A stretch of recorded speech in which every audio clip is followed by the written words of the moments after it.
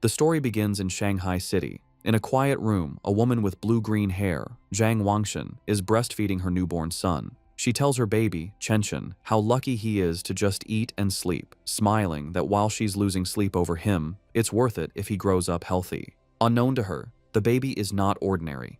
He is reincarnated and has the consciousness of his former life. As he feeds, he notes his brain isn't fully developed, yet he is aware. A blue, game-like status screen appears, identifying him as Lin Zichen, 33 days old, with a biological level of ordinary Tier 1.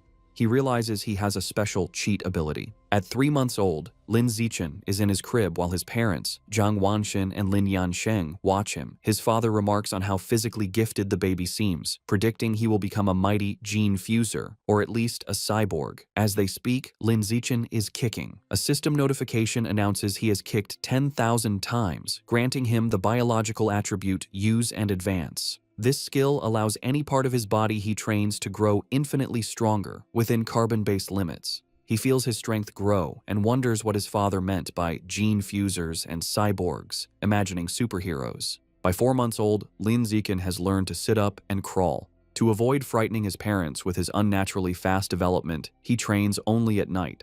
Each time he crawls, his system rewards him with points.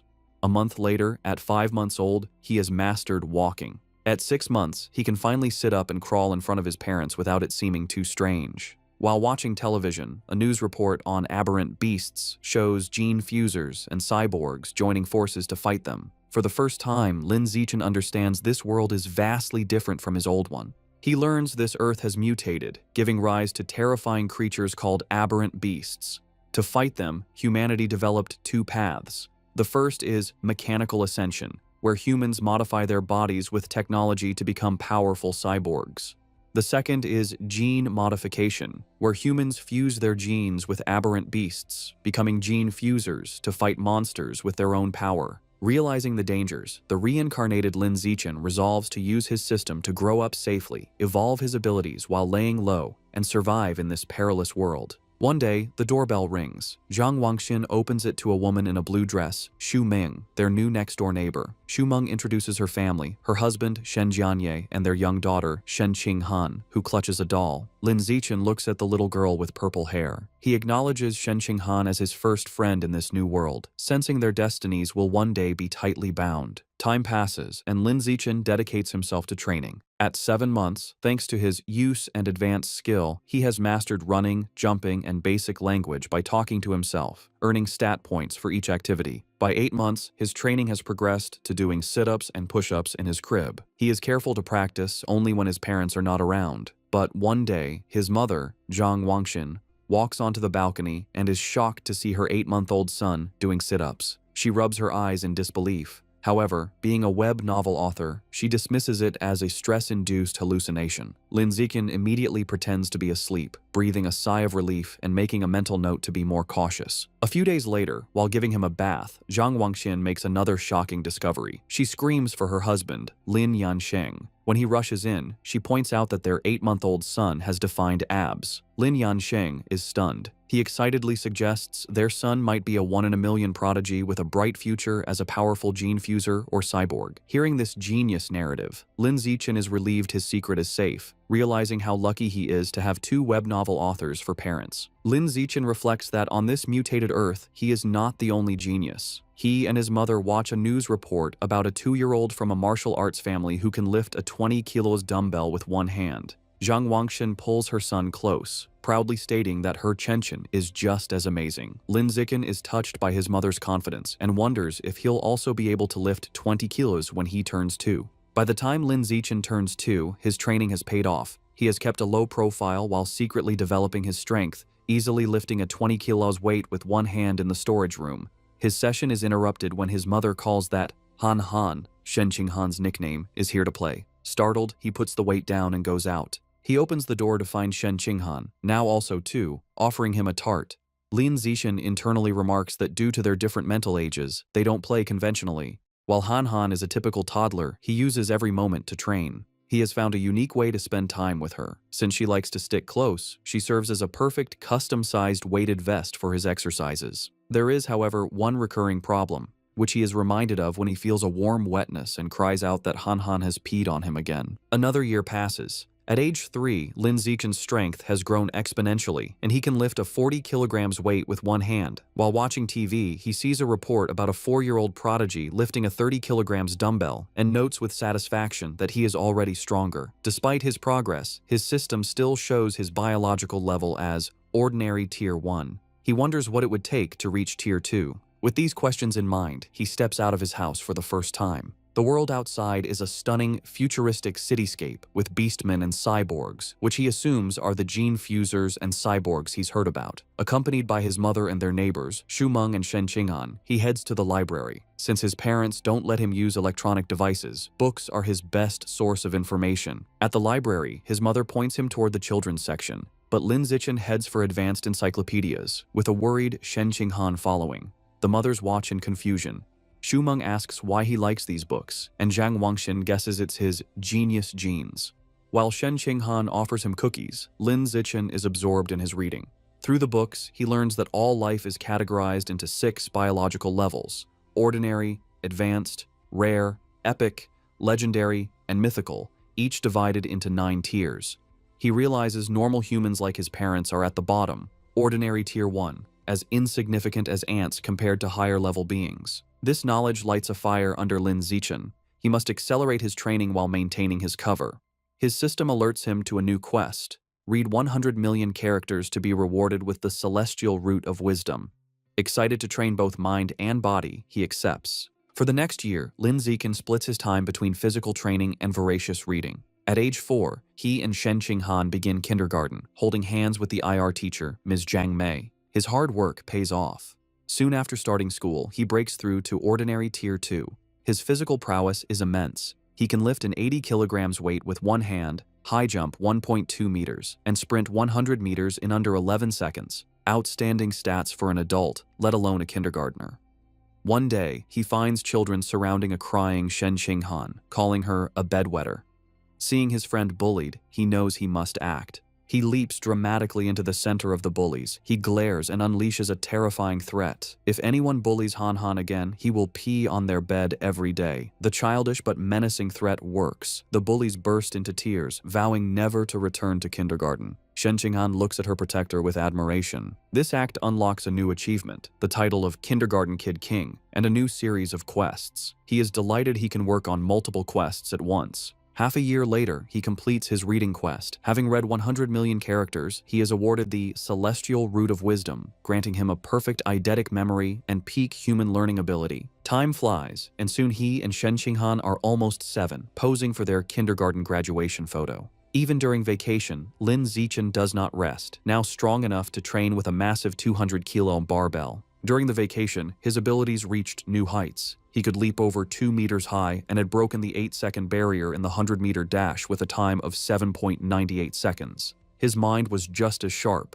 Boosted by his new attribute, he had already finished most of the elementary school curriculum. His new life began at Sunshine Elementary School. Because he was already self-studying advanced subjects, academic competitions were easy. He effortlessly took first place at the National Elementary School Academic Competition just to unlock his title as quickly as possible. Whenever he had free time, he would give Shen Qinghan private tutoring. Though not an exceptional talent, she was diligent. With his help, her grades improved dramatically, and after one semester, she was ranked second in the class, with Lin Zichen holding first place. To speed up his quest, he also participated in school sports meets, breaking every record. Just when he thought his school life would continue in this predictable routine, a special new transfer student appeared. The teacher introduced the newcomer, a girl with long, silvery blue hair named Bai Shui. Lin Zichen immediately knew she was different. As she stood in the doorway, he could sense a faint, unusual aura that did not belong to a normal human. As the new transfer student, Bai Shui, walks to find a seat, the other students watch her curiously. Shen Qinghan leans over to Lin Zichen, whom she calls Xiao Chen, and whispers about how pretty Bai Shui's hair is, like winter snowflakes. However, Lin Zichen is not in the mood to discuss aesthetics. As Bai Shui sits near him, his mind is on the strange, non-human aura he senses from her. He wonders if she could be a gene fuser or the descendant of one. In the following days, Baizue proves to be an enigma. She doesn't speak to anyone and lays her head on her desk the moment class ends, remaining motionless. She barely even gets up for the restroom. At first, students are curious, even taking photos with her while she sleeps. But as her behavior doesn't change, they lose interest, and the classroom returns to its routine. This peace is shattered over a month later. A bizarre phenomenon begins. Bai Shui starts to secrete a viscous, white liquid. The substance has a foul odor and drips down her clothes and legs. The other students react with disgust, complaining about the terrible smell. A mean-spirited boy sneers a crude comment about the liquid and then pours his water bottle over her head, claiming he's washing her out. Humiliated and soaked, Bai Shui clenches her fist on the desk, and tears stream down her face as she begins to cry, her shoulders shaking with silent sobs. The bullies erupt in cruel laughter at her distress. Watching from their desks, Shen Qinghan turns to Lin Zichen with a worried expression, asking if they can help poor Bai Shui. Lin Zichen is confused. He had sensed Bai Shui was dangerous, so he can't understand why she is crying. He agrees to help. As he walks towards the bullies, he reevaluates his assessment. While he still doesn't understand her, he realizes that for now, she isn't a threat. She is just a weak girl being bullied, and he has to step in. Lin Zichen walks up to the main bully and grabs him by the collar, calling out his name, Guan Chun. With a menacing smile, he orders the boy to wipe the water off Bai Shui's desk. Guan Chun is terrified and stammers that he'll wipe it up right away. The other bullies know they are in trouble. Lin Zichen is notorious at school for being skilled at both academics and fighting. Not even 6th graders dared to mess with him. Knowing it's better to comply, they quickly grab tissues and clean up the mess. Once the desk is clean, Lin Zichen's gaze sweeps over the group. He commands everyone involved to apologize to her immediately. The bullies, sweating and terrified, quickly comply. They line up before her desk and bow their heads, offering apologies and promising never to bully her again. With the bullies gone, Bai Shui looks up, her eyes still tearful. She gratefully thanks both Lin Zichen and Shen Qinghan. Shen Qinghan puts a comforting hand on Bai Shui's shoulder, telling her that classmates are supposed to help each other. From that day on, Shen Qinghan makes it her mission to befriend the quiet, white-haired girl, always dragging Lin Zichen along. The three begin spending their free time together. Shen Qinghan is especially kind, always sharing her tastiest snacks with Bai Shui first. During one of these moments, as Shen Qinghan offers her a treat, Bai Shui hesitates. She looks at them and asks if they aren't disgusted by her because she smells so bad. She explains she's sorry for not trusting them, but since she was little, she has always been ostracized by everyone. Having someone be nice to her feels so unreal that she thinks she must be dreaming. Bai Shui looks up in surprise when Shen Qinghan tells her firmly that this is not a dream. Shen Qinghan smiles gently and says she knows what it's like, so she would never be disgusted by her. She declares that as long as Bai Shui is willing, they will be friends forever, pulling a slightly exasperated Lin Zichen into the promise. Overcome with emotion, Bai Shui tightly hugs Shen Qinghan. Tears of gratitude stream down her face as she thanks them for their kindness. After composing herself, she tells them she wants to give them a gift in return. She holds out a necklace with a pair of beast fangs, explaining it was a birthday present from her mother. She gives it to them, hoping it can be a symbol of their friendship. Shen Qinghan enthusiastically agrees, and the three children stand together in the schoolyard as the sun sets, joyfully declaring they will be friends forever. However, just as their newfound friendship was solidified, the unexpected happened. One day, Shen Qinghan is stunned to learn that Bai Shui has transferred out of the school. Lin Zichen confirms it, revealing that he saw her filling out the withdrawal papers. He flashes back to watching from the principal's office doorway. He saw Bai Shui with the principal and a large, intimidating man with cybernetic arms. The principal assured the man that Bai Shui's paperwork was complete and her information would be kept confidential. The encounter confirmed Lin Zichen's suspicions that Bai Shui's identity was not simple. From that day on, he never saw Bai Shui again, left to wonder about her. But he notes that the events that followed were what truly captured his attention. Sometime later, Lin Zichen is at home giving his mother, Zhang Wangxin, a shoulder massage. She sighs in relief, telling him the massage is perfect after a long day of typing. Lin Zichen internally notes that he learned professional massage techniques thanks to his celestial root of wisdom, and is surprised by its usefulness. Their quiet evening is interrupted by a major news report. It features another incredible achievement by the Kyoto prodigy. At just 10 years old, the boy has successfully fused with aberrant beast genes and can now lift a 500 kilograms boulder with one hand. Lin Zichen recognizes the boy and realizes with a jolt that his rival has already begun gene fusion. His father, Lin Yansheng, complains that the Kyoto prodigy is always on TV, questioning if they are trying to turn him into an influencer. The parents discuss it. Lin Yansheng explains the boy is from a 1,000-year-old martial arts family, so they likely have advanced gene fusion technology. Zhang Wangxin argues it's wrong to use a child as a guinea pig. Her husband counters that for such a family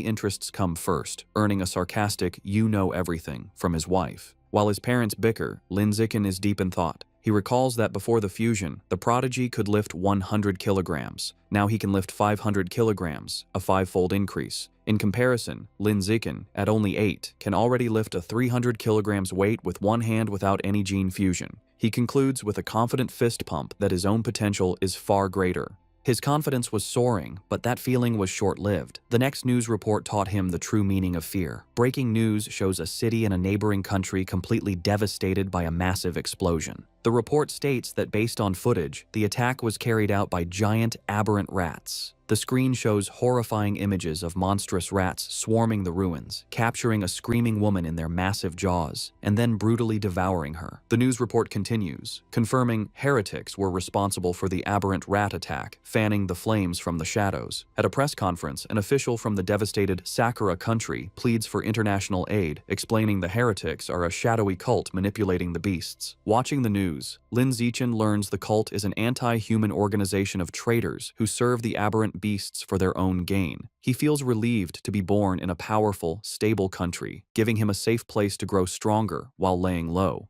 His thoughts are shattered by sonic booms outside. He rushes to the window and pulls back the curtain to see a squadron of heavily armed cyborgs flying through the night sky. He wonders why so many are being deployed, hoping nothing bad is happening. The next morning, everything seems normal. Lin Zichen waits for Shen Qinghan, who runs up, apologizing for being late. As she approaches, he notices something strange. The beast fang necklace Bai Shui gave them, now worn by Shen Qinghan, emits a bright blue glow. He realizes the fang is from an aberrant beast and the source of the faint, non-human aura he'd sensed from her. The glow fades as quickly as it appeared, and the two don't think much of it. However, between the cyborgs and the fang's reaction, Lin Zichen feels that something bad is about to happen. On their way to school, a striking woman with long red hair in a black dress leans against a lamppost, watching them. She comments on what adorable kids they are and steps in front of them, asking if they are brother and sister. Shen Qinghan proudly corrects her, explaining they are childhood best friends. The woman smiles wistfully, remarking how she wishes she had a childhood friend too. Then, her expression turns sinister.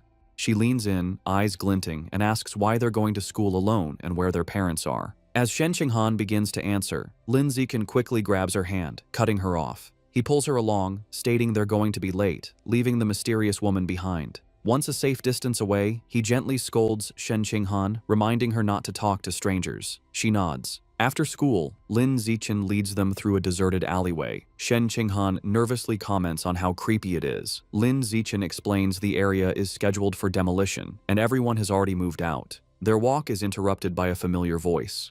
The red-haired woman from the morning appears, commenting on how they are finally out of school. She's not alone. A large, muscular man named Sheng is with her. The woman tells Sheng she's got the kids over here. Lin Zichen is alarmed. He had deliberately chosen a different route, but she had somehow followed them.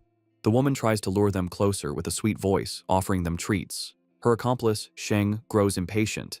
He tells her to stop talking and just knock the kids out so they can get it over with. Without another word, Sheng rushes toward them with a cloth, shouting he's in a hurry to sell them for cash. As he closes in, Lin Zichen shoves Shen Qinghan out of the way and squares up to face him. He clenches his fist and throws a powerful punch with all his might.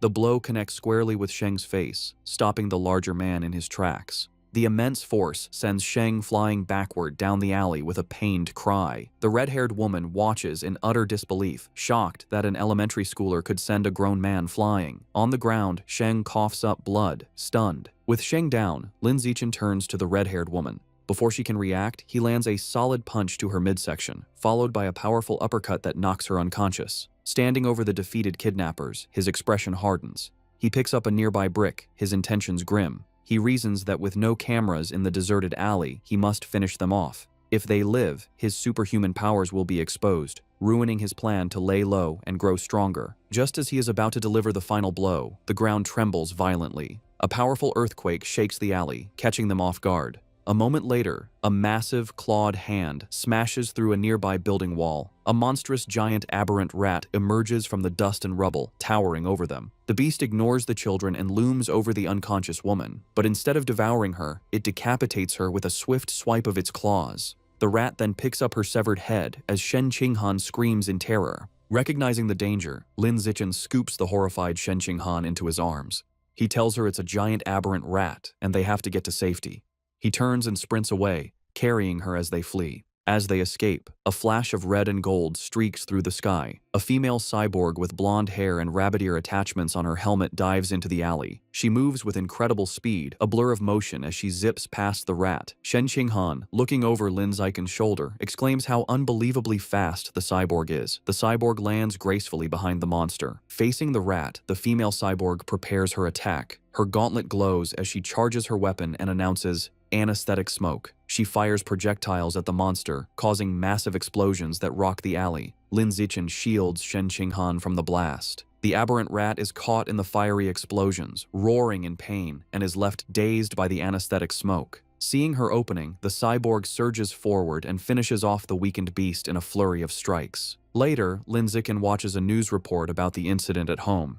He analyzes the fight, concluding the cyborg's power level probably isn't very high. He reasons she had to weaken the rat first, and it still took her 7 minutes to kill it. He reflects on the danger of giant aberrant rats, knowing they are tough creatures that can grow over 10 meters long and reach ordinary 5th tier. Fortunate that they escaped unharmed, the incident reminds him of the world's dangers. He resolves to increase his training to protect himself and those he cares about. He is later seen in his training space, doing weighted squats with a heavy barbell, his system rewarding him with points. Although the threat of aberrant rats looms, life continues. Soon, he and Shen Qinghan celebrate their 9th birthday with both families around a large cake. After making wishes, they exchange gifts. Thanks to his celestial root of wisdom, Lin Zichen had taught himself to carve in one night and crafted an intricate wooden hairpin for Shen Qinghan. She is overjoyed, placing it in her hair and exclaiming how much she loves it. Time passes quickly, and soon Lin Zichen and Shen Qinghan graduate from elementary school and start middle school.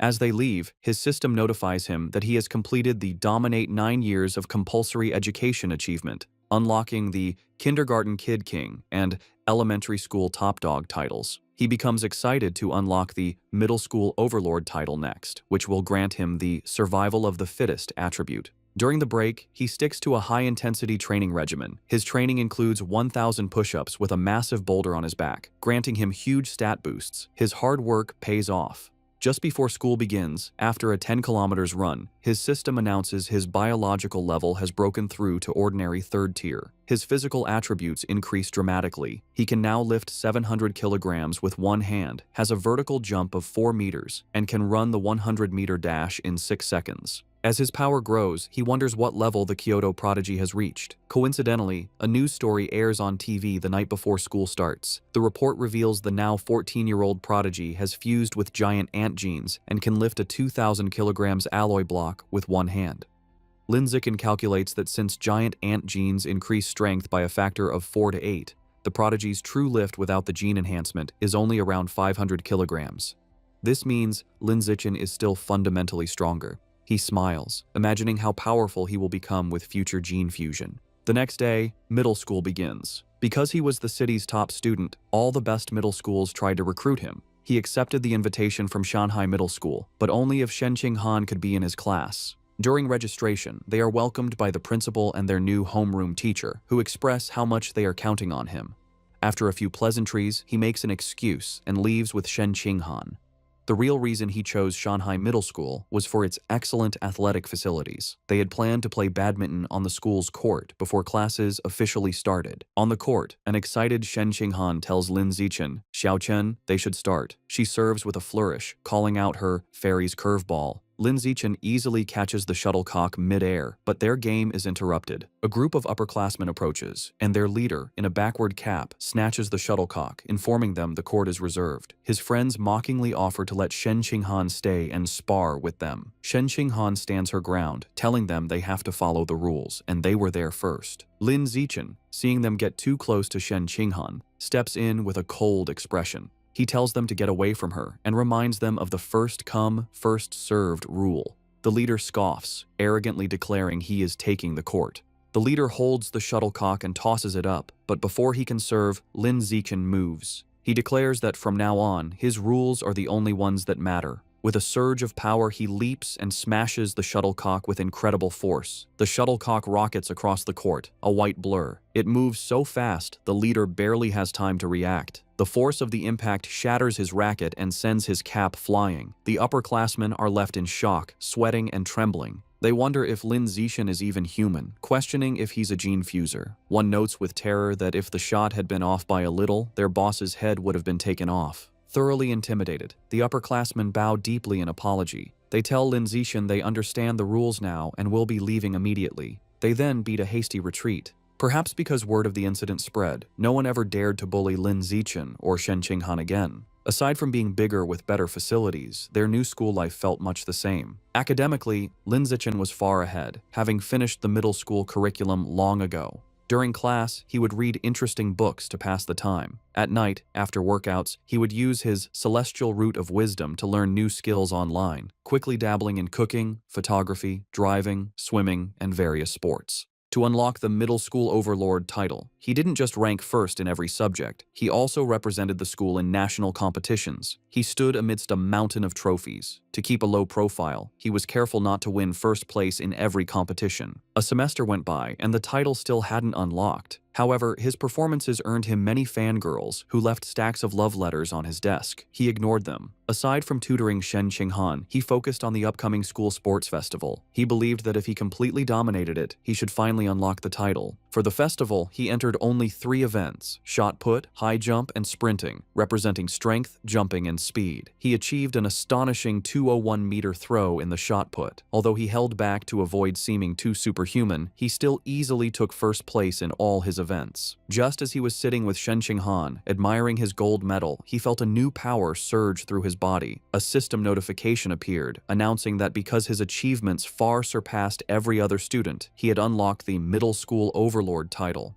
With all 3 school-age titles unlocked, the Dominate 9 years of compulsory education achievement was complete, and he had obtained the new biological attribute, survival of the fittest. As the power flowed through him, he realized with satisfaction that the title had finally unlocked. As Lin Zichen and Shen Qinghan leave school, he considers his new survival of the fittest attribute. The ability lets a predator devour the life essence of other creatures to evolve. He wonders what life essence is, lost in thought until Shen Qinghan calls for him to wait. Snapping back to reality, he gets an idea. He asks Shen Qinghan if he can borrow her beast fang necklace. She agrees and hands it to him. The moment his fingers touch the fang, a system notification appears. It informs him he has devoured a trace of the abyssal giant butterfly's life essence, unlocking a new guidebook with 1% progress. A spectral image of a massive, dark butterfly with eyes on its wings appears around him. He is stunned to realize the fang is a butterfly's tooth. That night, hoping to learn more, he searches for abyssal giant butterfly online. To his surprise, the search returns no results.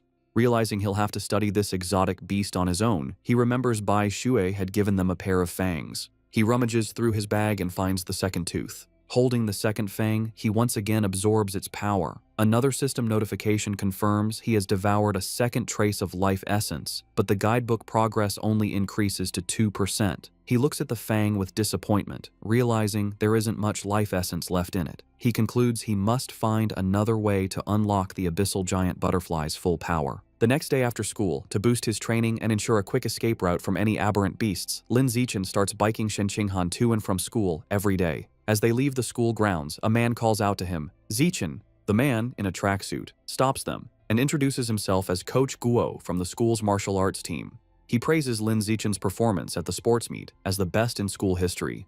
With great enthusiasm, Coach Guo formally invites him to join the team, insisting his athletic talent surpasses his academic abilities. He urges Lin Zichen to say yes, but also offers him time to learn about the team before deciding. Coach Guo speaks so quickly and passionately that Lin Zichen doesn't get a chance to say no. Waving goodbye as they ride off, the coach tells them the martial arts team is in room C of the gym and that he'll be waiting for him if he's free to visit the next day. As the sun sets, Lin Zichen is back in his room, ready to test his new ability. He claps his hands, squashing a cockroach and a mosquito he found. He opens his hands to examine the dead insects, but feels no power surge. He realizes killing such small, ordinary creatures didn't trigger the skill. He deduces that only powerful or exotic beasts carry enough life essence to be devoured for his evolution. To verify his new theory, Lin Zichen decides to visit a supermarket that sells beast meat.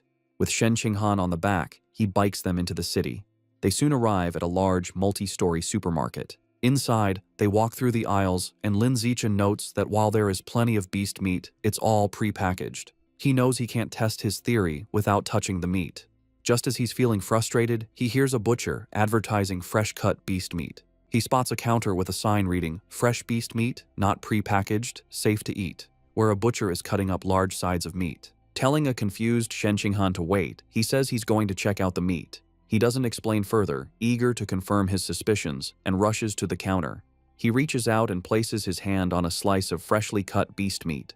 The moment he makes contact, a powerful surge of purple energy flows into him. Just as he thought, the beast meat contains a strong surge of life essence. He clenches his fist in excitement, a wide grin on his face. Shen Qinghan watches, bewildered, wondering why he is so excited just from touching meat. She approaches him with a look of confused concern, asking how the meat feels. Trying to play it cool, Lin Zichen casually tells a bewildered Shen Qinghan that the meat just feels fresher than normal and asks if she wants to touch it too. She frantically waves her hands and refuses, saying he has touched it enough for both of them. Having confirmed his theory, Lin Zichen decides to buy some of the beast meat to try at home, surprising Shen Qinghan. He isn't surprised by her reaction, knowing beast meat is incredibly expensive. Even the cheapest option, the ghost shadow squid, costs nearly 1,000 yen per jin. Deciding to go with the squid, he picks up a package. Shen Qinghan panics at the price, telling him it's too expensive and that he should ask his mother first. Lin Zichen simply smiles and pats her head reassuringly.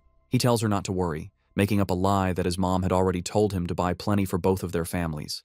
A flashback shows his mother, Zhang Wangshan, happily agreeing to cook a feast.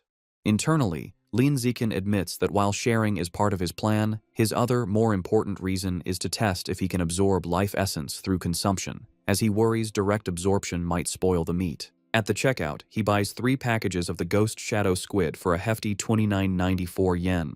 The female cashier thanks him. As they leave, Lin Zichen thinks about how expensive the meat was, wondering when they'll be able to afford it again. By the time they finish shopping, it is after 9 p.m. Knowing the city has been chaotic lately, they decide to head straight home for safety. On the ride home, Lin Zichen can't stop thinking about his experiment. Unable to wait, he discreetly places his hand on the package of meat in the basket. He immediately feels a familiar surge of purple energy. His system confirms he has devoured a trace of the ghost shadow squid's life essence. A new guidebook for the creature is unlocked, but his progress is only 0.1%. A spectral image of the menacing, multi-eyed squid appears in his mind. As they bike through the quiet streets, he does some mental math. He realizes devouring a small amount of meat only unlocked a fraction of its power. He estimates he'd need to devour 100 jins to reach 100% on the guidebook, costing a staggering 100,000 yen. He considers the squid's special ability, to dissolve into water and vanish, and decides the powerful skill is worth the price. His course is clear. He needs to make a huge sum of money, as he can't ask his family for that much. He then remembers his second reason for buying the meat, to test if absorbing its life essence would cause it to spoil. He glances at the package. It's been a while, but the meat looks perfectly fresh. He grins, delighted that absorbing the essence doesn't ruin the meat. As he continues to absorb its power, his progress bar for the squid climbs to 3%. His concentration is broken when Shen Qinghan shouts a warning. He slams on the brakes, screeching to a halt just inches from a couple in the bike lane, and apologizes. He scolds himself for not watching where he was going, then wonders why the lane is so crowded. Shen Qinghan points ahead. They see a tense standoff. A muscular, red-haired man is holding a woman hostage at knife point. Shen Qinghan recognizes the hostage in terror as their teacher, Chow Mei. The man shouts threats at the crowd. The area is surrounded by police officers who try to de-escalate the situation through a megaphone. The police captain holds back an officer, Ah Bing, telling him not to shoot recklessly. The captain explains the target is too close to the hostage and using her as a shield, making a clean shot impossible. The officer suggests sleeping gas, but the captain rejects it, fearing it would provoke the suspect before it could take effect. While the police hesitate, Lin Zichen decides to act. He discreetly picks up a small rock from the pavement and flicks it with incredible speed and precision. The rock strikes Officer Ah Bing's gun, causing it to misfire. The stray bullet hits the hostage-taker's hand, forcing him to cry out and drop his knife, releasing Teacher Cao Mei. Seizing the opportunity, the police captain yells for his team to move in. The officers rush forward and swiftly arrest the disarmed suspect, while a female officer comforts the terrified but unharmed teacher Cao Mei. As the situation is controlled, Lin Zichen quietly gets back on his bike. Shen Qinghan looks at him with wide, questioning eyes and asks if he threw the rock.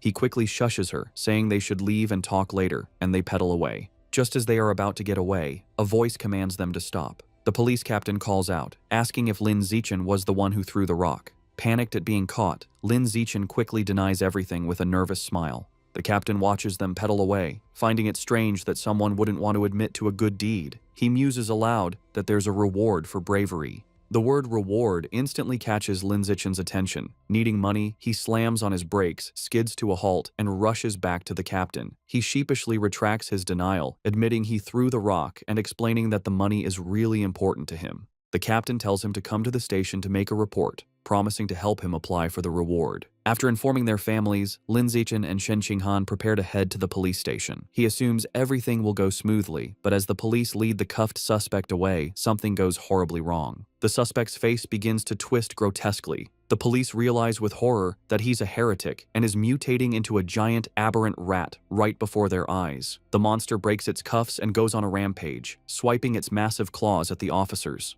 The police captain gets on his radio, ordering all forces to open fire but to protect the civilians. The officers unload their weapons, but the bullets have no effect. A frantic report comes in, identifying the heretic as having fused with Rat King genes and calling for immediate backup. Realizing the danger, Lin Zichen apologizes, grabs both of them and pulls them away, urging them to run. He is relieved the monster isn't chasing them, but knows they need to get away fast. As they flee, a new figure streaks down from the sky in a purple aura. It's a female cyborg in sleek, futuristic armor. She lands a powerful blow on the giant rat, sending it staggering backward. Hovering in the air, the cyborg, a woman with short, dark purple hair, begins to charge a laser cannon in her chest. With a command to fire, she unleashes a massive, devastating beam of purple energy that engulfs the mutant rat. The creature roars in agony as it is completely disintegrated, leaving nothing but scorched remains. Lin Zichen watches, stunned by the cyborg's incredible power. With the threat gone, Teacher Cao Mei and Shen Qinghan breathe sighs of relief. Lin Zichen, however, is more concerned about his bike, noting with relief that the blast didn't hit it, which would have been a huge financial loss. Just as the tension subsides, he has a sudden realization. He looks into the bike's basket and sees the expensive ghost shadow squid meat has spoiled, giving off a foul smell. He now understands his initial theory was correct. Absorbing the life essence causes the meat to spoil, but there's a delay. Holding up a limp tentacle, he realizes he needs an excuse and decides to blame the fight and the now deceased heretic. Putting on a dramatic show, he throws the spoiled tentacle down, loudly blaming the heretic and the cyborg's attack for roasting the meat. Teacher Cao Mei comforts him, saying what matters is that they're all safe. Although they plan to go home, at the captain's request, they end up riding with the security team to the station. They didn't expect to be transported in the same van as the heretic's remains. After the laser blast, all that was left was a pile of scorched flesh on a gurney, and the smell was intense. As he sits in the foul-smelling van, another thought strikes Lin Zichen. He remembers that the beast fangs from Bai Shui still contained life essence long after the creature was dead. A new possibility dawns on him. Could there be life essence left in this corpse as well? And if so, could he devour the corpse's Rat King gene for himself? Sitting in the police van, Lin Zichen wonders how much of the Rat King gene he can devour from the heretic's scorched corpse. Deciding to find out, he discreetly reaches his hand towards the remains. The moment he makes contact, he feels a powerful surge of red energy. His system confirms he has devoured a trace of the giant mutant rat's life essence, unlocking its guidebook with an impressive 5% progress. He is shocked by how much he absorbed and realizes the freshness of the source is directly proportional to the amount of life essence he can obtain. The escorting officer, Ah Bing, notices his movement and tells him to sit still. Lin Zichen quickly claims he just needed to stretch. Later, at the public security office, he knows that while Ah Bing was easy to fool, the security captain is sharper. The captain informs Lin Zichen that he has applied for his bravery reward, but then questions him more seriously. He asks how a middle schooler, at such a distance and in poor lighting, managed to so precisely hit the heretic's knife hand with a rock. Lin Zichen gives a vague answer, claiming it's because he often trains his right hand. The odd response leaves the captain speechless. Their conversation is interrupted when Shen Qinghan calls out that her auntie is here. Lin Zichen is surprised to see his parents rush into the station. His mother runs towards him in a panic, calling his name with a terrified expression. She throws her arms around him in a tight hug, asking if he's all right and telling him he scared her half to death. He tries to calm her, reassuring her that he's fine and even got a bravery reward. Holding him close, his mother makes him promise that next time there's danger, he will hide somewhere safe first. She tells him with tears in her eyes that all she wants is to see him grow up safe. Lin Zichen is visibly moved by his mother's heartfelt concern. As they leave, Lin Zichen reassures his mother he will always protect himself first. The police captain watches them go, still pondering the boy's strange abilities. On their way out, Lin Zichen passes two female police officers discussing the case. One remarks that perverts are getting more brazen, and her colleague reveals the heretic was a liberal arts student from Guangyuan University, brainwashed by the rat god cult. The first officer curses the cult, but the second points out they need to eliminate the root cause, the self-proclaimed Rat King. The name instantly catches Lin Zichen's attention. In the car home, he immediately starts researching the rat god cult on his phone, surprised to find a ton of information. He learns the cult's main base is in Shanghai City, and most of its members are societal outcasts. He uncovers a shocking piece of information suggesting the Rat King wants to evolve into a higher life form and is forcing its followers to gather evolution materials. This leads him to a chilling question. Has the Rat King, an aberrant beast, already developed sentience? His thoughts are interrupted when he glances out the window and sees a giant rat, nearly the size of a cat, on the sidewalk. For a moment, he wonders if it's related to the Rat King, but quickly dismisses the idea, telling himself that in the South, cat-sized rats aren't that unusual. Shaking off the thought, he realizes how quiet Shen Qinghan has been. He looks over and sees her squirming uncomfortably, her knees pressed tightly together. He immediately understands. He recalls that ever since she was a child, whenever she gets nervous or startled, she can't control her bladder.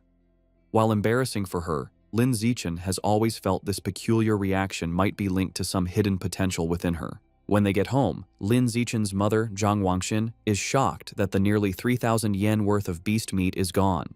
Lin Zichen quickly thinks of an excuse, sheepishly claiming that during the emergency, he must have dropped it while running away.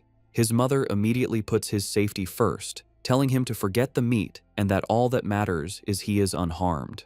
Lin Zichen breathes an internal sigh of relief, glad he fooled his mother. However, his father, Lin Yansheng, is more stubborn. He announces he is going back to look for the expensive meat, boasting that a fated wage slave like him is tough. Lin Zichen tries to stop him, arguing it's too dangerous and the meat is already spoiled. His father becomes suspicious, asking how he could know it had gone bad. Sweating nervously, Lin Zichen quickly claims it was an obvious guess. Meanwhile, back at the now empty public security office, the police captain is still pondering the night's strange events. As he smokes a cigarette, he can't shake the question of how an ordinary middle schooler could have thrown a rock with such incredible power and precision. Suddenly, he hears a strange noise from the corner. His eyes widen in shock as he sees a massive rat, far larger than any normal rodent, perched on top of the filing cabinets. Before he can react, the giant rat leaps down. The captain instantly draws his pistol and opens fire. The confrontation is swift and violent, ending in a bloody blur. The next day in class, Lin Zichen sighs at his desk. Reflecting on the previous night, he concludes he is still too weak compared to the powerful heretic and the female cyborg. He needs to make money fast to buy more beast meat like the ghost shadow squid to fill his guidebook's progress bar. He considers becoming an influencer or selling study materials, but dismisses the idea as too flashy and against his goal of keeping a low profile. Suddenly, an idea strikes him. He remembers that in this world, martial arts and gene fusion are more important than academics. He decides it's time to act. Later, he heads to the gym where the martial arts team practices in Building C. He finds Coach Guo drinking from a thermos and greets him. A surprised Coach Guo asks if he is there to join or just to learn more about the team. Instead of answering, Lin Zichen leans in and discreetly asks if joining the team offers a chance to compete in city tournaments, and if the prize money is high. The coach smiles, confirming he would have a chance, and that prizes are worth tens of thousands. With his main concern addressed, Lin Zichen shakes the coach's hand and announces he is joining the martial arts team today. Coach Guo happily welcomes him. The coach gathers the team to announce their new member. He introduces Lin Zichen, reminding them of his performance as the sports meet champion. The other team members, Zhang Kai, Huang Tianxing, or Ah Xing, Li Shutong, and Han Yiguo, introduce themselves. Finally, Lin Zichen introduces himself. Since Lin Zichen has no formal martial arts training, Coach Guo demonstrates basic fist and leg techniques. The coach explains the moves look simple, but are difficult to master, noting that the team's fastest learner, Li Shutong, took a week to perfect them. He then encourages Lin Zichen to try. Lin Zichen assumes a ready stance.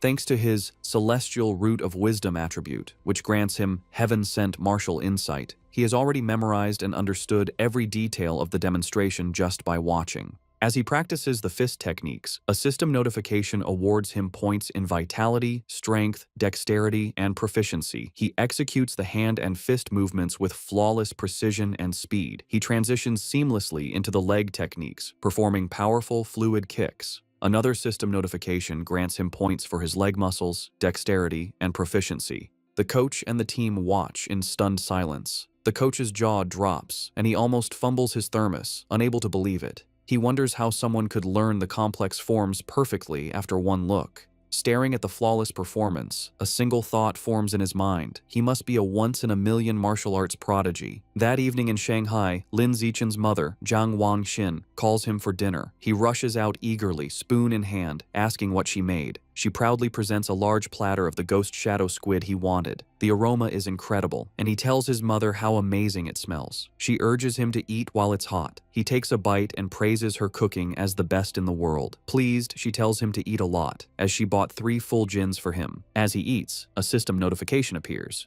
He has devoured a trace of the ghost shadow squid's life essence by consuming it, bringing his guidebook progress to 3.01%. He realizes with frustration that eating the meat works just as well. If he had known, he wouldn't have spoiled the first batch by touching it. While they eat, a news report catches their attention. It's about a 14-year-old genius girl, the youngest cyborg in history after fusing with an energy core. Her energy system grants her superhuman abilities, lifting a 5,000-kilogram SUV with one hand, sprinting 100 meters in 3 seconds, and jumping 8 meters vertically. Watching this, Lin Zichen ponders the debate in his world. Between the Kyoto prodigy's gene fusion and this girl's cybernetics, which path is stronger? His thoughts are interrupted by another breaking news story. It announces that the security captain they met, He Chun-shan, was killed in his office. Surveillance footage showed he was attacked and devoured by a giant mutant rat that infiltrated the station. Medics are shown wheeling his body into an ambulance. Lin Zichen is horrified. He recalls the large rat he saw the night before and wonders if it was connected. He imagines a giant rat rampaging through the city. The captain's death is a grim reminder of the escalating danger. Staring intently, Lin Zichen decides he must intensify his training immediately. Following the police captain's death, Lin Zichen dedicates himself to a grueling training regimen. After intense practice, he can now sprint 100 meters in a blistering 4.61 seconds. His physical power has skyrocketed. His vertical jump is 5.3 meters, and he can lift an astounding 1,200 kilograms with one hand. In addition to his personal training, he continues his martial arts practice with the school team, hoping to boost his strength quickly for the upcoming tournament. The next morning at school, he heads to the gym to practice, with a curious Shen Qinghan tagging along. On their way, a girl with pink hair warmly greets Lin Zichen and offers him a bottle of fresh milk. He politely declines, thanking her, and walks past with Shen Qinghan, leaving the girl disappointed. Watching from a distance is his teammate, Zhang Kai. He clenches his fist in anger, resentful that the person who beat him at the sports meet is rejecting a gift from the girl he admires. Unable to contain his frustration, Zhang Kai rushes forward and blocks their path. He confronts Lin Zichen, scolding him for his poor manners and for hurting the girl's feelings. When Lin Zichen calmly explains he is allergic to milk, Zhang Kai refuses to believe him and calls him a liar. Enraged, Zhang Kai points at Lin Zichen and challenges him to a spar. He sets the terms. If he loses, he will never bother Lin Zichen again, but if Lin Zichen loses, he must drink the whole bottle of milk. Just as the challenge is issued, a new system notification appears. A new achievement mission has been triggered. Defeat 1,000 different opponents in formal competition for the survival of the fittest biological trait. A sly grin spreads across Lin Zichen's face. This is the opportunity he has been waiting for. Surrounded by a menacing purple aura, he accepts the challenge, his eyes glinting with anticipation as he agrees to the spar. Word of the duel spreads quickly through the school. Two students excitedly decide to go watch the fight between the popular junior, Lin Zichen, and a senior. By the time they are ready, the gym is packed with onlookers in a large circle around the sparring area. The crowd is clearly on Lin Zichen's side. Many of his female fans cheer him on, telling him to teach his opponent a lesson, including the pink-haired girl from earlier who gets her phone ready. Zhang Kai scoffs, annoyed that everyone assumes he will lose. He internally admits Lin Zichen's talent has grown incredibly over the past month. He sees this duel as his last chance to put the rising genius in his place and show off his own strength. In contrast to his opponent's intensity, Lin Zichen seems unfazed. He casually states that he needs to go home for dinner and asks if they can make the fight quick. Taking this as an insult, Zhang Kai smirks and agrees to grant his wish. Coach Guo steps between them to officiate. He raises his hand to start, reminding them of the rules. However, before the fight begins, Zhang Kai shouts for them to wait. With a condescending grin, he offers Lin Zichen a handicap. He points out that he has trained for nearly 2 years, while Lin Zichen is a novice of only a month. To be fair, he declares he will let Lin Zichen have the first 3 moves. Lin Zichen simply agrees. The moment he agrees, Lin Zichen explodes into motion. He closes the distance in a blur, catching Zhang Kai by surprise. Before his opponent can raise his guard, Lin Zichen unleashes a single devastating punch. The blow connects with brutal force, sending blood flying from Zhang Kai's nose. He is knocked out instantly, collapsing unconscious on the gym floor. The entire gym is stunned into silence. Coach Guo's jaw drops as he stares in disbelief, shouting that the fight was over in one punch. The rest of the martial arts team and the crowd are equally shocked, calling the outcome ridiculous, unable to process that the duel was over in a single second. The silence is broken by a roar of celebration. Shen Qinghan throws her fist in the air, ecstatically cheering for Lin Zichen's victory. The other girls, including the one with pink hair, join in, shouting about how amazing he was. Standing over his defeated opponent, Lin Zichen receives a system notification. It informs him that by defeating a rival and winning the affection of the opposite sex, he has obtained priority mating rights.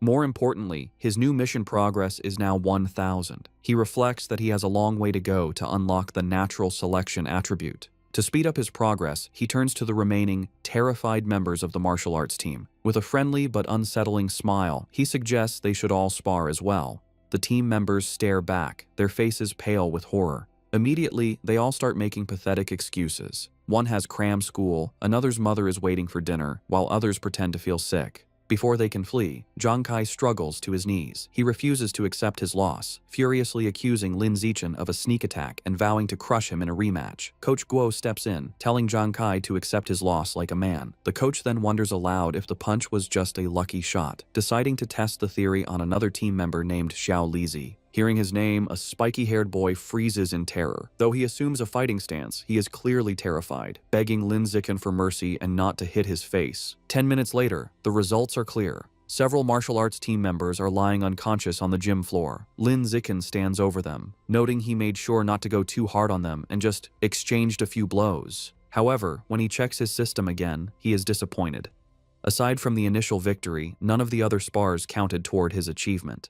The rival count remains at 1000. He realizes friendly sparring isn't enough. He has to defeat rivals in an official competition. As he thinks about this, a hand claps his shoulder. Coach Guo grins manically, declaring that Lin Zichen is a true genius. He exclaims that in just over a month, the newcomer has become the team's ace. Filled with new confidence, the coach proclaims that with Lin Zichen leading, their school will crush all others and take first place at this year's regional martial arts tournament. As Coach Guo celebrates, Lin Zichen has a moment of clarity. He realizes the coach is right. The upcoming tournament is the perfect opportunity to face many official opponents at once. He becomes determined, understanding that as long as he defeats them in an official competition, each victory should count toward his progress. His thoughts are interrupted when a defeated Zhang Kai calls his name. Having regained consciousness, Zhang Kai stands, points at Lin Zichen, and formally accepts his loss with a bizarre and overly graphic declaration of submission. His strange words leave everyone, including Shen Qinghan, Coach Guo, and Lin Zichen, completely shocked and disturbed. With the duel over, the spectators and coach quickly flee, leaving a bewildered Zhang Kai alone, complaining he hadn't finished his speech.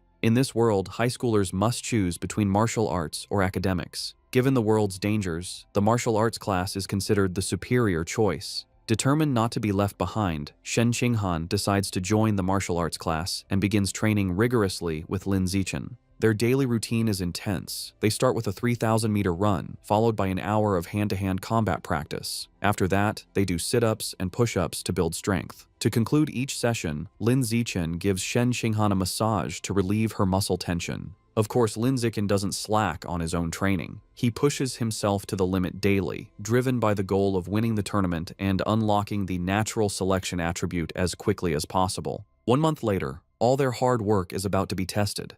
The day of the regional martial arts tournament has arrived, and a determined Lin Zichen is ready to compete. The tournament is at the massive city gymnasium, with a huge crowd around a central fighting ring. In the waiting area, the mood is tense. Coach Guo nervously reviews the roster, complaining that their school, Shanghai High, drew a match against the strongest team, Shanghai No. 1 High. Another team member adds to the anxiety, mentioning their opponents have a fighter who can run the 100-meter dash in under 9 seconds, leaving them feeling outmatched. Sensing the team's low morale, Lin Zichen calmly raises his hand and volunteers to fight first. Though still worried, Coach Guo agrees to let his ace take the stage. As Lin Zichen walks into the arena, Shen Qinghan cheers him on from the sidelines, while Coach Guo shouts encouragement through a megaphone. Lin Zichen readies himself for the fight. His opponent, a much larger and more muscular student from Shanghai No. 1 High, steps forward. He acknowledges Lin Zichen's talent for making it to the tournament as a first year. However, his tone quickly turns mocking. He sneers that the stage isn't meant for a shorty who hasn't even hit 1.7 meters. Flexing his bicep, he promises to show Lin Zichen what a true gap in size and power feels like. The referee signals for the duel to begin. The large opponent rushes forward, unleashing a powerful punch. To his shock, Lin Zichen doesn't retreat. He effortlessly sidesteps the blow and counters with a swift punch to his opponent's chest.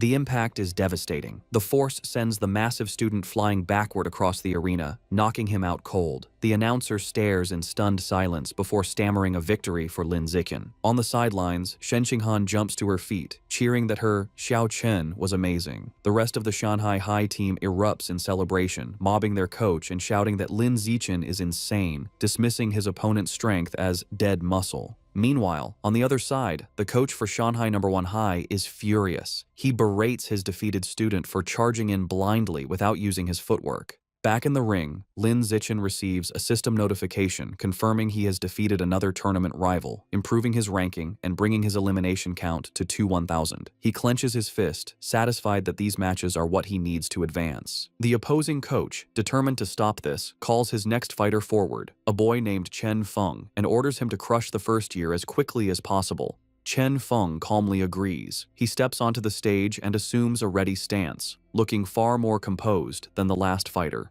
The announcer signals for the second duel to begin. Chen Feng immediately showcases his superior technique, moving with incredible speed and launching a flurry of attacks. Lin Zichen calmly meets the assault, blocking a powerful kick with one hand. However, the force of his block sends Chen Feng spinning wildly through the air before he crashes hard onto the arena floor, unconscious. Medics rush in with a stretcher and carry Chen Feng away, stating he needs a head scan. The crowd is left bewildered. They murmur among themselves, questioning what just happened and speculating that the student from Shanghai High must be insanely lucky. Some angry spectators shout that the tournament must be rigged, demanding a refund. However, the coach of Shanghai No. 1 High knows better. Clutching his head in despair, he realizes with dawning horror that this isn't luck. The first year from Shanghai High is the real deal. Back in the waiting area, the coach has a new strategy. He calls his next fighter, a spiky-haired boy named Gao Fei, and gives him strict orders to focus entirely on defense, warning him that he cannot afford to lose. Gao Fei, however, is brimming with confidence. He calmly tells his coach not to worry, assuring him he will win.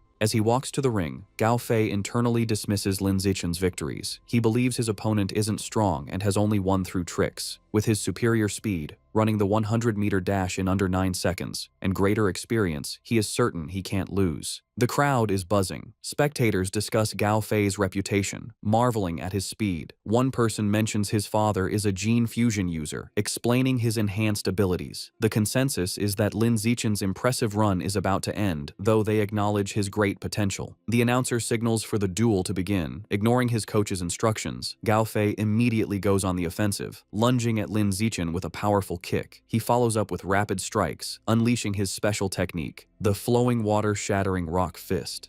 His coach watches in fury, shouting at his disobedient student for attacking. Gao Fei scoffs at defense, believing a genius like him doesn't need it. Meanwhile, Lin Zichen, easily evading the blows, finds the technique interesting and decides to learn it on the spot. Gao Fei grows frustrated as he can't land a single hit. He stops out of breath and demands to know how Lin Zichen is dodging his attacks. Unfazed, Lin Zichen calmly asks if he has any other moves, taunting him. Enraged, Gao Fei unleashes another desperate barrage of punches. Seeing the same predictable moves, Lin Zichen decides the time for observation is over. He thinks, "All right then, let's end this." He effortlessly dodges the final punch and counters with a single powerful kick to Gao Fei's midsection, ending the match instantly. The crowd is once again left in stunned, speechless silence. The silence is shattered by thunderous cheers from the Shanghai High supporters. Coach Guo and Shen Qinghan are ecstatic, shouting that their Xiao Chen is a beast and celebrating his third consecutive victory. The rest of the tournament proceeds just as easily. The next few opponents are even weaker. He effortlessly defeats each one, and soon he has single-handedly wiped out all 5 fighters from the opposing team. Over the next 2 days, the story is much the same. He continues his dominant performance, taking down 2 more schools by himself. Thanks to his incredible display, he successfully leads Shanghai High to win the championship. He and his team proudly pose with their medals and trophy. However, as he checks his system, his rival count is only 16,000.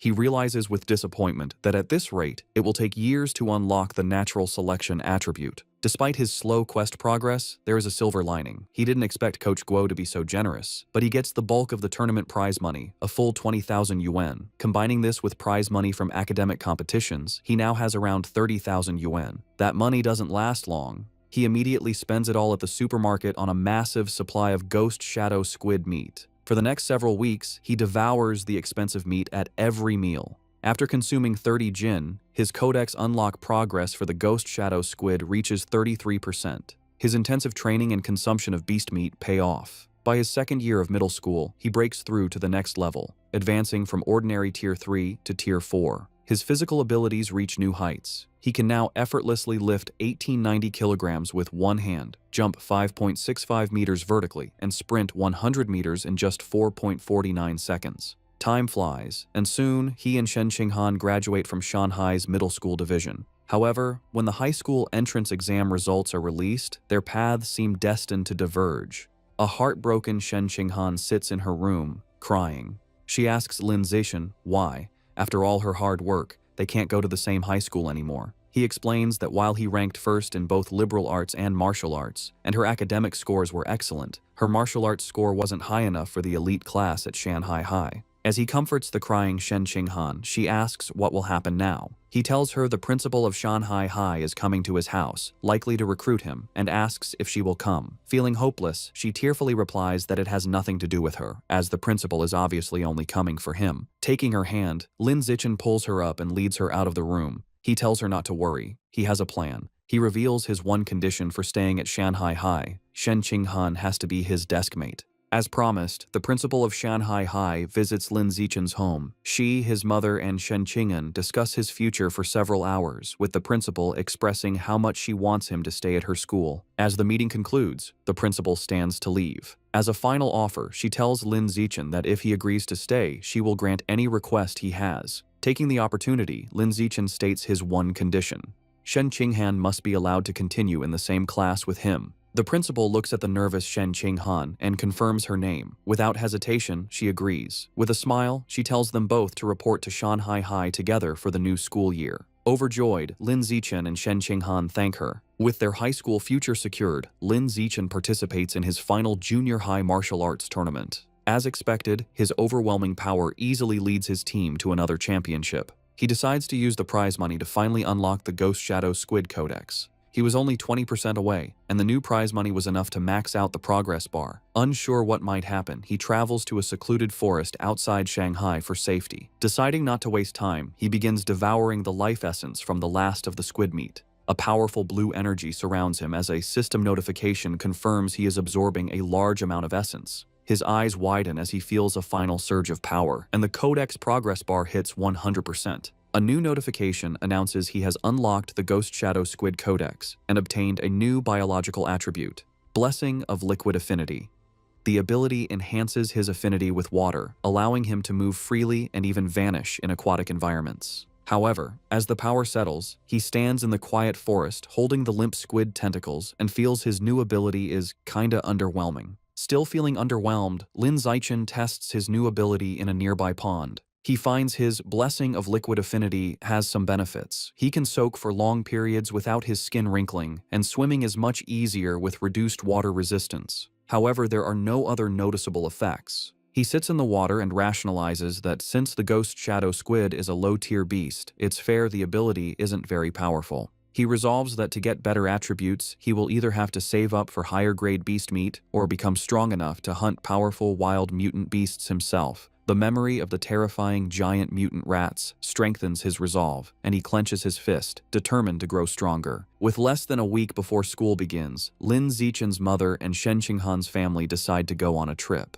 To better study his new liquid affinity, Lin Zichen suggests they go to the beach. As they stand in the ocean, Shen Qinghan shivers and complains the seawater is cold. Lin Zichen, however, feels perfectly at home. He tells her to ease into it, and then dives into the water, swimming with incredible speed. As he moves, his system rewards him with stat points for swimming and diving. From the shore, a nervous Shen Qinghan calls out, asking him to teach her how to swim. Lin Zichen pops his head out of the water, suddenly remembering his childhood friend doesn't know how yet. He begins patiently teaching her the basics. Given her average athletic talent, he assumes she will struggle. However, Shen Qinghan proves him wrong. She excitedly exclaims that swimming is surprisingly easy and that she learned it right away, diving effortlessly. She swims gracefully and surfaces with a look of shock, surprised she can dive without any instruction. Lin Zichen watches in shock as a strange blue aura of water seems to emanate from her.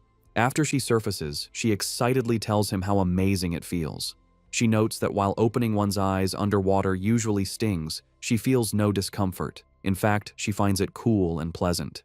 Her words leave Lin Zichen deep in thought. He watches her swim away, finding the situation unusual. He reasons that even with a natural talent for water, there's no way she could have mastered all the skills so instantly. Her rapid learning is simply not normal. Suddenly, a realization dawns on him. He recalls her lifelong problem with bedwetting when nervous. He wonders if this weakness is actually a sign of a powerful, innate water affinity she was born with. The idea excites him. He becomes convinced she might possess some kind of special cultivation body, like a character from his parents' Xianxia novels. To test his theory, they continue diving. Her performance shocks him even more as they explore the underwater world. He notes they have been holding their breath for over 10 minutes, an incredible feat for a beginner like Shen Qinghan. As they swim, Shen Qinghan's expression suddenly changes. A strange, swirling sound begins to vibrate through the water around her. Both look up, trying to find the source. They surface abruptly, and Shen Qinghan cries out as the glowing blue water swirls around her. Later that night, as they walk along the beach, Lin Zichen asks what happened.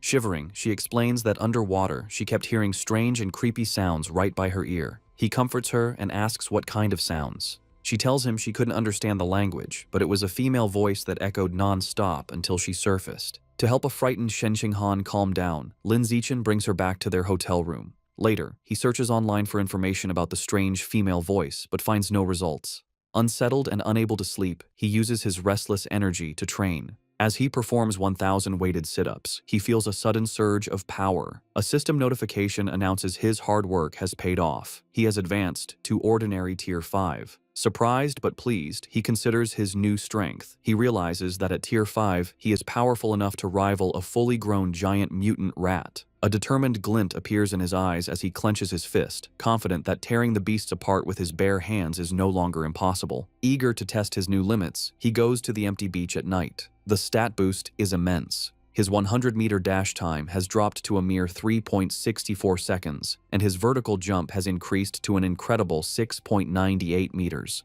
To test his strength, he finds a nearby car and discovers he can now lift the 1,600-kilogram vehicle with one hand. With this new progress, his life moves forward. The vacation ends, and he and Shen Qinghan begin high school at Shanghai High. On their first day, they arrive early for class duty. Two new female classmates immediately recognize him, whispering excitedly about how handsome he is and how lucky they are to be on duty with him. While he is surprised his classmates know him, something even more unexpected happens. Simply performing class duty triggers a new system quest. The achievement requires completing 1,000 cooperative tasks for a new biological attribute, social animal. As he cleans the classroom with Shen Qinghan, he wonders what this new attribute will do. Since the school year has just begun, he takes the opportunity to visit the Mammoth supermarket after school. Now that he has unlocked the Ghost Shadow Squid Codex, he knows it's time to choose a new target for his ability. As he browses the expensive beast meat section, his eyes lock onto a new item.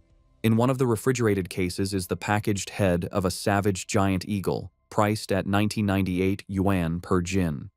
An eager grin spreads across his face as he picks up the package, making his decision. This will be his next target. The savage giant eagle is a higher-tier aberrant beast than the ghost shadow squid. It has incredibly powerful vision, 30 times stronger than a normal human's, making it a formidable hunter that can precisely capture even the fastest prey. Back in his room, Lin Zichen examines the eagle meat. He concludes that unlocking its guidebook is a worthy goal, as its enhanced vision would provide a massive combat advantage. He also notes its price of 1,998 yuan per jin makes it one of the more affordable options. He places his hand on the meat, and a blue energy surrounds him as his system confirms he has devoured a trace of the savage giant eagle's life essence, unlocking 1% of its guidebook. After some calculations, he realizes that since 1 jin of meat provides only 1% progress, he will need to spend over 200,000 yuan to fully unlock the guidebook. He understands that high school tournament prize money is much higher than in middle school. With renewed determination, he decides he must work harder in competitions to earn the money to unlock the Savage Giant Eagle's codex before his second year. With the end of summer vacation, Lin Zichen's high school life at Shanghai High begins. On the first day, the teachers introduce themselves: the martial arts and homeroom teacher, the mechanical modification teacher, the gene fusion teacher, and the wilderness survival teacher. After their introductions, they ask the students to introduce themselves. Several students go first. A girl with long purple hair, Chu Yutong, says her specialty is in the arts. She is followed by an energetic pink-haired girl, Zhong Yijia, who shares her love for anime, cosplay, and sports. Next, a boy named Peng Huoguang says he likes to play video games at home. Soon, it is Shen Qinghan's turn. Being the center of attention makes her extremely nervous. With a blushing face, she manages to say her name is Shen Qinghan, that she enjoys drawing, and asks everyone for their future guidance. Finally, it is Lin Zichen's turn. His introduction is the shortest and most direct. He simply stands and states his name, asking for everyone's support. After introductions, time passes quickly. A new female classmate with brown hair approaches Shen Qinghan, who looks surprised. The girl asks Shen Qinghan for her entrance exam score. Shen Qinghan nervously replies that she scored 709 points, and then asks the new girl, Chu Rui, for her score. Chu Rui is impressed, exclaiming that Shen Qinghan's score is more than 10 points higher than her own 698. Chu Rui then asks about the physical fitness portion, admitting she only scored 95 out of 100. This question makes Shen Qinghan extremely uncomfortable. She stammers that her score wasn't as good, internally panicking because her score of 79 was so low she almost didn't make it into the elite class and feels too embarrassed to say it out loud. Not getting the hint, the persistent Chu Rui continues to guess if Shen Qinghan scored 94 or 93. Shen Qinghan, looking down in shame, quietly tells her it was even lower. Chu Rui continues guessing scores in the low 90s, making Shen Qinghan even more flustered. Suddenly, a hand slams down on the desk between them, startling Chu Rui. It's Lin Zichen. He smoothly leans in and asks the flustered girl if he can add her on WeChat. Surprised and thrilled that a handsome boy is giving her attention, she eagerly agrees. From her seat, Shen Qinghan breathes a sigh of relief, grateful that Lin Zichen saved her from the awkward conversation. Lin Zichen then turns to another male classmate, Hey You, and also asks to exchange contact information. After adding them, he creates a 4-person group chat. A system notification immediately confirms he has successfully created a group, completing another cooperative task. His progress for the social animal achievement is now at 2 out of 1,000. He reflects that this quest is surprisingly easy. After creating the group chat, the 4 new friends start to get to know each other. He Yu reveals he is from the neighboring Nanyuan city and comes from a prestigious martial arts family that runs a dojo. He even proudly mentions placing 8th in the Nanyuan City Youth Martial Arts competition. Chu Rui shares that her family owns a chain of clothing stores, making her wealthy. After Lin Zichen and Shen Qinghan also share their backgrounds, the 4 quickly become a close-knit group. Just as they are getting comfortable, He Yu asks the others to guess who the strongest student in their class is. Chu Rui immediately points to Lin Zichen, guessing it must be him since he was the top scorer on the entrance exam for their entire district. This shocks He Yu, who had no idea his new friend was so accomplished. However, Lin Zichen humbly suggests that being the top scorer doesn't necessarily make someone the strongest. He reveals a surprising fact. The principal had spent a lot of money to recruit 2 exceptionally powerful students from Nanyuan City for their class. He Yu then points out the 2 students. The first is a boy with blonde hair, Wang Shuojie, the 3rd-ranked student in Nanyuan City, who can run the 100-meter dash in 7.98 seconds. The second is a large, muscular boy, Lu Gang, who has immense natural strength and can easily lift a 300-kilogram barbell with one hand. Shen Xinghan and Chu Rui are both visibly impressed and intimidated. Lin Zichen, on the other hand, remains completely calm. Internally, he scoffs at their achievements, knowing he had surpassed those numbers back in elementary school. Soon, the bell rings again, and the next class is for distributing textbooks. There are 4 main subjects for the semester: martial arts, gene fusion, mechanical modification, and wilderness survival.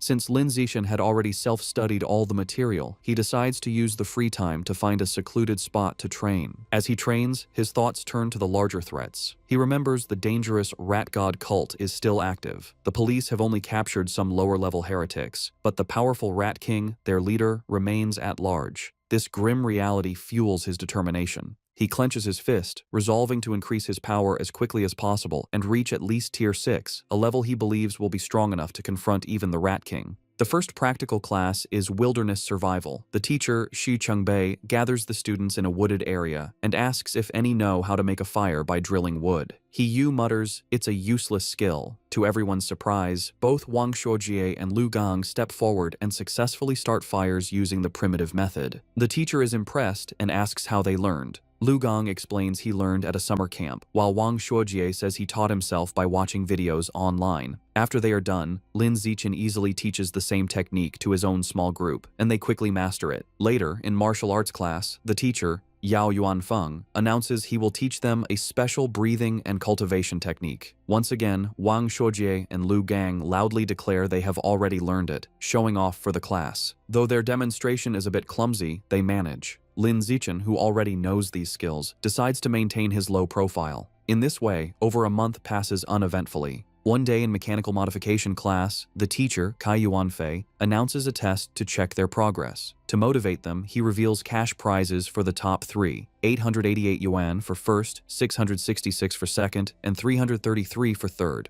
Lin Zichen's eyes light up when he hears about the prize money, realizing the first place reward is almost enough to buy half a jin of the expensive savage giant eagle meat. With everyone motivated, the class begins the exam. Coincidentally, the gene fusion teacher, Liu Duren, has the same idea and also springs a surprise exam with the same prize structure. After the 2 difficult exams, the students are drained. He Yu collapses onto his desk, groaning. The other students complain about how difficult the questions were. One girl laments that she was hoping for a 90, but would be lucky to get a passing grade of 60. While everyone else complains, Wang Shuojie and Lu Gang begin to casually brag. Lu Gang asks Wang Shuojie how he did. Wang Shuojie confidently replies that he should score a 95, as he only struggled with the last part of the final question. Lu Gang nonchalantly agrees, stating he is in the same boat and also expects a 95. Listening to their arrogant exchange, He Yu glares at them, clenching his fists in fury and thinking about how badly he wants to punch them. The teacher announces the results of the mechanical augmentation test. He reads the scores, revealing that Guo Yunling received 52 points, while Shen Qinghan passed with 61. Shen Qinghan excitedly tells Lin Zichen she passed, and he congratulates her on her hard work. The teacher continues, announcing He Yu scored an impressive 88 points. His friends praise him, and he humbly replies he was just lucky, promising to treat them to a meal with his third-place prize of 333 yuan. Next, the teacher confirms Lu Gang and Wang Shuojie both scored 95 just as they predicted, complimenting them for being only 1 question away from a perfect score. Wang Shuojie confidently claims that with 10 more minutes, he could have solved the final problem, and Lu Gang agrees. Listening to them brag, He Yu is frustrated, but comforts himself with the thought that third place is still his. However, the teacher then reveals a shocking result. Despite the test's difficulty, 1 student achieved a perfect score, Lin Zichen, with 100 points. Wang Shuojie and Lu Gang are stunned, shouting the result is absurd. The rest of the class erupts in cheers. Even a defeated He Yu joins in. Recognizing Lin Zichen is on another level, Shen Qinghan and Chu Rui celebrate his victory as the glory of Shanghai. Ignoring the praise, Lin Zichen's focus is on the prize. He raises his hand and asks Teacher Kai when the 888 yuan prize for first place will be distributed.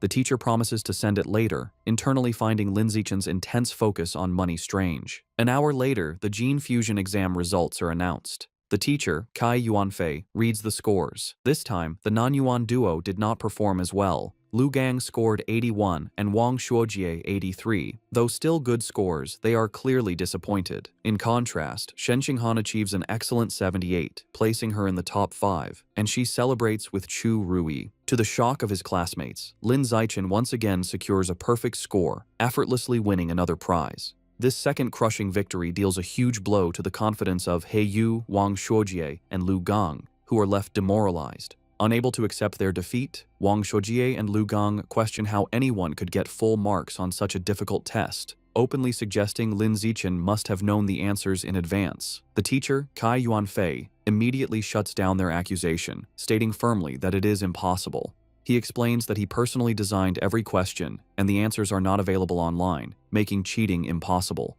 The two are left speechless. Their classmates are not so kind. He Yu and Chu Rui laugh, mocking Wang Shuojie and Lu Gang for being sore losers. He Yu calls them a disgrace to Nanyuan City, and Chu Rui adds that uncultured, ugly people always cause the most trouble. After lunch, the practical exam for wilderness survival begins. The teacher, Xu Chengbei, explains the rewards are the same, with cash prizes for the top 3. The exam has 3 parts: climbing, swimming, and making fire by friction. Having been beaten in the academic tests, Wang Shuojie tells Lu Gang they must redeem themselves in the practical exams. Lu Gang agrees, and both glare at Lin Zichen, vowing to crush him and wash away their shame. The exam begins with climbing, where speed determines the winner. As expected, Lin Zichen's superior physical abilities allow him to easily dominate. He scales the rock wall with incredible speed, leaving the Nanyuan duo far behind to secure first place. The tree climbing event ends the same. Lin Zichen again takes first, while a defeated Wang Shuojie complains he couldn't even see his shadow. While Lin Zichen excels, he notes his real concern is for Shen Qinghan. As he expected, she struggles with the climbing and finishes last. However, he isn't worried, knowing her true talent is in the water and confident she will regain her confidence during the swimming segment.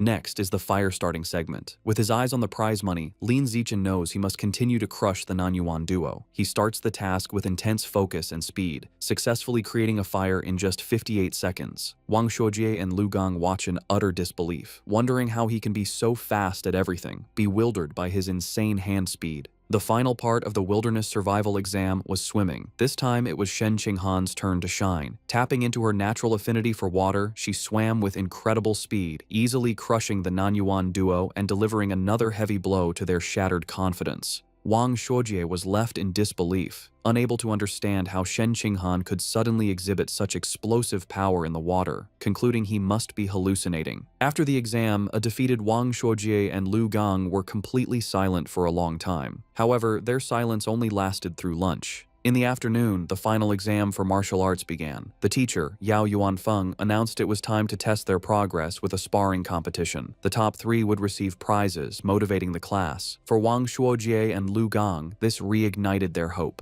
Filled with determination, they resolved to reclaim their pride. They reasoned this was martial arts class, where physical fitness and combat technique truly mattered. They believed if Lin Zichen was weak in martial arts, his other scores were meaningless. Before sparring, the teacher had everyone do a physical test as a warm-up, measuring their 100-meter sprint, one-hand barbell lift, and vertical jump. Lin Zichen, holding back to avoid being too flashy, still gave an incredible performance. He ran the 100-meter dash in 7.78 seconds and lifted a 330-kilogram barbell with one hand. His vertical jump was 2.18 meters, and he easily took first in all 3 events, making sure to only slightly beat the Nanyuan duo. They were once again left in utter shock. Wang Shuojie couldn't understand how Lin Zichen could be faster, while Lu Gang was baffled by how someone who didn't look muscular could be so strong. Trying to rally, Wang Shuojie reminded Lu Gang that failing the physical test didn't mean they would lose in sparring, as real combat also required technique. They convinced themselves their superior technique gave them a chance. After the test, everyone moved to the dueling area for the sparring matches. Eager to complete his survival of the fittest achievement, Lin Zichen stepped into the ring first. However, after his overwhelming display, no one dared to challenge him. Even Wang Shuojie and Lu Gang held back to observe first. Seeing the stalemate, the teacher intervened. He called out a student named Lu Wei and ordered him to spar with Lin Zichen. The two faced off, but the match was over before it began. To save time, Lin Zichen ended it instantly with a single devastating punch that sent Lu Wei flying. He then speed ran through the rest of his opponents, taking down every student in the class with the same brutal efficiency. Watching this, Wang Shuojie and Lu Gang are left in utter despair. Wang Shuojie realizes with horror that Lin Zichen is far stronger than they imagined and probably wasn't going all out during the physical test. He wonders how anyone could compete with such a monster. Just as their spirits are crushed, Hiyu suddenly leaps into the ring, shouting Lu Gang's name. He points at Lu Gang, declaring he's warmed up and at his peak, and challenges him to a fight. Eager to vent his frustration, Lu Gang readily accepts. He reasons that while he may not be confident against Lin Zichen, he can certainly defeat Hiyu and vows to flatten him in 30 seconds.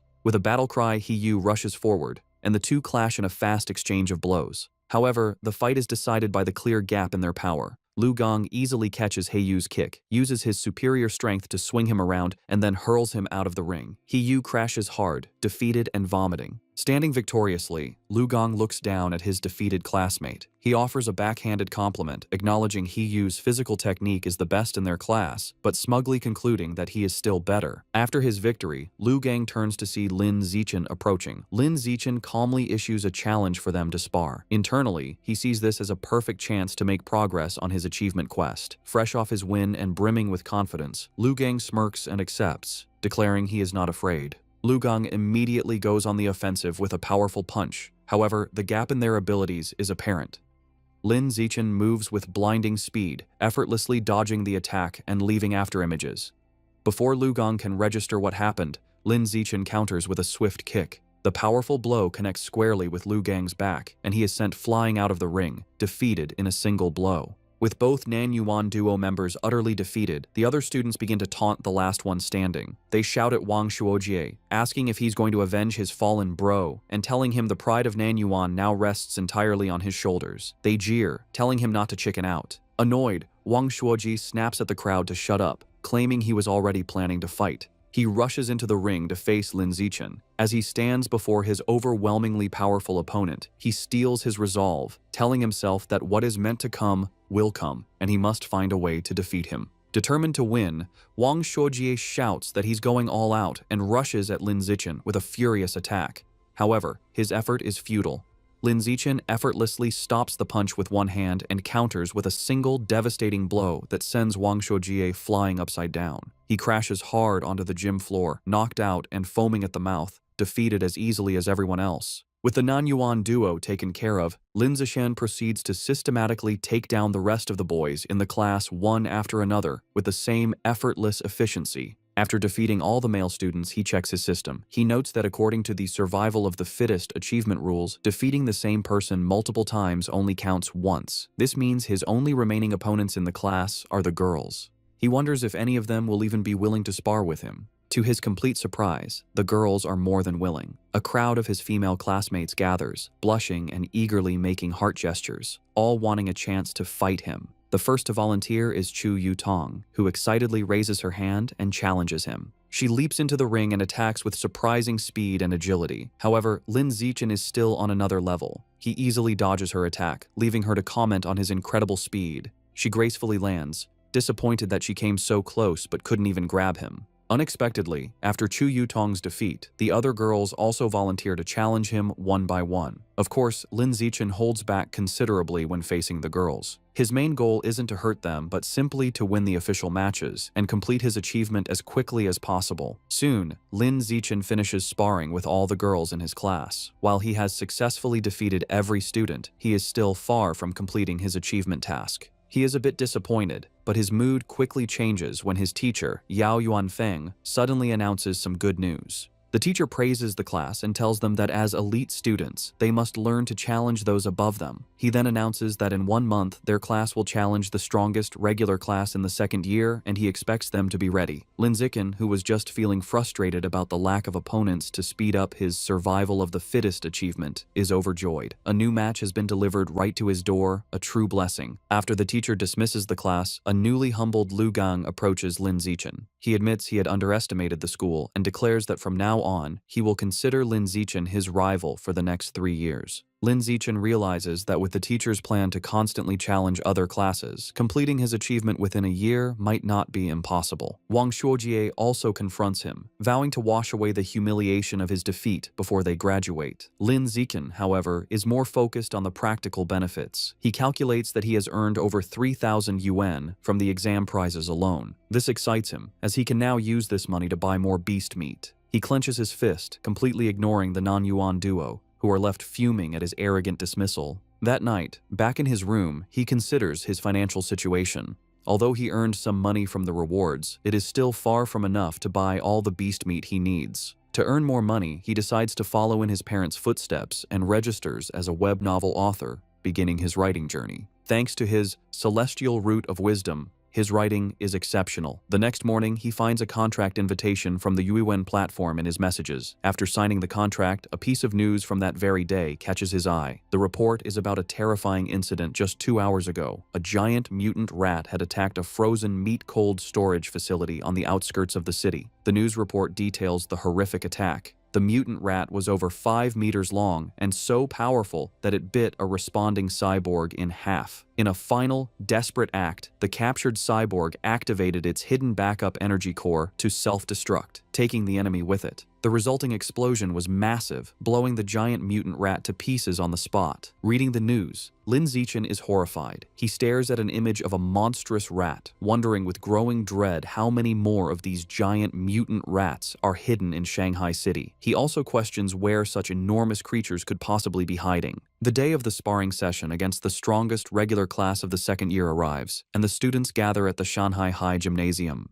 Before the match, the teacher Yao Yuanfeng holds a strategy meeting with his top fighters. He warns them that while their top fighters are strong, the opposing class is stronger overall and will likely use defensive tactics to wear them down. He orders them to finish their fights as quickly as possible. The moment the meeting is over, Lin Zichen rushes towards the ring. Eager to defeat as many new opponents as possible to complete his survival of the fittest achievement, he volunteers to go first. His opponent, a tall girl with long blonde hair from the second-year class, steps into the ring. Seeing who she's up against, she immediately complains to her teacher, pointing out that the elite class has sent their strongest fighter out first. She claims she is the weakest student in her own class, and questions how she is supposed to fight him. Hearing this, teacher Yao Yuanfeng storms over to the opposing teacher, an older man he calls Brother Feng. He angrily accuses him of breaking the unspoken rules of class sparring, which dictate that the weakest students should fight first. He demands to know why the other teacher sent his strongest student to fight in the first match.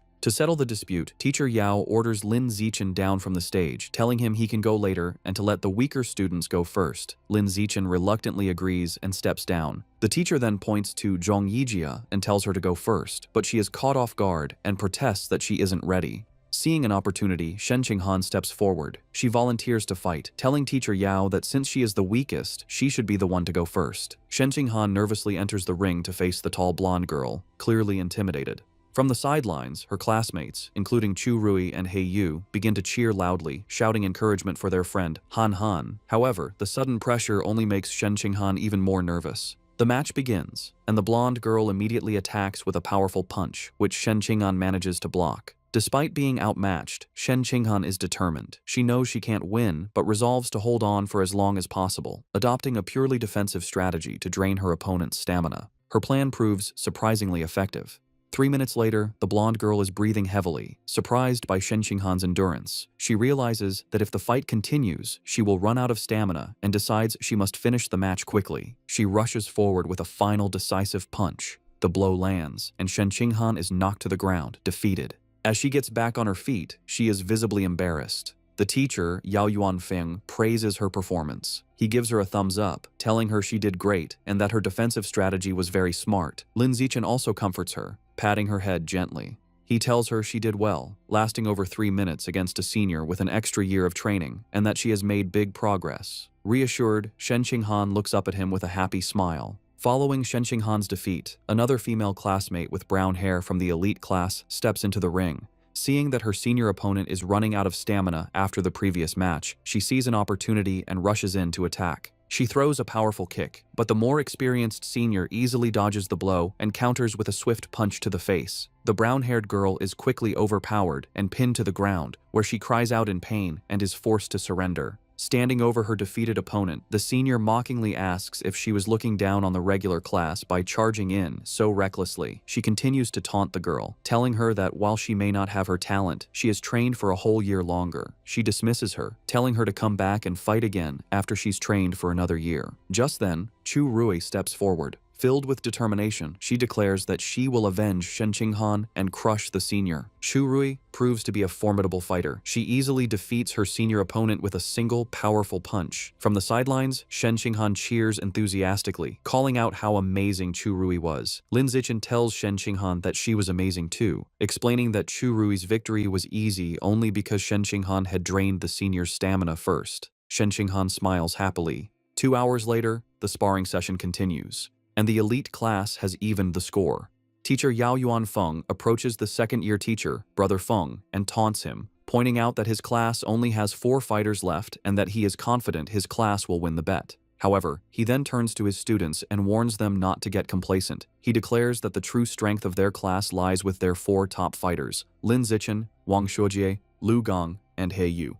The real showdown is just beginning. Following his teacher's declaration, He Yu is ordered to go up next. He cracks his knuckles with a determined look and enters the ring with a dramatic, ground-pounding pose. He strikes a fighting stance and theatrically asks his senior opponent if he is prepared to face his fists, which he claims are thirsty for battle. The senior, a boy with brown hair, smirks and tells He Yu not to be so childish and overly dramatic. Annoyed, He Yu immediately attacks with a swift kick, sending the senior crashing to the ground in defeat. Standing over his fallen opponent, He Yu mocks him, questioning where he got the confidence to act so tough with such a low skill level and calling him trash. Just as He Yu celebrates his victory, another, more formidable senior with purple-tinged hair stomps into the ring. He glares at He Yu, calling him arrogant for his taunts. The senior immediately lunges with a powerful punch, vowing to teach his junior opponent some intensity. To the senior's shock, He Yu moves with incredible speed, effortlessly dodging the attack.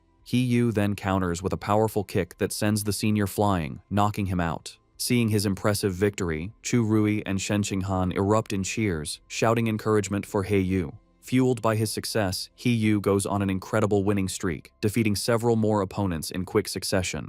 After taking down 5 consecutive fighters, He Yu stands exhausted, breathing heavily. Despite his fatigue, he puts on a brave face and defiantly shouts for the next opponent, boasting he can still take on 10 more. However, it's clear he is running out of stamina. His impressive run ends when he is defeated by his 6th opponent. With He Yu eliminated, the situation looks dire for the elite class. They are now down to their last 3 fighters, while the second-year class still has 13 members remaining. With He Yu defeated, Wang Shuojie is next. He unleashes his full power, going on an incredible winning streak and single-handedly defeating 10 opponents in a flurry of furious kicks and punches. However, the long series of battles takes its toll. During his 11th match, Wang Shuojie finally runs out of stamina and is defeated. Following him is Lu Gang, who quickly dispatches 2 more of the opposing team's top fighters in less than 10 minutes. With their opponents now down to their last fighter, teacher Yao Yuan Feng smugly suggests that the second-year teacher, Brother Feng, should just surrender.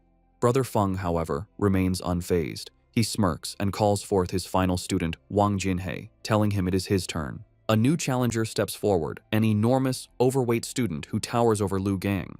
Despite his opponent's intimidating size, Lu Gang is not impressed. Dismissing him as just a slightly larger fatty, he rushes into attack, confident he can beat him. He lands a powerful punch on Wang Jinhei's massive belly, but to his shock, the blow has no effect. He feels as if he just punched solid rubber. He tries again, unleashing a rapid barrage of punches, but all his attacks are harmlessly absorbed by his opponent's thick layer of fat. Soon, Lu Gang is left panting and exhausted, realizing his attacks are useless. His opponent, who has not moved an inch, looks down at him with a calm expression. He asks if Lu Gang is finished, because now it is his turn. Before Lu Gang can react, Wang Jinhei grabs him by the neck with incredible strength. With a single, effortless motion, he throws Lu Gang out of the ring, securing the victory and leaving the elite class with only one fighter remaining. Stunned by such a powerful fighter, teacher Yao Yuanfeng exclaims that he doesn't remember the second-year class having such a strong student. The opposing teacher, Brother Feng, smirks and explains that Wang Jinhei is a new transfer student who just arrived this semester. He then smugly reminds teacher Yao about their bet, telling him it looks like he is going to lose and will have to buy dinner for the entire opposing class. Realizing he has been tricked by his rival's secret weapon, teacher Yao clenches his fist in frustration, worried that not even Lin Zichen can defeat this monster. Despite his doubts, he puts on a brave face for his last student. He places a hand on Lin Zichen's shoulder and tells him it's his turn, encouraging him to just do his best and not worry too much about winning, as the experience will be valuable. Lin Zichen simply smiles and reassures his teacher that he will win, leaving the man speechless. As Lin Zichen steps into the ring, Wang Jinhei looks down at him, unimpressed. He dismisses his opponent as looking rather weak to be his class's final ace. From the sidelines, Shen Qinghan, Chu Rui, and the other girls from the elite class shout insults at Wang Jinhei, calling him an arrogant fatty and cheering for Lin Zichen to teach the dead pig a lesson. Annoyed by the taunts, Wang Jinhei decides to offer a handicap. He tells Lin Zichen he will stand still and allow him 10 free hits. He explains that he doesn't want Lin Zichen and his little fangirls to complain later that he was just bullying a smaller opponent. Lin Zichen happily accepts the offer. Wang Jinhei tells him to come at him with his full power. Without hesitation, Lin Zichen unleashes a single devastating punch to his opponent's massive stomach. The force of the blow is so immense that it sends the enormous Wang Jinhei spinning through the air before he crashes hard onto the floor, knocked out cold. Both classes are left in stunned silence, which is quickly broken by a massive, tearful cheer from the elite class as they celebrate Lin Zichen's incredible victory. A few moments later, Wang Jinhei slowly begins to regain consciousness, completely disoriented. He groggily wonders where he is and what just happened, muttering that the outcome was completely illogical and unscientific. After Lin Zichen's victory, the second-year teacher approaches Yao Yuanfeng, the elite class's teacher. He remarks on how powerful Lin Zichen was, comparing his one-punch victory over Wang Jinhei to a former prodigy named Wu Tiancheng. Yao Yuanfeng replies that while Lin Zichen is strong, he isn't at Wu Tiancheng's level yet, explaining that Wu Tiancheng was a monster who terrified the principal as a first year. Overhearing the name, Lin Zichen walks over and asks his teachers who Wu Tiancheng is. Yao Yuanfeng excitedly explains that Wu Tiancheng was a legendary student from a few years ago. As a first year, he single-handedly defeated the entire third-year elite class, shocking the school leaders. The teacher continues by listing Wu Tiancheng's incredible stats as a first year, a 100-meter dash in 6.12 seconds, a 3.96-meter vertical jump, and a 650-kilogram one-handed barbell lift. He asks Lin Zichen if he is impressed. Lin Zichen smiles nervously and admits he is a little impressed. However, he internally thinks Wu Tiancheng's feats were only on par with the strength he possessed during his 6th grade summer vacation. That night, the class celebrates their victory at a restaurant.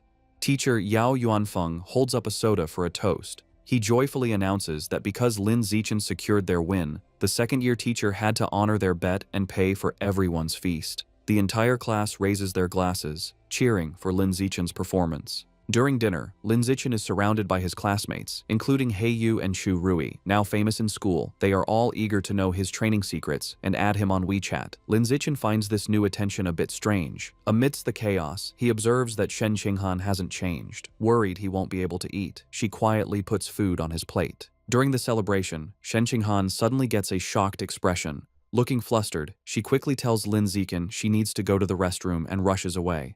As she leaves, Lin Zichen notes that while some things change, her urge to pee when nervous or excited has remained the same. In the restroom, 2 of their female classmates are gossiping. One complains about how Shen Qinghan fawns over Lin Zichen like a maid, always pouring his drinks and peeling his shrimp. The other agrees, questioning how someone with Shen Qinghan's lack of strength could have gotten into the elite class if not for being his sycophant. She cruelly adds that their relationship won't last, as the difference in their abilities is destined to drive them apart. Unseen, Shen Qinghan overhears their entire conversation and is visibly hurt. However, instead of hiding, she confronts them. With newfound determination, she firmly tells the startled girls that she is not a sycophant. She is his childhood friend. Later that evening, as they walk home, Lin Zichen notices she seems dejected and asks if something is wrong. Looking down sadly, Shen Qinghan confides in him. She explains her mother always said she would grow out of wetting her pants. However, she reveals with frustration that even now, she still has to wear diapers to bed every night. Looking up at him, she says she feels disabled, like she can't even control her own bladder. Lin Zichen looks at a distraught Shen Qinghan and firmly tells her she is not disabled. He gently places his hands on her shoulders to comfort her, explaining that her inability to control her bladder is actually a superpower that hasn't fully developed yet. Shen Qinghan looks up with wide, hopeful eyes, questioning if it's really a superpower. Lin Zichen confirms it, telling her that her natural talent in the water is a manifestation of this power. Intrigued, Shen Qinghan asks if his own amazing abilities are also because he has a superpower. Lin Zichen confidently replies that yes, just like her, he also has a superpower. Excited by the idea, Shen Qinghan wonders what kind of power she might have. Lin Zichen reassures her it will definitely be a very powerful one.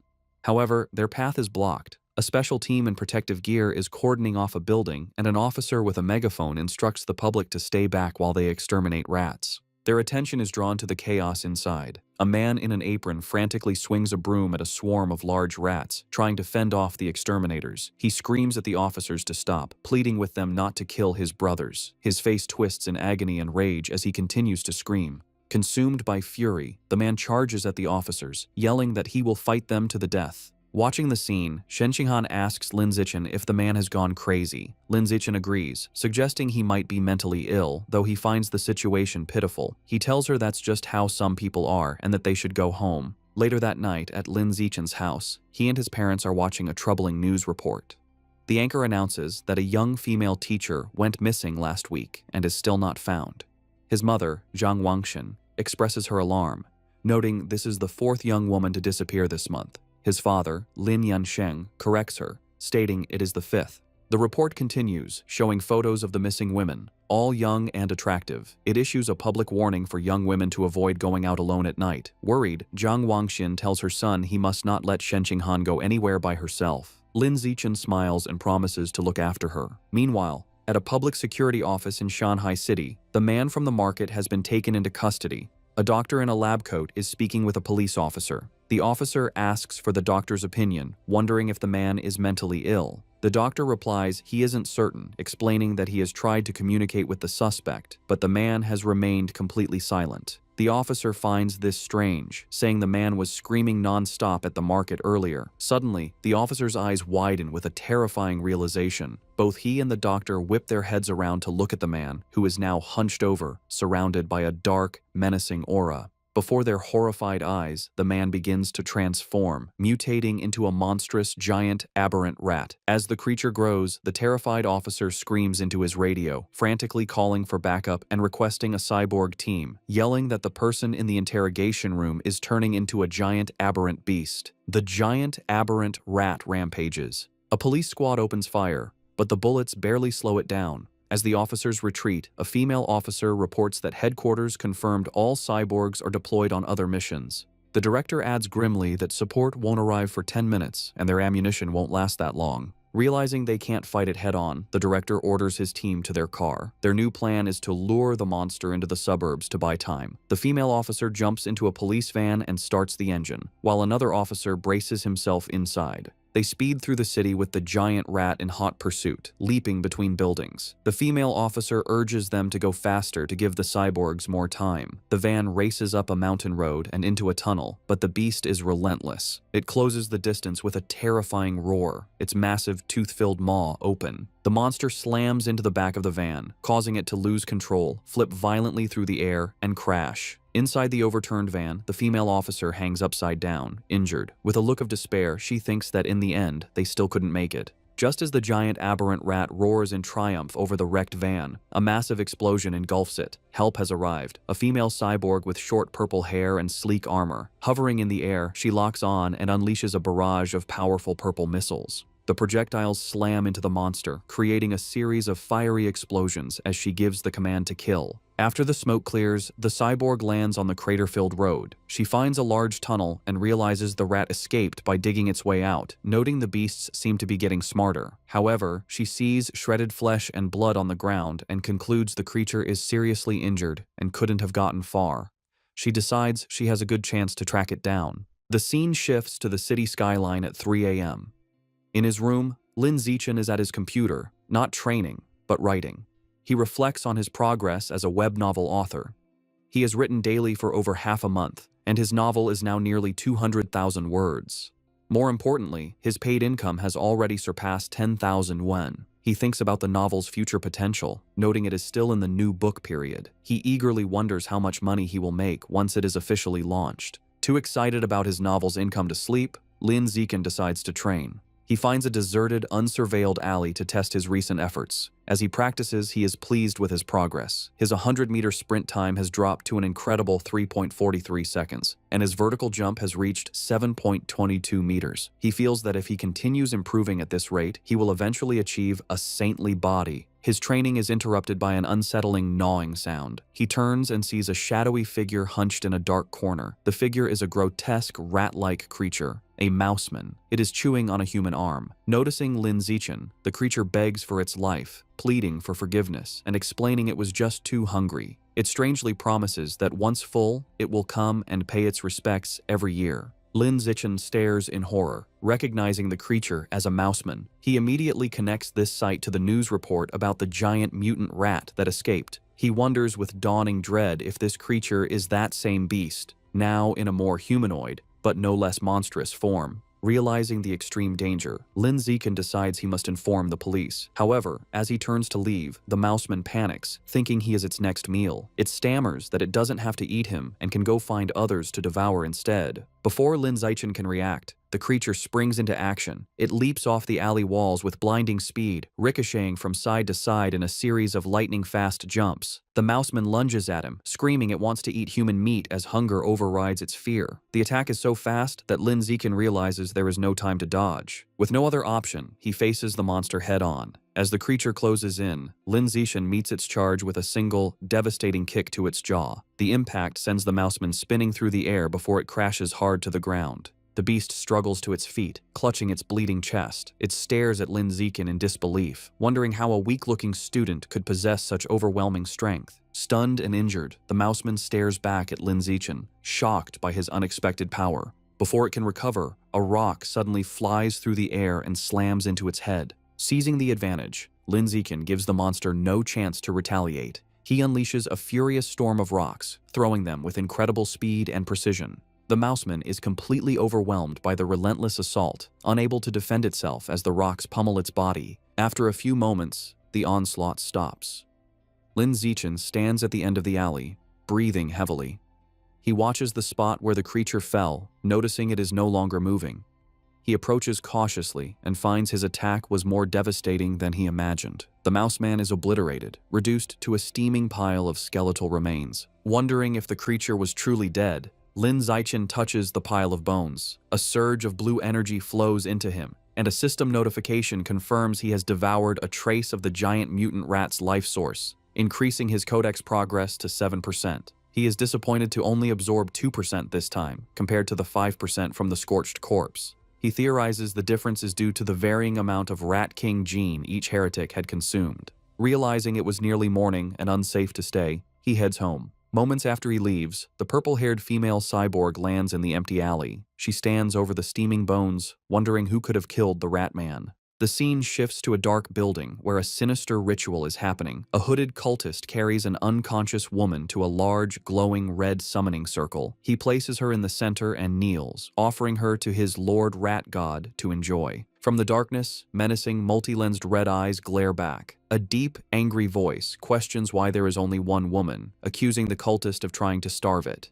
The voice complains the offering isn't even a mouthful and threatens to make the cultist part of the sacrifice. The cultist prostrates himself in terror, desperately begging to explain. Still on the floor, the terrified cultist explains that young women have become cautious lately, rarely going out at night and always traveling in groups, making them hard to capture. The massive, shadowy rat god looms over him, its deep voice commanding that if women are too difficult, he should catch young men instead. The cultist immediately agrees. Suddenly, a large, bloody chunk of raw meat is thrown onto the floor. The cultist greedily grabs it and begins to devour it raw, thanking his Lord Rat God for the blessing. As he eats, the ritual reaches its gruesome climax. Massive red tentacles emerge from the summoning circle, wrapping around the unconscious woman and lifting her into the air. The monstrous, multi-eyed maw of the rat god opens wide and devours her whole. Sounds of chewing and crunching echo through the building. After its meal, the Lord Rat God gives one final, chilling order. It tells the cultist not to capture ordinary people next time, complaining their meat is too bitter. The entity declares it wants to eat nobles who live in luxury, believing their meat will be more tender.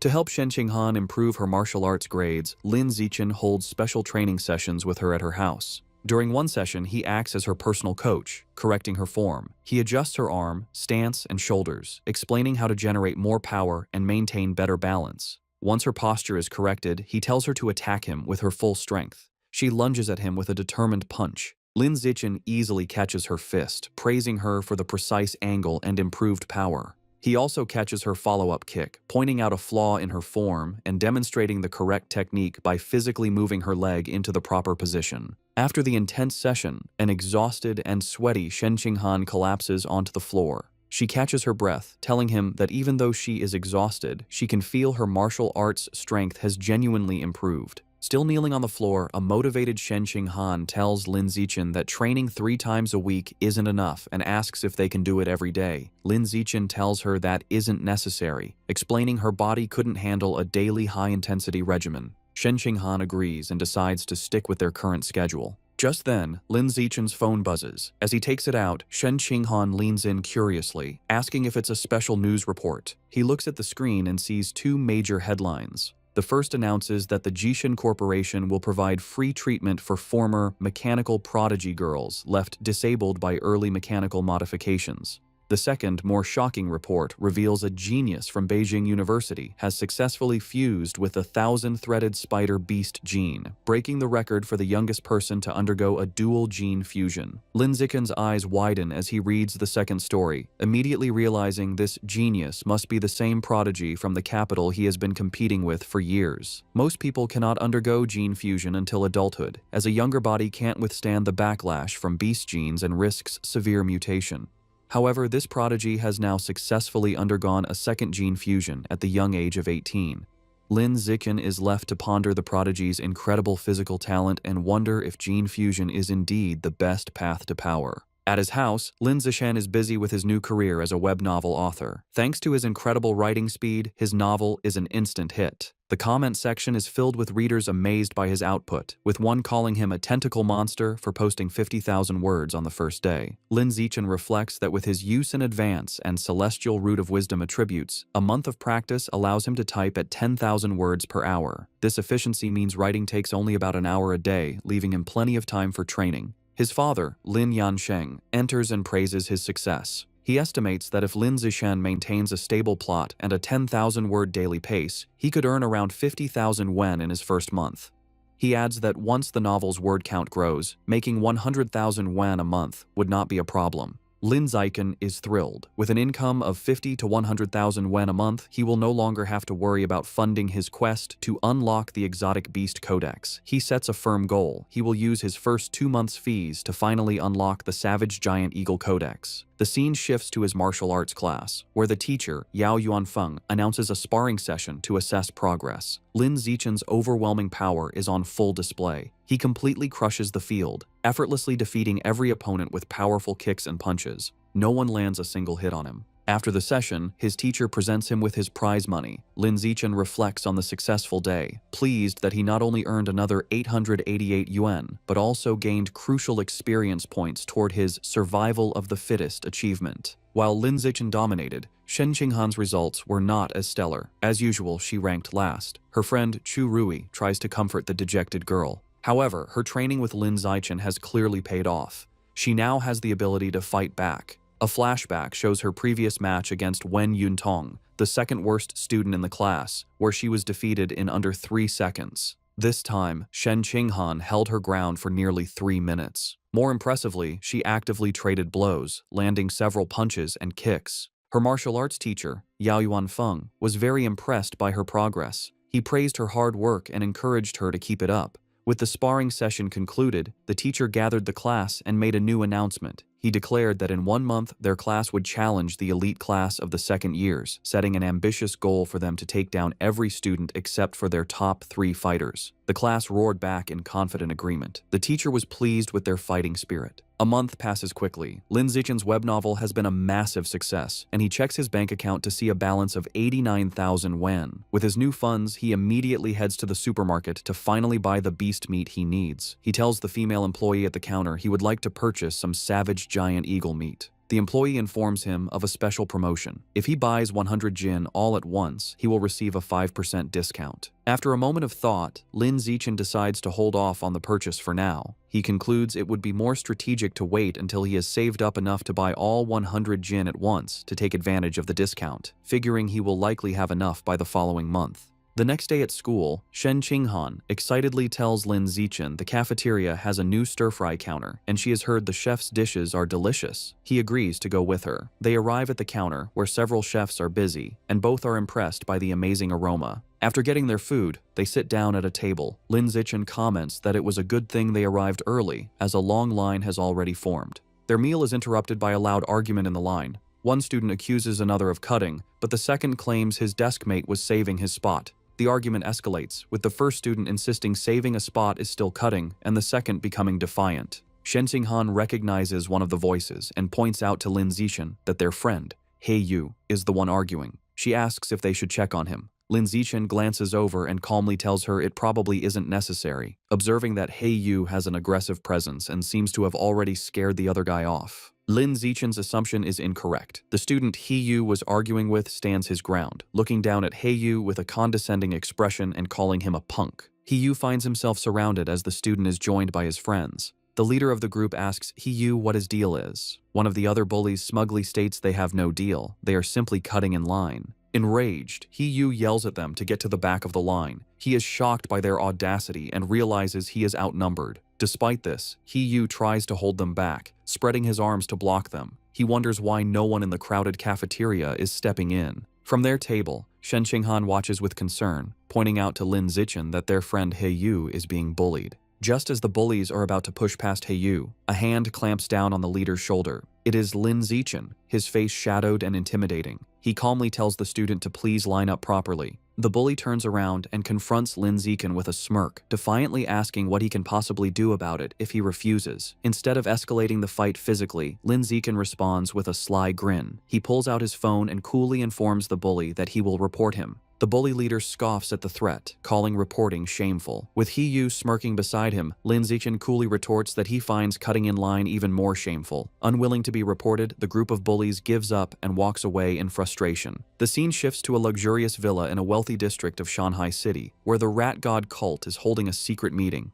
Their leader, a man in a black hooded robe, sits on a throne-like chair and addresses his followers. He announces that one of their members, Sha Qiang, is dead, explaining that he went crazy at the market and was killed after provoking the security squad. Another cultist mutters that it is good riddance. The leader then introduces a new young man who will be taking Sha Qiang's place.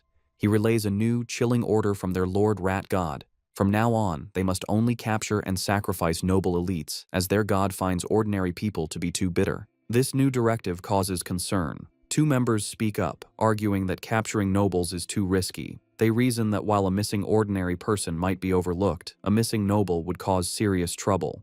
The cult leader suggests they target the sons of rich but powerless merchants to lower the risk. He then turns his attention back to the newcomer. He instructs him that, as he is new, he should not go after nobles yet. Instead, he is to practice by capturing a handsome young man as a sacrifice to one of the rat god's subordinates. The newcomer, his face hidden in the shadows of his hood, confidently accepts the mission, promising he will not just find any handsome man, but will offer the most handsome man in the entire city to the divine child. In the classroom, He Yu is still fuming about the cafeteria. He tells Lin Zichen he investigated the students who cut in line and discovered they are from Class 3 of the second year, the same top honors class they are scheduled to challenge. He Yu can't believe students from an elite class could be so rude. Leaning against the lockers, Lin Zichen looks at his phone and remarks that good grades don't mean a person has good manners. His expression shifts as a news alert catches his eye. He reads that another wealthy heir has gone missing, the fifth recently. Knowing the kidnappers haven't asked for ransom and remembering the rat god cult's order to capture nobles, Lin Zichen grimly concludes the cult is behind these disappearances. The day of the competition arrives, and students gather in a large gym with 2 fighting rings. Tension between the classes is high, as the students who bullied He Yu glare at him, and He Yu makes a defiant gesture in return.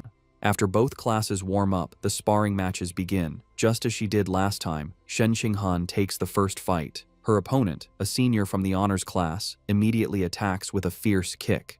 Shen Qinghan blocks the strike, but the senior's power is too great. Her defense is broken, and she is knocked to the ground, defeated. The senior is formidable, as other first-year girls, including Chu Rui, are also swiftly defeated one by one without landing a single hit. The first year's losing streak is broken when a muscular, short-haired girl defeats the senior with a powerful kick. However, this victory is short-lived. The next senior, a girl with long red hair, immediately seizes control. She is an overwhelming opponent, defeating 9 first-year students in a row in less than 10 minutes, including 3 boys. The first-year class is now down to its last 4 fighters: Lin Zichen, Wang Xiujie, Lu Gang, and He Yu. The situation is bleak, as the second-year honors class has only lost 5 students, all girls. A staggering 36 of their students, none of them boys, have yet to fight. Their teacher, Yao Yuanfeng, clenches his fist, feeling the gap in strength is hopeless. With limited options, Yao Yuanfeng tells He Yu it is his turn, asking if he can take out the 6 remaining girls on the opposing team. He Yu confidently agrees, declaring it will be easy, particularly motivated by fighting more attractive female seniors. True to his word, He Yu handles the matches with ease and successfully knocks all 6 remaining girls out of the ring. With the female fighters defeated, the second-year class's first male student enters the ring with a threatening stomp. He strikes a menacing pose and asks He Yu if he is ready to die. He Yu retorts that his opponent has no manners. Recognizing the student as a bully from the cafeteria, He Yu believes he's a pushover and sees a perfect chance for revenge. He Yu's confidence is misplaced as the bully rushes him with surprising speed. Before He Yu can react, the senior lands a powerful punch to his stomach. He Yu collapses to his knees, stunned. The bully taunts him for being weak and tells him to admit defeat. Enraged, He Yu struggles to his feet and throws a punch, but his opponent easily dodges and counters with a swift kick that sends He Yu flying out of the ring, defeated. Lying on the ground, He Yu realizes with pain that his opponent's strength is far from the lowest among the boys, and curses himself for letting his guard down. Having defeated He Yu, the senior bully turns to Lin Zichen, who is standing by the ring. He mockingly asks if Lin Zichen still wants to medal and challenges him to a fight. Lin Zichen gracefully leaps into the ring, internally noting that he was hoping for this chance. His classmates erupt in cheers, shouting for their brother Chen to crush his opponent and avenge He Yu for his shameful behavior.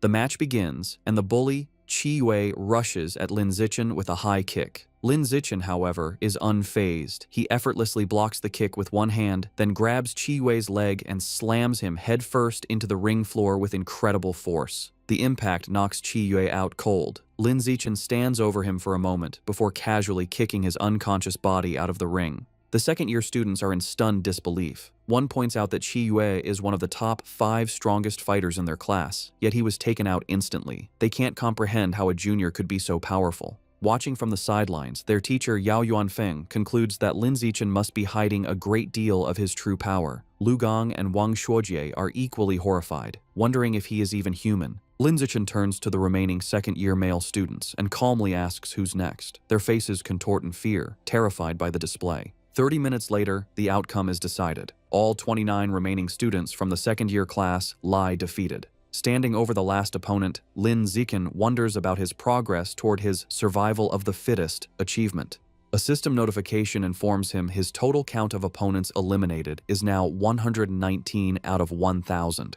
He looks at the number with disappointment, realizing the progress is far too slow. He reflects that in every class sparring session, he is always the last to fight, and he decides this slow pace cannot continue. Concluding his strength has far surpassed the high school level, he sees no reason to follow their rules anymore and resolves to make the rules himself. The following Monday, a shocked shout is heard from the principal's office. Inside, the principal of Shanghai High stares at Lin Zichen in disbelief, asking if he truly wants to hold a personal challenge match with rewards. Lin Zichen confirms his request, boldly stating that he wants to challenge the entire school. In her office, the principal of Shanghai High presses her hand to her forehead, bewildered. She asks Lin Zichen if he is serious about challenging the entire student body as a first year. He confirms his intentions and asks her to come to the gym, promising to prove he has the necessary strength. Later, they arrive at the empty gym.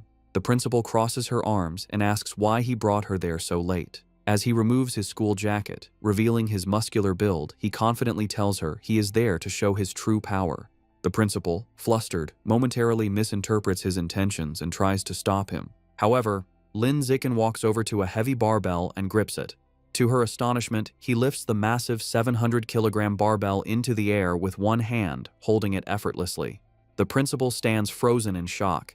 It dawns on her what he meant by showing his power. She realizes his strength already surpasses that of the school's most legendary student, Wu Tiancheng, during his first year. Completely convinced, the principal gives Lin Zichen a thumbs up. She agrees to his request, promising to arrange an event for him to challenge the entire school. With a sheepish grin, he reminds her they must set up rewards, explaining that without prize money, no one would be motivated to challenge him. He then lays out his clever plan for the prizes. He suggests 2 types of rewards, a participation prize to encourage everyone, and a larger, cumulative prize pool that grows with each challenger. Whoever defeats him wins the entire pool. If no one can beat him within the time limit, all the money will be his.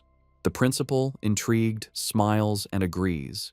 Lin Zichen makes one final request. Keep his true strength a secret for now. Otherwise, students might be too intimidated. She playfully pats his shoulder and agrees. Later, in her office, she shows Lin Zichen the finalized plan. He confirms it is perfect, thanking her for her hard work. As they speak, 2 teachers, Yao Yuanfeng and Liu Deren, walk by. They are shocked to see the principal's unusually cheerful demeanor towards Lin Zichen, wondering what is going on. Yao Yuanfeng is bewildered, remarking internally how the principal, usually a stern-faced she-devil, is now smiling so pleasantly, completely misinterpreting the situation. At 2 in the afternoon, the student body gathers in the gym, surrounding 2 large fighting rings where Lin Zichen and the principal stand.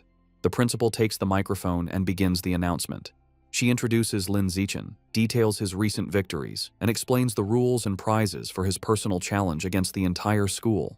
The announcement causes an uproar. The crowd erupts in disbelief and mockery, with many shouting that the principal must have gone crazy. They are insulted by a first year's arrogance, questioning his confidence. One student angrily points out that defeating the second year's strongest class doesn't mean he can take on the third year's, while another calls him arrogant. Facing the hostile crowd, Lin Zichen calmly announces that starting the next day, he will be in the gym for 2 hours every afternoon, welcoming challengers. Internally, he is pleased by their anger, thinking that with so many eager to fight, he has a good chance of completing his survival of the fittest quest early. The scene shifts to a bustling city street at night. A young man with blonde hair walks alone, sipping a drink. His walk is interrupted when 2 attractive women step in front of him and invite him to a bar. The blonde man looks at them with a cold expression and bluntly tells them to get lost. As they walk away, they mutter that he has no charm. The young man watches them go, annoyed, wondering if Shanghai City is always this lame. The blonde young man is a new member of the Rat God cult, struggling with his first mission. Looking down at the people, he complains that after searching for days, he still hasn't found a single man attractive enough to be a worthy sacrifice. He is consumed by anxiety, picturing his cult leader and worrying how he will be perceived if he fails. He fears failure will lead to being ostracized. He had considered kidnapping a male celebrity, but realized it was impossible, as they are constantly surrounded by bodyguards, and he lacks the power to overcome them. As he walks, the pressure mounts. His deadline is fast approaching, and he is growing desperate. Just as he is lost in thought, Lin Zichen, out for a run in a tank top and shorts, sprints past him. The blonde man turns, and his eyes widen. He is immediately struck by Lin Zichen's appearance, thinking he has finally found an incredibly handsome man. He has found his target. The blonde cultist watches Lin Zichen run, feeling triumphant relief. After searching for so long, he has found the perfect target without even trying. A wide, sinister grin spreads across his face as he confirms his decision. Lin Zichen will be his sacrifice. He begins to follow his target, watching as Lin Zichen turns down a deserted industrial alleyway. Seeing the secluded area, the cultist's face twists into a horrifying black-eyed grin. He knows this is the perfect opportunity. Deciding it is time to strike, he unleashes his power and undergoes a grotesque transformation, his body contorting into a monstrous beast with a massive, tooth-filled maw. However, just as the transformed cultist is about to attack, a brick comes flying out of nowhere and smashes directly into its head with a sickening, bloody impact. The transformed cultist stumbles, clutching its head in pain and confusion after being struck by the brick. From the shadows, Lin Zichen emerges, holding the brick he just threw. He calmly remarks to himself that he didn't expect to find a rat person while out for a run, seeing it as a fortunate chance to increase the unlock progress for his guidebook. The monster trembles in terror, thinking that this human is horrifying and is speaking words it cannot comprehend. It feels incredibly unlucky to have run into him. Before it can react further, the monster collapses to the ground, dead. Lin Zichen looks on in surprise, finding it hard to believe that he killed the creature just by picking up and throwing a single brick. He wonders how a follower of the rat god cult could possibly be so weak. Deciding not to dwell on it, he quickly kneels beside the dead monster to absorb its life essence before anyone else arrives. A system notification appears, confirming he has devoured a trace of the giant mutant rat's life essence and that his guidebook progress has increased to 8%. He looks at the result with disappointment, noting that it only went up by 1%. He concludes that the pathetically low amount of essence is why this particular rat person was so weak. Thinking about his safety, Lin Zichen decides that he won't be coming out for night runs for a while. He knows that not all of the cult's followers are this weak. Some of the more powerful members have incredibly strong bodies after transforming, durable enough to even withstand firearms. The next morning, Lin Zichen is at home when he sees a shocking news report on television. He learns that at 3 o'clock that morning, the Municipal Public Security Bureau, in cooperation with a chemical tutor from Shanghai University, successfully wiped out the rat god cult. The report explains that the tutor is a high-level gene fuser who single-handedly defeated the monstrous Rat King. The broadcast shows footage of the incredible battle, where the massive, multi-eyed beast unleashes a terrifying barrage of sharp spikes at the winged, red-haired gene fuser. The tutor endures the powerful attack but ultimately emerges victorious. The entire fight lasted only 30 seconds, ending with the colossal Rat King collapsing in defeat as the gene fuser lands, securing a swift and decisive victory. Watching the display, Lin Zichen is left in deep thought, his expression grim. He contemplates the immense power he just witnessed, wondering if this is the true strength of a high-level being and acknowledging how truly formidable it is. In a modern, well-lit room, two men in tactical gear are having a conversation. A blue-haired man, sipping from a cup, asks his companion, a man with spiky orange hair named Tiancheng, if he has been able to contact their teacher yet. Tiancheng confirms that their teacher is still out of contact. He adds that the entire group of powerful individuals who went to suppress a riot at a place called Source Site 36 remain missing. The blue-haired man then asks about the current situation at the site.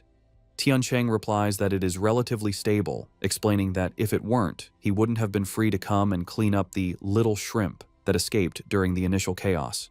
The blue-haired man seems to question his dismissive term. The blue-haired man reflects on the immense power of the Rat King, a monster that the entire Public Security Bureau was helpless against. He then internally acknowledges that in the face of a genius high-level being like Tiancheng, the monstrous Rat King was indeed just a little shrimp. Changing the subject, the blue-haired man playfully puts his arm around Tiancheng's shoulders, suggesting that since he is already there, he should visit their old school to give a lecture. Tiancheng resists, stating that he isn't an idle person and has a real job to do. The blue-haired man playfully insists, telling him that providing some ideological guidance to their cute junior students is also a form of work. Deep within a dark cavern under the light of the full moon, it is revealed that the Rat King survived its battle with Wu Tiancheng. The creature explains its recent actions, stating that at first, it only ate beggars, then it moved on to eating young people. Now, it kneels in submission, admitting that it eventually developed a taste for the pampered elite. The Rat King is not alone. It prostrates itself before a new, far more terrifying monster. A colossal, green-skinned being with glowing red eyes and immense power.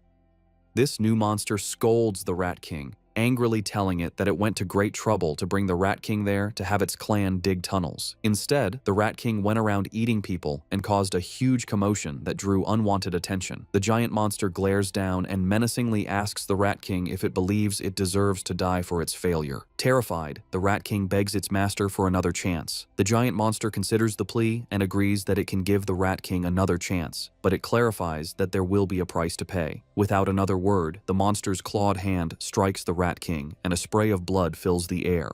Deep in the cavern, the giant green monster continues punishing the Rat King. Having ripped out one of its eyes, the monster holds the bloody orb and remarks that while the sewer rat's eyes smell foul, they taste delicious. The monster then grabs the cowering Rat King, acknowledging its cleverness for hiding and sending a subordinate to pose as the Rat King to be defeated by the authorities. This reveals the creature Wu Tiancheng fought was merely a decoy. However, the monster delivers a final, chilling warning. If the Rat King fails to dig tunnels as commanded, it will still die. Meanwhile, back at Shanghai High, the day of Lin Zichen's personal challenge has arrived. As he walks toward the gym, he is the subject of intense gossip. Students point him out as the arrogant first year who dared to challenge the entire school, with many eager to watch. Lin Zichen, however, is focused on his phone, where he is looking at a wanted notice for the 9 fugitive members of the Rat God cult, noting the 500,000 yuan reward for their capture.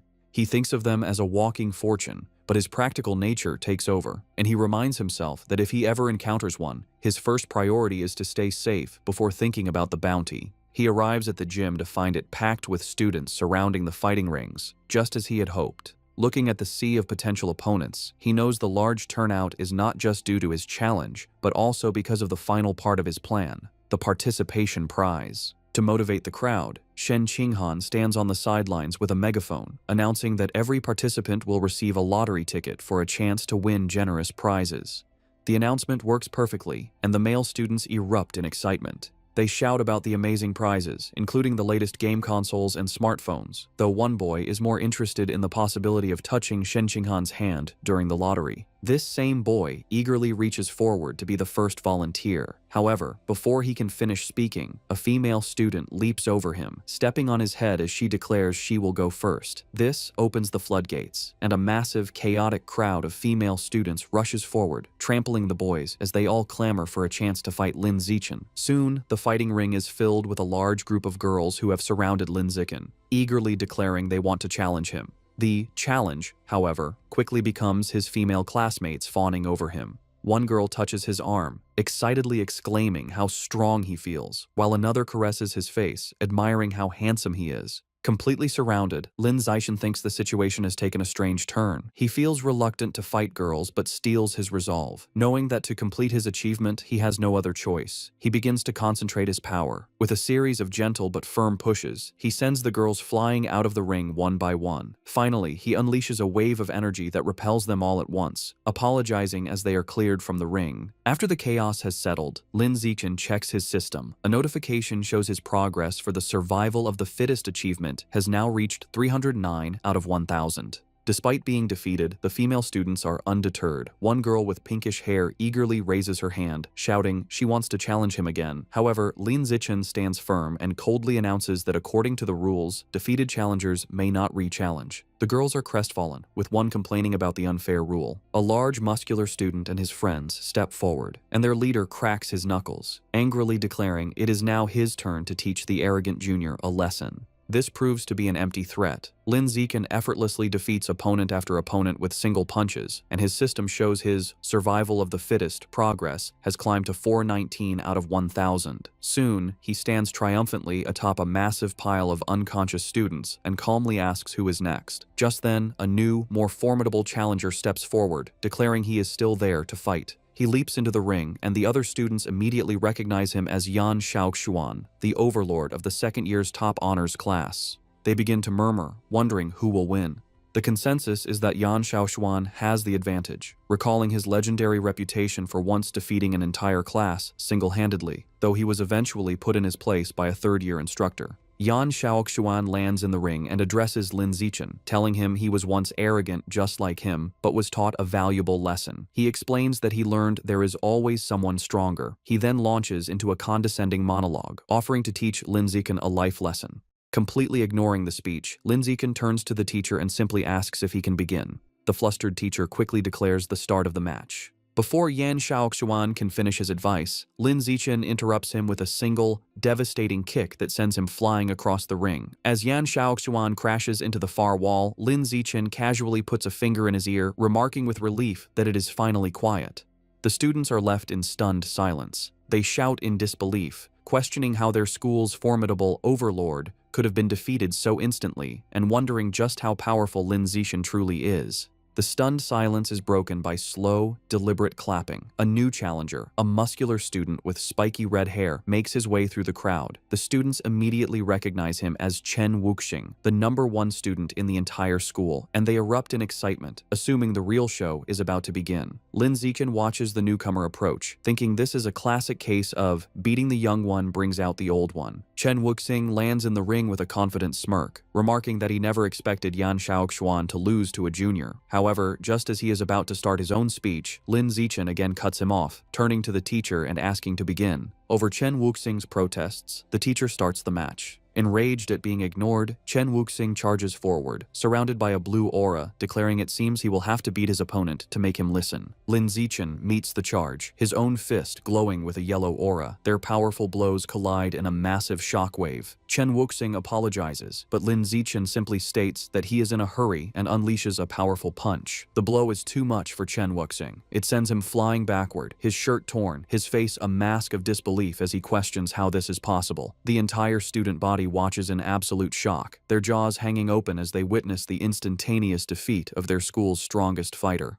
With the school's strongest fighters defeated, Lin Zichen turns to the still stunned crowd. He points to a random student and tells him to get in the ring to fight. The student points to himself in disbelief, and Lin Zichen confirms it, stating they haven't fought yet. The student nervously asks him to be gentle, but Lin Zichen smiles and reminds him that if he participates, he will get a lottery ticket. Motivated, the student rushes into the ring, and Lin Zichen promises to go easy. His promise is short-lived, as he immediately knocks the student out with a single punch. A system notification confirms that his achievement progress for survival of the fittest has increased by 1. Seeing this, the rest of the student body realizes there is no shame in losing to someone so overwhelmingly powerful, and they still have a chance to win the lottery prizes. Renewed enthusiasm sweeps through the crowd as they all surge forward, motivated by the prospect of winning a new smartphone. What follows is a systematic and effortless series of victories for Lin Zichen. He stands his ground, easily dispatching every student who challenges him, with his system's counter ticking up by 1 with each defeated opponent. After the final student is defeated, a large system notification appears, announcing that by eliminating 1,000 different competitors, he has successfully completed the achievement. Another notification immediately follows, confirming he has finally acquired the new biological attribute, survival of the fittest. Lin Zichen clenches his fist, a look of pure triumph on his face, ecstatic that his long and arduous challenge has finally paid off. With his quest complete, a system notification details Lin Zichen's new reward. He has acquired the biological attribute, survival of the fittest, which increases the damage he inflicts on other living beings. He strokes his chin thoughtfully, concluding that while it is a simple and practical damage-boosting ability, he is slightly annoyed the system doesn't specify the exact value of the increase. His objective achieved, Lin Zichen leaps down from the ring and announces the challenge is over. The female students are disappointed, complaining it ended too quickly, and they wanted to watch him more. Wasting no time, Lin Zichen grabs Shen Qinghan's hand, leads her through the parting crowd, and they quickly leave the emptying gym. Later, a hearty laugh is heard from the principal's office. Inside, the principal of Shanghai High sits on her desk, congratulating Lin Zichen for officially earning the title of the school's #1 fighter. Leaning in close, she playfully questions him, suggesting that since he defeated even Chen Wuxing in an instant, he must surely be hiding his true strength. Sitting on the couch with Shen Qinghan, Lin Zichen sips his drink and modestly replies that he only hid a little of his power. The principal gives him a knowing look, clearly not believing him. She brings up Chen Wuxing's recent special entrance exam for Kyoto University, where he lifted a 690-kilogram barbell with one hand. Based on that, she confidently estimates that Lin Zichen's own one-handed lift must be at least 800 kilograms. Internally, Lin Zichen knows he cannot let her find out his true, much higher strength. He plays along, telling her that her guess is nearly perfect, and his official data shows a lift of 795 kilograms. The principal laughs triumphantly, pleased she was right. As she celebrates, Lin Zichen tries to get her attention. Having established himself as the school's strongest, Lin Zichen immediately turns to his true priority. With an eager expression, he raises his hand and asks the principal when he can expect the 8,810 yuan prize money. Amused by his focus on money, the principal playfully calls him a little rascal, but agrees and immediately transfers the funds. Just as the principal begins to discuss his new responsibilities, Lin Zichen interrupts, asking if there is anything else he can do for her. He then makes a special request. Since both he and Shen Qinghan enjoy swimming, he asks for use of the gym's swimming pool. He clarifies that he wants exclusive access, meaning the pool should be closed to everyone else whenever they use it. The principal smiles and readily agrees. Internally surprised at how easily she consented, Lin Zichen adds one more condition. He explains that he dislikes being watched in his swim trunks, so he will be covering the security cameras during their private sessions. This statement causes Shen Qinghan to blush furiously. The principal's mind immediately jumps to a suggestive conclusion, thinking about the implications of a boy and girl being alone in a pool with the cameras covered. Her imagination runs wild, picturing a romantic and steamy encounter between the two of them. Playing along with her own misunderstanding, the principal retrieves a key from her desk, telling Lin Zichen that she will, of course, satisfy all of his requests. She hands him the key, officially designating the pool as their exclusive, private swimming area. As he takes it, she leans in close and whispers a final, teasing warning, telling him to just be careful not to create a new life while they are in there. Her suggestive comment leaves Lin Zichen completely baffled, as he wonders what she could possibly mean by a new life. As they walk down the school hallway, Lin Zichen looks at the key to the swimming pool. He thinks to himself that with exclusive access, he can finally begin to properly explore the true nature of Shen Qinghan's mysterious abilities. His thoughts are interrupted when Shen Qinghan stops him, saying she has a favor to ask. With a nervous expression, she explains she signed up for a singing competition. While she has practiced her solo parts, she still needs someone to help her with the duet section. She shyly asks if he can practice with her that evening, and Lin Zichen readily agrees. Overjoyed, Shen Qinghan throws her fist in the air and happily skips away. Lin Zichen watches her go, thinking about how much this competition means to her. He smiles, hoping she will be able to find her confidence through it. Later that night, at Shen Qinghan's apartment, the two are in her room practicing. She sings into a microphone while Lin Zichen sits and listens, providing the other part of the duet from his phone. Meanwhile, in the living room, Shen Qinghan's parents, Shen Jianye and Xu Meng, are watching. Her father expresses concern, asking his wife if it is appropriate for them to be alone in a room together now that they are older.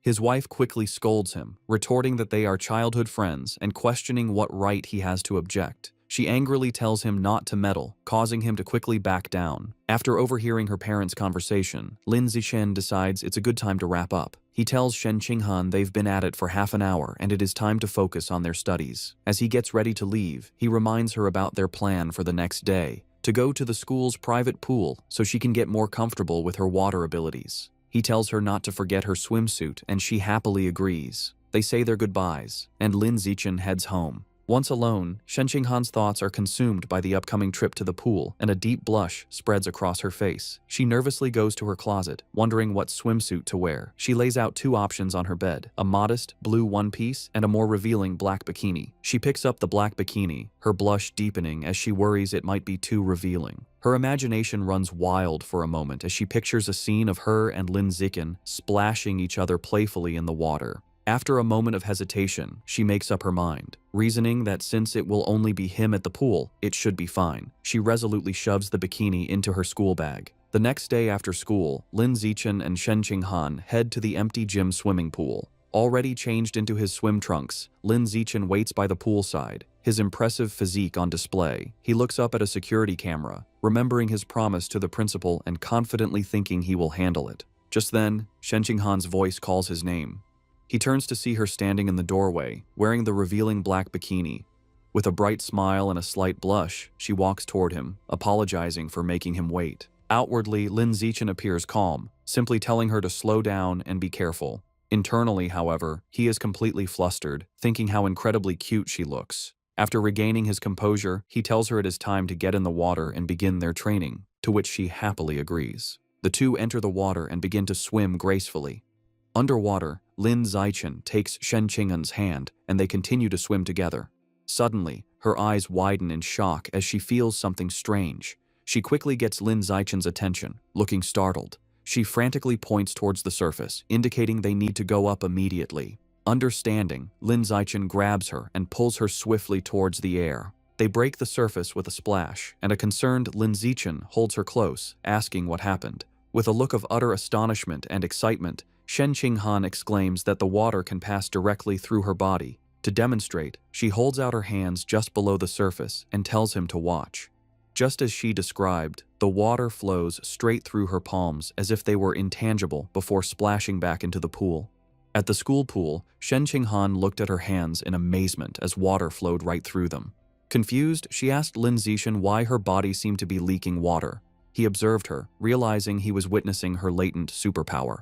He seriously asked to see her hand to examine it. Upon touching her palm, he noted that aside from the strange ability, there seemed to be nothing abnormal. To investigate further, he suggested they get out of the pool so he could check the rest of her body. A noticeably blushing and nervous Shen Qinghan shyly agreed. Shortly after, Shen Qinghan was lying on a lounger by the pool, covered in water from Lin Zichen's tests. As he poured water over her, she asked how much longer the examination would take. After checking her 3 times, Lin Zichen thoughtfully concluded there were no other abnormalities. Helping her sit up, he told her that, for now, it seemed only her hands had this ability, and she nodded in understanding. Sitting on the edge of the pool, Shen Qinghan asked if her lifelong problem of bedwetting could be related to this power, speculating that perhaps another part of her body also let water pass through.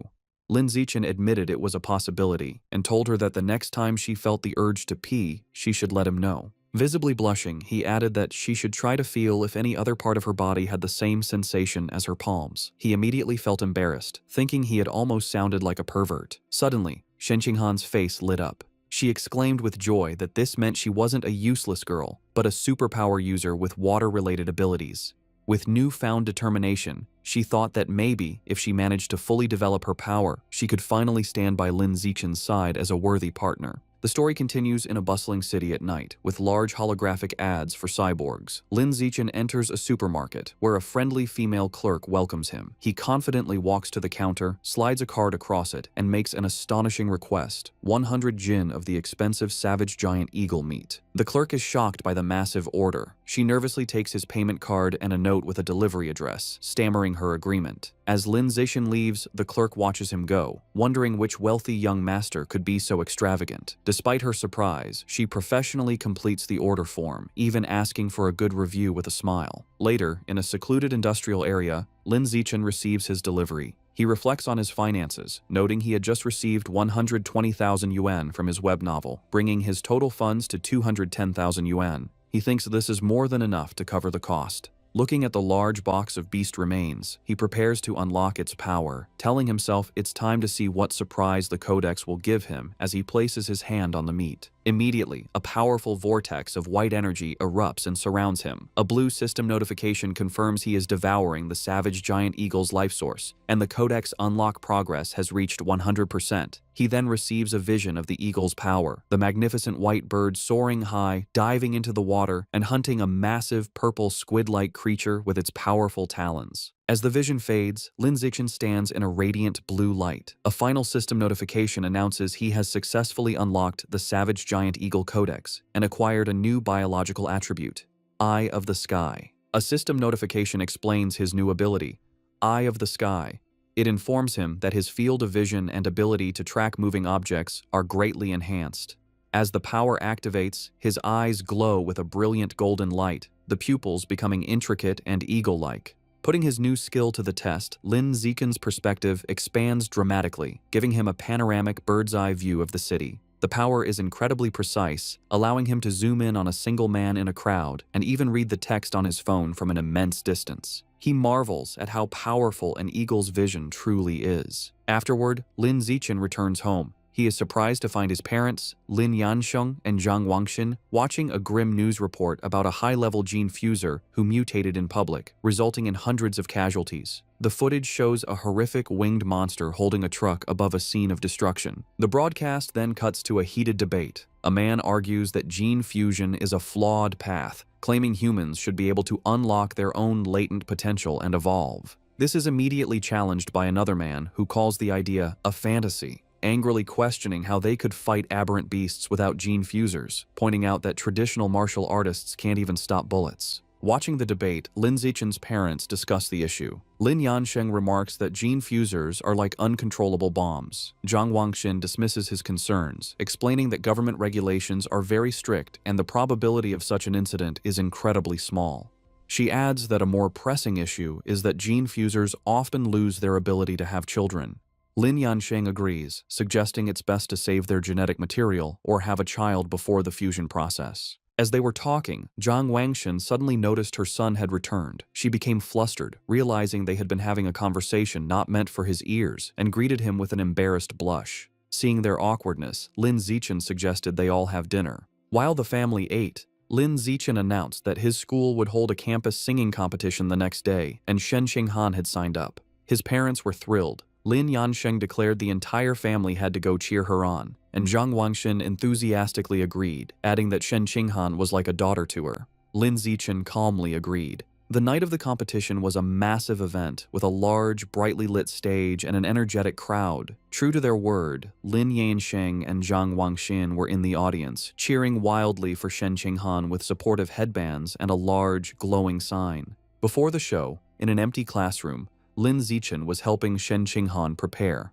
He gently applied makeup to her face. When she opened her eyes, she noticed he was staring intently at her. Blushing, she shyly asked why he was looking at her like that. Lin Zichen simply smiled and told her she looked beautiful. His sincere compliment made Shen Qinghan, dressed in an elegant black gown, blush even more deeply. Their intimate moment was interrupted by their friend, Chu Rui, who peeked in. She teasingly asked if they were finished with their affectionate display. A flustered Shen Qinghan frantically explained she had only asked for his help because of his excellent makeup skills. Chu Rui playfully dismissed her excuses, teasing them for acting like an old married couple. Lin Zichen is holding multiple makeup brushes, reinforcing his makeup master reputation. Xu Rui explained she only came to remind them they were on stage after the next two performers. With a final wave, she left. After she was gone, Lin Zichen told Shen Qinghan he would walk with her to prepare. However, Shen Qinghan remained seated, looking extremely nervous and trembling. With a deeply flustered expression, she shyly tugged on his jacket, struggling for words. A moment later, she blurted out that she had lost control of her bladder again, revealing her nervousness had triggered her unusual condition, leaving a wet stain running down her elegant dress and onto the floor. Overwhelmed with despair, Shen Qinghan cries hysterically. She tells Lin Zichen their performance is about to start and worries she has ruined everything. She fears everyone will hate her if they find out she wet her pants. Lin Zichen calmly approaches her, holds her face, and tells her to stop crying or her makeup will be ruined. As they stand alone in the empty classroom, an idea strikes him. His gaze falls on the large white curtains. Wasting no time, he grabs scissors and rips a curtain from the wall. He spreads it on a table and skillfully begins cutting the fabric. Shen Qinghan watches in amazement, her tears stopping. In a moment, he transforms the curtain into an elegant, multi-layered white dress. Moved by his ingenuity, she whispers his name. Lin Zichen presents his creation and tells her to hurry to the bathroom to change. Blushing, Shen Qinghan says that's not necessary and asks him to turn around so she can change right there. Lin Zichen is visibly flustered by her request, a deep blush spreading across his face. Despite his embarrassment, he agrees and turns his back so she can have some privacy. Behind him, Shen Qinghan sensually removes her ruined black dress. Although he isn't looking, Lin Zichen can hear everything, and he remains flustered as she stretches playfully in her underwear behind him before putting on the new dress. Once changed, Shen Qinghan tells Lin Zichen he can turn around. He sees her looking stunning in the impromptu gown. She thanks him, smiling brightly and explaining that after her cry, she's no longer nervous. Lin Zichen wishes her luck, affectionately patting her head as she beams at him. Soon, an announcer calls Li Chuxin and Shen Qinghan to the stage. They deliver a vibrant, energetic performance, captivating the crowd. After, the announcer builds suspense before declaring them the winners. The two friends embrace joyfully as the audience cheers wildly. In the crowd, Lin Zichen stands with his father, applauding proudly with a satisfied smile. The next day, a teacher enters the classroom and is shocked to see the window, angrily demanding to know who cut up the curtain. As punishment, Lin Zichen and Shen Qinghan must clean the entire classroom. While mopping, Lin Zichen thinks it's a fitting atonement. Suddenly, a system notification pops up, announcing he completed an achievement for cooperating 1,000 times. His reward is the Gregarious Animal attribute, which increases his combat power based on nearby allies. A small, satisfied smile crosses his face at this unexpected gain. Meanwhile, Shen Qinghan's life has improved. After her victory, she becomes much more popular. Other girls praise her singing and invite her to karaoke. Beaming with newfound confidence, she happily agrees. Her confidence also helps her martial arts skills improve steadily. Lin Zichen also progresses, winning a major martial arts tournament, the first for Shanghai High in 5 years. He is celebrated by his parents, a joyful Shen Qinghan, and his teammates. Soon his room is filled with trophies. His fame leads to an endorsement deal, making him the spokesperson for the He family's martial arts gym. All his hard work pays off. Between his endorsement deal and his web novel income, Lin Zichen has amassed over 900,000 yuan. Looking at his bank balance, he concludes it's more than enough to unlock the next codex. Lin Zichen goes to a secluded area to pick up his next order from the friendly supermarket clerk. Inside the large box are the remains of a hidden dragon, a large, lizard-like creature known for stealth. Placing his hand on the meat, Lin Zichen begins the absorption process, and a powerful blue aura erupts around him. A system notification confirms he is devouring the hidden dragon's life source, and the Codex unlock progress reaches 100%. A moment later, another notification announces he has unlocked the Hidden Dragon Codex and acquired the new attribute, Natural Camouflage. The system explains his new power. The ability allows him to reduce his presence by lowering his internal life signs and lets him hide his true biological level. Lin Zichen immediately understands the skill's dual applications. He can become stealthy for ambushes, or hide his true strength to lull enemies into a false sense of security. With his main objective complete, he remembers he needs to buy a cake for his mother and walks through the city. His thoughts are interrupted by a shout. He turns to see a startling scene, a beautiful red-haired woman being forcefully escorted by 2 guards in tactical gear. Suddenly, a young man involved in the arrest calls his name in surprise. Lin Zichen recognizes him as Zhang Kai, a senior from his school. His attention is drawn to Zhang Kai's powerful cybernetic legs. Zhang Kai explains nonchalantly that after failing to get into high school, he became a biker and broke his legs so badly in an accident they had to be amputated. Zhang Kai explains he was lucky enough to join a mechanical modification experiment run by the Mechanical God Group, which unexpectedly transformed him from a disabled person into a cyborg.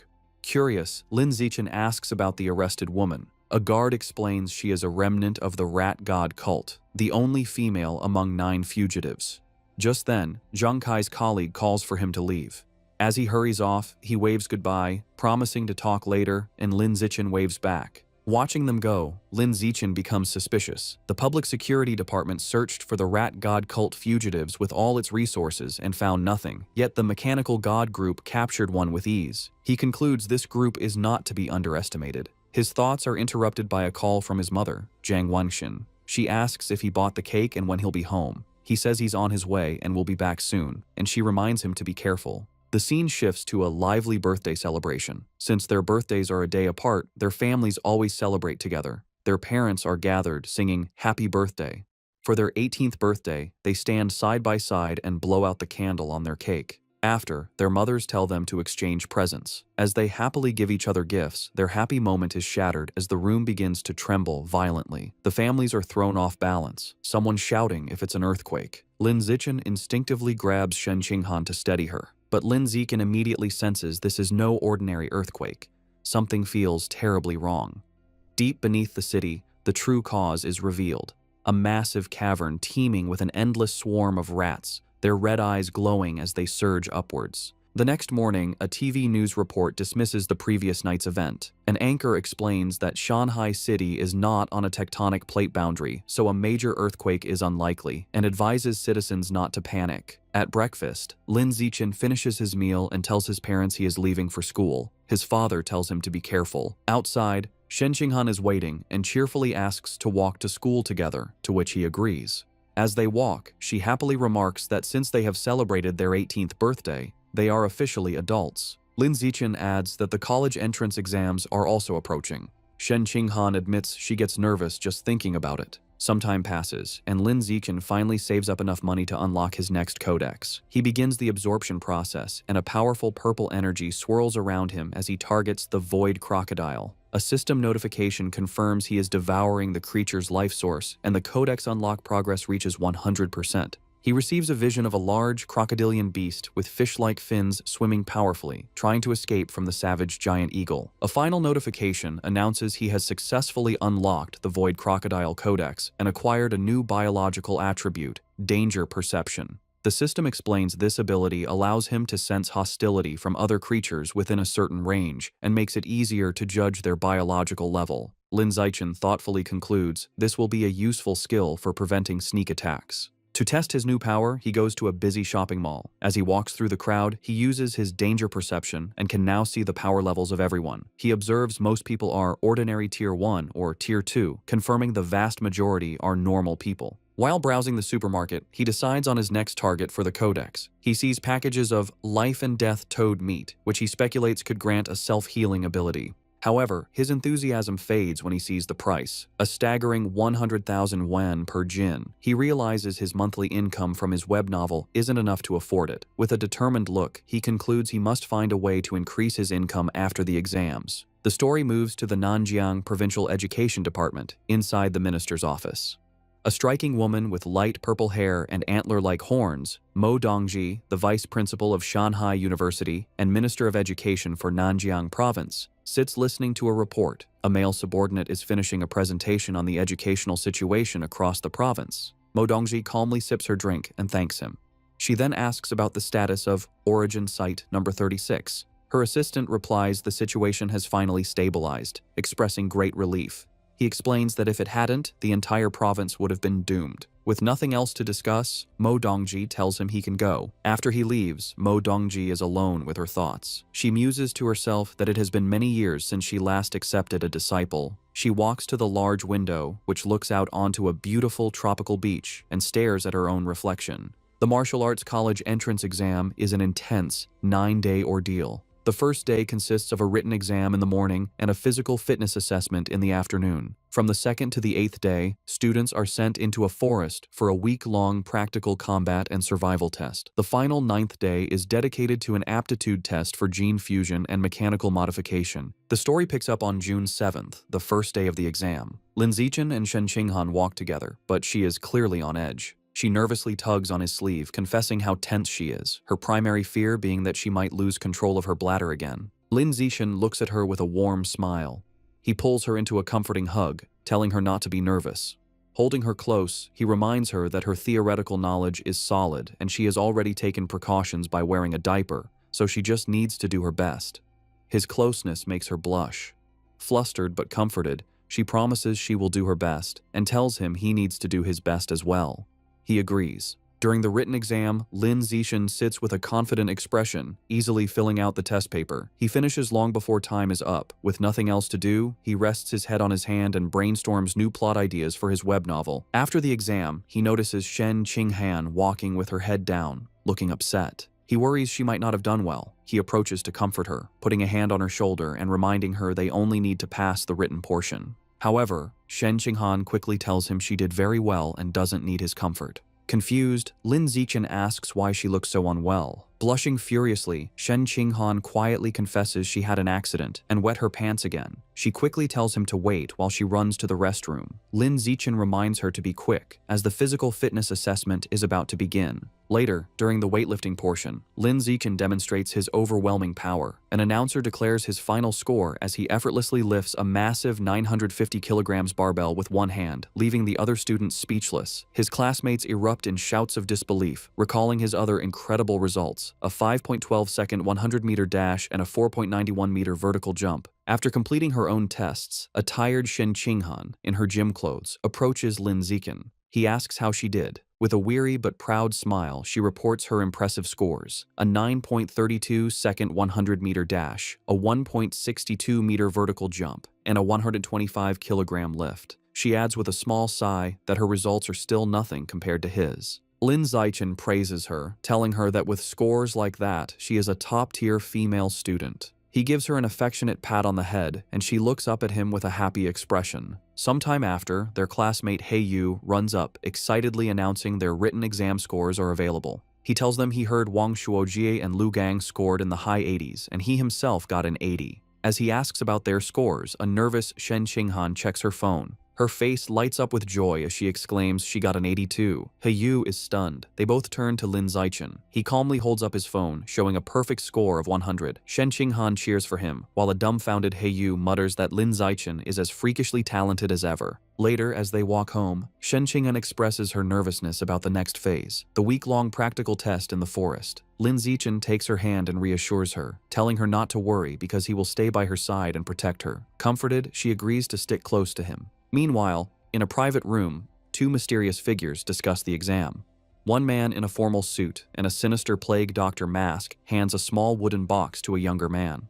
The masked man instructs his subordinate to make good use of his position as a safety officer. The young man takes the box. Inside are 10 dark, seed-like objects, which the masked man calls demon seeds, that will aid him in his mission. The masked man promises that if the young man succeeds, he will be recommended to become a full member of their organization. The young man seems more interested in a different reward, stating he would prefer a rare, different fruit. The masked man scoffs, calling him short-sighted. He explains a single fruit could only help him evolve to a mid-tier rank, whereas joining their organization opens the door to evolving into a truly advanced being. After a moment, the young man is convinced, agreeing that becoming an official member is the more valuable prize. A convoy of buses travels through a dense, foggy forest. An announcement informs students they are about to arrive at the practical exam location. Inside a bus, Shen Qinghan is sleeping on Lin Zichen's shoulder. He gently wakes her, letting her know they have arrived. An automated voice directs students from Entrance 9 to get off the bus and proceed to the assembly point.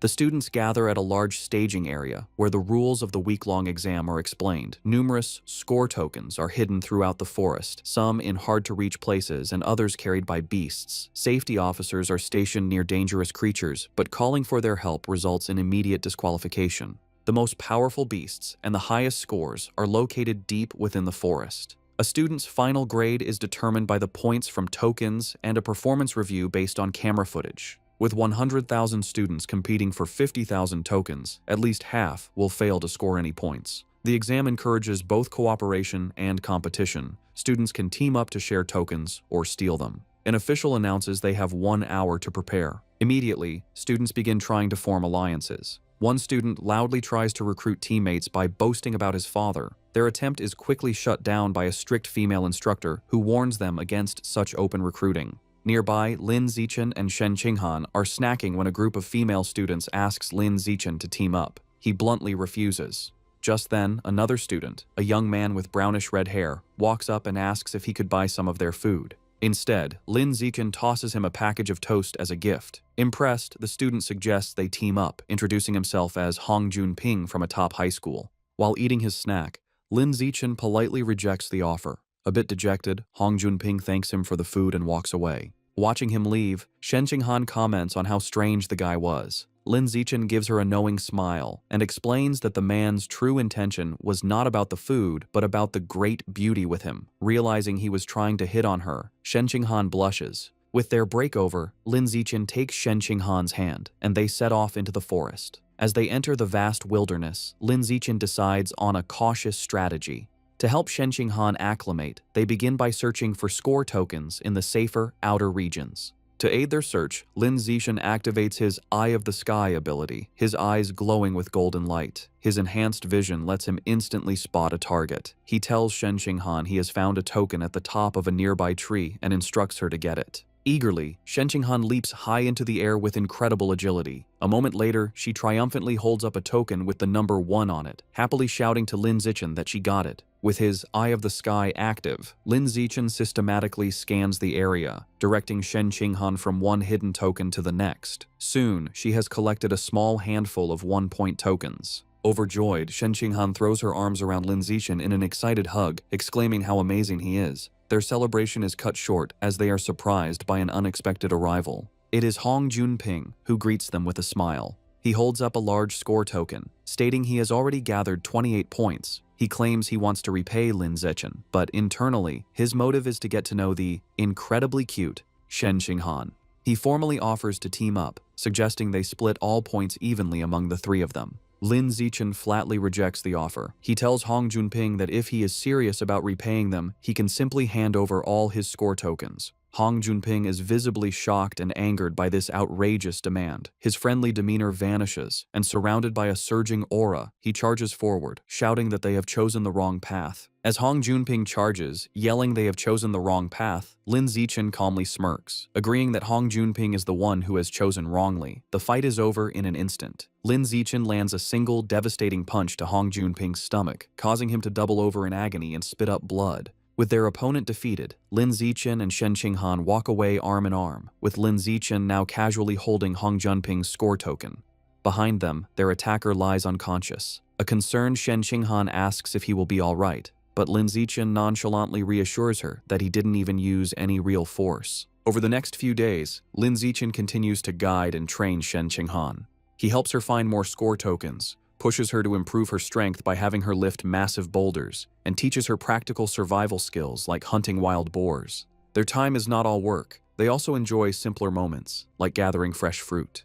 They work as a perfect team, easily fending off other students who try to ambush them. When tired, they rest together under a makeshift roof. As Shen Qinghan sleeps on his shoulder, Lin Zichen looks at her fondly, wishing the peaceful moment could last longer. Finally, they arrive at the central area of the forest. Shen Qinghan points out a wooden sign that ominously reads, "Danger, Aberrant Beast Zone."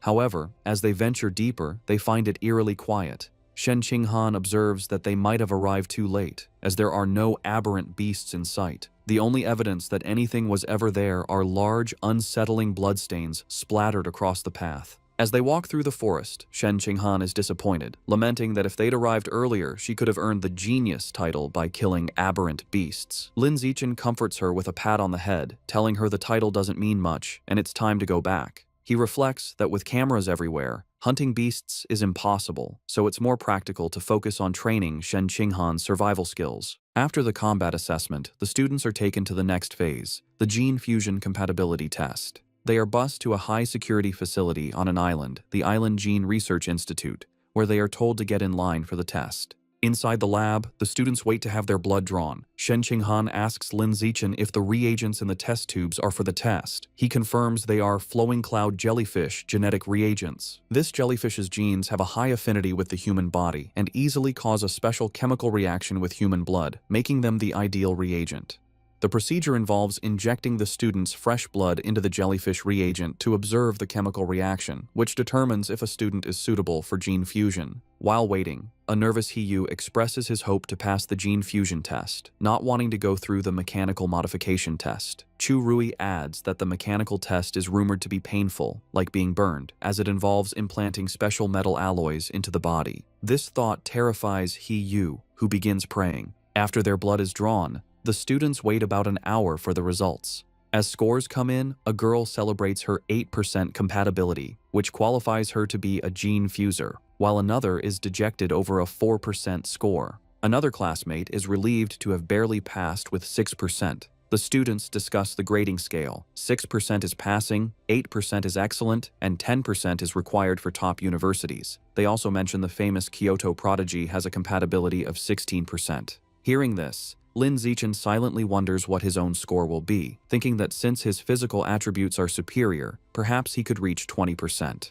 Shen Qinghan, growing anxious, grabs Lin Zichen's arm for support. He calmly takes her hand, telling her it's normal to be nervous, while thinking she might not be able to continue with him if her compatibility is too low. Suddenly, their friend Chu Rui exclaims in joy that she scored 10%, high enough for the top universities. Hiyu, however, seems slightly disappointed with his 11% score, feeling it should have been higher. Seeing that others have results, Lin Zichen turns to check his phone. Shen Qinghan, too scared to look at her own score, asks him to check his first and then hers. He agrees and looks at his phone. The result is an impressive 15%. Overjoyed, Shen Qinghan immediately throws her arms around Lin Zichen in a celebratory hug, exclaiming that with a score like that, he is surely the top scholar in the province. Despite Shen Qinghan's joy, Lin Zichen is internally disappointed his 15% compatibility is lower than the Kyoto prodigies, leading him to conclude that physical strength isn't the only factor determining aptitude for gene fusion. He then gently tells Shen Qinghan it's her turn to check her results, and she nervously agrees. He tries to reassure her, saying that if someone like him can get a good score, she certainly can too.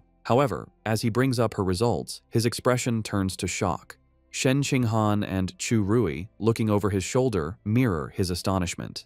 The phone screen displays an unbelievable result. Shen Qinghan has a gene fusion compatibility of 21%. The scene shifts to the Nanjing Provincial Ministry of Education headquarters, where Mo Dongji is in a meeting with other officials, including the principal of Shanghai High. Mo Dongji announces the gene fusion compatibility results are in. First, they see Lin Zichen's profile, noting his impressive 15% score, making him the provincial top scholar. The other officials congratulate the principal of Shanghai High, and while she acts modest, she is inwardly proud. Just as everyone believes the top student has been identified, Shen Qinghan's results are displayed. Her 21% compatibility score sends a shockwave through the room. The officials exclaim in disbelief, questioning if such a high number is possible. The principal is just as surprised, recalling Shen Qinghan as Lin Zichen's seemingly ordinary childhood friend. The extraordinary result piques Mo Dongji's interest, who asks for more information on Shen Qinghan. The principal of Shanghai High nervously suggests to Mo Dongji that Shen Qinghan's result must be a mistake, as her school performance has always been ordinary. With a sigh, Mo Dongji decides there's no other way and that she must go see for herself. Back at the testing facility, students are in an uproar over the 21% result, questioning if the test was wrong. Shen Qinghan herself turns to Lin Zichen in disbelief, asking if there was a mistake. Lin Zichen calmly tells her he doesn't think it's an error. He leans in close, explaining she has a natural high affinity for water, and since the test used a reagent from a water attribute beast, like the flowing cloud jellyfish, her result makes sense. Shen Qinghan's eyes light up with understanding. She excitedly realizes this means her body is highly compatible with water attribute beast genes, making her a natural genius. With newfound confidence, she looks at Lin Zichen, thinking she is finally worthy of standing by his side. Lin Zichen smiles warmly, happy for her. Their moment is suddenly interrupted when someone shouts for everyone to look outside. As they turn, they witness a massive whirlpool of water rising from the ocean, and standing atop it is Mo Dongji. The students watch in awe as she stands powerfully on the surging wave. The other students panic, wondering if she is a heretic, and fearing she is about to destroy the entire facility. Mo Dongji lands gracefully, the water receding around her. The Research Institute staff immediately recognize her, bowing and calling her name. They identify her as Mo Dongji, Vice Principal of Shanghai University, from a prestigious martial arts family with a 1,000-year history.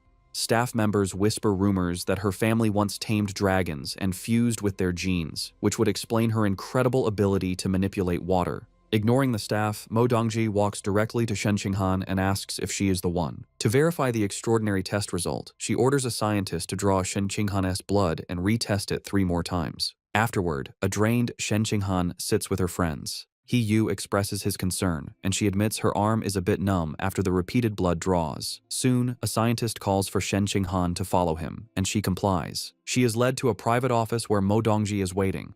Mo Dongji smiles, announcing the results are in. She leans close to the nervous girl, exclaiming that all 3 tests consistently showed 21% compatibility.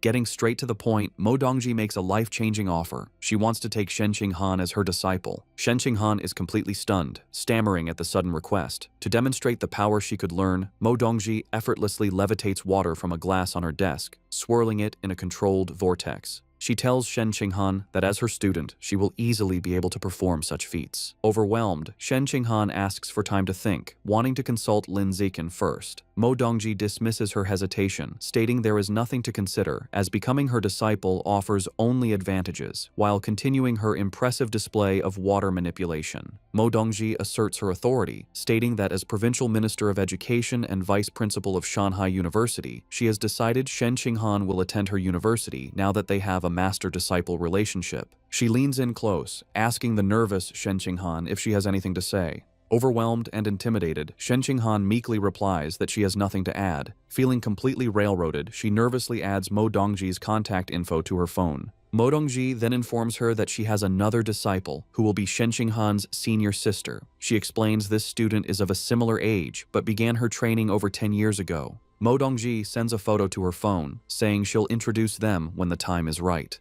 Shen Qinghan is shocked when she sees the picture of a white-haired girl with a spear, surrounded by skeletal remains and standing over a monstrous carnivorous plant.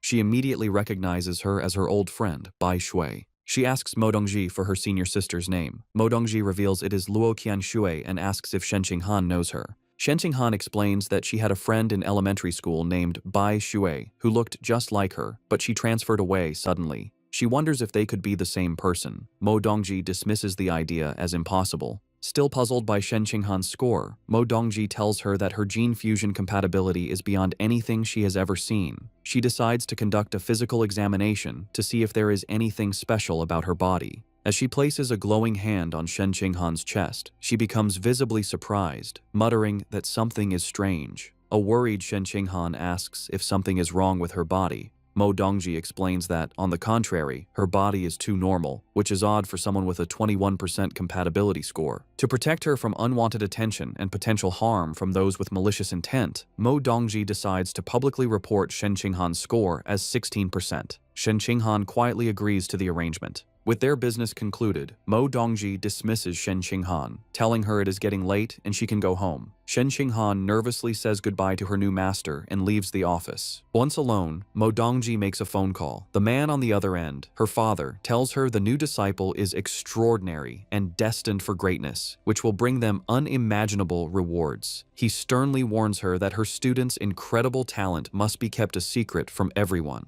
Mo Dongji agrees, telling her father she understands. Later, as Lin Zichen gives Shen Qinghan a ride home on his bicycle, he remarks how strange it is that she so suddenly acquired a master. She agrees the situation feels very abrupt. Lin Zichen decides they should adopt a wait-and-see approach. He tells her if Mo Dongji proves to have no malicious intent, then it is fine to accept her as a master. However, he adds, if she turns out to be a bad person, they will end the relationship once Shen Qinghan is strong enough. Shen Qinghan agrees with his plan as she gets off the bike. As they arrive, their mothers, Zhang Wangxin and Xu Meng, greet them with great excitement. They announce they are all going to a restaurant to celebrate their children's success. They are overjoyed that Shen Qinghan is the provincial top scholar and that she and Lin Zichen can attend the same university together. At the restaurant, both families raise their glasses in a toast, celebrating Shen Qinghan and Lin Zichen for achieving the top 2 scores in the province. After the joyful dinner, the families part ways, wishing each other a safe trip home. That night, under a full moon, there is a knock at Lin Zichen's door. His mother, Zhang Wangxin, opens it to find Shen Qinghan standing there in her pink pajamas, looking flustered. Zhang Wangxin smiles and teasingly asks if she has come to sleep with Lin Zichen again. Flustered by Zhang Wangxin's teasing, Shen Qinghan quickly denies any romantic intentions, insisting she has something very important to discuss with Lin Zichen in person. She tells Zhang Wangxin she's going to find him and rushes into his room. Amused, Zhang Wangxin watches her go, wondering to herself if the important matter is a love confession. Shen Qinghan knocks on Lin Zichen's door, telling him she has something important to say. When he opens the door and asks what's wrong, she explains it is about the matter with her new master from earlier that day. Inside his room, she sits on his bed, hugging a pillow for comfort. She tells him that her master, Mo Dongji, performed a full physical examination on her, but found nothing out of the ordinary, concluding that her body was no different from a normal person's. Shen Qinghan reveals the crucial detail. Even with her power, Mo Dongji was unable to detect her strange ability to let water pass through her body. Lin Zichen is internally stunned by this revelation. He reflects on Mo Dongji's immense power, capable of controlling massive waves, yet she was unable to uncover the secret of Shen Qinghan's body. He concludes that her physical constitution is far more mysterious than he had ever imagined. He places a reassuring hand on her shoulder, advising her that they must keep this ability a secret from everyone for now, as they cannot predict the consequences if it were to be revealed. He suggests they can slowly study it later when they are stronger and more experienced. Shen Qinghan agrees, telling him she will follow his lead. She then brings up another topic, remembering that her master mentioned she has a senior sister. Shen Qinghan explains that she saw a photo of this senior sister and was shocked by how much she looks like her old friend, Bai Shui. She then shows the picture on her phone to Lin Zichen. He takes the phone and examines the photo of Luo Qianshu. He acknowledges the resemblance, but notes that her aura is completely different from the Bai Shui he remembers. His attention, however, is drawn to the strange, forested background of the image. He asks Shen Qinghan if she has any idea where the photo was taken. Shen Qinghan tells Lin Zichen she doesn't know where the photo was taken, but she will ask her master. She sends a text to Mo Dongji, asking about the location. Mo Dongji gives a one-word reply: source site. When Shen Qinghan asks for more details, her master cryptically responds that she will find out when she becomes stronger. Shen Qinghan relays this information to Lin Zichen, telling him she couldn't get any more details. Lin Zichen decides they should put the matter aside for now and revisit it in the future. Later, as they lie on his bed, both looking at their phones, Shen Qinghan quietly watches him for a moment. She then asks him if men like women who wear cheongsams. The question catches Lin Zichen off guard, and he internally wonders if she was influenced by her master, Mo Dongji, who wears a similar traditional dress. He blushes as he imagines Shen Qinghan in a cheongsam, thinking to himself that it would look very good on her and admitting that it depends on the person. Sensing his response, Shen Qinghan leans in closer, pressing him on whether he likes them. A completely flustered Lin Zichen stammers that he supposes he does. She continues her questioning, asking about stockings and whether he prefers black, white, or nude-colored ones. He wonders why she is asking such strange questions. Pinned down on the bed, he finally relents, admitting that if he had to choose, he would pick black or white stockings. Satisfied with his answers, Shen Qinghan immediately sits up and starts ordering a cheongsam and stockings on her phone, leaving a bewildered Lin Zichen to wonder what just happened. Their conversation is interrupted by a knock at the door. It is Zhang Wangxin who has brought a bag for Shen Qinghan. She explains that Shen Qinghan's mother sent over some toiletries and told her to just sleep over for the night. A completely flustered Shen Qinghan takes the bag, stammering that she never asked her mother to send anything, and wondering why she would act on her own. As she leaves, Zhang Wangxin cheerfully tells them not to worry, as they are both adults now, so it is perfectly fine for them to sleep over together before closing the door. An awkward silence fills the room as both Shen Qinghan and Lin Zichen blush, unsure of what to do next. Resigning herself to the situation, Shen Qinghan sits on the bed and opens the bag, stating that she will just change her diaper and go to sleep. However, as she looks inside, she pulls out an object with a surprised expression, asking what it is. To her absolute horror, she realizes she is holding a box of those things for safety. Utterly mortified, she wonders what on earth her mother was thinking by packing such an item in her bag. In a complete panic, she stammers that she is going to change her diaper and scrambles off the bed, tripping over her own feet and falling face first onto the floor in her haste to escape. Lin Zichen is left sitting on the bed, completely bewildered by the chaotic scene and wondering what is going on. Lin Zichen and Shen Qinghan have been accepted into the Evolution Academy of Shanghai University. Lin Zichen tells Shen Qinghan, who is sitting on the back of his bicycle, to hold on tight because they're about to get going. She obliges, wrapping her arms around his waist. They have both also signed up for the He family's martial arts gym and are on their way to a promotional event today. As they ride through the bustling city streets, Lin Zichen suddenly notices that a strange group of people is blocking their path. A man in black and gold robes, accompanied by several men in white karate uniforms, stands before them and asks if he is Lin Zichen. Surprised, Lin Zichen stops the bike and asks them who they are. The man introduces himself as Liu Chuanwu, the dean of Shanghai University's Budo Academy. However, he clarifies that he is not there in his official capacity, but as a representative of an organization called Tianren-Ge. Tianren-Ge is a conservative organization that opposes gene fusion and mechanical modification, preferring to fight threats with traditional martial arts. Lin Zichen recalls hearing about them, but internally dismisses them, thinking their ideology is misguided and deludes its followers. Liu Chuanwu formally invites Lin Zichen to join Tianren-Ge. Ignoring him, Lin Zichen simply asks them to get out of his way. As Lin Zichen tries to pass, Liu Chuanwu places a hand on his shoulder to stop him, asking for a moment to talk. Attempting to persuade him, Liu Chuanwu offers him a new phone as a gift, but Lin Zichen is clearly made uncomfortable by the insistence. Later, Lin Zichen, Shen Qinghan, and Liu Chuanwu are sitting in a cafe. Liu Chuanwu explains that his organization, Tianren-Ge, researches how to unlock the potential of pure-blooded humans without gene fusion or mechanical modifications. He passionately claims that their goal is to help humans break through the ordinary biological barriers and evolve into advanced, rare, or even epic beings.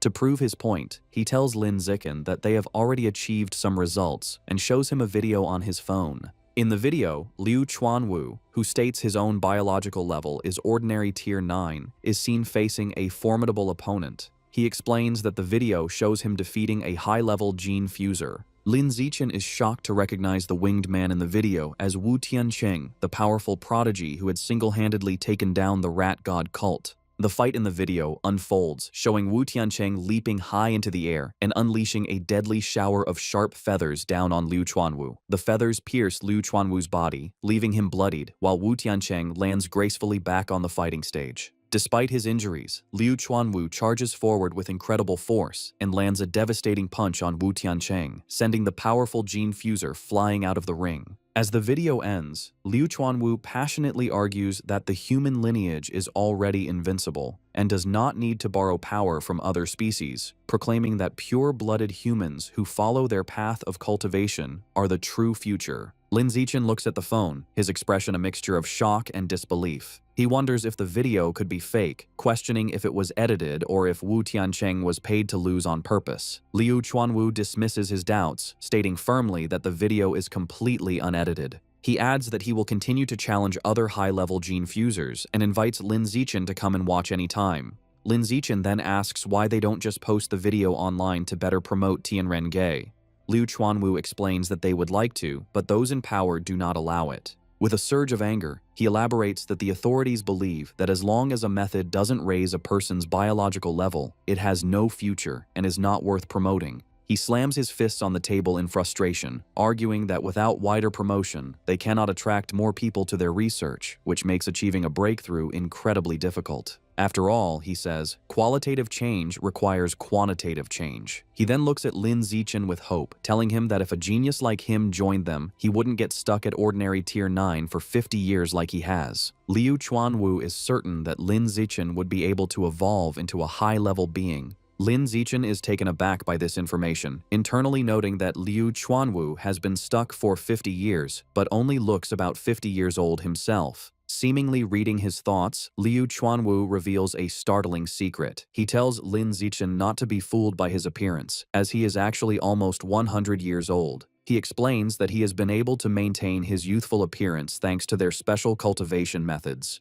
Skeptical, Lin Zichen searches online for the dean of Shanghai University's Budo Academy.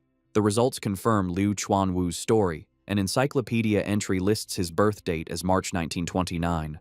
Lin Zichen is surprised their cultivation method can grant such longevity and briefly wonders if his parents could learn it. He continues to scroll and learns that in his youth, Liu Chuanwu was the young master of the Liu family, a top martial arts clan. When the era of gene fusion began, his family's refusal to adapt led to their decline, with their dojo falling into ruin. The information also reveals a personal tragedy. Liu Chuanwu's insistence on the traditional path resulted in his wife and children leaving him as they chose to embrace gene fusion. Looking at the article, Lin Zichen thinks about his relationship with Shen Qing'an, confident she would never leave him. His research is interrupted when he scrolls further and sees something that shocks him.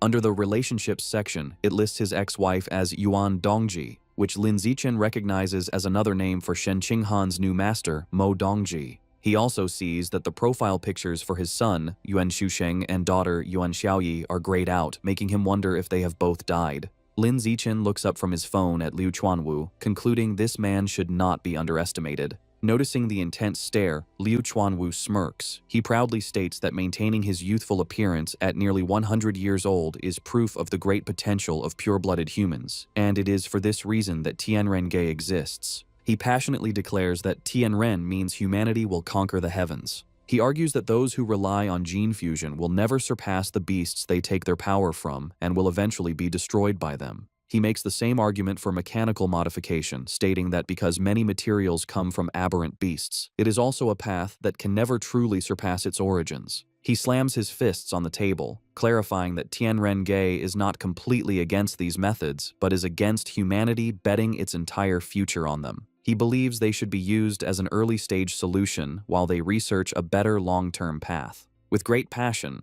Liu Chuanwu extends his hand, sincerely inviting Lin Zichen to join Tianren-ge and work for the future of humanity. However, Lin Zichen holds up a hand, silently declining. Undeterred, Liu Chuanwu expresses his firm belief that Lin Zichen has the potential to become the first pure-blooded human to break through the ordinary biological barrier. Lin Zichen, however, remains practical and asks what exactly this cultivation method is. Liu Chuanwu proudly explains their technique is the blood-tempering art, a method from ancient ruins. He describes it as a way to use one's own qi and blood to temper and strengthen the body, increasing combat power. He boasts that ancient records claim at its highest level, this art allows a practitioner to become a saint in the flesh, capable of shattering mountains and tearing apart giant steel beasts with their bare hands. However, Liu Chuanwu reveals a critical limitation. The art can only be practiced by pure-blooded humans. He explains that gene fusers have impure blood, while mechanically modified individuals have incomplete bodies that prevent the necessary circulation of qi and blood. This, he argues, is why he believes humanity's future lies with pure-blooded individuals. He once again formally asks Lin Zichen to join Tianren-ge.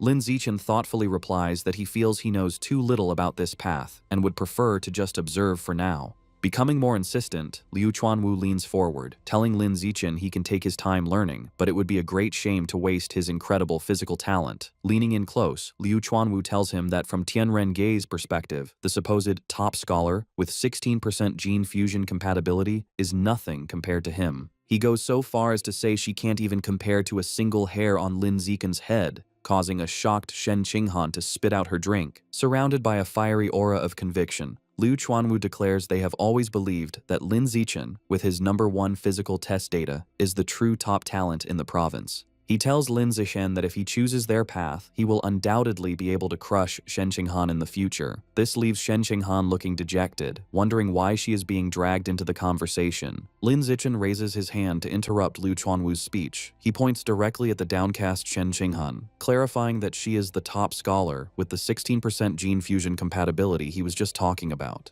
Shen Qinghan gives an awkward wave as Liu Chuanwu begins to sweat nervously. Deciding to end the conversation, Lin Zixin announces it is getting late. He picks up the phone Liu Chuanwu had offered him earlier. Standing up, he takes Shen Qinghan's hand, thanks Liu Chuanwu for the phone and drinks, and informs him they are leaving. In a panic, Liu Chuanwu reaches out desperately, pleading with them to wait and offering a trial period of half a year. As they walk away hand in hand, he shouts after them, offering to double whatever benefits the Evolution Academy gives him. When that doesn't stop them, he becomes even more desperate and raises his offer to triple the benefits. The word triple makes Lin Zixin stop, his eyes wide with shock. The scene changes abruptly as Lin Zixin is suddenly back at the table, telling Liu Chuanwu he has always agreed with Tianren Gei's philosophy. With a fiery look of determination, Lin Zixin clenches his fist and declares he has decided to bring his talent to Tianren Gei and contribute to the cause of pure-blooded humanity. Liu Chuanwu is left stunned and speechless, while a small chibi version of him cries over the vast amount of money he has just promised. Having made his decision, Lin Zixin tells Liu Chuanwu he has a question. He asks if he knows what the source site is. Liu Chuanwu is visibly surprised, wondering how a young student could know about such a place. His expression turns solemn as he explains that the source site is believed to be the origin of all life. He elaborates that all the aberrant beasts in the world originate from there. Lin Zixin reflects on the information, realizing the source site is the origin of all aberrant beasts. He asks Liu Chuanwu if the beast meat sold in markets also comes from there. Liu Chuanwu confirms this, explaining the meat on Earth isn't enough to feed the general population. Lin Zixin then asks about videos of the place. Liu Chuanwu shakes his head, explaining that no electronic devices function there, so the only way to record anything is through realistic drawings. This triggers a memory for Lin Zixin.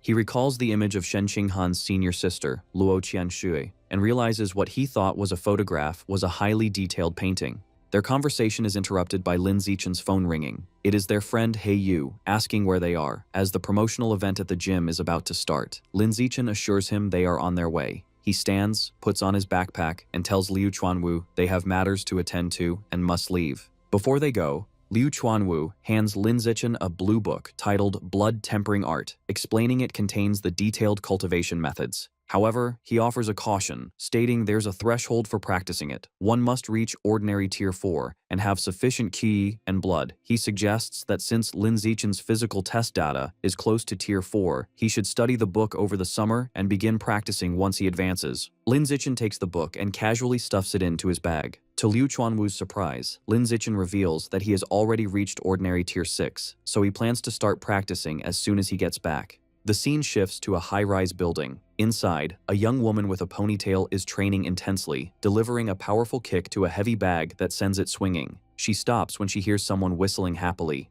Turning, she sees Liu Chuanwu walking in with a spring in his step. Curious, she asks the dean what has made him so happy. Liu Chuanwu boasts to the young woman with a proud expression. He claims that thanks to his charisma, he recruited the student with the top physical test scores in the province into Tianren Gei. The young woman is shocked and asks if it is true. Liu Chuanwu shows her his phone with Lin Zixin's contact information, claiming it was all his personality, but she demands the truth. Under pressure, Liu Chuanwu nervously admits he had to offer Lin Zixin triple the benefits the Evolution Academy was offering. The young woman screams in horror, reminding him their organization is already heavily in debt. Liu Chuanwu tries to calm her by massaging her shoulders, reassuring her he has set up dates with 3 wealthy women to cover the costs, while she looks annoyed. Changing the subject, Liu Chuanwu asks how long it took her to sense her qi and blood when she first practiced the blood tempering art. She recalls it was 10 years ago and says it took about a week. He then asks how long it took to master blood control, and she replies, 2 months. Liu Chuanwu strokes his chin, praising her talent as expected of the former Kyoto exam runner-up. He admits that even he, a self-proclaimed genius, took 2 weeks to sense his qi and blood. The young woman looks sad, asking him not to mention her past title. She laments that since giving up gene fusion to join Tianren, she hasn't evolved into a high-level being in years and feels people mock her for fading into obscurity. Liu Chuanwu places a comforting hand on her shoulder, telling her to let them laugh. He assures her that in a few years, when she evolves, she will be the one beating them up. The young woman sighs, noting she has tempered her body twice, but still hasn't opened an acupoint. She asks about Lin Zichen, wondering how long it will take him to sense his qi and blood. Liu Chuanwu estimates that since Lin Zichen's physical data is exceptional, it should take him about 10 days. Hearing this, the young woman gets a mischievous look, declaring she will have to properly teach this new genius junior. Later that night, the city is quiet. In his room, Lin Zichen sits cross-legged on his bed, meditating with the blood-tempering art book open. He thinks to himself that sensing qi and blood was simple, noting he did it in just 3 seconds. Reading the book, he decides the next step is to control the qi and blood to temper his body, starting with his right arm. He focuses his energy, and his right arm becomes engulfed in a flame-like aura. A system notification confirms he is using qi and blood to temper his skin, increasing his skin strength and proficiency. Half an hour later, Lin Zichen tests the results. He takes a knife and swings it forcefully against his arm. To his satisfaction, the blade bounces off without a scratch. He realizes one session of tempering has made his skin impervious to blades, understanding now how Liu Chuanwu withstood Wu Tiancheng's attacks. Wondering how strong he will become after 5 sessions, he continues his cultivation. 3 hours later, an exhausted Lin Zichen sits on his bed, sweating. He calculates that at this speed, he can finish tempering all the skin on his body within a week, noting that while his arms are done, it consumed 1/3 of his qi and blood. His rest is interrupted by a phone notification late at night. He checks it and sees a message from Shen Qinghan. She asks if he is asleep and says she has a surprise, inviting him to her room. Curious, he agrees to go over immediately. As he leaves, he wonders what kind of surprise this could be. In the hallway, he runs into his mother, Zhang Wangxin. She knowingly asks if he is going to see Shen Qinghan, explaining the girl had messaged her about the surprise. With a teasing smile, she tells him to hurry up so Shen Qinghan doesn't get anxious. Lin Zichen knocks on Shen Qinghan's door and announces his arrival. She invites him in. He opens the door and is stunned to find Shen Qinghan on her bed, completely wrapped in a thick duvet, her face flushed red. When he asks what is going on, she shyly replies that this is the surprise. His imagination runs wild, and he wonders if the surprise is that she intends to offer herself to him, visualizing a scandalous scene involved with caution tape. Shaking off inappropriate thoughts, he nervously jokes to himself that she surely just wants to show him a glow-in-the-dark watch. However, Shen Qinghan insists he just needs to come over and look. Still blushing, Lin Zichen walks over and sits on the edge of the bed. She softly tells him to lift the cover and see. He looks down and sees her face is a deep red, her eyes looking up at him with a shy, almost seductive expression. Lin Zichen feels his heart racing, his face equally hot as the atmosphere becomes tense and ambiguous. Unable to wait, he reaches out and lifts the white duvet to reveal the surprise underneath. When he lifts the quilt, Lin Zichen is left completely stunned by the surprise waiting for him. Shen Qinghan is lying on the bed, blushing, wearing the tight white cheongsam she bought online. Lin Zichen's face turns bright red at the sight of her, utterly shocked. Shyly, Shen Qinghan asks him if the outfit looks good on her. Nervous and unable to look away, he manages to nod and say she looks great. Encouraged by his reaction, she admits that she also bought black stockings and asks if he'd like to see how they look on her. Sweating nervously, he agrees with excitement, telling her to put them on so he can see. As Lin Zichen watches, Shen Qinghan slowly begins putting on the black stockings, which makes him blush even more. Once she's done, she asks again if she looks good. He assures her she looks stunning and that the outfit suits her perfectly. Playfully, she tells him the stockings feel very nice and invites him to touch them. He approaches and gently touches her leg, agreeing that they feel very comfortable. Lying down on the bed, Shen Qinghan moves closer to him and asks which feels better to the touch, her legs or the stockings. Blushing but smiling, Lin Zichen replies that her legs definitely feel better, something she seems to agree with. Suddenly, their intimate moment is interrupted by Zhang Wangxin's voice from the other side of the door. She shouts that Shen Qinghan's mother just brought her some toiletries and hung them on the doorknob for her to pick up later, startling a confused Lin Zichen. Startled by her sudden appearance, Lin Zichen stands up and heads to the door to answer her. With a puzzled expression, Lin Zichen picks up the bag her mother left at the door. When he looks inside, he blushes upon seeing a box of those things for safety that Shen Qinghan's mother prepared for him, confirming his suspicions. Embarrassed and a bit annoyed, he puts the box back in the bag, thinking to himself that they haven't even kissed yet and wondering why the rush. Shen Qinghan tells him it's already late and that he should stay the night. Then shyly, she asks him to turn around so he doesn't see her while she puts on her diaper. Blushing, Lin Zichen turns around while she changes clothes at the back of the room. Once she's done, she approaches him and says she's ready. They can turn off the light and sleep. Both of them are visibly nervous. Later, the two lie in bed, side by side under the same quilt. Unable to sleep, Lin Zichen asks Shen Qinghan if she used any perfume, since he notices a pleasant scent in the bed. With her eyes closed and a playful smile, she replies that it's her natural scent that perfumed the bed and invites him to smell if he doesn't believe her. Skeptical, he murmurs that that's impossible. Opening her eyes, Shen Qinghan gives him a seductive smile, leaving him speechless. He blushes intensely, captivated by the moment. Slowly, she moves closer to him and kisses him passionately.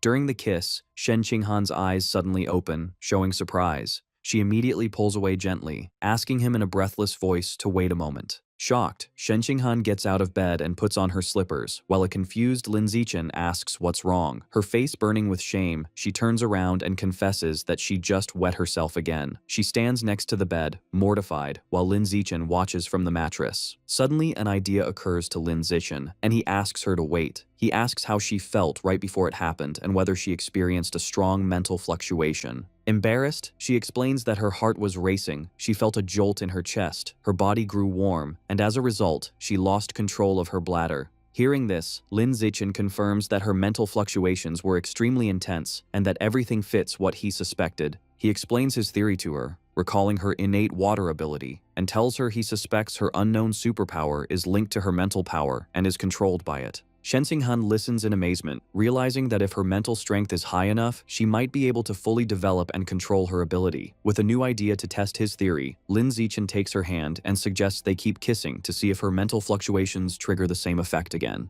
Shen Qinghan asks Lin Zichen to wait so she can change her diaper, but he tells her not to worry, arguing that she'll end up wetting herself again in a moment anyway, so they might as well continue their experiment. She agrees, and they resume kissing passionately on the bed. After the kiss, Lin Zichen gently holds her face and asks how she felt this time. Completely red, she confirms that it was exactly like before. An intense surge of mental fluctuation followed immediately by the loss of bladder control. Having tested it several times, Lin Zichen tells her he's now convinced that her superpower is activated through her mental power. Shen Qinghan, drenched and embarrassed, says she has sweated a lot and is going to take a shower as she gets out of the bed. From the bathroom, she shouts that she forgot her pajamas and asks him to bring her a set. He agrees without hesitation.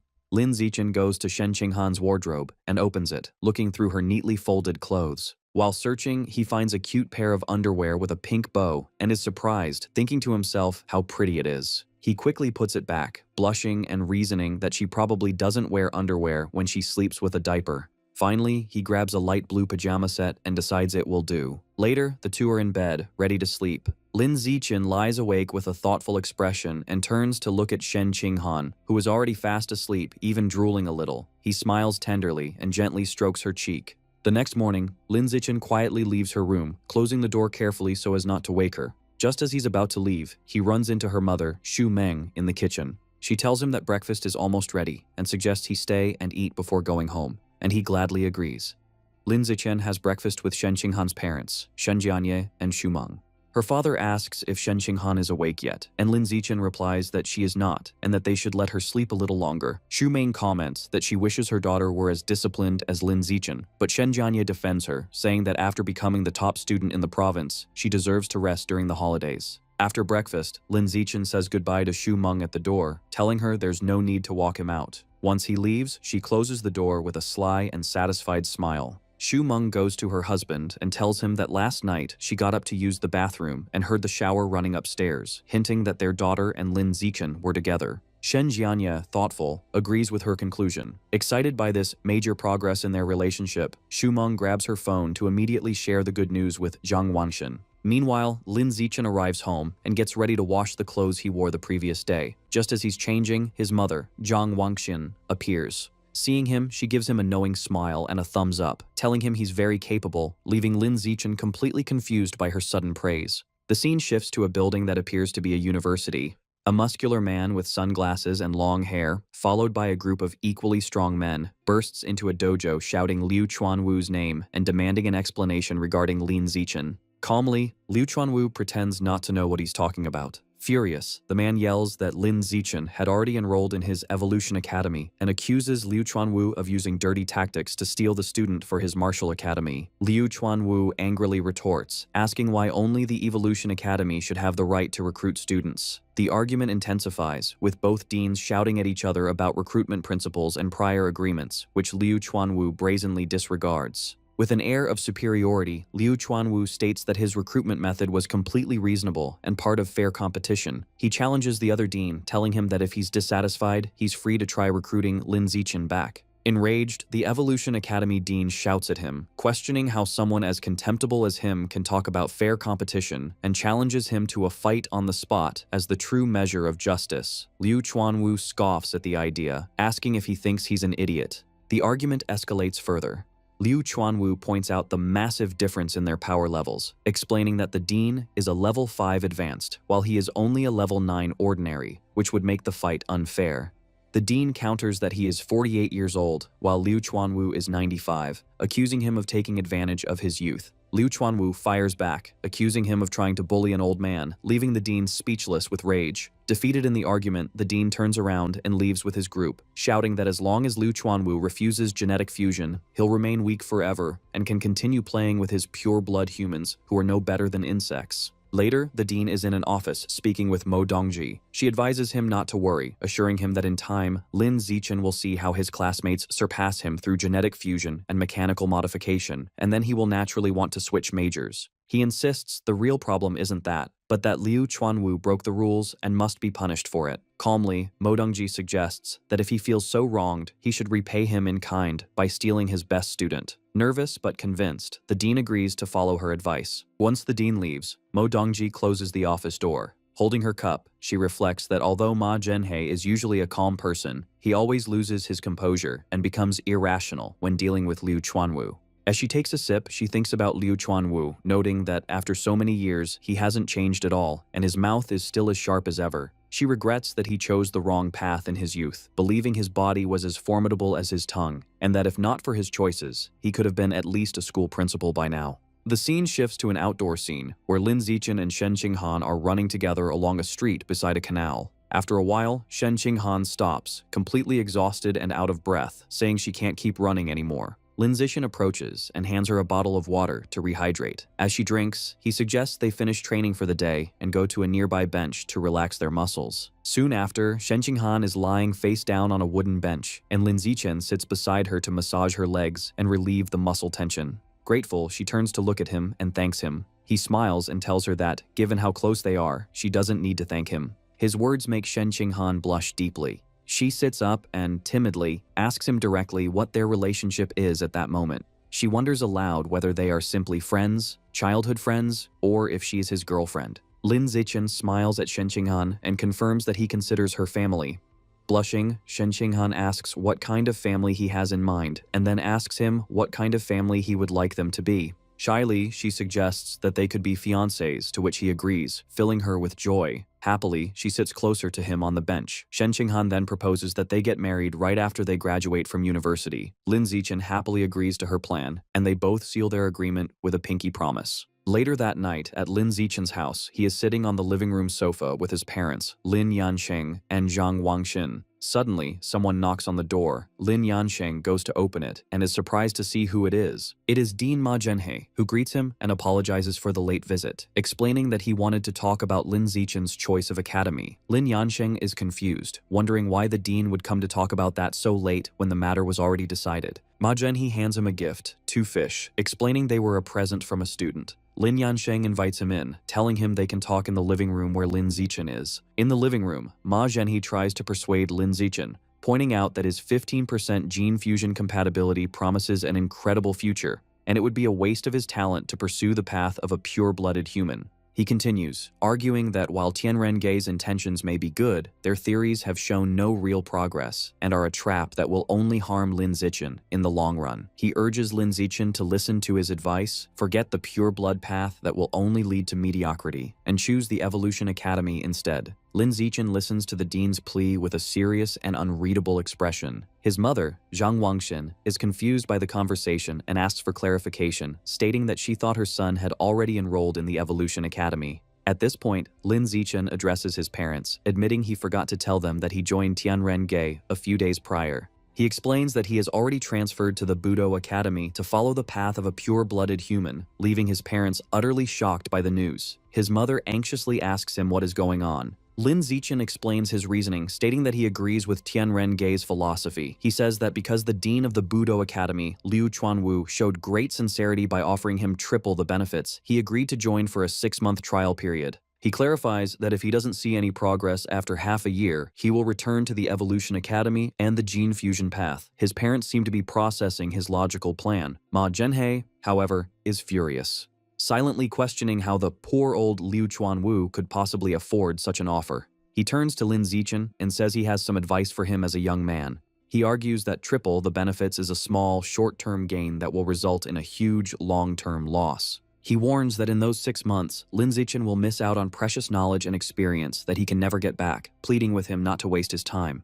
Lin Zichen remains firm, thanking the dean for his advice, but reiterating that he truly believes in Tianren-ge's ideals. He explains that if he doesn't at least try this path, he knows he will regret it for the rest of his life. Internally, however, he admits to himself that the triple benefits are just too good to refuse. Seeing that Lin Zichen's decision is final, Ma Zhenhe lets out a sigh of resignation. He stands up, stating that since Lin Zichen is so insistent, there's no point in talking further. He announces he has other matters to attend to and prepares to leave. Lin Yansheng quickly offers to see him out as he walks toward the door. The next morning, Lin Zichen is at home, sipping a drink while checking the news on his phone. He is shocked by what he sees. A news headline claims that the provincial top scholar, Lin Zichen, has been brainwashed by Tianren-ge and has chosen the pure-blood human path, effectively wasting his talent. The article even mentions a female genius from a decade ago who supposedly ruined her future after joining the same group. He scrolls through the comments and finds a wave of negativity, with people mocking his intelligence and calling for Tianren-ge to be shut down. Lin Zichen is deeply concerned, realizing his personal information has been leaked. He worries that this publicity could attract the dangerous attention of heretics. He wonders if Ma Zhenhe or another group hostile to Tianren-ge could be behind the leak.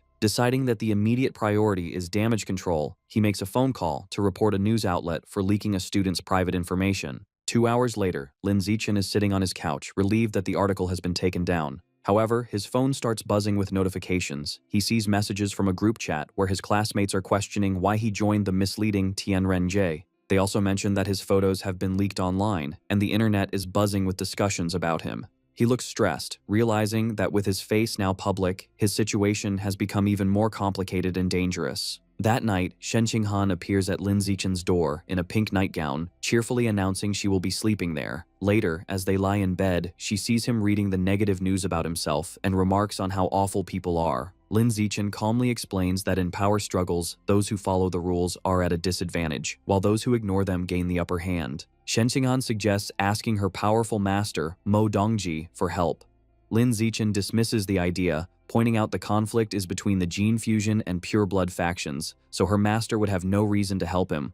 Undeterred, Shen Qinghan insists on trying and messages her master. A short while later, she shows her phone to Lin Zichen. Mo Dongji has replied that the problem is solved. Shen Qinghan is amazed it was handled in just half an hour, and Lin Zichen is equally shocked. A quick online search confirms all news related to him has been completely erased. Lin Zichen is left wondering why Mo Dongji would help him, speculating if it's because she's doting on her new disciple, or due to some sentiment for her ex-husband. Regardless, he acknowledges he has benefited. He asks Shen Qinghan to thank her master for him. Playfully, she leans in close and asks how he plans to thank her. When he asks what she wants, she tells him to kiss her. The two lean in for a kiss, both blushing. Later, Lin Zichen sits cross-legged on his bed, meditating as a white, misty energy swirls around him. He takes a deep, controlled breath. A system notification announces his biological level has increased to Ordinary Tier 7.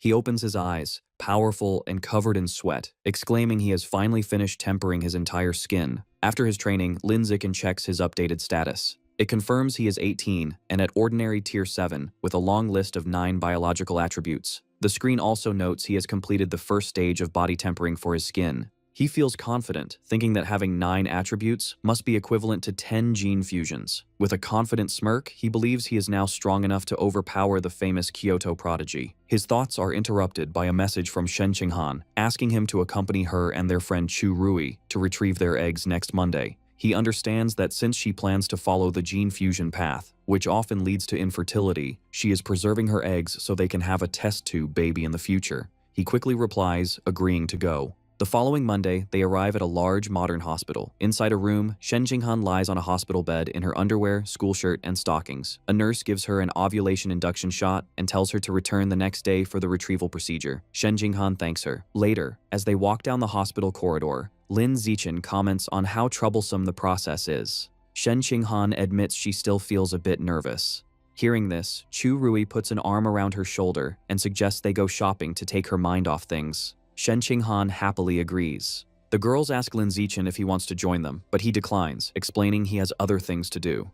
Chu Rui is thrilled to have a fun day alone with Shen Qinghan. The two girls wave goodbye and walk off happily. Back in his room, Lin Zichen decides it's time for the next stage of his training, tempering his muscles. As he meditates, system notifications confirm his muscle strength, and blood tempering art proficiency are increasing. He notes the burning sensation is more intense than when he tempered his skin, but it's a pain he can endure. After an entire afternoon focused on tempering just his right arm, he lies on his bed, exhausted. To recover, he eats a large amount of bread to replenish the qi and blood he consumed. Afterward, he tests his new strength with a hand gripper and is amazed to find tempering just one arm increased his power by 50%. Suddenly, there is a knock on his door. Shen Qinghan enters and explains that Chu Rui suggested they all hang out with He Yu before school starts, and she has already accepted on his behalf. Lin Zichen takes her hand and assures her that if she is going, he will definitely go too. However, Shen Qinghan looks worried and explains that Chu Rui wants to go to the beach. She doesn't want to go but feels bad for wanting to refuse. She reminds him of her past trauma, recalling the terrifying, mysterious voice she heard in the ocean, and admits she is scared. Lin Zichen comforts her, promising to protect her. He suggests that if she's too afraid, they won't go in the water. Reassured, she agrees. The scene shifts to a dark, fiery cavern, with a large circular platform covered in glowing runes floating above lava. On this platform, a secret meeting is taking place. The giant green monster is reporting to an enigmatic figure, a man in a fine suit and a sinister plague doctor mask. The monster informs him he has successfully made his stinky rats dig all 108 required tunnels. The monster instructs the man in the plague doctor mask to set a biological coordinate in that spot. The masked man agrees. He then raises a strange, powerful staff with a single glowing red eye and slams it into the ground, releasing a surge of dark energy. To complete the ritual, the masked man slices his own wrist and lets his blood pour onto the staff, where it is absorbed by the red eye. As tendrils of red and black energy erupt from the ground, the masked man explains the coordinate has been set. He states his next step is to find a corresponding point at the source site and place another coordinate there. He concludes that once the two coordinates resonate, the tunnels will be fully connected to the source site, completing their plan. The friends are on their way to the beach, driving along a beautiful coastal road. Inside the car, Chu Rui asks He Yu when he got his driver's license. He explains that his father pulled some strings to get him into a crash course right after summer break started. When he offers to get the others into the same program, they enthusiastically agree, much to He Yu's delight. Soon, they arrive at the beach parking lot. He Yu is ecstatic, running onto the sand and shouting about his love for the sea breeze, the ocean, and, most of all, the women in bikinis frolicking in the water. Annoyed by his perverted comment, Chu Rui hits him on the back of the head. She then grabs Shen Qinghan's arm and announces they are going to change, ignoring He Yu's protests. Left behind, He Yu puts his arm around Lin Zichen and suggests they should get changed as well, saying he can't wait to go diving. As they walk away, a group of guys on the beach recognize Lin Zichen, identifying him as the runner-up in the Nanjing province's Gaokao exam. They begin to gossip, mentioning that he is the one who joined Tianrenge. They speculate that he must have been brainwashed or was brain damaged to begin with, concluding that he has completely ruined his future. He Yu overhears their conversation and becomes furious. He confronts the gossips, angrily demanding to know who they think they are to judge the provincial runner-up and yelling at them to keep talking. The group is left speechless and terrified by his sudden outburst. Just as He Yu is about to escalate the confrontation, Lin Zichen calmly grabs his arm, telling him to forget it and not waste his breath on them. He Yu expresses his frustration, saying that Lin Zichen has a good temper and that he would have punched the guys. Lin Zichen explains that he simply doesn't care about their opinions, but if they had said something he truly cared about, he would have definitely gotten physical. When He Yu asks what he cares about, Lin Zichen just gives him a look and glances to the side, as if the answer is obvious. Just then, Chu Rui and Shen Qinghan return, now changed into their beach attire. Chu Rui cheerfully points out that obviously, the person Lin Zichen cares most about is Shen Qinghan, who is holding a tube of sunscreen. He Yu scratches his head, admitting it was a pointless question, while Chu Rui tells the boys to hurry up and get changed. A short time later, Lin Zichen and He Yu reappear in their swim trunks, showing off impressive, muscular physiques. Lin Zichen teasingly offers to apply sunscreen for Shen Qinghan. From their lounge chairs, Shen Qinghan happily accepts the offer. As Lin Zichen rubs sunscreen onto her back, she confirms that he is doing a good job. He Yu watches with a jealous blush, thinking to himself that Lin Zichen has some serious moves. Inspired, he tries the same line on Chu Rui, who bluntly tells him to get lost. As Lin Zichen continues to apply sunscreen, now on Shen Qinghan's lower back and buttocks, she thinks about how amazing he is. Suddenly, she hears a mysterious, powerful voice in her mind. Her eyes snap open in shock, and she quickly sits up, muttering about a revival and the source of the sea. She turns her head toward the ocean, a look of fear on her face, and exclaims that she hears that voice, again, catching Lin Zichen's immediate attention. Lin Zichen holds a frightened Shen Qinghan, asking what's wrong. She explains with a terrified expression that she heard the creepy voice again, talking about a great god, revival, and the source of the sea.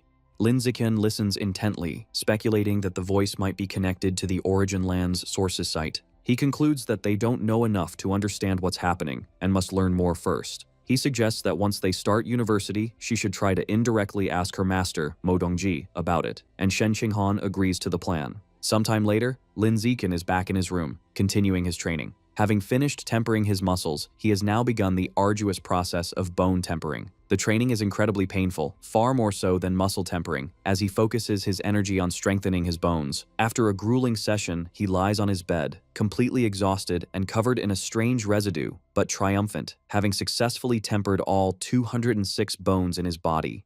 His hard work is rewarded with a system notification congratulating him on evolving to Ordinary Creature Rank 9, leaving him just one step away from becoming an advanced creature. Lying on his bed, he studies the blood-tempering art book, understanding that he now needs to open the apertures in his body to achieve the next evolution. However, he finds the instructions in the book to be vague. With a determined look, he closes the book, resolving to figure out the method on his own. The scene shifts to the impressive campus of Shanghai University, where Lin Zichen and Shen Qinghan have finally arrived to begin their college life. One of their parents calls out to them, announcing they are here. As they walk through the campus with Lin Zichen's parents, Shen Qinghan, now dressed in a stylish new outfit, excitedly points out an old ice cream shop that is still there. As they walk through the bustling university town, Lin Zichen confirms Shen Qinghan's nostalgic observation that the ice cream shop is indeed the same one they used to visit when they were children. His mother, Zhang Wangshen, suggests they stop for a treat since it's still early, and Shen Qinghan happily agrees. Inside, Shen Qinghan enjoys a large bowl of strawberry milk-flavored ice cream, delighting in how delicious it is.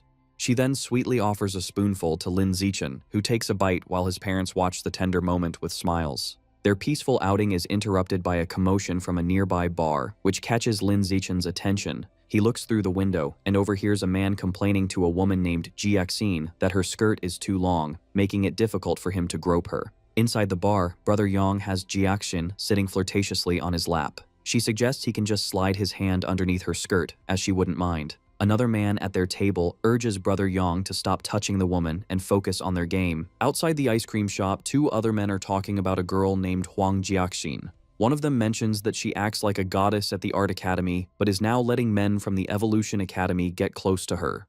The other man comments that students from the Evolution Academy have bright futures, making them attractive to women. This conversation makes Lin Zichen think about the university's structure. Shanghai University is divided into two distinct areas, an outer campus for arts and culture students, and a heavily guarded inner campus for those studying evolution, mechanical modification, and martial arts. The inner campus is a high-security zone, closed to the public and even students from the outer campus, due to the sensitive nature of gene fusion and mechanical modification research. It is constantly patrolled by armed guards and surveillance drones. Back at the table, Lin Zichen's mother, Zhang Wangshen, advises him and Shen Qinghan that even though university life offers more freedom, they must remain focused on their studies and not get distracted. Her husband, Lin Yansheng, reassures her that their children are responsible. He tells Lin Zichen and Shen Qinghan it is time for them to head to the inner campus. Since the parents cannot enter the restricted area, Lin Yansheng reminds his son to take good care of Shen Qinghan, and Lin Zichen promises he will. At the heavily guarded entrance to the inner campus, a guard asks them to present their admission notices. Lin Zichen hands his over, but as Shen Qinghan searches for hers, the guard stops her. He recognizes Lin Zichen as the top student from the provincial exams who recently made news for joining Tianrenge and allows them to pass without further checks. Inside, the campus is bustling with gene fusers and cyborgs, a common sight in this specialized area. After they both complete their registration paperwork, it is time to go to their separate dormitories. Shen Qinghan waves goodbye to Lin Zichen, promising to see him that evening before heading to her dorm in the Evolution Academy. Upon arriving at the Budo Academy, Lin Zichen is immediately swarmed by a group of enthusiastic female upperclassmen. They shower him with compliments about his good looks, offer to carry his bags, and eagerly ask for his contact information. Just then, a confident blonde senior steps forward, telling the others to back off and volunteering to personally escort Lin Zichen to his dormitory. He gratefully accepts her offer. As they walk, the senior asks if he'd like to see the school's combat power rankings. She leads him to a display with two lists, the peak ranking for the top 500 students school-wide and the new student ranking for the top 100 freshmen. She explains that the top 3 students on the peak ranking are all powerful 4th years from the Evolution and Mechanical Academies. In contrast, only 3 students from the Budo Academy are on the list, and their ranks are much lower. The senior then tells him about a former star student from their academy who, like him, was a top scorer on the entrance exams and even made it to 6th place on the peak ranking. However, because she was a pure-blooded human, her progress eventually stalled, and she was surpassed by gene fusers and cyborgs. The senior reveals this person's name is Song Yuyan, and she is now an instructor at the academy and a key researcher for Tianrenge, working as an assistant to Dean Liu Chuanwu. Soon, they arrive at his room. The senior leads him inside, revealing a spacious private apartment instead of a standard dorm room. She remarks with envy that being the top scorer comes with amazing benefits. Fanning herself, she then comments on how hot it was walking outside and suggestively asks if she can use his shower. Lin Zichen, however, seems to miss the hint. He thanks her for her help and offers to buy her a milk tea from a shop across the way. The senior is left completely confused by his response, but agrees, wondering to herself why he didn't take the bait. After the senior student leaves, Lin Zichen stands alone in his new room, thinking to himself that by treating her to a drink, he has repaid the favor of her showing him the way. He then receives a text message from Shen Qinghan, who asks to see pictures of his dormitory. She has already sent him photos of her own accommodations, which are incredibly luxurious and even include a private gym. Comparing her lavish apartment to his simple single room, Lin Zichen feels a pang of envy, realizing how much wealthier the Evolution Academy is. He reluctantly takes a few pictures of his own modest room to send her. Upon seeing them, Shen Qinghan is surprised by how small his dorm is, and immediately suggests he move in with her, telling him her bed is even bigger than the one she has at home. Without a moment's hesitation, Lin Zichen grabs his suitcase and phone, declaring that he is on his way over immediately. As he leaves the Budo Academy dorms, he grumbles to himself about the stark difference in funding between the academies, feeling that his room, the best his school had to offer, is nothing compared to the student housing at the Evolution Academy. As he walks, he lets out a sigh, momentarily wondering if Dean Liu Chuanwu will truly be able to deliver on his promise of triple the benefits. When the elevator doors open at her floor, Shen Qinghan is there to greet him with a bright smile. She happily welcomes him into her spacious, air-conditioned apartment. Looking around the clean, luxurious space, Lin Zichen comments that her master, Mo Dongji, must care for her a great deal to provide such a place. Shen Qinghan agrees, saying her master treats her very well. Shen Qinghan stretches her arms out wide, joyfully declaring that this is now their little home, a place where they can be free without their parents around. A blushing Lin Zichen quickly tells her not to get too carried away with the idea. Announcing that she is sweaty from the move, she says she will shower first and begins to undress on the spot, leaving her clothes in a pile on the floor.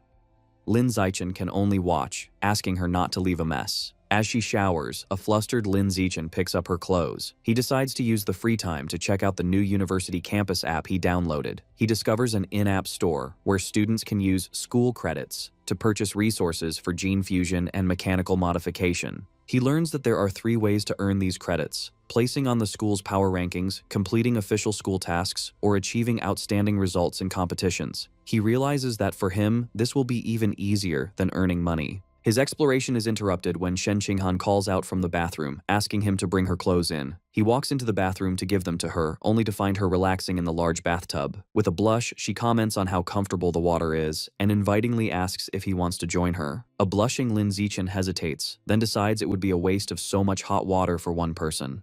He agrees to join her and takes off his clothes. In the tub, he offers to wash her back, and she happily accepts, promising him it will be her turn to wash his back afterward. Later, after their bath and a meal, Lin Zichen meditates on the bed while Shen Qinghan lies beside him. He begins the second stage of tempering his skin using the blood tempering art. The process is grueling. He finds it much harder than the first time, taking 2 full hours just to temper his right hand.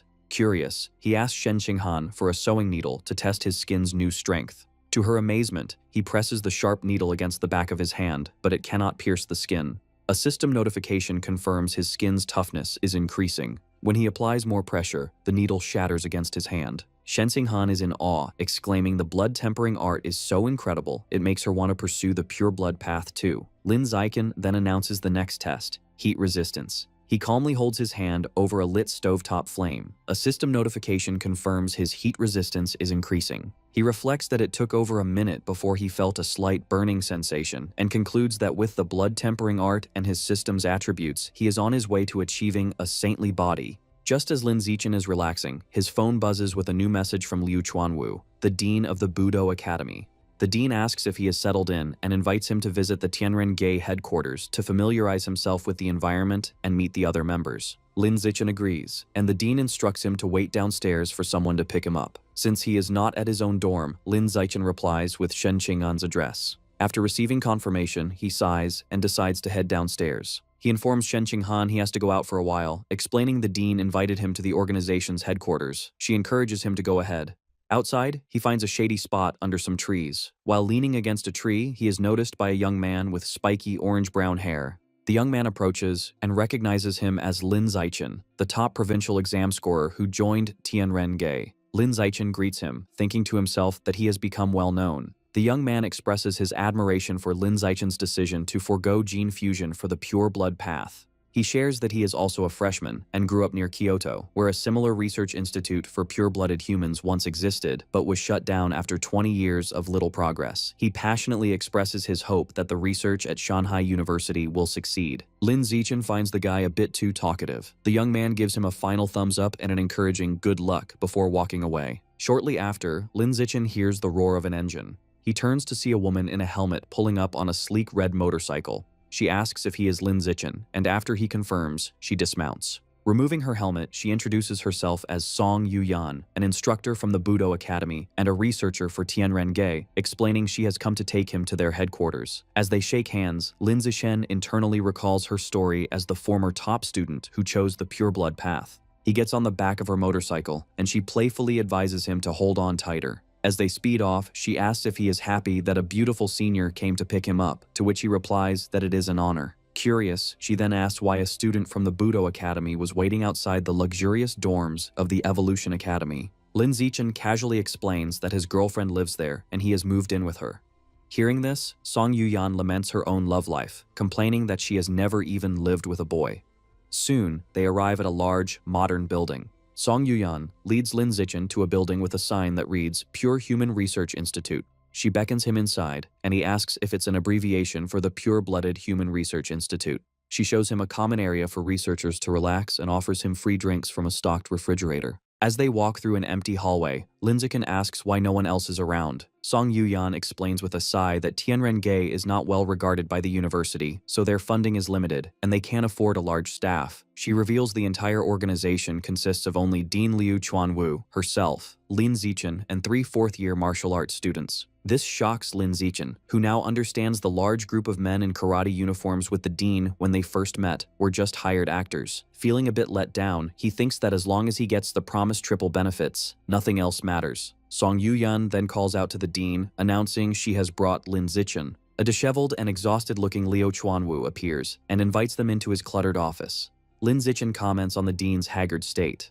The dean explains he has been there for almost half a month, struggling to make a breakthrough in his research on the aperture opening chapter of the blood tempering art, with no progress. Despite his research struggles, Dean Liu Chuanwu gives Lin Zichen an encouraging thumbs up, confident that Lin Zichen's involvement will lead to great progress for the pure blood path. He then playfully boasts that his senior, Song Yuyan, was once the top scorer in the Kyoto entrance exams, and that his own physical test scores from his youth were even higher. Song Yuyan casually chides him to stop bragging.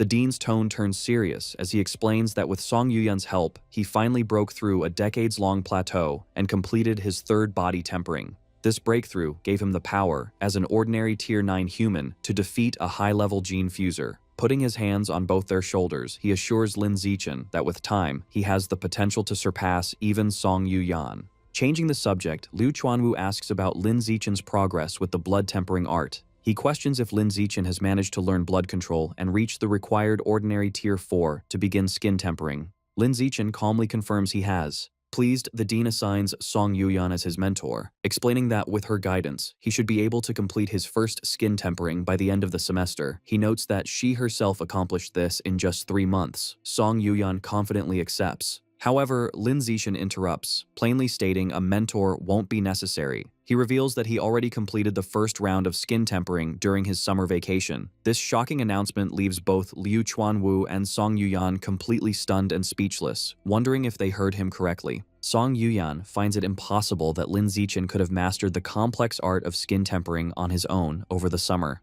Lin Zichen casually explains that the book had detailed instructions, and he just studied it for a few days, though he internally admits it only took him half an hour. Still skeptical, Dean Liu Chuanwu asks to examine his hand to confirm. Before presenting his arm, Lin Zichen discreetly activates his natural camouflage ability, deciding to mask his true power. He sets his visible biological level to ordinary Tier 5, just high enough to be consistent with having completed 1 round of skin tempering. He then allows the dean to inspect his arm. The moment Liu Chuanwu touches him, both he and Song Yuyan are left speechless. The dean confirms in amazement that Lin Zichen has indeed completed a full skin tempering. Still shocked, Liu Chuanwu asks what his current biological level is. Feigning nervousness, Lin Zichen tells him it is ordinary Tier 5. This revelation sends the dean into pure ecstasy. He throws his hands in the air and shouts that Lin Zichen is a peerless genius, and the future of the pure blood path is secure. Overjoyed, he pulls a surprised Lin Zichen into a tight hug, declaring that with such a talent, they will surely break through the limits of ordinary beings. Watching them, Song Yuyan reflects that there is always someone more talented. She smiles, thinking it is good to have a more capable person leading their cause.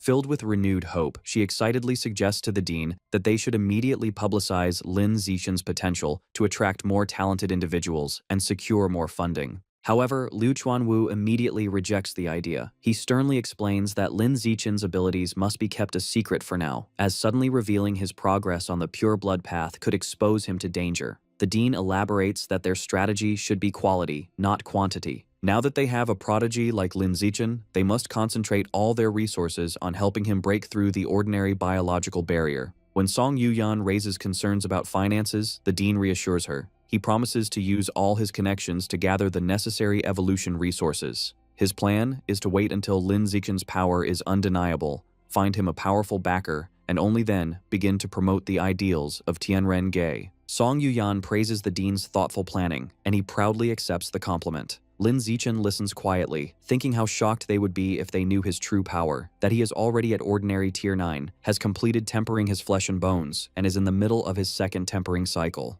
The dean then informs Lin Zichen that he no longer needs to attend basic classes at the Budo Academy. Instead, he will work directly at the Research Institute with Song Yuyan as his assistant. An annoyed Song Yuyan clenches her fist, protesting that making her an assistant to a junior is an insult. The dean dismisses her concerns, telling her pride is worthless in their research. Changing the subject, he announces that the following afternoon, the university will hold a freshman trial to determine the new king, the strongest first year. He confidently tells Lin Zichen that with his abilities, the title is practically his. He encourages him to participate to bring honor to the Budo Academy, offering a reward of 10 qi and blood pills. When this fails to elicit a reaction, he adds that the winner will also receive 10 school credits. The mention of credits immediately grabs Lin Zichen's full attention. Soon, the day of the freshman assembly arrives, and a large crowd of students gathers in the university auditorium. As Lin Zichen and Shen Qinghan sit together, they become the subject of gossip among other students, who recognize Lin Zichen as the top scorer who joined Tianren-ge and wonder about his relationship with their goddess Shen Qinghan.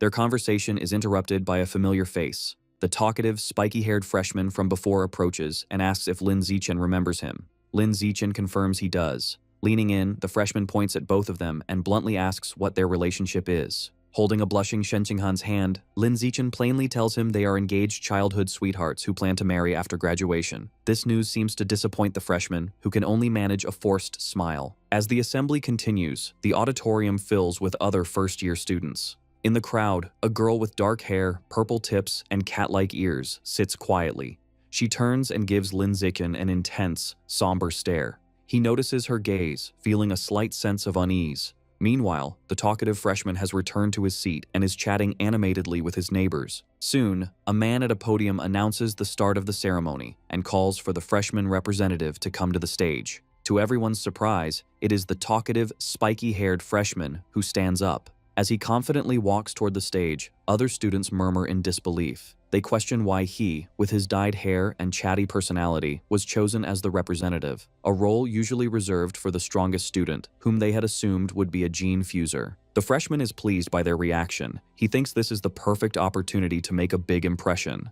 Taking the microphone, he begins his speech by asking the crowd if they have heard of Li Yijin. Lin Zichen internally scoffs, thinking that everyone knows about the famous genius from Kyoto. Continuing his speech, the freshman reveals that the famous prodigy Li Yijin has an equally talented younger brother. He explains this brother was the top scorer in the Kyoto entrance exams, boasting a 16% gene fusion compatibility and the highest national physical test scores, tying with the top scorer from Nanjing province. With a confident smile, he then dramatically reveals that he is that very brother, Li Moyu. He goes on to declare that he and his older brother made a pact to dominate the records at Shanghai and Kyoto universities. To demonstrate his power, Li Moyu unleashes the full force of his biological pressure, announcing that this is the power of an ordinary Tier 5 being. The entire auditorium is overwhelmed by the immense aura, and the other students gasp in shock, realizing the vast gap between their own abilities and those of a true genius. Pleased with their reaction, Li Moyu smugly tells everyone to remember his name. Back in the audience, Shen Qinghan whispers to Lin Zichen, mocking Li Moyu's arrogance and commenting that he has no idea Lin Zichen could defeat him with a single finger. Lin Zichen simply tells her to keep a low profile, and she playfully agrees. After Li Moyu's speech, the announcer invites the next speaker to the stage, Zhou Hong, the president of the student council. A young man with dark blue hair walks to the podium, where the announcer hands him a script. Addressing the crowd, Zhou Hong introduces himself and states he has 3 important things to share. First, he explains that student discipline is managed by the student council, which holds significant authority. Second, he announces the student council will recruit 10 new members from the freshman class next semester, with the sole requirement being strength. He advises them to use the next few months to prove their abilities. Finally, he issues a stark warning. Shanghai University's inner campus is a ruthless environment where strength is everything. Bullying of lower-classmen by upperclassmen is common. He tells everyone to be mentally prepared. After delivering his main points, Zhou Hong's expression darkens. He declares that before he leaves the stage, he wants to give everyone a taste of the power of an advanced being. He then unleashes an overwhelming wave of biological pressure that crushes the entire auditorium. The freshmen are immediately overwhelmed, gasping for air and crying out in pain under the immense force. Lin Zichen sits beside Shen Qinghan as the oppressive pressure from the student council president, Zhou Hong, lifts. Lin Zichen notes that while the pressure from an advanced being is powerful, from this distance, it's no threat to him, as he has reached ordinary Tier 9. Meanwhile, the other freshmen recover, expressing relief that the display only lasted for 5 seconds and remarking on how terrifying the strength of an advanced being is. Once Zhou Hong leaves the stage, Mo Dongji addresses the students. She announces a freshman trial will begin after the assembly. The rules are simple. In the center of the gym is a large stage, and the first student to remain on it alone for over 1 minute will be crowned this year's new king. The reward is 100 school credits, 10 times more than the previous year. In the stands, a couple of upperclassmen arrogantly comment that the top 10 spots are always taken by their genius class, and this year will be no different. This sparks a murmur among the ordinary class students. A special rule is then revealed. If a single student from outside the genius class places in the top 10, all non-genius freshmen will receive 1 school credit. The students get excited as they calculate that 1 credit is worth 10,000 yuan, realizing if they work together, they all stand to gain. Seizing the moment, He Yu gets on stage and takes the microphone. He introduces himself and reminds everyone that his classmate, Lin Zichen, is the province's top scorer and the strongest among the ordinary students. He proposes that all ordinary students join forces to attack the genius class. clearing a path to help Lin Zichen secure a top 10 spot. All eyes turn to Lin Zichen, who remains seated and composed. Inspired, the ordinary students rise with determination, shouting their support and vowing to clear a path for him. Meanwhile, a group of faculty, including Liu Chuanwu, Mo Dongji, and Ma Zhenhe, watch from a distance. Liu Chuanwu remarks to Zhou Hong that he was being too petty with his earlier display. Ma Zhenhe interjects, asking Liu Chuanwu if it was necessary to take his anger out on Li Moyu's younger brother just because Wu Tiancheng defeated him. He adds sarcastically that when it comes to being petty, no one at the university can compare to Liu Chuanwu. Liu Chuanwu calmly replies that his pettiness is directed only at the person involved, never their family. Liu Chuanwu taunts Dean Ma Zhenhe, asking if he heard his daughter performed exceptionally well on her entrance exams. Ma Zhenhe replies she was the third highest scorer in Kyoto. Standing beside them, Zhou Hong suggests Ma Zhenhe's daughter should join the student council, promising to personally cultivate her as a future leader. Ma Zhenhe agrees, asking Zhou Hong to look after his daughter, to which Zhou Hong replies he takes care of any student with genius potential. Down in the arena, students speculate on who will become the new king, with most considering the two top freshmen, Li Moyu and Ma Weiwei, as the main contenders. One student argues Li Moyu is the clear favorite, as his biological level is already ordinary tier 5. However, another points out that while Ma Weiwei's scores were slightly lower, she successfully fused with Shadow Cat genes during the summer, so her actual combat strength might not be less than Li Moyu's. A third student dismisses this, believing her fusion was only partial and her power increase is limited. Their debate is cut short when Liu Chuanwu's voice booms, declaring that neither Li Moyu nor Ma Weiwei will become the new king. As the others look on in shock, Liu Chuanwu continues with a confident grin, proclaiming that the true new king will be a member of his Tianren Ge, Lin Zichen. Ma Zhenhe immediately fires back in anger, questioning how that could be possible. He points out that Lin Zichen's physical test data didn't even place him in the top 10. He scoffs at the idea, accusing Liu Chuanwu of making baseless boasts. Liu Chuanwu calmly asks if Ma Zhenhe does not believe him, and challenges him to a bet. Furious, Ma Zhenhe immediately accepts, shouting that he's not afraid. They agree to wager 100 school credits, with Ma Zhenhe warning Liu Chuanwu not to go back on his word. Hearing the challenge, Liu Chuanwu invites the other staff to place bets. A powerful-looking gene fuser asks a senior professor, School Director Qin, if he's willing to wager 1,000 credits, and the director agrees. Watching this, Ma Zhenhe grows suspicious. He wonders how the old man can be so confident, speculating if he's trying to get Li Moyu to throw the match. He quickly dismisses the thought, remembering his own daughter is also competing. His face contorts in fury as he tries to understand Liu Chuanwu's strategy. A final, unsettling thought crosses his mind. Could Lin Zichen actually become the new king? He immediately dismisses the notion as impossible. A figure in a sleek red and black cyborg suit, the dean of the Mechanical Academy, approaches Dean Ma Zhenhe. She remarks that the provincial top scorer, Lin Zichen, was originally his student in the Evolution Academy and asks if he isn't upset that Dean Liu Chuanwu poached him. Ma Zhenhe replies dismissively, stating his academy has many students like that. The cyborg dean smiles knowingly. She points out that she heard Ma Zhenhe also poach the only 3 senior students from Tianren Ge, suggesting his claim of not caring is just a front for his planned revenge. Meanwhile, on the balcony, Liu Chuanwu thinks with glee about the bets. He calculates that with 9 people betting 100 credits and 1 betting 1,000, he is about to make a massive profit. As the faculty watches, the trial begins. A huge crowd of ordinary students rushes onto the main stage, shouting their intent to defeat the genius class. The floor erupts into a chaotic brawl. Lin Zichen stands apart, calmly observing. He internally notes many genius class students rely on their high gene fusion compatibility scores rather than actual skill. Suddenly, Lin Zichen is surprised as his danger perception attribute activates, allowing him to see the students' power levels. He assesses that the strongest 2, Li Moyu and Ma Weiwei, are both at ordinary tier 5, while the other top 10 members of the genius class are at least ordinary tier 4.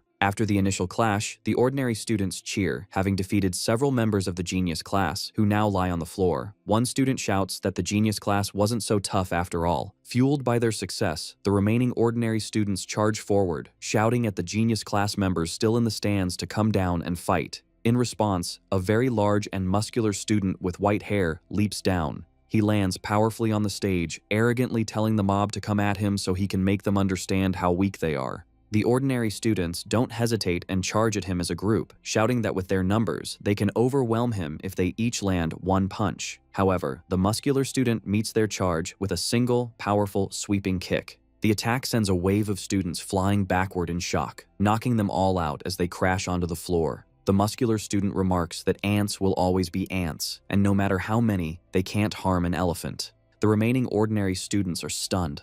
They turn to Lin Zichen, exclaiming that their opponent is too arrogant for calling them ants, and urging Lin Zichen to defeat him. Hearing this, Lin Zichen calmly walks towards the stage, stating that since things have come to this, he will accept. He steps onto the stage with his hands in his pockets, looking unfazed. His opponent lands powerfully in front of him, cracking the ground, and expresses excitement, stating he has been waiting to fight the top physical test scorer from Nanjiang province. The student introduces himself with great enthusiasm as Lu Qiji, the top scorer from Yuntian province. He proudly lists his own impressive stats: a 5.69-second 100-meter dash, a 4.52-meter vertical jump, and a one-handed lift of 1,150 kilograms. He then smugly asks Lin Zichen to announce his own physical test data.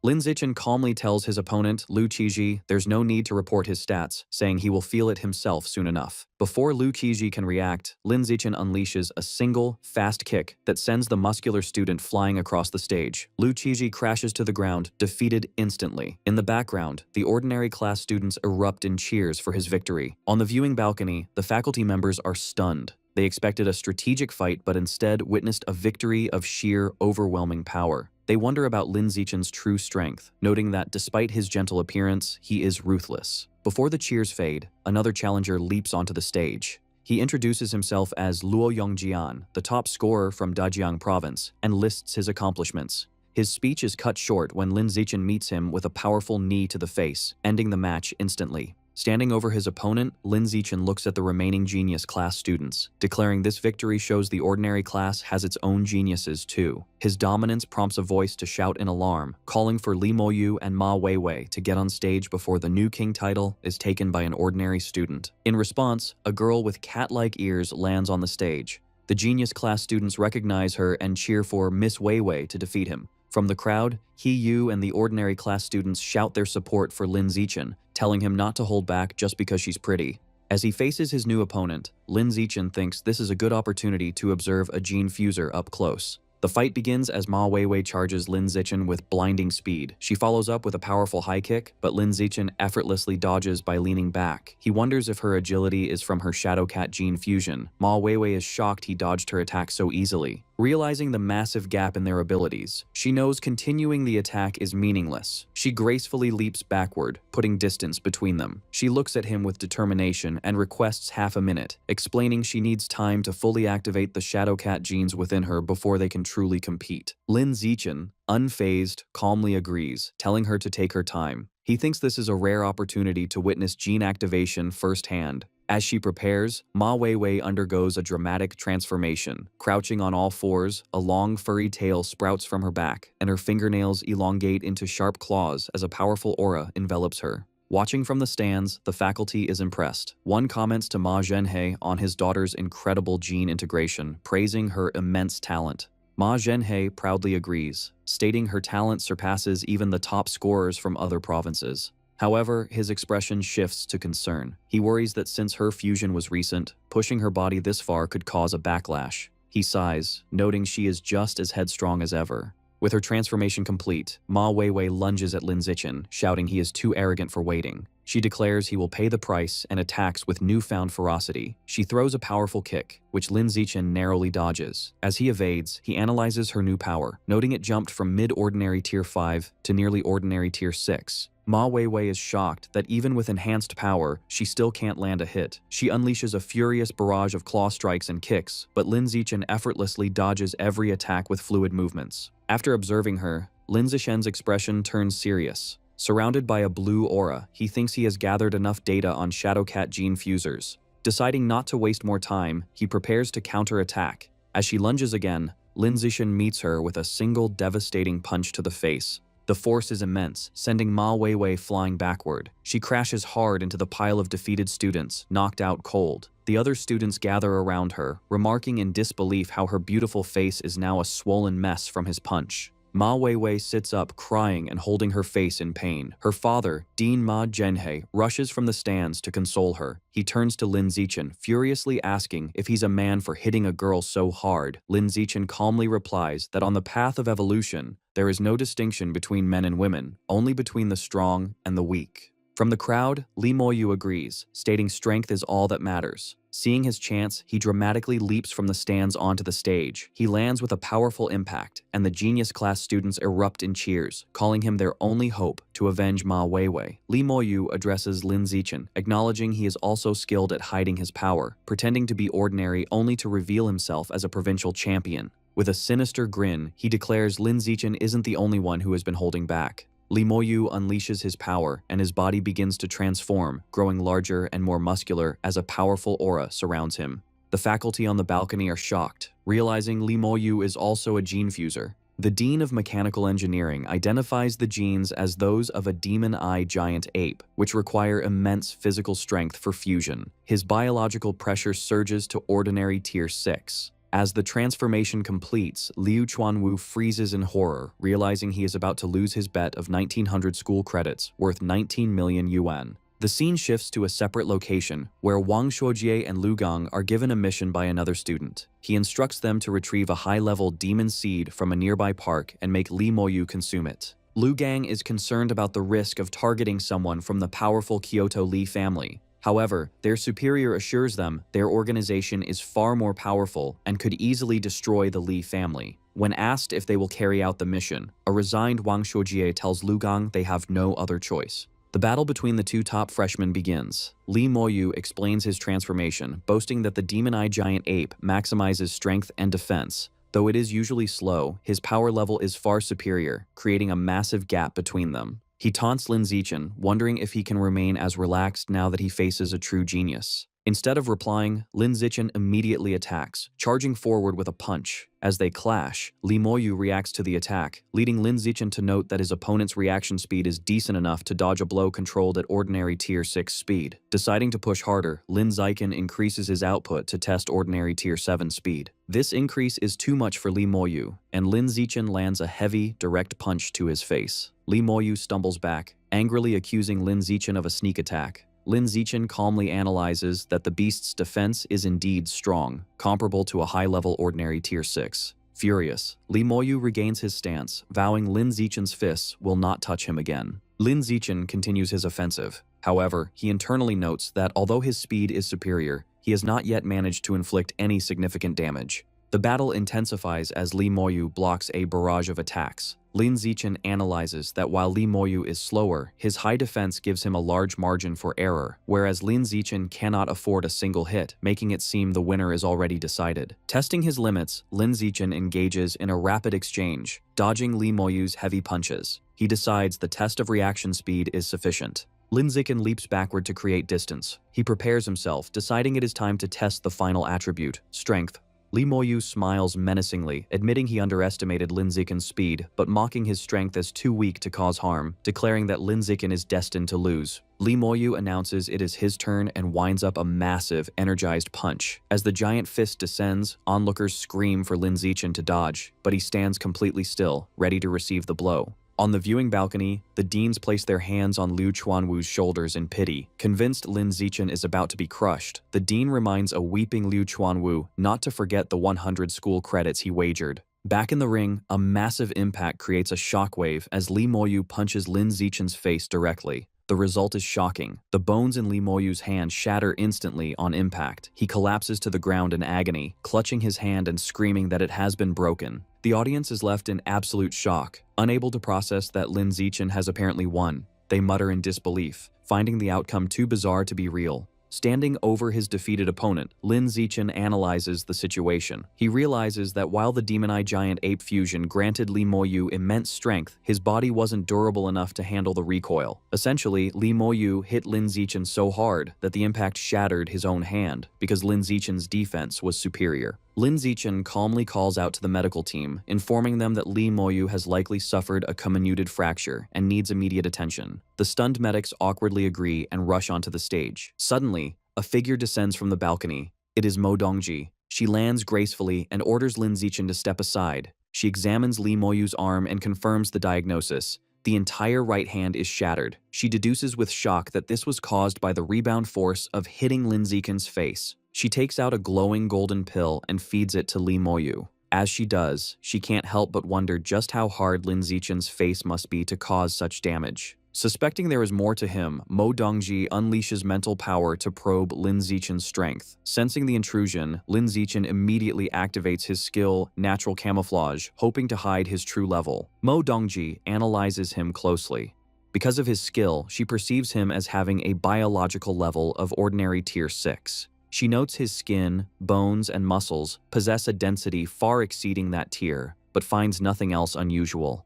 She wonders if that physical toughness is his only secret. The other faculty members gather around her, eager for her assessment.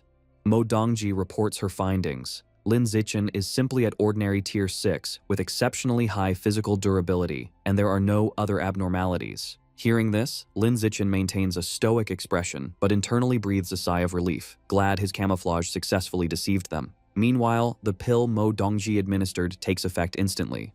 Li Moyu sits up, amazed. He exclaims the medicine was miraculous as he has recovered safely. He flexes his hand and smiles, confirming his injury is completely healed. With the battle concluded, Lin Zichen decides Li Moyu no longer needs to be on stage. He calmly tells him he can go down now and delivers a casual kick that sends the newly healed Li Moyu flying out of the ring. Humiliated, Li Moyu shouts from the floor below, vowing that once his gene fusion progresses, he will return to defeat Lin Zichen. In the stands, a heated argument erupts between the ordinary and genius students. The ordinary students mock the elites for having losers act so self-righteous. The genius students retort that Li Moyu lost to Lin Zichen, not them, but the ordinary students drown them out, claiming Lin Zichen's victory as a triumph for their entire class. On stage, the timer completes its countdown. A notification declares that 1 minute has passed. The announcer officially proclaims Lin Zichen of Martial Arts Class 1 as this year's new king. The ordinary students cheer wildly for Brother Chen, celebrating the glory he has brought them. However, Lin Zichen is not finished. Thinking that since he has secured the top spot, he might as well go further, he suddenly leaps from the stage into the spectator stands.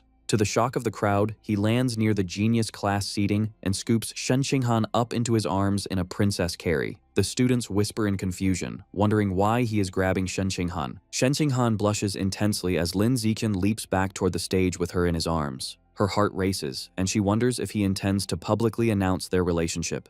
Lin Zichen lands gracefully back on the ring. With Shen Qinghan standing behind him, Lin Zichen faces the stunned audience and faculty. He boldly declares that for the remaining rankings, from 2nd to 10th place, he wants them all. The enraged genius class students refuse to accept defeat. Shouting that Lin Zichen is bullying them, they charge together to crush him and the traitor Shen Qinghan. The stage erupts into a chaotic brawl. Lin Zichen moves fluidly through the attackers, dominating the fight despite being outnumbered. He dismantles their formation with a flurry of punches and kicks, knocking students away with ease. Seeing an opening, Ma Weiwei lunges from the air, aiming her attack at a shocked Shen Qinghan and shouting at her to die for her betrayal. However, Lin Zichen reacts instantly, intercepting her midair with a heavy kick to protect Shen Qinghan. The force of the blow sends Ma Weiwei flying off the stage. From the balcony, her father, Ma Zhenhe, screams as he watches his daughter crash violently onto the floor. With the genius class wiped out, Lin Zichen stands triumphantly over the defeated students. Immediately, a notification announces that Shen Qinghan has officially secured 2nd place in the trial.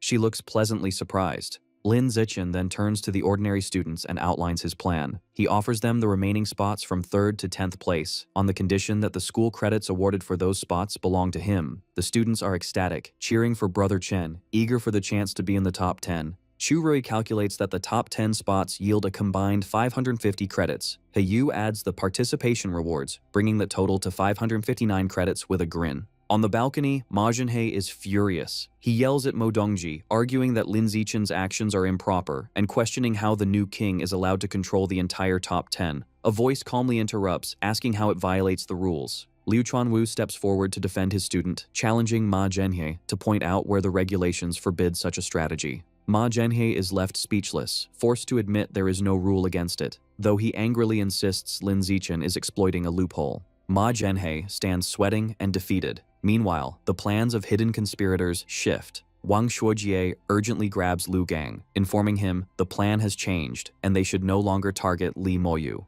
As they watch the celebrating students toss Lin Zichen in the air, Wang Xuejie declares their new target is Lin Zichen. Their goal is now to make him eat the high-level demon seed, so he joins their organization. After the trial, Liu Chuanwu runs excitedly toward Lin Zichen with open arms, but is coolly dodged. Lin Zichen simply asks if the dean has forgotten his promises. Liu Chuanwu immediately produces a bottle, explaining it contains 10 qi and blood pills, along with the triple benefits for the semester. He adds that he has transferred 300 credits to Lin Zichen, happily noting the boy just helped him win 1,900 credits from other faculty members. Leaning in close, Liu Chuanwu whispers, asking Lin Zichen his true strength and level. Lin Zichen whispers back a partial truth, claiming he is at ordinary tier 6, has completed skin tempering once, tempered some facial muscles, and was born with naturally hard facial bones. Liu Chuanwu is shocked, screaming in disbelief that Lin Zichen has already learned to temper his muscles. Overcome with emotion, he grabs Lin Zichen's hands and cries, declaring that Lin Zichen will evolve into an advanced creature with a pure human body before graduating. He urges the student to persist on the pure blood path, and Lin Zichen calmly agrees. Later, in his room, Lin Zichen sits on his bed holding a small red qi and blood pill.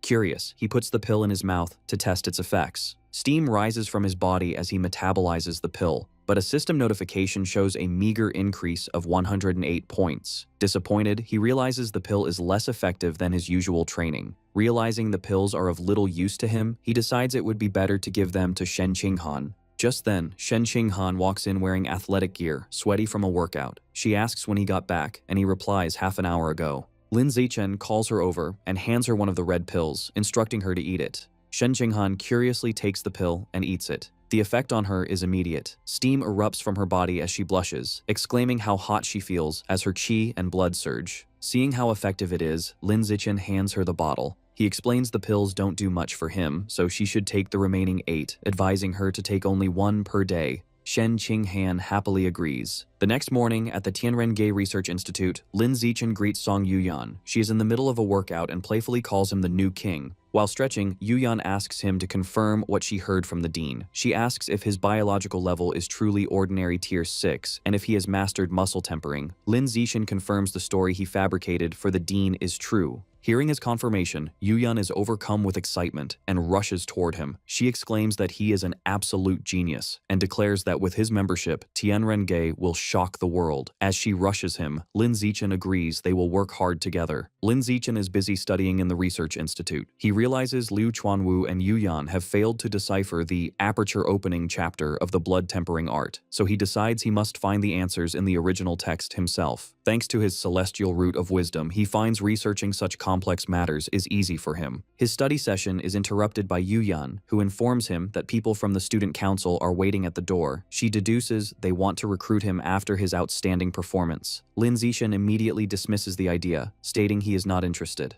However, Yuyan adds that student council members receive monthly credit subsidies. Hearing about money, Lin Zichen's demeanor instantly changes, and he is suddenly very interested. Lin Zichen goes outside to meet the visitor. It is Zhou Hong, the president of the student council, who extends his hand in greeting. They shake hands, and Zhou Hong explains that he has come to invite Lin Zichen to join, offering to groom him as a candidate to become the future president. Zhou Hong elaborates on the benefits, painting a picture of wealth and luxury. He explains that besides special meals and the power to participate in school decisions, members enjoy monthly credit subsidies. Motivated by the rewards, Lin Zichen smiles and agrees immediately. However, Zhou Hong stops him, stating there is one condition. Zhou Hong demands that Lin Zichen must give up the path of the pure-blooded human and choose gene fusion instead. Lin Zichen looks confused and asks why. Zhou Hong arrogantly explains that the student council only accepts future geniuses. He declares the pure-blood path has no future, calling Dean Liu Chuanwu and Yuyan failures. He warns that without gene fusion, even Lin Zichen's talent will fade into mediocrity.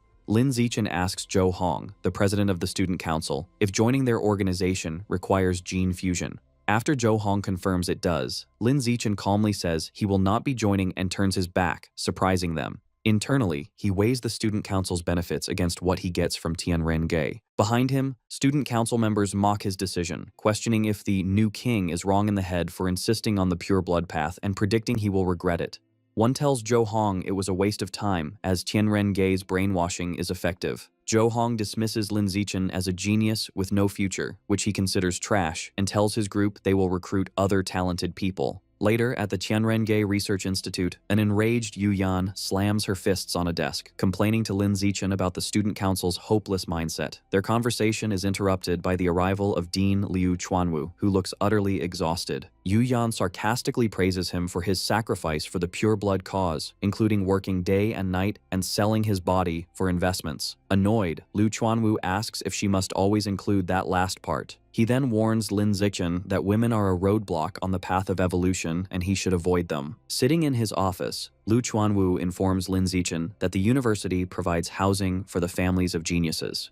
He offers to arrange jobs for Lin Zichen's parents and asks if he wants to bring them to the city. Lin Zichen says he will discuss it with his parents over the weekend. Finally, Liu Chuanwu tells Lin Zichen he has granted him early access to school missions, explaining that with his current strength, there's no need to wait until next semester. Yu Yan explains to Lin Zichen that she takes off-campus missions weekly for school credits. She suggests he could join her in the future to gain experience and offers to take him on an aberrant beast extermination mission.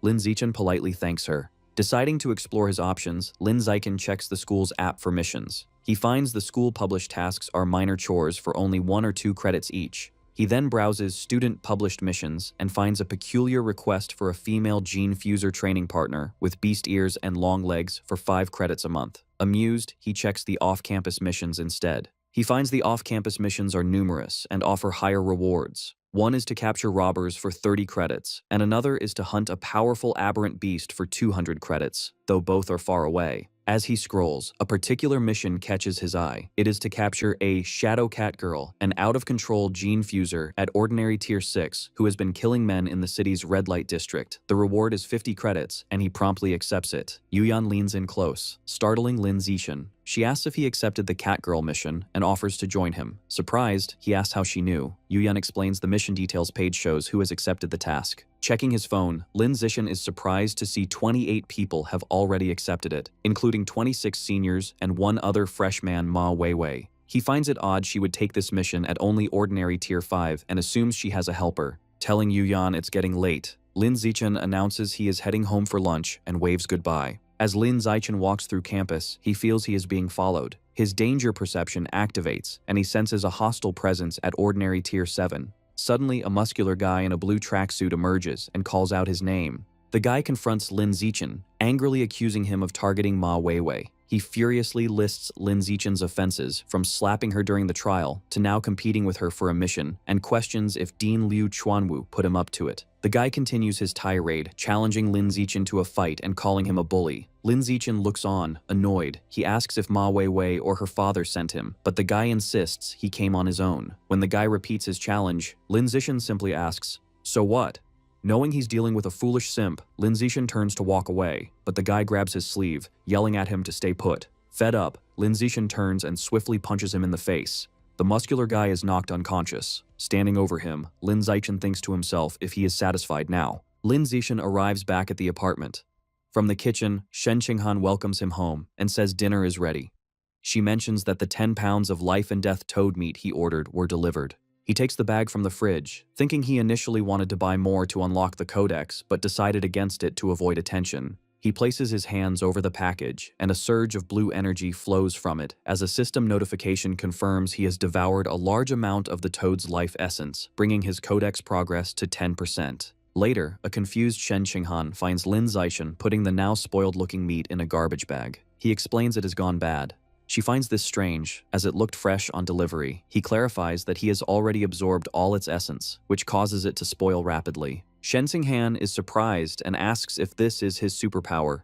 He confirms it is, explaining he can absorb the essence from aberrant beasts to gain some of their abilities. She is shocked, exclaiming she finally understands why he chose the pure-blood path. With such a power, he doesn't need gene fusion. While eating dinner, Lin Zichen brings up the dean's offer of housing and jobs for their parents. Shen Qinghan is thrilled, and they agree to visit their families over the weekend. During the meal, she mentions an interesting duel between peak-ranking students at the gym that afternoon.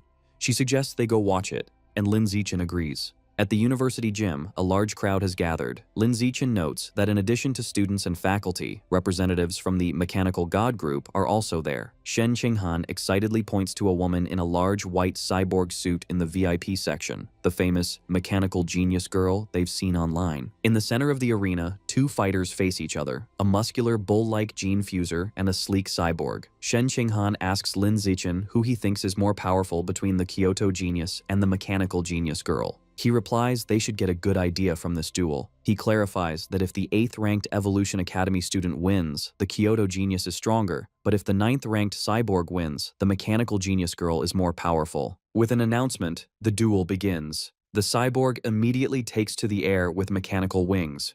From above, the cyborg unleashes a massive barrage of missiles, which rain down on the bull-like opponent below. The bull-like gene fuser is overwhelmed by the relentless missile attack, trying to shield himself from the explosions tearing up the stage. After the barrage, the cyborg lands. The bruised gene fuser sees an opportunity for close-quarters combat. Both fighters charge forward at incredible speed, meeting in the center of the arena. The cyborg easily blocks the gene fuser's punch and delivers a devastating counterpunch to his face. The blow sends the gene fuser flying, and he crashes to the ground, defeated. The cyborg raises its fist in victory as the crowd erupts. Meanwhile, in a private office, Mo Dongji receives a video report from a subordinate. She informs her that source site number 36 has been quiet for months, and they are unsure if the enemy has abandoned it or is plotting something big. Mo Dongji asks for an update on Luo Qianshu. Her assistant reports that Qianshui is adapting well, growing incredibly fast, and is close to evolving to advanced Tier 2. Curious, the assistant asks about Luo Qianshu's origins, noting her special constitution doesn't seem human. Mo Dongji sternly cuts her off, warning her not to ask questions that don't concern her. After the assistant apologizes, Mo Dongji dismisses her to watch a student duel. Switching her monitor feed, she watches the end of the fight. She thinks that with the cyborg's upper hand, the mechanical god group is more powerful than she imagined. She concludes that mechanical modification has a greater advantage in adaptability, though she seems to have reservations. Mo Dongji acknowledges a major limitation. No matter how powerful, cyborgs cannot enter the source site, as all electronic and mechanical devices malfunction there. Turning off her monitor, she concludes that in such an environment, even the strongest cyborg would become useless scrap metal. Sometime later, Lin Zichen and Shen Qinghan return from a weekend trip home with their parents. The two families enjoy a celebratory dinner. During their visit, they discuss the university's housing offer for their parents, and both families happily agreed. With that settled, Lin Zichen focuses on his next mission, capturing the cat girl in the city's neon-lit red light district. Walking disguised through the crowded streets, he reviews the mission details. The target is an ordinary Tier 6 gene fuser with incredible speed who lures and kills men. The file also notes she is a master of disguise and skilled with drugs. Lin Zichen understands why the mission remains uncompleted. The large area and her cunning make her hard to track. To begin his search, Lin Zichen uses his Eye of the Sky and Danger Perception for a wide area scan. As he activates his powers, his eyes glow with golden light behind his sunglasses. The crowd is startled by his strange appearance. Some are unsettled by his eyes, while others comment that he is handsome but has a creepy gaze. As Lin Zichen stands out, a large muscular man confronts him, demanding to know who he is staring at. Unfazed, Lin Zichen unleashes his biological pressure, telling the man to get out of his way and sending him flying as the crowd parts in shock. Standing over the unconscious man, Lin Zichen concludes his search yielded no targets and decides to move on. Just then, he spots some familiar faces. He sees Ma Weiwei with two other students, whom he identifies as ordinary Tier 7 seniors, likely there to assist her. Ma Weiwei and her female companion notice him. The companion points him out, and Ma Weiwei looks away, annoyed. The companion suggests they stay away, and Ma Weiwei agrees, leading her group away. Lin Zichen is bewildered by their sudden avoidance. Ma Weiwei states that since Lin Zichen accepted the mission, he must be there for the cat girl. She declares they must find the target first.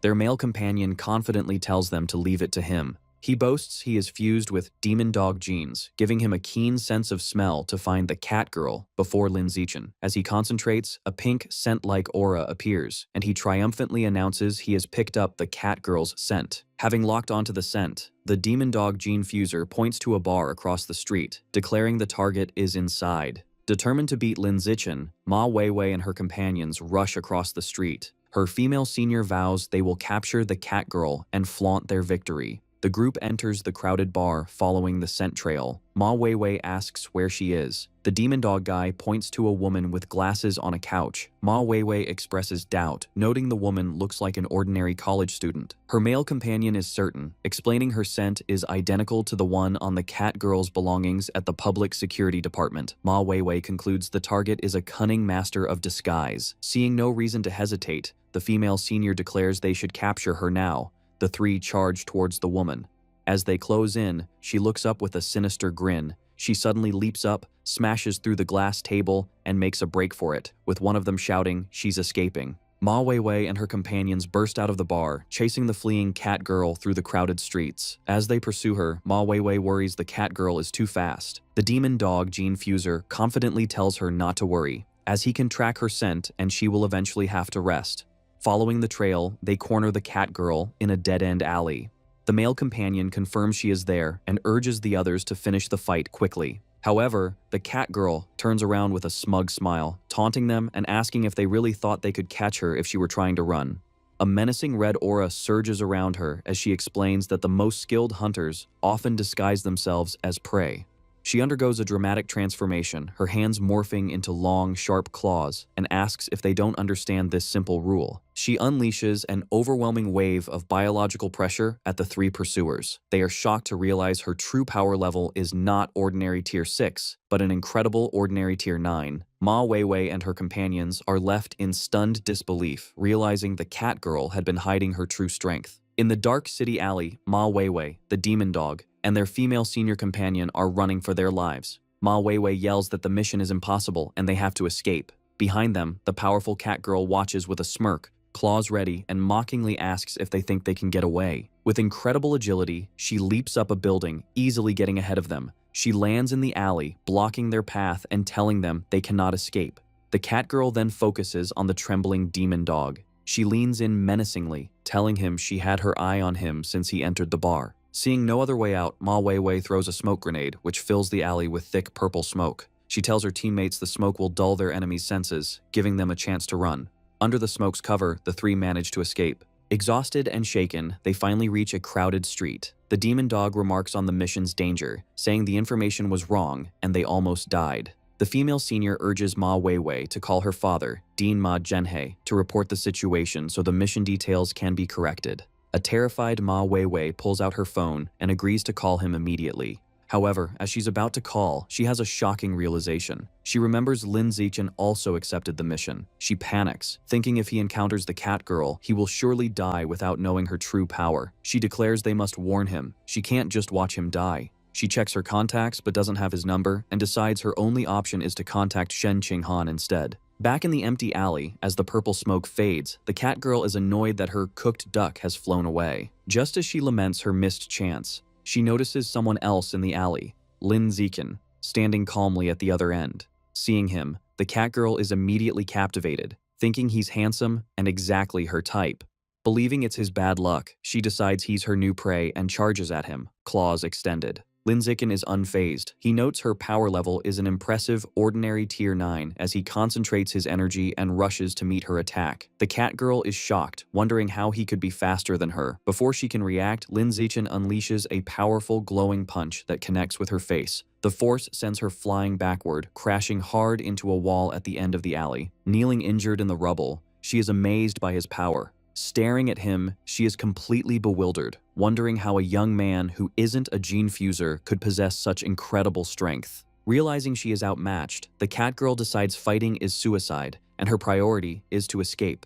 She turns and flees, but to her shock, Lin Zichen easily keeps pace with her. Announcing she can now experience his full power, Lin Zichen leaps and delivers a devastating kick to her head, sending her flying. The blow sends her crashing into another wall, embedding her in the rock. Lin Zichen presses his attack, unleashing a furious barrage of kicks against her pinned body. He notes that despite multiple hits, she is still alive, though her biological pressure is weakening. Deciding to finish her before she recovers, he picks up a large rock. But just as he is about to strike, he looks up, surprised. A massive surge of red energy erupts from the cat girl as her body transforms, her muscles bulging grotesquely. Lin Zichen realizes with alarm that in a desperate moment, she has unlocked more power and is about to evolve into an advanced creature. The newly transformed and enraged cat girl glares down at him.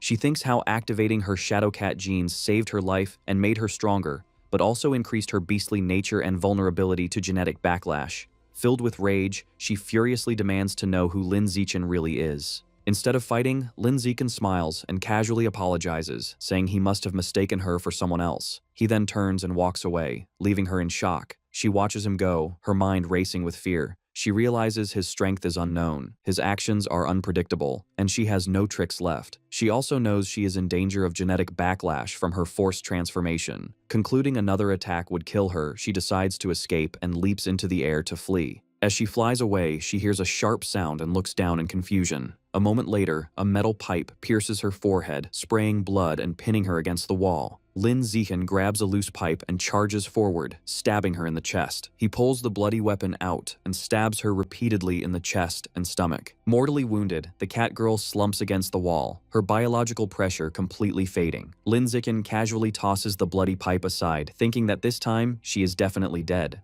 With the fight over, Lin Zichen snaps a photo of the cat girl's corpse, thinking he needs to upload it to the school app to prove he completed the mission. Afterward, he calls the public security department to report the body's location for cleanup. With official tasks done, Lin Zichen turns to his real goal. He reaches for the body, and as red energy swirls around him, his system confirms he has devoured a large amount of the Shadow Knight Cat's life essence, increasing his guidebook progress to 36%. He is surprised by how much progress he made and speculates the genetic backlash she suffered must have concentrated the beast genes in her body. Meanwhile, Ma Weiwei and her companions are walking through the city. Ma Weiwei is on the phone with her father, Dean Ma Zhenhe, telling him the Catgirl mission information was wrong and almost got them killed. She explains the target was not an ordinary Tier 6, but a powerful ordinary Tier 9, which shocks her father. In his office, Dean Ma Zhenhe asks his daughter for a detailed report, promising to speak with the mission system director later. Back on the street, the female senior suggests they should hurry back to school to avoid retaliation, but then she suddenly grabs Ma Weiwei's arm. She points to her phone, which shows the mission to capture the cat girl has already been completed by Lin Zichen. Ma Weiwei is left in complete shock, wondering how a freshman could defeat an ordinary Tier 9 creature on his own. After the weekend, Lin Zichen and Shen Qinghan are walking on the university campus. Lin Zichen checks his phone and sees a notification that 300 school credits have been deposited into his account. He thinks the reward for the Catgirl mission has arrived, but is confused why the amount is so much higher than the original 50 credits. While walking, Lin Zichen shows Shen Qinghan a notification explaining the increased reward. The message states that due to incorrect information, the Cat Girl mission was reclassified from ordinary Tier 6 to Tier 9. The reward was increased from 50 to 200 credits, with an additional 100 as compensation.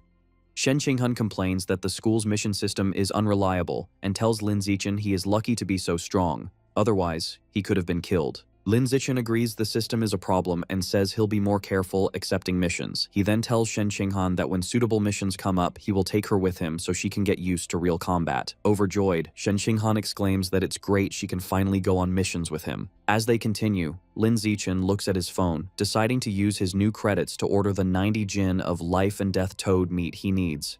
He thinks that while he was previously worried about attracting attention with a large order, it doesn't seem to be a problem now. He also considers that beast meat is nutritious and will help Shen Qinghan evolve, so he should buy plenty for her too. They arrive at their apartment, and as Shen Qinghan opens the door, Lin Zichen asks her if there is any particular beast meat she would like. She runs inside excitedly, telling him she will place the order, and he follows her. Once inside, she sits on the couch and begins browsing options on her phone. In the kitchen, Lin Zichen, now in an apron, listens as Shen Qinghan suggests they buy Tyrant Ash Big carved meat. She explains that for just 1 credit, they can get 6 jin, enough for several days. Lin Zichen agrees with her practical choice. However, Shen Qinghan tells him not to place the order, insisting she will do it. She happily reminds him she still has the 90 credits he gave her from the freshman competition. Lin Zichen, who has started cooking noodles, smiles and agrees. He tells her it's fine since they are family, so there is no need to worry about whose credits they are using. While Lin Zichen and Shen Qinghan are enjoying the noodles, the doorbell rings.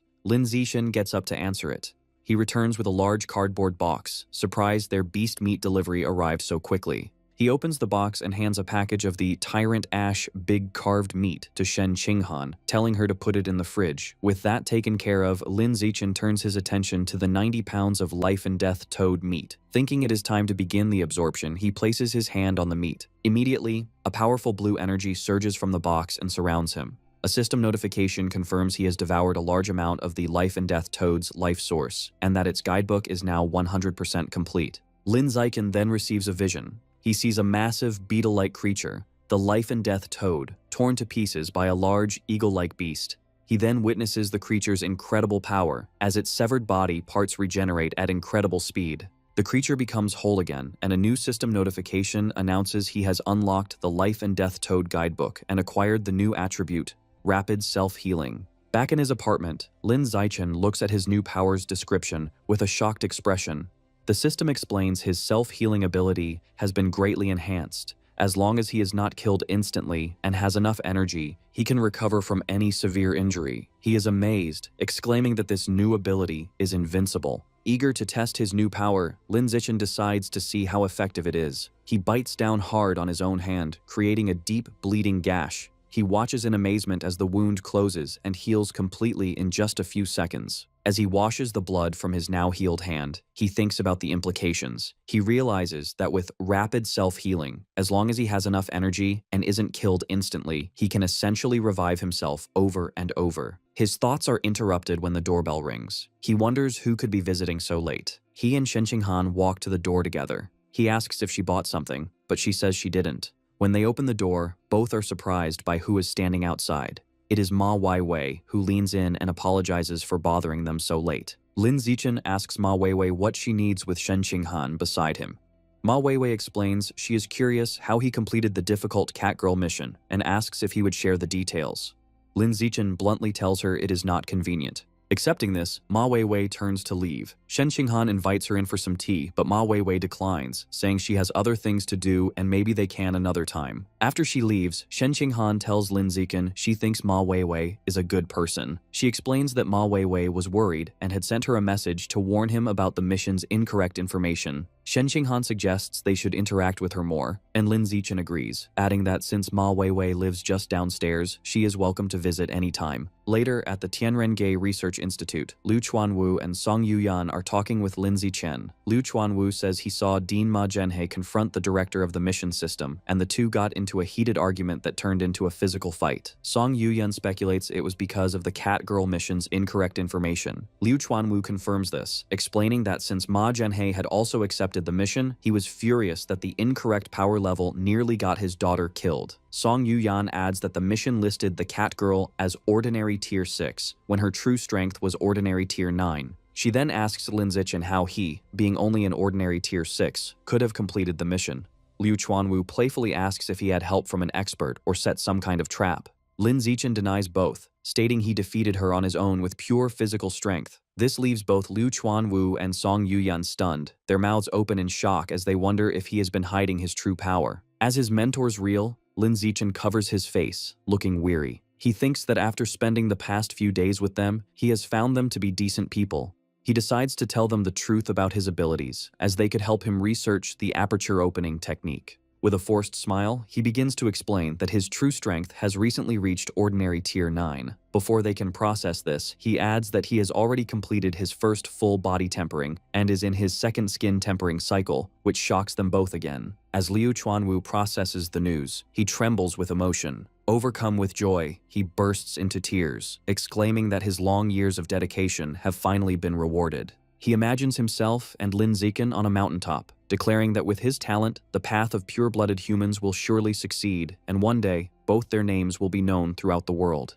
Back in reality, the Dean is crying. He explains he has spent decades researching the pure blood path, a journey that cost him his family's wealth, and even led his wife and children to leave him, all without progress. He feels that now, with a genius like Lin Zichen, the pure blood path will finally flourish. Lin Zichen, caught off guard, can only wonder why the old Dean is suddenly crying and laughing. Composing himself, Liu Chuanwu places a hand on Lin Zichen's shoulder. He marvels at Lin Zichen's incredible talent, remarking that if not for his lack of source power, he would have suspected him of being a stranger from the source land. The unfamiliar term surprises Lin Zichen. Liu Chuanwu explains his theory. In a world with aberrant beasts, it makes sense that their counterparts, strangers, or gifted individuals also exist. Song Yuyan is shocked, saying she has never heard this before. Lin Zichen then asks what source power is. The Dean clarifies that it is a unique energy exclusive to beings from the source land, similar to ki, blood, and spiritual power. Curious, Lin Zichen asks how this power is used. Liu Chuanwu admits he doesn't have a clear answer, as he has only encountered 2 such strangers in his long life. Song Yuyan scoffs, accusing him of bluffing and pointing out that since he is stuck at ordinary Tier 9, he cannot enter the Source Land himself. This prompts Lin Zichen to ask if there is a biological level requirement for entry. Liu Chuanwu confirms the standard is high-level being, and anyone below that would be turned to ash. Defensively, Liu Chuanwu clarifies he met the strangers here on Earth, not in the Source Land. The first was a female disciple he took on decades ago. As he speaks, Lin Zichen has a vision of Luo Qianshu fighting monsters, leading him to realize that Shen Qinghan's mysterious senior sister must be one of these powerful strangers. Liu Chuanwu continues, stating he met the second stranger in the ancient ruins where they discovered the blood-tempering art. Having shared these secrets, he sternly warns them never to reveal this information. Song Yuyan eagerly promises to keep her lips sealed, and Liu Chuanwu says he trusts them. He then gives Lin Zichen a specific warning to keep his true strength a secret to avoid being targeted by dangerous heretics, who are pervasive even within the university. To help with this, he proposes that if Lin Zichen wants to take on missions matching his true power, he should use Song Yuyan's account. Since she is also an ordinary Tier 9, he can go all out without exposing his rapid progress. Lin Zichen agrees. Intrigued, he asks the dean if he has any information about the Source Land. Liu Chuanwu's expression turns grave. He explains everything about the Source Land is top secret, and even he knows very little. He advises Lin Zichen not to worry about it until he evolves into a high-level being. However, he shares one crucial piece of information. For humans, most creatures from the Source Land are enemies, and they are constantly trying to invade Earth. Liu Chuanwu explains some powerful individuals believe the creatures want to invade because Earth has something they desire. Their serious conversation is interrupted by the dean's phone, which plays a cheerful ringtone. He answers with a flirtatious, "Baby," then tells his students an old friend has invited him to dinner. He rushes out, telling them to contact him if needed. As he leaves, Yuyan sarcastically remarks on how hard the dean is working, assuming he is off to secure more investments. With the dean gone, Yuyan turns to Lin Zichen. She asks how he hides his biological level and tempering progress so effectively that even powerful people were unable to see through his disguise. Lin Zichen apologizes, saying he cannot conveniently explain. Internally, he knows his system's natural camouflage is his trump card and that he cannot reveal it. Yuyan puts on a pleading expression, trying to coax the secret out of him. She even offers to trade a secret of her own, but Lin Zichen, looking flustered, insists he really cannot tell her. Seeing he will not budge, Yuyan sighs and gives up. However, her demeanor quickly shifts. With a competitive glint in her eyes, she cracks her knuckles and suggests that since they are both at ordinary Tier 9, they should have a sparring match. Lin Zichen's face lights up with a grin. He agrees, thinking a fight against a peer will be a perfect opportunity to understand his own strength. Yuyan immediately strikes a fighting pose. She details her own progress. She is in her second skin tempering, has completed her second muscle tempering, and is 1/5 of the way through her second bone tempering. She then tells him to come at her with everything he has. Inside the Tianrenge Research Institute, Song Yuyan and Lin Zichen prepare to spar. Song Yuyan asks if he is ready and tells him to attack first so she can test his power while she defends. She takes a defensive stance, inviting him to strike. Lin Zichen charges forward and delivers a powerful high kick. The impact sends her sliding backward. Internally, she is shocked that despite him supposedly only having completed the first skin tempering, he is strong enough to hurt her, even though she has undergone secondary muscle tempering. She realizes his strength is absurd and fears he will soon surpass her. However, she decides she must show off her seniority while she is still stronger. Coughing in pain, Song Yuyan tries to act tough. She lectures Lin Zichen, claiming she is dissatisfied with his kick because he didn't aim for a vital point, preaching that real combat is about life and death. Lin Zichen, seeing she is hurting, plays along with a deadpan expression and agrees. Recovering her composure, Song Yuyan declares the official exchange will now begin and challenges him to last 5 minutes against her as she charges forward. Lin Zichen accepts and meets her attack. The two engage in a fierce, high-speed battle, exchanging rapid blows. As Lin Zichen unleashes a barrage of punches, Song Yuyan is forced on the defensive. She panics internally, realizing that even at full power, he is matching her blow for blow, and she begins to worry she might lose. The match continues, and Lin Zichen decides it's time to end it. When Song Yuyan throws a punch, he decides to fake his defeat to preserve her dignity. The blow connects, and he throws himself backward, pretending to be overpowered, and crashes to the floor. Song Yuyan helps him up, praising his potential, but internally, she is sweating nervously. She realizes with shock she had to use 90% of her strength just to barely win and fears that in another year, she will no longer be his match. Changing the subject, Song Yuyan acknowledges that since he has completed the first stage of skin tempering, he can try opening his apertures. She offers to teach him her latest research method on how to do it. They sit cross-legged as she explains the theory. She states that the human body has 366 apertures, and according to the blood tempering art, the easiest to open are the 4 surrounding the heart. Following her instructions, Lin Zichen attempts to use his qi and blood to impact them at a frequency of 10 times per second. However, he snaps his eyes open in frustration, realizing he cannot break through them at all. Seeing his distress, Song Yuyan comforts him, suggesting his physical strength isn't high enough yet, or perhaps her method still needs refinement. The scene shifts to a dark basement in the Liu family ancestral home.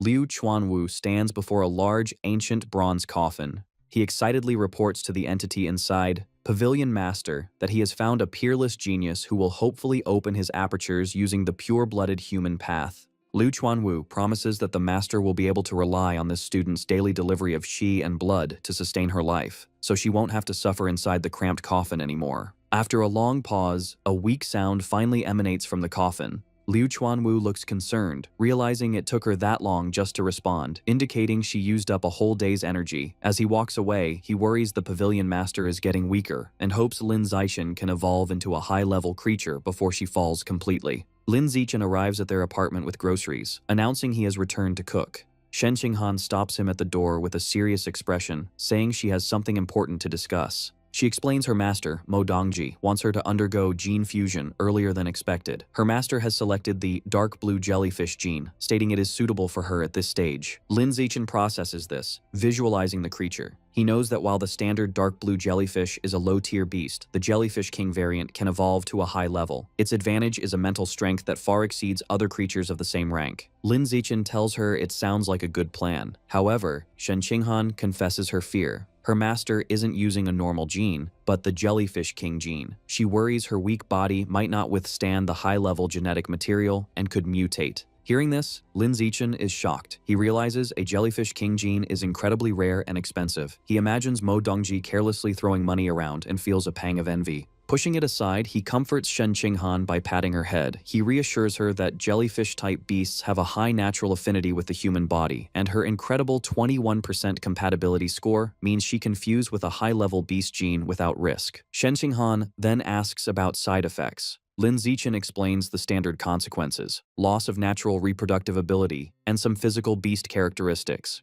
He reminds her she has already preserved her eggs, so if they want children, they can use those. As they hold hands, he explains that beast traits can usually be hidden if the genes are forced into dormancy. He then tries to cheer her up, noting many beast traits, like cat ears or foxtails, are considered attractive. His words work, and her mood lifts. She looks at him cheerfully, wondering what traits a Jellyfish King will give her, and if she'll be more beautiful. She excitedly holds up her phone to show Lin Zichen a picture of the dark blue jellyfish, asking if he thinks it's beautiful.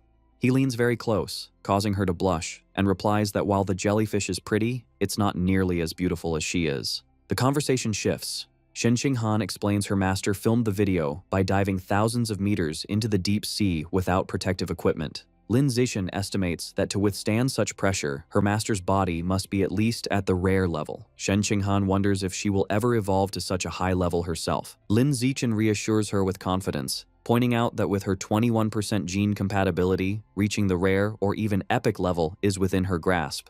Shen Qinghan remains practical, countering that compatibility isn't everything and she will need a vast amount of evolution resources. Hearing her concern, Lin Zichen gives her a thumbs up and makes a firm promise. He tells her not to worry about resources because he will work hard to earn money and provide whatever she needs. Touched by his generosity, she adopts a playful and seductive demeanor. She kneels on the bed, teasing that she must properly please her new, wealthy patron. She picks up 2 pairs of stockings and, blushing, asks which color he prefers. Lin Zichen replies that he likes both. To satisfy him, she puts a black stocking on one leg and a white stocking on the other. Watching her, Lin Zichen thinks that while the combination is a bit strange, he can definitely enjoy it.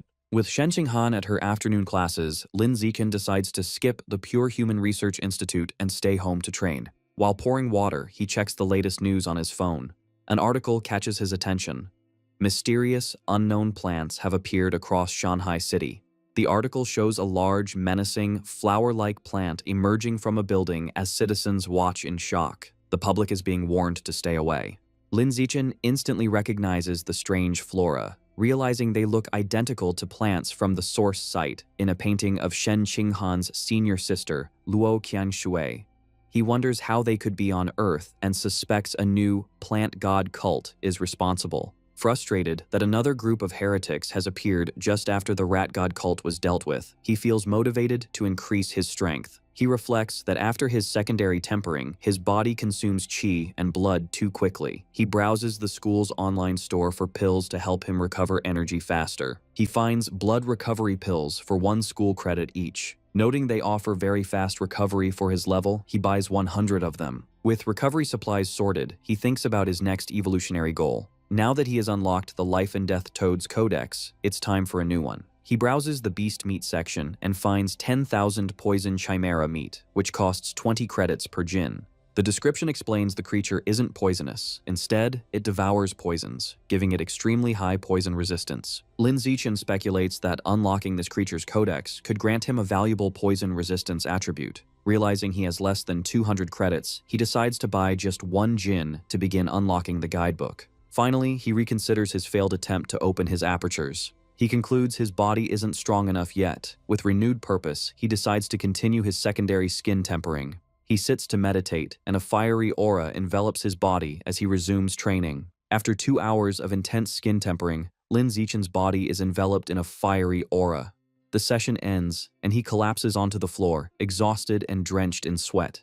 He realizes his qi and blood are being consumed too quickly, and he must rest. Overcome by extreme hunger and weakness, he stumbles to the refrigerator for food. The doorbell rings. A weak Lin Zichen opens it to find a delivery girl from the school with 2 packages. As he takes the boxes, a wave of dizziness causes him to lose his balance. He stumbles into the delivery girl, causing her to drop the packages. Despite falling, Lin Zichen quickly catches the heavy boxes with one hand before they hit the floor. The worried delivery girl asks if he is all right. After bringing the packages inside, Lin Zichen, still weak, immediately tests the blood recovery pills. He opens a box and pops one of the golden pills into his mouth. The effect is almost instant. His dizziness fades and strength returns to his limbs. He marvels at how effective the pills are. His qi and blood levels surge, and he flexes his arm, feeling completely revitalized. With his strength recovered, Lin Zichen turns to the second package, the 10,000 poison chimera meat. He places his hand on the meat and devours its life essence, his body surrounded by a surge of blue energy. A system notification confirms he has absorbed a trace of the 10,000 poison chimera's life source, and his guidebook progress has reached 1%. Now able to train without long recovery periods, Lin Zichen sits to meditate again. He reflects that with the blood recovery pills, he has greatly reduced his rest time and can train more efficiently. He concludes that using school credits to accelerate his growth is a worthwhile investment. Later, as the sun sets, Lin Zichen is relaxing at home when he hears Shen Qinghan's voice announcing her return. As he gets up to greet her, she playfully says she has brought a guest and challenges him to guess who it is. He opens the door and is surprised to see their friend Chu Rui beside Shen Qinghan. Chu Rui waves cheerfully, and Lin Zichen greets her, surprised. As they enter the luxurious apartment, Chu Rui expresses her envy, complaining she has to share a room while they live so nicely. Lin Zichen kindly offers her his single dorm room at the Budo Academy. While he offers her water, Chu Rui politely declines, explaining she enjoys having a roommate so she doesn't feel lonely. However, her friendly demeanor quickly shifts to anger. She announces the real reason for her visit is to complain about how outrageous the other university students are. Sitting on the couch, Chu Rui explains that while geniuses like them are safe, ordinary students are suffering. Lin Zichen and Shen Qinghan ask her to elaborate. Chu Rui recounts how a senior borrowed her makeup and another classmate had his valuable blood ginseng stolen. When they reported the incidents to the student council, they were dismissed and told the school operates on survival of the fittest. They were advised to fight back if they were unhappy. Chu Rui complains this is unfair, as freshmen are obviously not as strong as seniors. Lin Zichen and Shen Qinghan offer their support, telling Chu Rui to let them know if any seniors bother her again, and they will find a solution together. Chu Rui gratefully thanks Lin Zichen. Suddenly, the entire apartment shakes violently, and the 3 jump to their feet, wondering if it's an earthquake. As the shaking subsides, Lin Zichen's danger perception attribute activates, giving him a vague but unsettling premonition, though he notes it isn't particularly strong. The scene shifts to a lavishly decorated room, where a man wearing a red-horned mask speaks with a man in a plague doctor mask, whom he addresses as Lord Divine Envoy. The masked man asks for evolution resources to break through to a higher biological level. In recognition of his performance, the divine envoy gives him a strange, demonic-looking flower. He explains the flower has a strong aphrodisiac effect and advises him to have a woman nearby when he consumes it. Grateful, the masked man thanks the divine envoy and reports that a gifted genius has appeared among the new students at Shanghai University. He mentions a plan to make this genius consume a high-level demon seed to recruit him. However, the divine envoy dismisses this, stating the true geniuses are all in the source site. The masked man grows frustrated, knowing he can't reach the geniuses in the source site. The divine envoy interrupts, revealing he has received a message from there. They have found a corresponding boundary point and set up biological coordinates. Now, someone needs to activate the connection. Announcing he will go immediately, the divine envoy's body is engulfed in a purple aura, and he vanishes. Before he disappears, he gives the masked man a final, chilling order. If they fail to make Lin Zichen consume the demon seed within 3 days, he will be replaced. The masked man looks at his watch with a furious expression, vowing to get it done within the 3-day limit. As Lin Zichen and Shen Qinghan walk on the university campus, she tells him her class is in a different direction and she has to leave. Just as they are about to part, a voice calls Lin Zichen's name, and they both turn in surprise. 2 former high school classmates, Lu Gang and Wang Shuojie, rush toward them, looking distressed. Wang Shuojie explains that a stronger third-year senior is bullying them. Lu Gang adds that since Lin Zichen is the freshman's new king, the senior would surely back down if he helped. To convince him, Lu Gang offers Lin Zichen a bag of valuable evolution resources and spirit fruits from his family. Wang Shuojie pleads with him, reminding him they were classmates. Lin Zichen asks about the senior's power level, and they tell him he is at ordinary tier 6, which Lin Zichen realizes is no threat to him. He agrees to help and takes the bag, telling them to meet him at the Pure Human Research Institute at 5:30 that afternoon.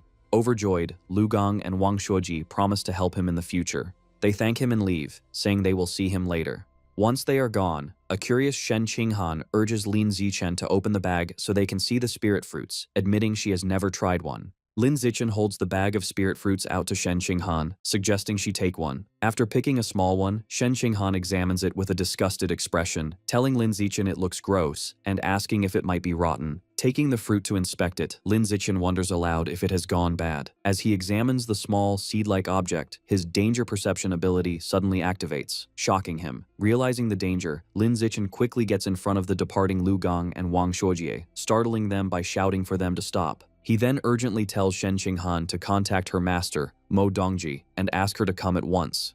Shen Qinghan agrees and runs to make the call.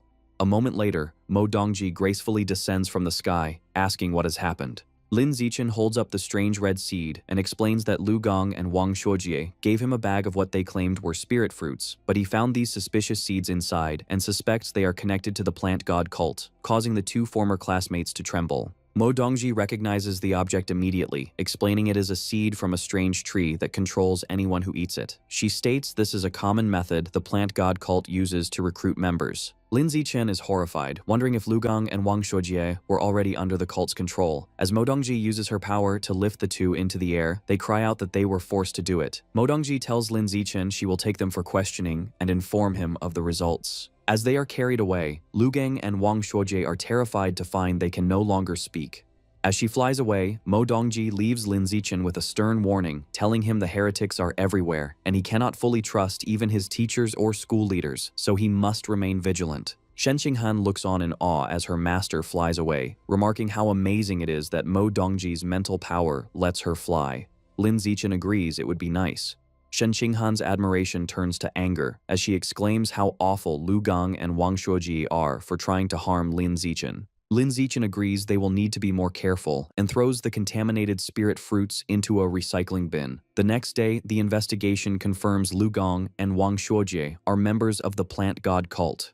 They were forced to eat a demon seed by a safety officer during their high school entrance exam. As a result, both are expelled from the university and will face criminal charges, ruining their lives. Sometime later, Lin Zichen and Shen Qinghan are with their parents, who have moved into university housing. During this time, Lin Zichen has been training diligently. With the help of blood recovery pills, he has completed his 2nd round of skin tempering and made 40% progress on his secondary muscle tempering. The day arrives for Shen Qinghan's gene fusion. She and Lin Zichen go to Mo Dongji's office, where Shen Qinghan nervously admits she asked him to come for support. Mo Dongji explains that since the dark blue jellyfish is a water attribute beast, the fusion will be easier the more water she has in her body. She hands her a large glass of water and tells her to start drinking. Shen Qinghan struggles to drink glass after glass as her master urges her to drink more. Finally, with her stomach completely bloated, Shen Qinghan complains she can't drink anymore. Mo Dongji says that's fine and instructs her to take off her clothes and lie on the examination bed. Mo Dongji holds up a syringe, explaining it contains the dark blue jellyfish king gene and must be injected directly into the heart. She reassures her, promising to use her mental power to numb her pain nerves so she won't feel the injection. As Shen Qinghan lies nervously on the bed, Mo Dongji warns her the gene fusion itself will still be incredibly painful and tells her to scream if she can't bear it. Shen Qinghan confirms she understands, and Mo Dongji injects the gene into her chest. As Lin Zichen watches, he notes that while the fusion process typically requires precise monitoring instruments, Mo Dongji's immense mental power makes them unnecessary. After the injection, Mo Dongji informs Shen Qinghan that the gene fusion has begun and intense pain will soon follow. She tells her to be mentally prepared, and a blushing Shen Qinghan nervously agrees. However, 2 minutes later, a confused Shen Qinghan sits up, asking why she doesn't feel anything. A concerned Lin Zichen asks Mo Dongji if there is a problem. Mo Dongji is completely surprised, wondering how this could be possible. Shen Qinghan is left in shock, fearing her gene fusion has failed. Mo Dongji explains to a worried Lin Zichen and Shen Qinghan that the gene fusion has failed, as Shen Qinghan could not fuse with the dark blue jellyfish king gene. However, she adds that it isn't a complete failure either, which confuses them. Mo Dongji clarifies the normal process. As long as there is no severe rejection, when the beast gene is injected, it is a success. With the help of drugs, the host's genes fuse with the beast genes, allowing the person to gain new abilities. In Shen Qinghan's case, while there was no rejection, the fusion process never started. A serious Lin Zichen asks for a more specific explanation. Mo Dongji explains what her mental power sees. It seems Shen Qinghan's own genes have their own consciousness. They have surrounded the invading jellyfish king genes, trapping them and restricting their freedom. She states that when some jellyfish king genes tried to forcibly fuse, Shen Qinghan's genes immediately destroyed them, breaking them into fragments and absorbing them as nutrients. Now, the remaining jellyfish king genes are completely imprisoned, a situation Mo Dongji has never seen before. Suddenly, Shen Qinghan exclaims in surprise, pointing out that her hair is changing from purple to blue. This shocks both Lin Zichen and Mo Dongji. Mo Dongji recognizes this as a trait of the jellyfish king gene and wonders how it can be expressed if the fusion failed. Lin Zichen asks Shen Qinghan if she feels anything different in her body. With her hair now blue, Shen Qinghan closes her eyes and says she can feel a new presence inside her, one she thinks she can control. Mo Dongji finds this perplexing, thinking that sensing and controlling the genes is the definition of a successful fusion. Wondering if she missed something, she leans close to Shen Qinghan, using her mental power to investigate again. She tells Shen Qinghan the new presence is the jellyfish king gene and instructs her to use her mental power to control it and force it into a dormant state. Shen Qinghan nods. She closes her eyes and concentrates, saying she will try. As she focuses, her hair begins to revert from blue back to its original purple. Mo Dongji then tells her to try expressing the gene again, and Shen Qinghan agrees. In an instant, a powerful blue aura surrounds her, and her hair turns a brilliant blue once more. Mo Dongji is internally stunned, realizing that renowned geniuses Li Moyu and Ma Weiwei took half a month to master making their beast genes dormant or expressed, yet Shen Qinghan learned it in a moment. A confused Lin Zichen steps closer, asking what is happening with Shen Qinghan. Mo Dongji turns to them and says she has good and bad news, asking which they want to hear first. After a moment, Shen Qinghan says they will hear the bad news first. Mo Dongji explains that the bad news is that Shen Qinghan may never become a gene fuser, which shocks the girl. However, the good news, she continues with a confident smile, is that Shen Qinghan is something more advanced and powerful. She can do everything a gene fuser can, and even better, without needing to fuse at all. Mo Dongji explains that Shen Qinghan's genes can enslave beast genes injected into her body. This means she can use their abilities without actually fusing, allowing her to avoid genetic backlash and remain a pure-blooded human. Mo Dongji reveals that until now, no pure-blooded human has ever broken through the ordinary biological barrier to evolve. She believes Shen Qinghan has the potential to be the very first pioneer on Earth to achieve this. Amazed, Shen Qinghan asks if she is truly capable of something so incredible. Mo Dongji reassures her with absolute confidence, stating that if any pure-blooded human is to break that barrier, it will be her. Lin Zichen listens to Mo Dongji's praise, feeling a bit left out and wondering if she is looking down on him. Mo Dongji then explains that even though Shen Qinghan is not a true gene fuser, her powers still come from beast genes. For this reason, Shen Qinghan must still present herself as a gene fuser to the outside world. She sternly warns them that this is a secret they must not tell anyone, not even their parents. Mo Dongji then tells Shen Qinghan there is still much to learn about her unique gene enslavement ability and instructs her to come to her office every night at 8 o'clock so they can research it together. Shen Qinghan agrees. Half a month later, while Lin Zichen is meditating in his room, surrounded by a fiery aura, Shen Qinghan calls out that she has good news. He enters the bathroom to find her in a bubble bath, happily swirling streams of water in the air. She excitedly tells him she has learned to control water with her mental power. Lin Zichen sits on the edge of the tub, remarking that learning so quickly shows her amazing talent. Shen Qinghan boasts she can do something even more impressive, revealing she can now remotely control the qi and blood inside another person's body. She explains that her master said a light touch could cause chaos in an opponent's system, while a strong one could kill them instantly by making their blood vessels explode. Lin Zichen is surprised and suggests that if she can control another's qi and blood, she should also be able to control her own to temper her body. However, Shen Qinghan looks downcast, explaining her master said her physical talent and qi and blood strength are too weak, so she cannot follow the path of a pure-blooded human. Leaning close to Shen Qinghan, Lin Zichen tells her she is a special existence, just like him, and they are capable of things ordinary people cannot do. He encourages her to try tempering her body, promising to teach her. Flustered by his closeness, Shen Qinghan blushes, wondering if he is confessing his feelings. Filled with determination, she agrees she is special and declares she will be able to temper her body with her qi and blood. As she speaks, a powerful blue aura swirls around her. For the next while, Lin Zichen patiently teaches Shen Qinghan how to control her qi and blood to temper her body, with both of them meditating surrounded by fiery auras. After some time, a sweaty but triumphant Shen Qinghan exclaims she has succeeded and mastered the blood-tempering art, looking at her reddened, powerful hands in amazement. Lin Zichen smiles, pleased and surprised she succeeded on her first try. He reflects on how remarkable her achievement is, noting that while her biological level is only ordinary Tier 2, she learned a technique that should require the strength of someone at ordinary Tier 4. Overjoyed, Shen Qinghan throws her arms around Lin Zichen, exclaiming that now they are truly a perfect match. She can enslave beast genes, and he can devour beast meat for the same purpose, while both can follow the path of a pure-blooded human. Lin Zichen agrees, holding her close. In less than half a month of training together, Shen Qinghan completes her first full skin tempering, and her biological level evolves from ordinary Tier 2 to ordinary Tier 3. Later, as Shen Qinghan sleeps beside him, Lin Zichen lies awake, thinking it is time for her to experience real combat to temper her mind. He picks up his phone and browses the school's off-campus missions, settling on one to capture 21 armed drug dealers, noting the reward of 50 school credits. At 9 o'clock at night, Lin Zichen and Shen Qinghan arrive at the Shanghai City Public Security Headquarters. A friendly officer with a goatee introduces them to the team, explaining they are students from Shanghai University assisting with a case. He points out that Lin Zichen is the famous top scorer from Nanjiang Province. The other officers recognize him, welcoming him and commenting on his talent and good looks. The friendly officer mentions that his godson is also a freshman in the elite genius class. He tells Lin Zichen it's a shame he joined Tianrenge, as his talent would have surely gotten him into the genius class with his godson. He advises Lin Zichen to transfer, but Lin Zichen is silent. The officer adds that he invited his godson to help with the operation, suggesting he could be a powerful friend to protect them from seniors at school.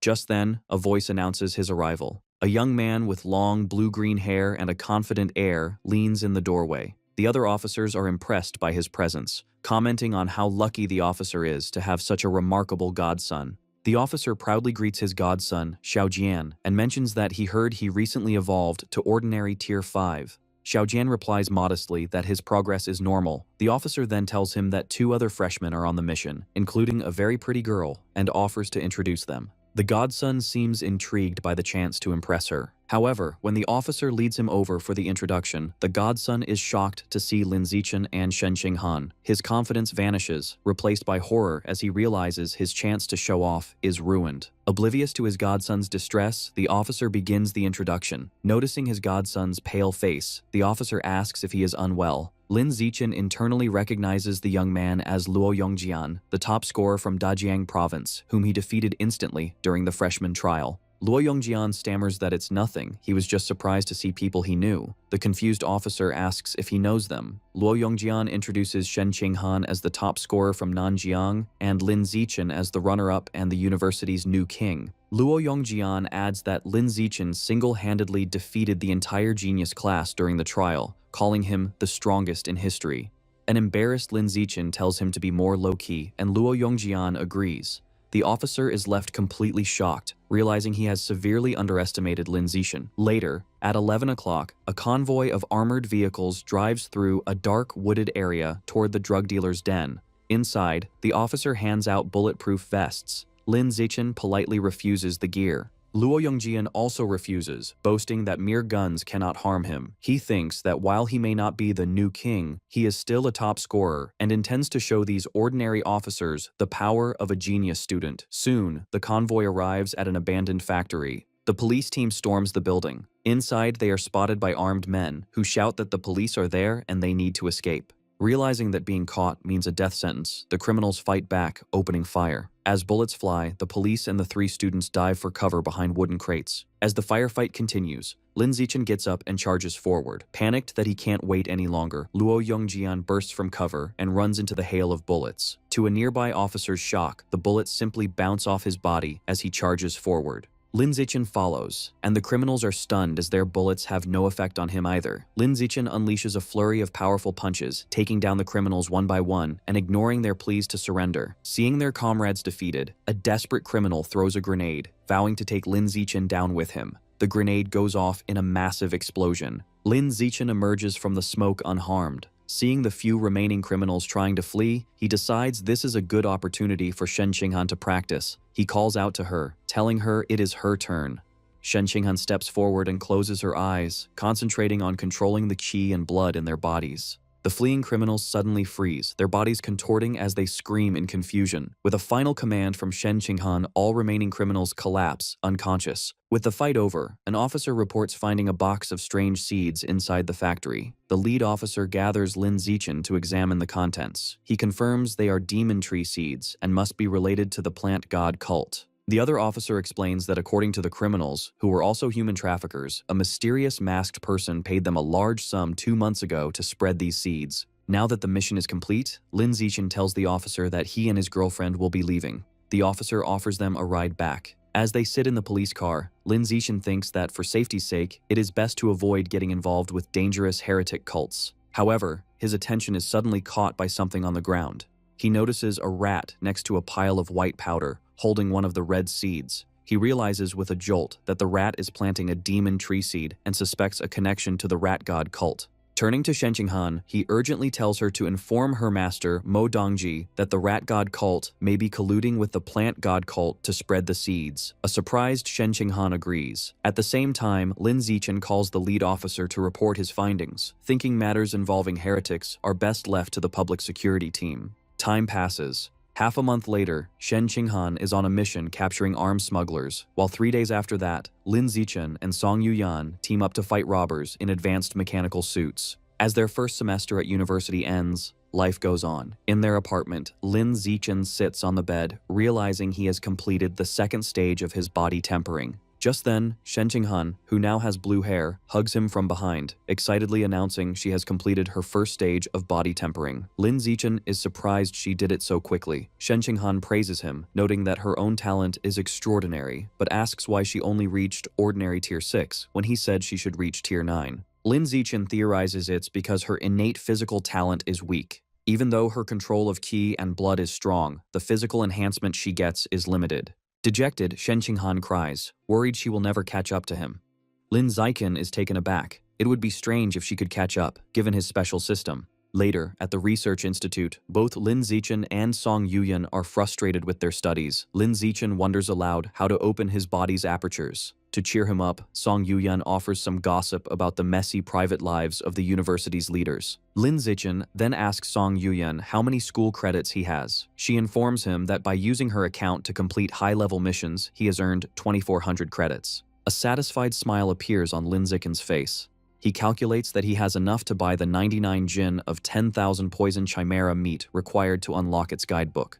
He asks Song Yuyan to help him place the order. She is curious why he needs so much, but he simply says it is not convenient to explain. Respecting his privacy, she places the order for him. The meat is delivered to the research institute, but for safety, Lin Zichen takes the large box back to his apartment to begin the absorption. He places his hand on the meat, and a powerful blue energy surges around him. His system confirms he has devoured a large amount of the 10,000 poison chimera's life essence, bringing the guidebook's progress to 100%. A spectral image of the fearsome beast appears behind him, as a system notification announces he has acquired the new biological attribute, immunity to 100 poisons, greatly increasing his resistance to all toxins. To test it, Lin Zichen injects his arm with a paralyzing neurotoxin. 2 hours later, he flexes his muscle, completely unaffected. He concludes with satisfaction that the immunity had completely neutralized the neurotoxin. Soon after, Lin Zichen accompanies Shen Qinghan to a medical building for her second gene injection with her master.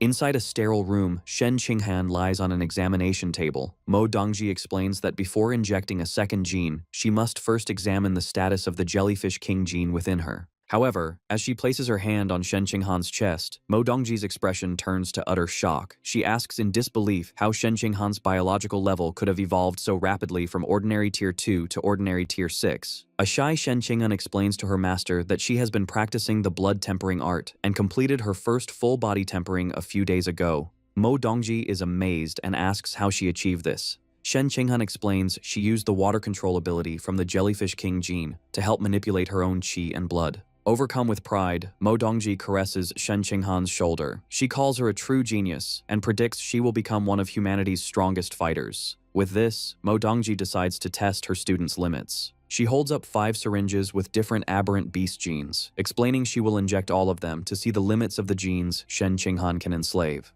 The 5 genes represent the 5 core elements. Mo Dongji informs Shen Qinghan she is starting the injections, and she quietly agrees. Mo Dongji watches in surprise as Shen Qinghan's own genes immediately attack and destroy the first injected gene, the Earth attribute Armored Earth Dragon. She realizes the next 3 injections, representing fire, wood, and metal, all suffer the same fate, being completely destroyed by Shen Qinghan's dominant genes. Mo Dongji concludes that only the final gene, the water attribute Life and Death Toad, managed to survive. Shen Qinghan's genes successfully enslaved it, and she excitedly demonstrates her new ability to Lin Zichen. Mo Dongji theorizes that Shen Qinghan can only enslave water attribute genes. To confirm this, she injects her with 3 more different types of water attribute genes. After the procedure, Mo Dongji asks her student how she feels. Shen Qinghan complains that she feels uncomfortable, as if she has eaten too much. Mo Dongji realizes the 3 new genes were also destroyed and absorbed. She concludes that, for now, Shen Qinghan can only enslave 2 types of aberrant beast genes. As she helps Shen Qinghan sit up,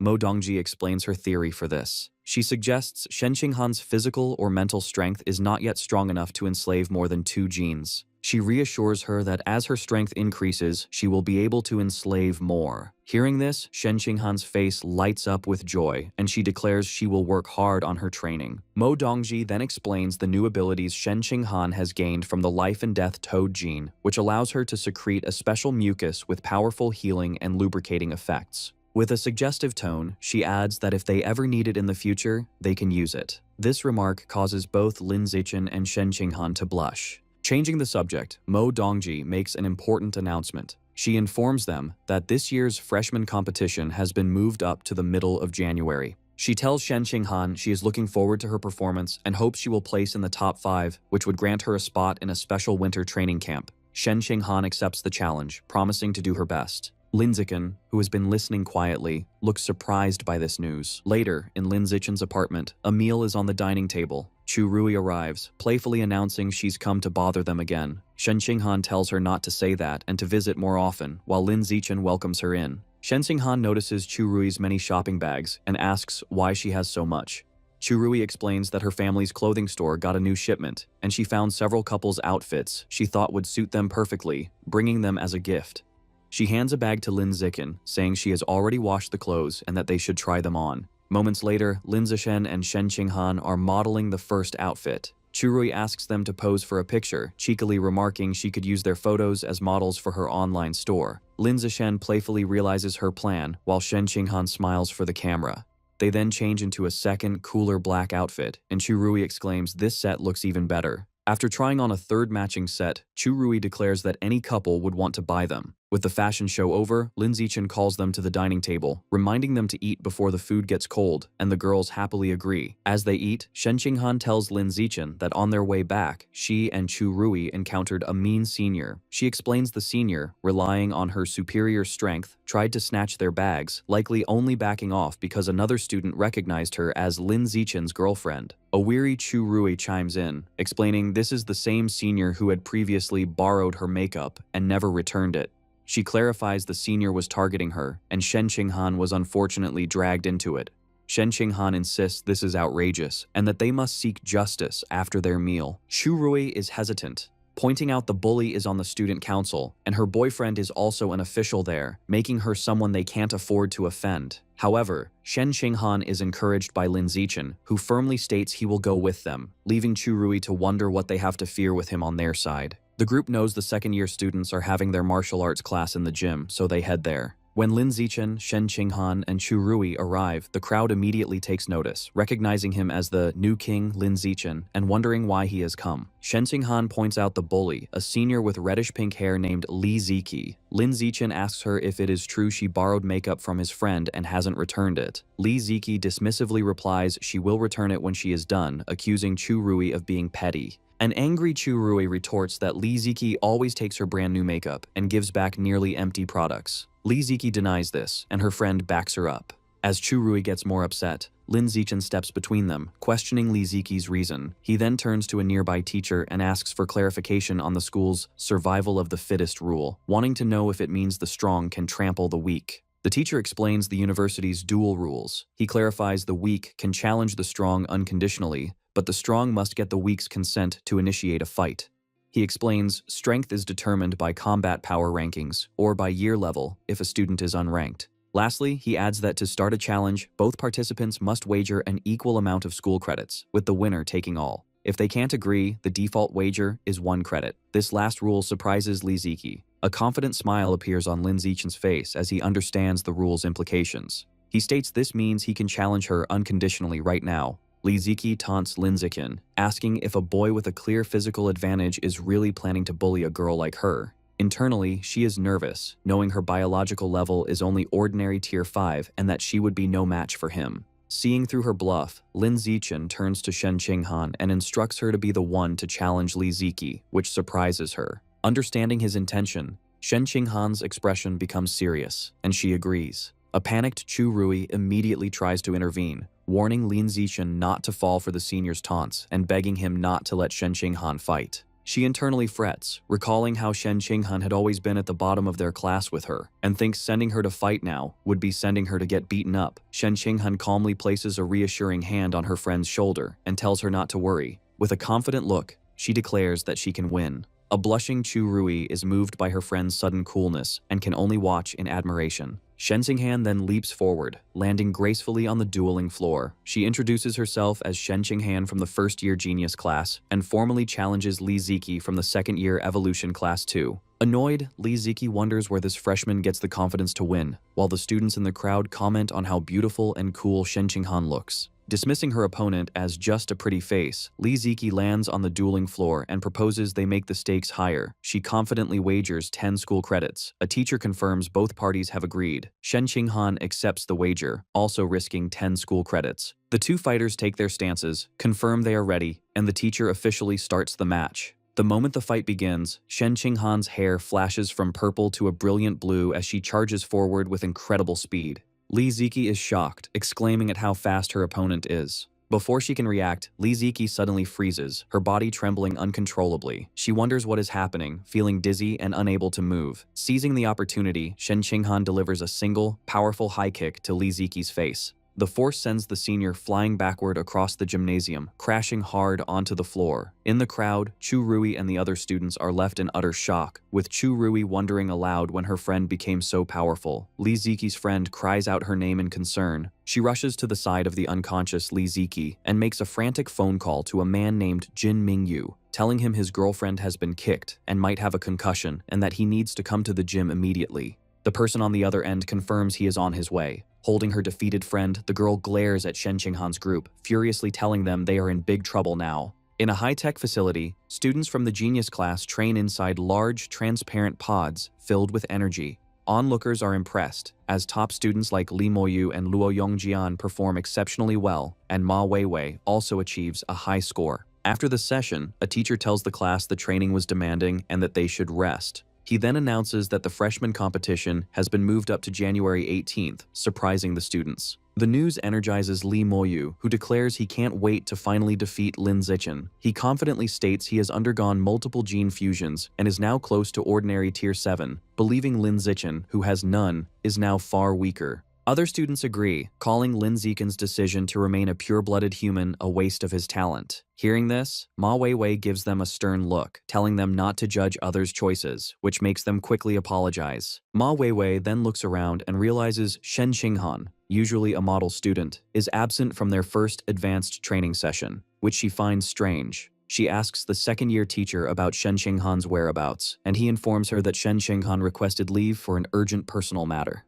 Suddenly, another student bursts in, shouting that Lin Zichen and Shen Xinghan are causing trouble downstairs and that Shen Xinghan has just beaten up a popular girl from the second-year evolution class. Intrigued, the entire class, including Lee Mo-yu, rushes out to see what is happening. Down in the gymnasium, a furious girl holds a crying Li Ziki, whose face is bruised. Li Ziki is distraught, screaming that her face is ruined. Her friend yells at Shen Xinghan, calling her vicious for kicking someone in the face so hard. Standing before them, a shocked Shen Xinghan stammers an apology, explaining she didn't control her strength properly. As Shen Xinghan apologizes, Chu Rui takes her hand and tells her not to, insisting it wasn't her fault her opponent was less skilled. As they try to leave, Li Ziki's friend grabs Shen Xinghan's arm, shouting that they cannot just walk away. Lin Zichen steps in, slapping her hand away from Shen Xinghan. He warns her that if she continues to bother them, he will use force. Li Ziki's friend sneers, taunting him about being the new king and daring him to punch her in the face as well. Without hesitation, Lin Zichen punches her squarely in the face, remarking that he has never heard such a strange request. The system indicates he has gained 1 school credit. Just then, a very muscular student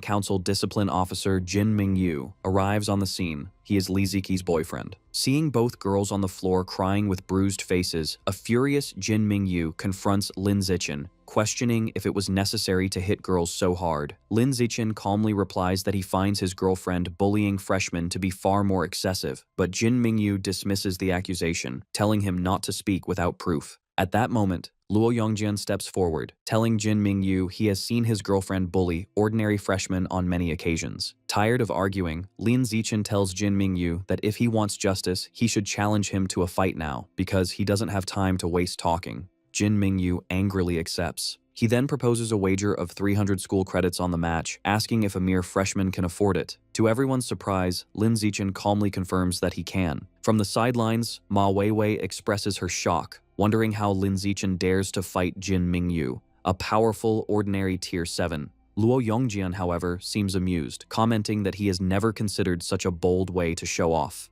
In the center of the gym's dueling floor, Lin Zichen and Jin Mingyu face each other as the challenge begins. Immediately, Jin Mingyu transforms into a massive, muscular lion-like creature with a wild mane and sharp claws. The pressure from his transformed state is so intense that the watching students are shaken, wondering how Lin Zichen could possibly win. With a roar, the transformed Jin Mingyu charges ferociously toward him. Despite the display of power, Lin Zichen remains calm. Jin Mingyu declares that since Lin Zichen's girlfriend dared to hit his girlfriend's face, he will now smash Lin Zichen's face. Jin Mingyu strikes Lin Zichen's face, sending a powerful shockwave through the air. The result is instantaneous and shocking. Jin Mingyu's hand shatters upon impact with Lin Zichen's face. The beastly senior collapses to his knees, clutching his mangled hand and screaming in agony. Standing over his defeated opponent, Lin Zichen casually announces the match is over. He then delivers a powerful kick, sending Jin Mingyu's massive body flying across the gym into the empty spectator seats. The crowd of students is left in stunned silence. Luo Yongjian remarks with a wry smile that this scene feels incredibly familiar, while Lee Mo-yu stands completely mortified with a red face. Witnessing this overwhelming power, a furious Lee Mo-yu immediately calls his grandfather.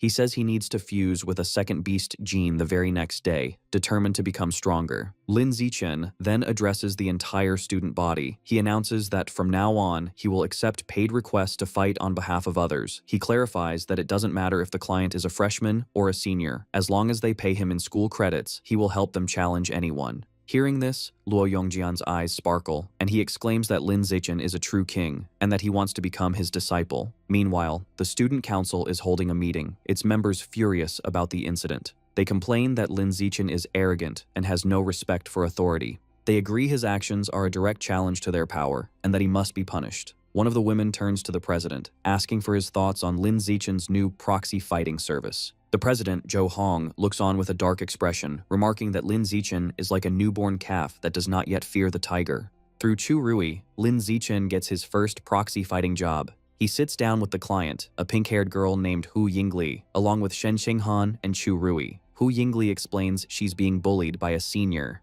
Huang Jiamin, who has stolen her expensive clothes and bags. Because the bully's brother, Huang Jiarui, is in the student council, the job costs 11 credits, with a 1-credit referral fee for Chu Rui. Soon after, Lin Zichen confronts Huang Jiamin. She tries to threaten him by mentioning her brother, but her attitude changes to fear when she recognizes Lin Zichen, the infamous new king. Later, in a dorm room, a terrified Huang Jiamin begs Lin Zichen not to hurt her, especially not in the face. Lin Zichen turns to Shen Qinghan and tells her to handle the bully. Shen Qinghan cracks her knuckles and confirms she understands. As Shen Qinghan stares her down, Huang Jiamin yells for her to stop, insisting she can't be hit. She makes a final desperate threat, crying that if she loses even a single hair, her brother will make Shen Qinghan pay. Suddenly, a voice bellows, asking who dares to touch his sister. Huang Jiarui, an ordinary Tier 7, bursts in with 2 other students. Huang Jiamin runs to her brother's side and starts crying, falsely claiming she did nothing and that Lin Zichen came to bully her for no reason. Huang Jiarui angrily confronts Lin Zichen, accusing him of going too far. However, instead of fighting, he tries to end the confrontation, saying they will let it go this time, but warns him not to cross them again. Lin Zichen remains silent. Huang Jiarui's friends are confused by his reasonable tone, thinking he must be afraid of the new king. They express their disappointment, realizing there probably won't be a fight. But Lin Zichen has no intention of leaving. With a cold expression, he gives a simple command to Shen Qinghan, telling her to proceed. Shen Qinghan agrees and charges toward Huang Jiamin. Panicked, Huang Jiamin tries to flee, screaming for her brother to save her. As she moves, Shen Qinghan's hair turns blue, and she is enveloped in a watery aura. Using her power, she stops Huang Jiamin in her tracks, leaving the bully trembling and unable to move. Seeing his sister helpless, a furious Huang Jiarui yells that they are courting death and charges at Shen Qinghan. Before he can get close, Lin Zichen unleashes an immense wave of power, shattering the floor around him without moving. The incredible bio-pressure slams into Huang Jiarui and his friends, stopping them instantly. They are left shocked, with Huang Jiarui wondering in terror if he is facing a high-level being. The overwhelming force crushes the 3 students to the ground, pinning them. Huang Jiarui concludes Lin Zichen must have a powerful master secretly helping him. With Huang Jiarui and his friends pinned down, Shen Qinghan leaps into the air and delivers a powerful kick, striking Huang Jiamin and knocking her to the floor, defeated. Later, in the student council office, Huang Jiarui reports the incident to the president, Zhou Hong. He explains they all felt an overwhelming biopressure, which they believe came from a high-level expert. They conclude Lin Zichen is so arrogant because he has powerful backing. After listening, Zhou Hong advises his members that since they don't know the identity of this backer, it would be best to avoid Lin Zichen for now and simply observe. He further instructs them that if a conflict is unavoidable, they should only issue a verbal warning and avoid a physical fight. In a different office, Dean Ma Zhenhe complains to Mo Dongji that the campus is in chaos. He blames the disruption on Lin Zichen's proxy fighting service and asks Mo Dongji if it was her idea. She calmly replies it was not. However, she adds that she actually likes what Lin Zichen is doing. She believes the student council has oppressed other students for too long, harming the school's long-term growth. As a frustrated Dean Ma Zhenhe trembles, Mo Dongji states it is time for this stagnant situation to be broken. Deep underground, 20,000 meters below Shanghai City, Lord Rat God, the Divine Envoy, and the giant green monster stand before a pulsating purple rift. The Divine Envoy explains that the biological passage to source site number 36 is now stable. He declares they can begin transporting the aberrant beasts from the other side. However, he clarifies they can only bring through creatures below the high-level tier for now. The newly opened passage is not yet fully reinforced, and transporting more powerful beings would cause it to collapse. The Divine Envoy summons a staff and warns the others to focus, as the transportation is about to start. The Divine Envoy begins a ritual, using his staff to draw glowing purple runes and directing them toward the portal.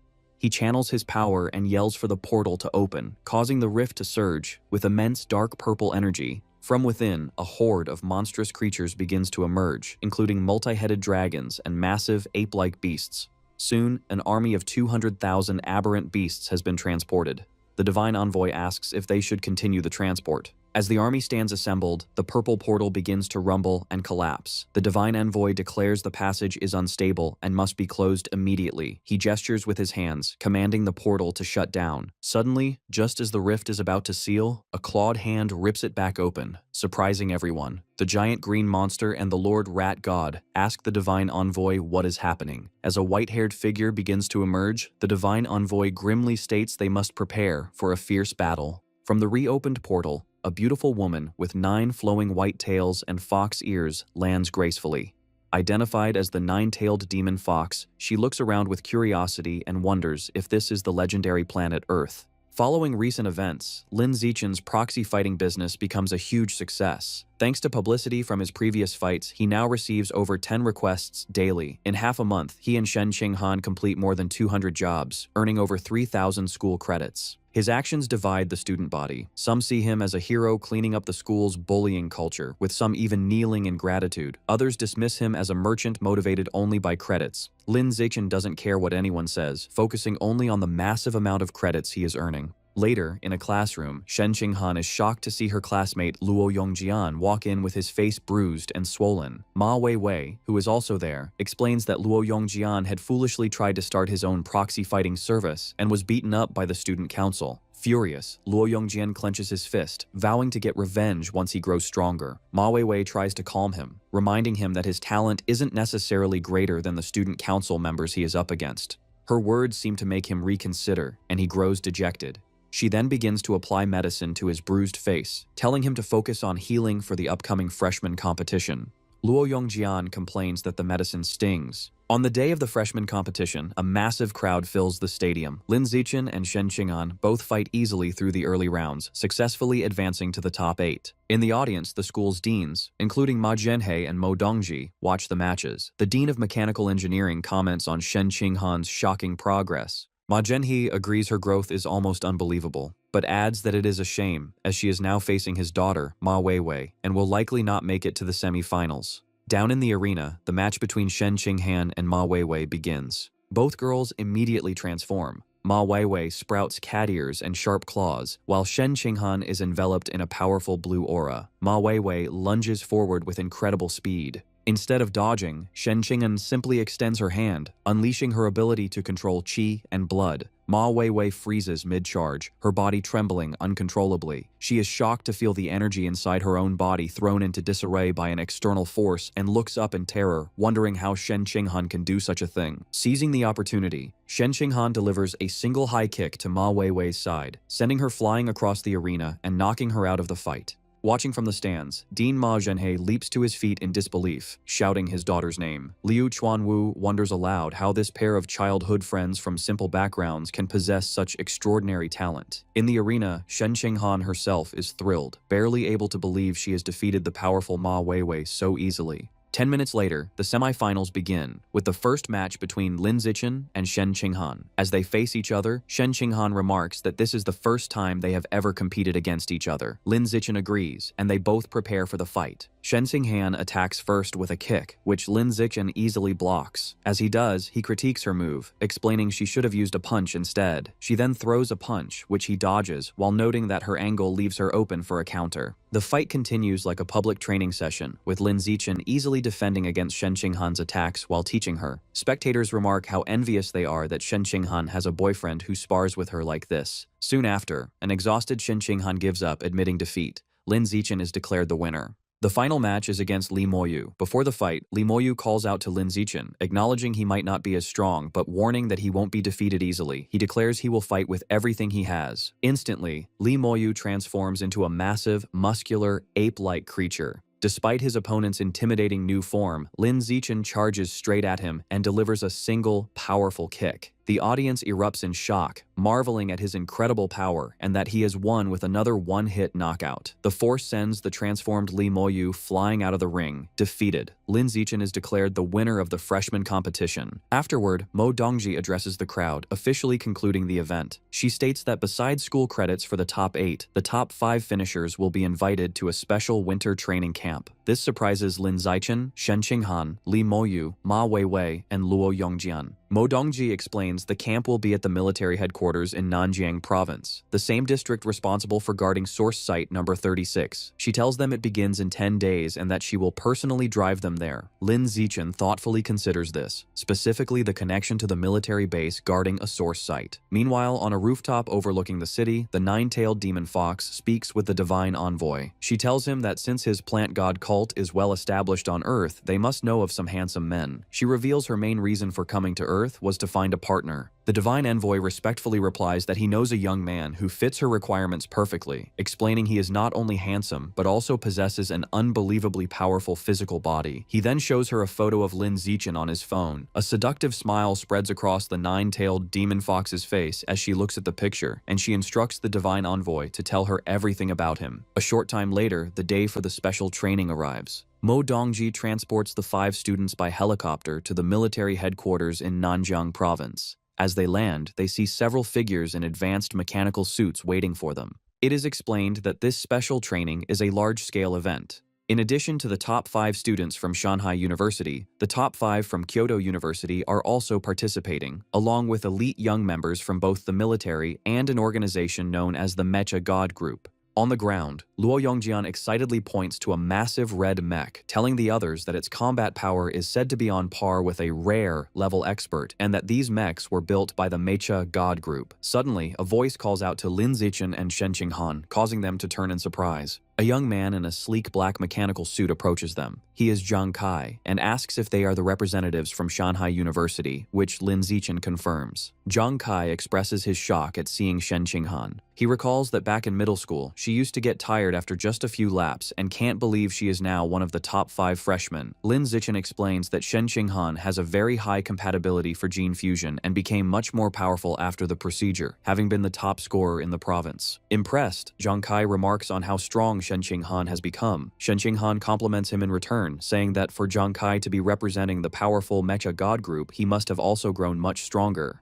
Zhang Kai explains that his high compatibility with mechanical modifications has allowed him to undergo various experiments, greatly enhancing his strength as he shows off a glowing mechanical gauntlet. He then says he has other business and will see them tomorrow at the training ground before leaving. As it's getting late, Luo Yongjian suggests that the group should go to the cafeteria to eat. Inside the spacious dining hall, Shen Qinghan excitedly tells Lin Zichen how delicious the food is, much better than their school's cafeteria. She then picks up a piece of food and offers it to Lin Zichen, telling him to try it. He accepts the bite and agrees that it tastes good, while Li Moyu and Luo Yongjian watch their public display of affection with annoyance. Trying to join in, Li Moyu playfully asks Ma Weiwei to feed him a piece of tofu. Ma Weiwei bluntly tells him to get lost. Suddenly, a voice calls out Li Moyu's name, causing him to turn around with an annoyed expression. He looks surprised to see who has approached them. 2 young men stand before their table. The blonde guy smugly addresses Li Moyu as a traitor from Kyoto. The purple-haired guy mocks Li Moyu, calling him the trash he used to easily beat. Enraged, Li Moyu stands up and retorts that things are different. The blonde guy dismisses this, claiming that the moment Li Moyu chose to attend Shanghai University, his strength was destined to be surpassed by him and another person named Qin Chuan. He then challenges Li Moyu to a fight outside.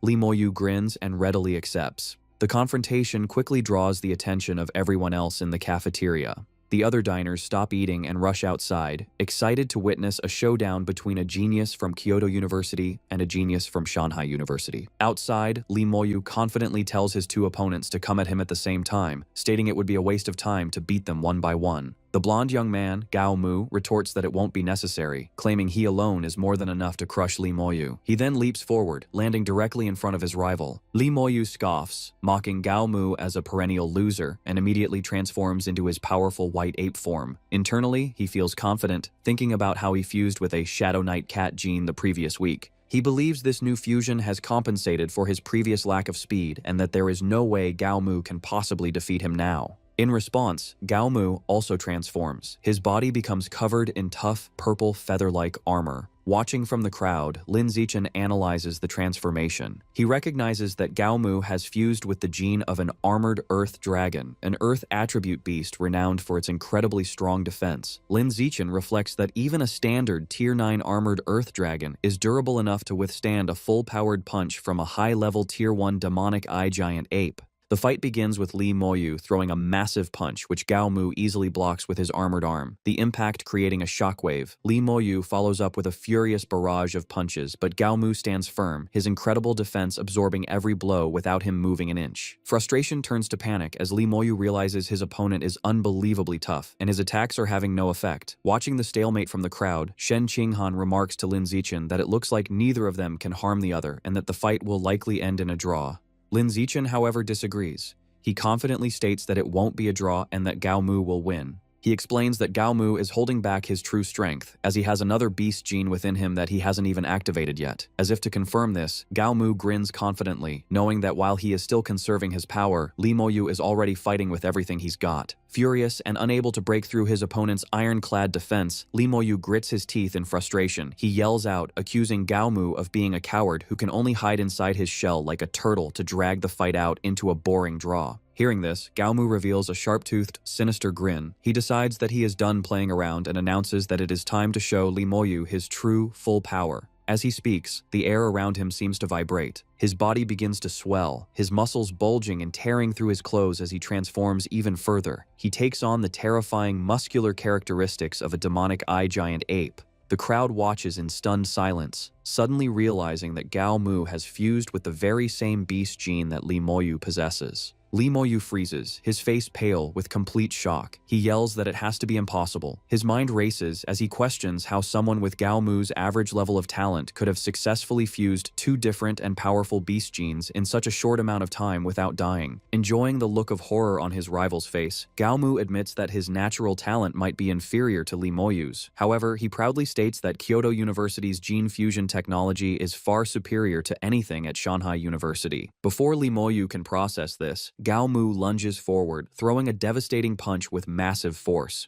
Their fists collide with an explosive boom, shattering the stone ground beneath their feet and sending dust swirling into the air. As they trade heavy blows, Gao Mu taunts his rival, shouting that betraying Kyoto University to attend a place like Shanghai was the biggest mistake of Li Moyu's life. The two engage in a brutal exchange of high-speed punches, their raw power shaking the entire arena. However, the spectators begin to notice a shift in the battle. They note that while the two fighters are matching each other in raw strength, Gao Mu possesses the added defense of the armored earth dragon gene. This means Li Moyu has zero chance of winning a direct brawl. Just as the crowd predicts, the fight ends decisively. Li Moyu lies sprawled on the broken ground, beaten, bloody, and completely unconscious. Standing over his defeated rival, Gao Mu delivers a final, cruel taunt. He leans down and asks the unconscious Li Moyu if he knows why his family only supports his brother, Li Yi. He sneers, answering his own question. It's because Li Moyu is, and always has been, completely useless.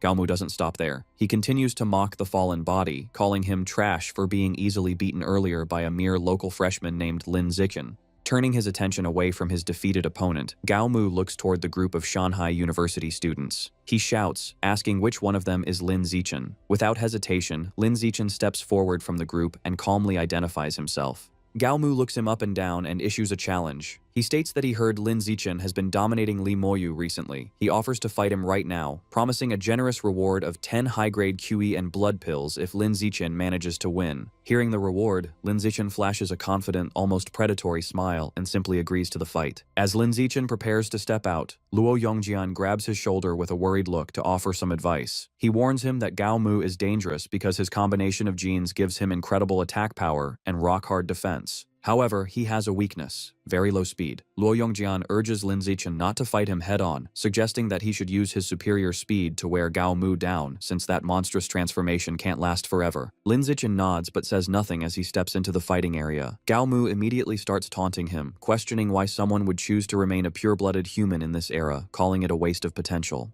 Gao Mu grins to himself, thinking that by crushing Lin Zichen here, he will show Li Moyu the true, insurmountable difference in their power levels. Lin Zichen, looking completely unimpressed by the trash talk, simply tells him to shut up and get on with it. With a ferocious roar, Gao Mu charges forward, his armored body and sharp claws ready to rip his opponent apart. Ignoring Luo Yongjian's earlier advice completely, Lin Zichen does not retreat or dodge. Instead, he explodes forward with blinding speed. He moves so fast that he creates multiple afterimages, rushing straight in to meet his opponent head-on. As the two fighters close the distance, Lin Zichen pulls back his fist and unleashes a single, devastating punch that glows with intense, fiery red energy. The blow connects instantly with Gao Mu's defensive stance. The impact is terrifying, completely shattering the armored Earth Dragon armor like it was made of glass. The punch continues through the defense and lands squarely on Gao Mu's face. Blood goes flying as the massive fighter is thrown backward by the sheer force of the hit. He crashes hard onto the ground, sliding to a halt. He doesn't move. He has been defeated in an instant. The entire arena falls silent before the Shanghai University students erupt. Shen Qinghan cheers joyfully, while Luo Yongjian and Ma Weiwei stare with their mouths open in complete shock. Luo Yongjian exclaims that Lin Zichen is simply unbelievable for winning such a hard fight with a single move. Meanwhile, standing in the crowd, Gao Mu's companion from Kyoto University is trembling with terror. He thinks to himself that his own strength isn't much greater than Gao Mu's. If he were to fight a monster like Lin Zichen, he likely wouldn't last more than 2 punches. Just then, a new figure leaps over the heads of the crowd, drawing everyone's attention. He is a soldier who comments aloud that he had expected this year's competition to be a contest between the military and the mecha god group. However, he admits he is surprised to see a genius like Lin Zichen emerge from Shanghai University. The soldier lands gracefully in the arena and introduces himself as Zhao Yuanzhong, a 19-year-old representing the military. With a serious expression, he formally challenges Lin Zichen to a match. Lin Zichen calmly responds to Zhao Yuanzhong's sudden challenge. He looks the soldier up and down and states that while he is willing to spar, he isn't going to waste his precious time and energy without a prize on the line. Understanding the condition, Zhao Yuanzhong immediately offers a valuable spirit fruit. He explains that it is worth 1.5 million and is excellent for improving one's qi and blood. Hearing the value, Lin Zichen's interest is piqued. He internally dismisses his opponent, noting that Zhao is only at ordinary rank 8. A weakling he could easily defeat with a single, well-placed kick. Seeing an opportunity for an easy prize, he flashes a faint smile and accepts the challenge. However, just as the tension rises and the fight is about to begin, a military officer steps in. He shouts strictly that while sparring is permitted, wagering material rewards is a direct violation of military district discipline. The moment Lin Zichen hears this, his motivation vanishes. He immediately loses interest, waves his hand, and says to forget the whole thing. He turns around and walks away, leaving a frustrated Zhao Yuanzhong standing there with no opponent. Sometime later, having left the crowd, Lin Zichen tracks down Gao Mu. He stands over the defeated rival, who is now bruised and looking pathetic, and asks when he will receive the 10 advanced vitality pills that were promised. A battered and shirtless Gao Mu, terrified of another beating, stammers nervously. He promises that he will go to his dorm and retrieve them for him right away. That night, inside his single dormitory room at the military base, Lin Zichen focuses entirely on his training. He is determined not to let his progress fall behind, even for a day. He sits cross-legged on his bed, his skin glowing with a faint red light from the intense heat and exertion of body tempering. A system notification pops up, revealing that he has begun his 4th round of skin tempering and is already at 12% completion. He sighs, reflecting that the progress feels a bit slower than it did during his 3rd tempering cycle. His focus is interrupted when Shen Qinghan, wrapped only in a towel, peeks through his door and asks if she can come in. She walks in and sits on the edge of the bed next to him. She explains that the dorms don't have hair dryers, so she asks him to use his control over his qi and blood to generate heat and dry her damp hair. Lin Zichen smiles and tells her she arrived at the perfect time because he actually has something for her. While he helps dry her hair, he hands her a small jar containing the 10 advanced vitality pills he collected from Gao Mu earlier. He explains that at his current level, they aren't much help to him, so he wants her to have them. Shen Qinghan is surprised to receive such a valuable gift, but Lin Zichen quickly reassures her. He tells her not to feel indebted because they are family, and her safety and well-being are the most important things to him.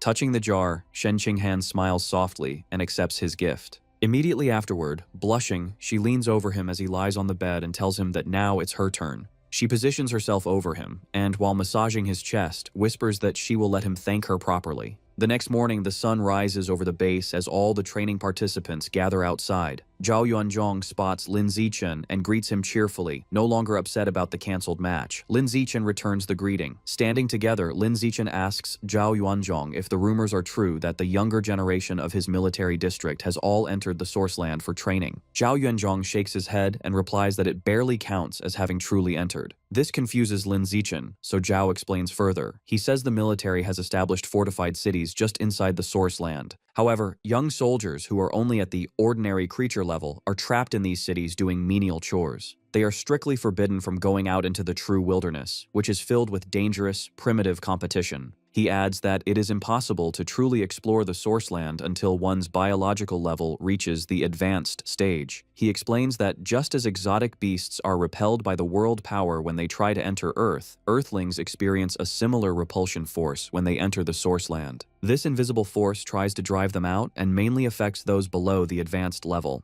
However, Zhao clarifies that the repulsion is much stronger for beasts invading Earth. In fact, the power of many exotic beasts is significantly weakened by Earth's world power. Hearing this, Lin Zichen has a moment of realization. He finally understands why gene fusers on Earth are able to defeat the very creatures their powers come from. The beasts are fighting at a disadvantage. Their conversation is suddenly interrupted as a powerful figure leaps from the sky and lands in front of the group. The impact is so heavy it cracks the pavement. The man asks loudly if everyone is present. Zhao Yuanzhong immediately snaps to attention and reports that everyone has arrived. The man is a large, muscular instructor in tactical gear. He introduces himself as Lu Tianrong, the head instructor for the special training. He states bluntly that he won't waste time with long speeches because they are here to improve, not talk. Observing instructor Lu, Lin Zichen mentally assesses his power. He notes that the instructor has a biological level as high as advanced rank 6, which is strong enough to be a dean at either of the two major universities. Instructor Lu announces that he will now assign the participants to temporary teams, creating 4 teams in total. He explains that an entrance assessment will begin immediately, and the real special training will only start once this test is passed. The groups are formed quickly. Lin Zichen is relieved to find that he and Shen Qinghan have been placed in the same group.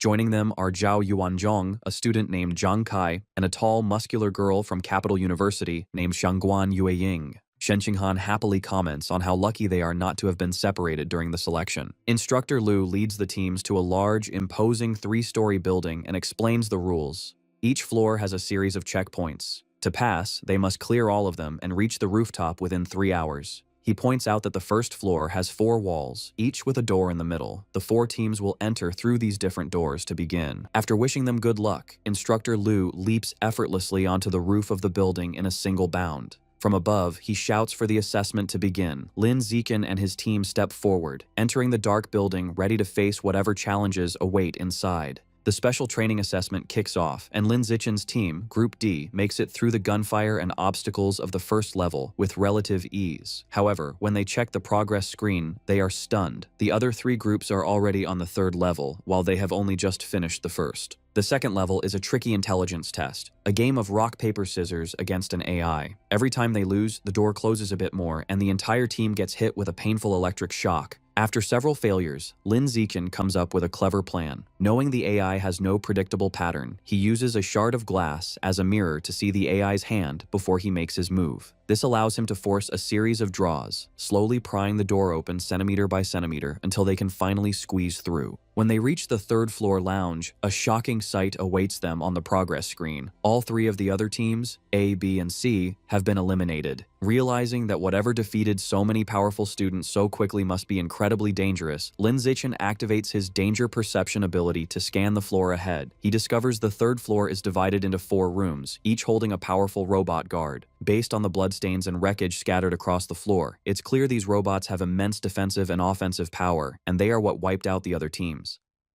Despite the obvious threat, Lin Zichen leads his group confidently into one of the rooms. The 5 of them stand together, facing the massive robot that serves as the level's guardian. As the team prepares for battle, the robot's single red eye flashes to life. Without warning, it opens fire, unleashing a hail of bullets from its arm-mounted cannons. "Everyone, be careful," Zhao Yuanzhong yells, warning them that the robot is using armor-piercing rounds that could easily shatter their bones. The group scrambles for cover, and Zhang Kai suggests they wait for the robot to run out of ammo before they try to attack. That hope dies quickly as the robot continues its relentless assault, shredding the cover around them. Lin Zichen and Shen Qinghan realize it has far too much ammunition. They have to attack soon, or they'll be left completely exposed. The terrifying display of power sends Shangguan Yueying into a panic. She suggests they just forfeit, believing that if every other team was eliminated, they don't stand a chance. However, Zhao Yuanzhong refuses to back down. He tells her that no matter how hopeless it seems, they can't quit, or they'll have to face the instructor's wrath for their cowardice. Shen Qinghan agrees, adding that she has complete faith that with Lin Zichen leading them, they can clear the level. With their determination renewed, Zhao Yuanzhong lays out a new plan. He announces that he and Lin Zichen are in the best physical condition, so they will attack the robot head-on. Meanwhile, Zhang Kai, Shen Qinghan, and Shangguan Yueying will provide support from a distance. With the plan set, Zhao Yuanzhong and Lin Zichen burst from their cover, charging the robot from different sides as it continues to fire. As they charge, Zhang Kai lobs 2 thermal-sensing smoke grenades to buy them time. He tells them to hide in the purple smoke, which will block the robot's thermal sensors and hide their positions. At the same time, Shen Qinghan unleashes her power, declaring, "I'll slow it down." She uses her mental abilities to manipulate the fluids inside the robot's systems, causing it to malfunction and slowing its reaction time. With the robot's sensors and speed now compromised, Shangguan Yueying steps up as a decoy, skillfully dodging its gunfire to draw its attention. Seeing an opening, Zhao Yuanzhong transforms his arm, encasing it in sharp, stone-like armor. He leaps forward and smashes his fist directly into the robot's head. However, the robot's defense is unbelievable. Zhao Yuanzhong stumbles back in shock and pain, his armored fist cracking from the force of the blow as he feels the bones in his arm break. Immediately after, Lin Zichen follows up with his own attack. Jumping into the air, he delivers a powerful kick to the robot's torso, noting that its power level seems to be at the peak of ordinary rank 8. Just like Zhao's punch, the kick does almost nothing to the heavily armored machine. A battered Zhao Yuanzhong shouts in frustration that its defense is too strong for them to break. He insists they need to fall back and recover before trying again. But just as they are about to retreat, the robot reveals a new weapon. A glowing blue energy blade forms from its arm, shocking Zhao Yuanzhong. He screams a desperate warning for everyone to run, realizing the robot's thermal sensors have recovered and it can see them through the smoke. The robot lunges, targeting a caught-off-guard Shen Qinghan. It raises its massive energy sword high, preparing to bring it down as her teammates scream for her to watch out. In a flash, Lin Zichen moves to intercept. He grabs Shen Qinghan and leaps out of the way, rescuing her just as the robot's blade smashes into the floor where she was standing. The overwhelming power of their enemy crushes the team's morale. Shangguan Yueying collapses to the floor in tears, convinced there is no way for them to win. The robot continues its pursuit, stalking Lin Zichen as he carries Shen Qinghan to safety. After setting her down, he calmly assesses the situation. He thinks to himself that everyone should be at their physical limit and that Shen Qinghan's practice is over, revealing that he had been using this deadly fight as a training exercise for her. Having decided enough is enough, he declares it's time to clear the level. He confidently charges forward to meet the robot's next attack, ready to end the fight himself. Meanwhile, on the rooftop of the training building, the students from the first 3 teams are having their injuries treated. They complain among themselves about how ridiculously strong the robot on the 3rd level was, wondering how anyone could possibly pass. One student figures the test must have been designed to be impossible, just as a way for the instructors to show off their power. Sitting together, a beaten-up Gao Mu, Li Moyu, Ma Weiwei, and Luo Yongjian talk about the situation. Gao Mu wonders what's happening with Group D, since they still haven't emerged. The others dismiss the idea that they could succeed, pointing out that Lin Zichen's team was already the weakest and furthest behind, meaning they stand no chance. Suddenly, a massive explosion shakes the rooftop, throwing the students into a panic as they wonder if it's an earthquake. Instructor Lu Tianrong and the others stare in absolute shock at what caused the commotion. Crashed into the center of the roof is the severed, sparking head of the very same robot that had defeated all of them. In a private observation room, Mo Dongji and a high-ranking female military officer watch the events on a monitor. Mo Dongji criticizes the test, saying that placing a robot with the power of a peak ordinary rank 8 against the students means it is designed for them to fail. The officer, Commander Yao Muling of the Nanjiang Province Military District, calmly sips her tea and explains that the students are young and arrogant. She believes it is necessary to humble them at the start so they will be receptive to special training later. As they watch, Yao Muling points out a handsome young man practicing the blood-tempering art. Mo Dongji dismisses him as just a kid who is easily fooled. Their conversation is cut short as they witness Lin Zichen deliver a single, explosive punch that completely destroys the robot. Both women are left stunned and speechless in utter disbelief. Shortly after, the headless body of the defeated robot crashes down from the ceiling into the testing room. Mo Dongji and Commander Yao Muling descend to confront Lin Zichen and his team.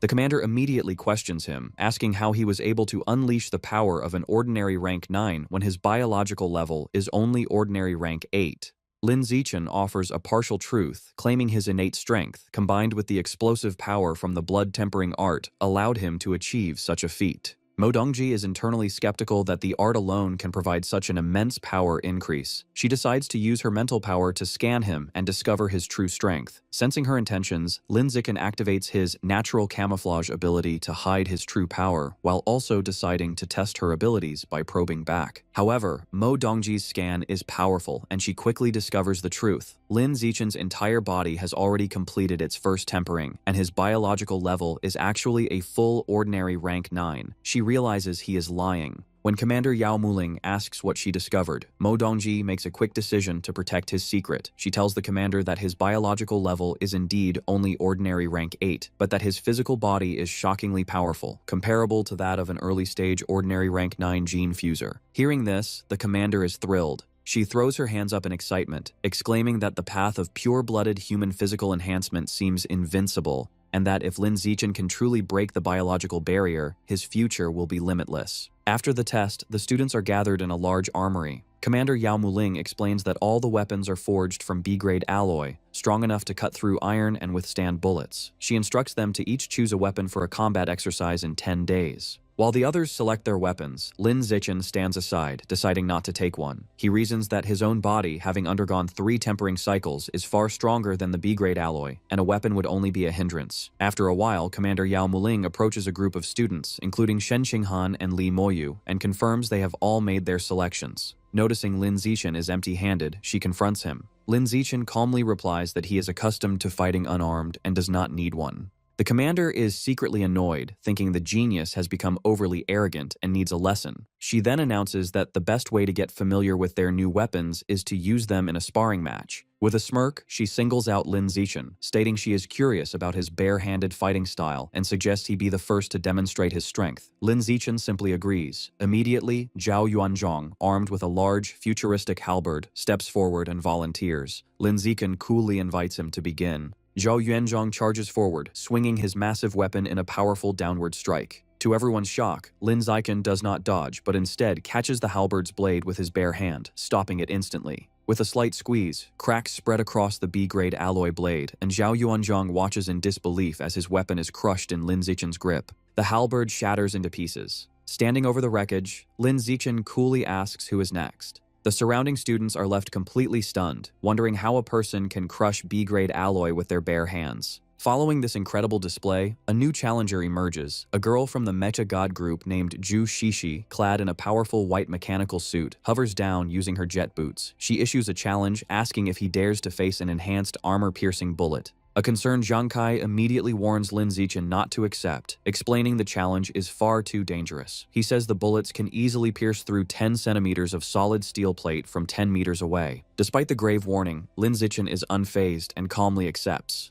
For safety, Zhu Shishi says she won't aim for any vital points and proposes he simply catch the bullet with his open palm. Lin Zichen agrees. As she powers up her arm cannon, she asks if he is ready. Lin Zichen simply holds out his hand and tells her to proceed. She fires the powerful energy blast at point-blank range. The shot results in a massive explosion, leaving the onlookers to wonder if Lin Zichen's hand was pierced. However, as the smoke clears, it is revealed that Zhu Shishi's mechanical arm has been completely shattered. The onlookers realize in shock that Lin Zichen's palm is so durable that the armor-piercing round couldn't penetrate it. The blocked projectile explodes inside her weapon, destroying it from within, leaving Zhu Shishi in a state of utter shock. The other students are in awe of this monstrous feat, wondering aloud if pure-blooded humans like him are the true future of humanity. Commander Yao Muling breaks into a wide, satisfied grin, thinking to herself that Lin Zichen is not just a top-tier genius, but a genius who surpasses all others. After his impressive display, the instructors no longer interfere with his personal training. While the others learn to use their new weapons, he uses his free time to focus on the blood tempering art, beginning his 4th cycle of body tempering.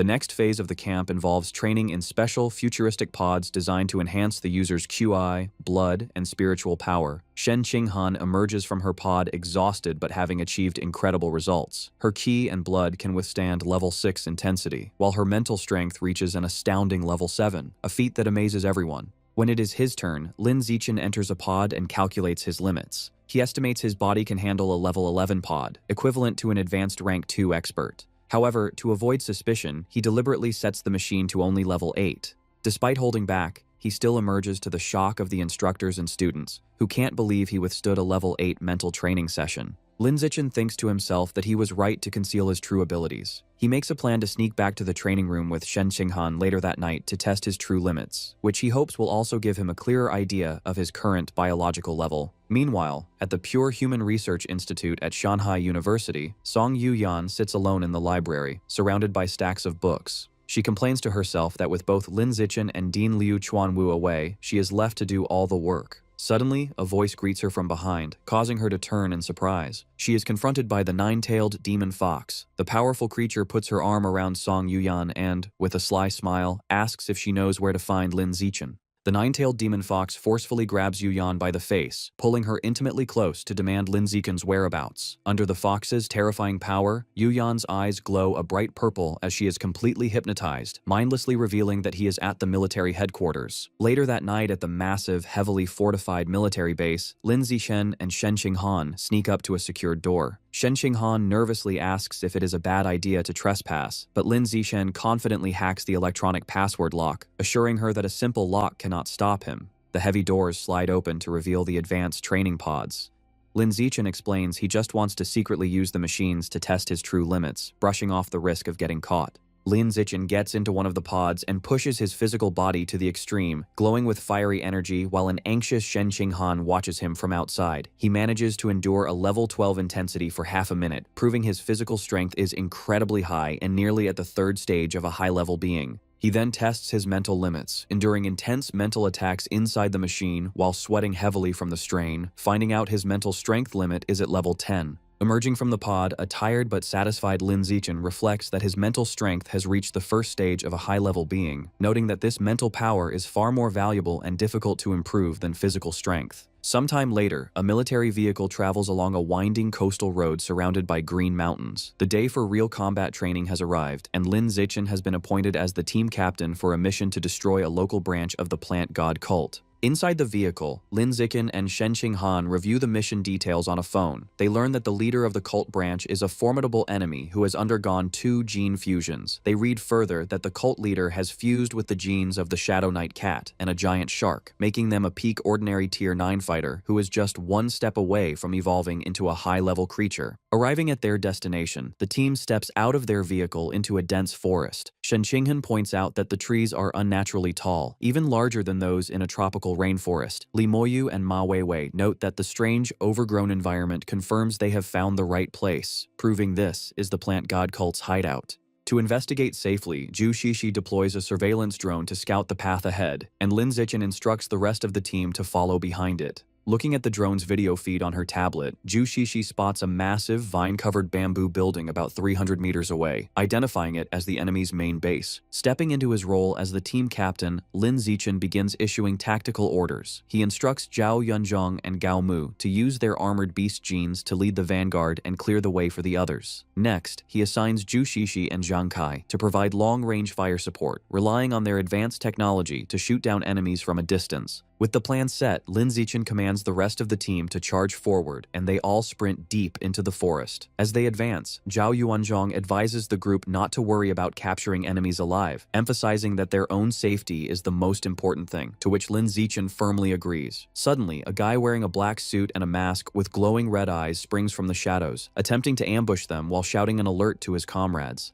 However, Zhu Shishi reacts instantly. She aims her mechanical arm and fires a precise blast of energy, shooting the guard down before he can stop them. The team quickly reaches the massive bamboo building. Without slowing down, Lin Zichen uses his immense physical power to leap forward and smash completely through the heavy front doors, shattering them into pieces. The moment he bursts inside, another masked guy wielding a knife tries to attack him, but Lin Zichen effortlessly counters the assault, delivering a devastating high kick directly to the attacker's face that sends him flying backward. After defeating the masked guard, Lin Zichen places his hand on the unconscious man's head. Blue energy flows into Lin Zichen's hand as his system confirms he has devoured a trace of life essence, increasing his codex progress. Lin Zichen looks pleasantly surprised, realizing that devouring the essence of someone who has already activated a beast's codex can actually enhance his own corresponding biological attributes, noting how useful this ability is. Harnessing his power, Lin Zichen propels himself upward with incredible force, his launch shattering the floor beneath him in an explosion of golden energy. He lands gracefully on an upper level covered in thick vines, completely surprising 3 more masked guards who are stationed there. Recovering from their shock, the 3 masked guards draw their knives and aggressively charge at Lin Zichen, shouting orders to kill him. Unfazed, Lin Zichen unleashes a terrifying glare, his eyes glowing with intense, fiery energy as a powerful aura erupts from his body. The sheer force of his invisible aura instantly crushes the area, creating a massive crater in the floor and easily neutralizing the attackers. Standing victorious amid swirling blue energy, Lin Zichen's system displays his increased progress across several beast codexes. Feeling satisfied that this area is cleared, he decides it is time to check on how the rest of his team is doing. Meanwhile, in another part of the base, Li Moyu, fully transformed into his giant white ape form, is struggling in a fight against a massive muscular guy with gray hair and glowing red eyes. Unable to hold the enemy off, Li Moyu desperately calls for backup, prompting Ma Weiwei to rush in to assist him. Suddenly, Lin Zichen's danger perception ability activates, and he looks surprised as he senses an impending threat. Working together, Ma Weiwei and Li Moyu manage to strike the massive enemy, sending him crashing violently through a stone wall. From below, Luo Yongjian urges them to follow up with a finishing strike, warning that the enemy is not dead yet. Elsewhere, Zhang Kai, Zhu Shishi, and another guy in cyan armor provide heavy long-range fire support, unleashing a massive explosion that completely engulfs several enemy fighters in a blazing inferno. Suddenly, Lin Zichen notices the entire bamboo building shaking violently around them. He leaps out of the way as the massive vines and roots making up the structure begin to writhe and crash down. A panicked Shen Qinghan shouts a warning for everyone to dodge as the environment wildly shifts. The moving vines quickly weave together, trapping Lin Zichen, Shen Qinghan, and the rest of the team inside a massive, inescapable wooden cage, leading them to realize they have walked right into an elaborate trap. Spotting a group of masked cultists who are also trapped inside the cage with them, Lin Zichen leaps down toward them, deciding to interrogate them to understand the situation. He swiftly beats the enemies down with a flurry of powerful punches. Grabbing one of the defeated cultists by the collar, Lin Zichen demands to know what the vine cage is, promising to spare the man's life if he explains. The terrified cultist stammers and begins to answer. However, before the cultist can finish his sentence, a thick vine violently bursts out from inside his mouth. The man screams in agonizing pain as more vines erupt from his face and body, tearing him apart from the inside out. Lin Zichen, Shen Qinghan, Li Moyu, and Luo Yongjian watch in horrified silence as the vines completely consume and drain the cultist, leaving behind only a shriveled, lifeless husk. Lin Zichen grimly realizes this horrifying parasite is how the plant god cult controls its followers. The sound of slow clapping echoes through the cage as 2 figures appear standing on the vines above. It is a man with a red-horned mask who possesses a terrifying biological level of high-level Tier 6, accompanied by a woman wearing a spiked red mask who is at peak ordinary Tier 9. The masked man praises Lin Zichen as a peerless genius and invites him to join the plant god cult to achieve a higher state of evolution. Looking up at them with a serious, sweating face, Lin Zichen realizes with dread that these 2 powerful enemies and the entire trap were set up specifically to target him. Looking up at the 2 imposing figures on the vines, instructor Lu Tianrong breaks into a cold sweat, realizing that the masked man is incredibly powerful and that their situation has become extremely dangerous. He quickly turns to the group and orders them to evacuate immediately, stating that he will stay behind to hold off the 2 enemies. Taking the lead, Lin Zichen shouts for everyone to follow him, and the entire team sprints away in a desperate attempt to escape the trap. However, the man with the red-horned mask watches them flee with a mocking smile. With a simple gesture of his finger, he summons massive, dark purple thorny vines that rapidly shoot out from the surrounding structure. The sharp vines violently pursue the running students, quickly closing the distance from all sides. Before she can react, Shangguan Yueying is caught by the thick vines, hoisted upside down, and cries out for help as she is tightly wrapped. Moments later, Ma Weiwei and Luo Yongjian are also ensnared by the thorny vines, both shouting desperately for the instructor to save them as they are dragged into the air. Instructor Lu Tianrong stands on the ground, surrounded by the massive vines holding his trapped students, and realizes that they are in a hopeless defensive position.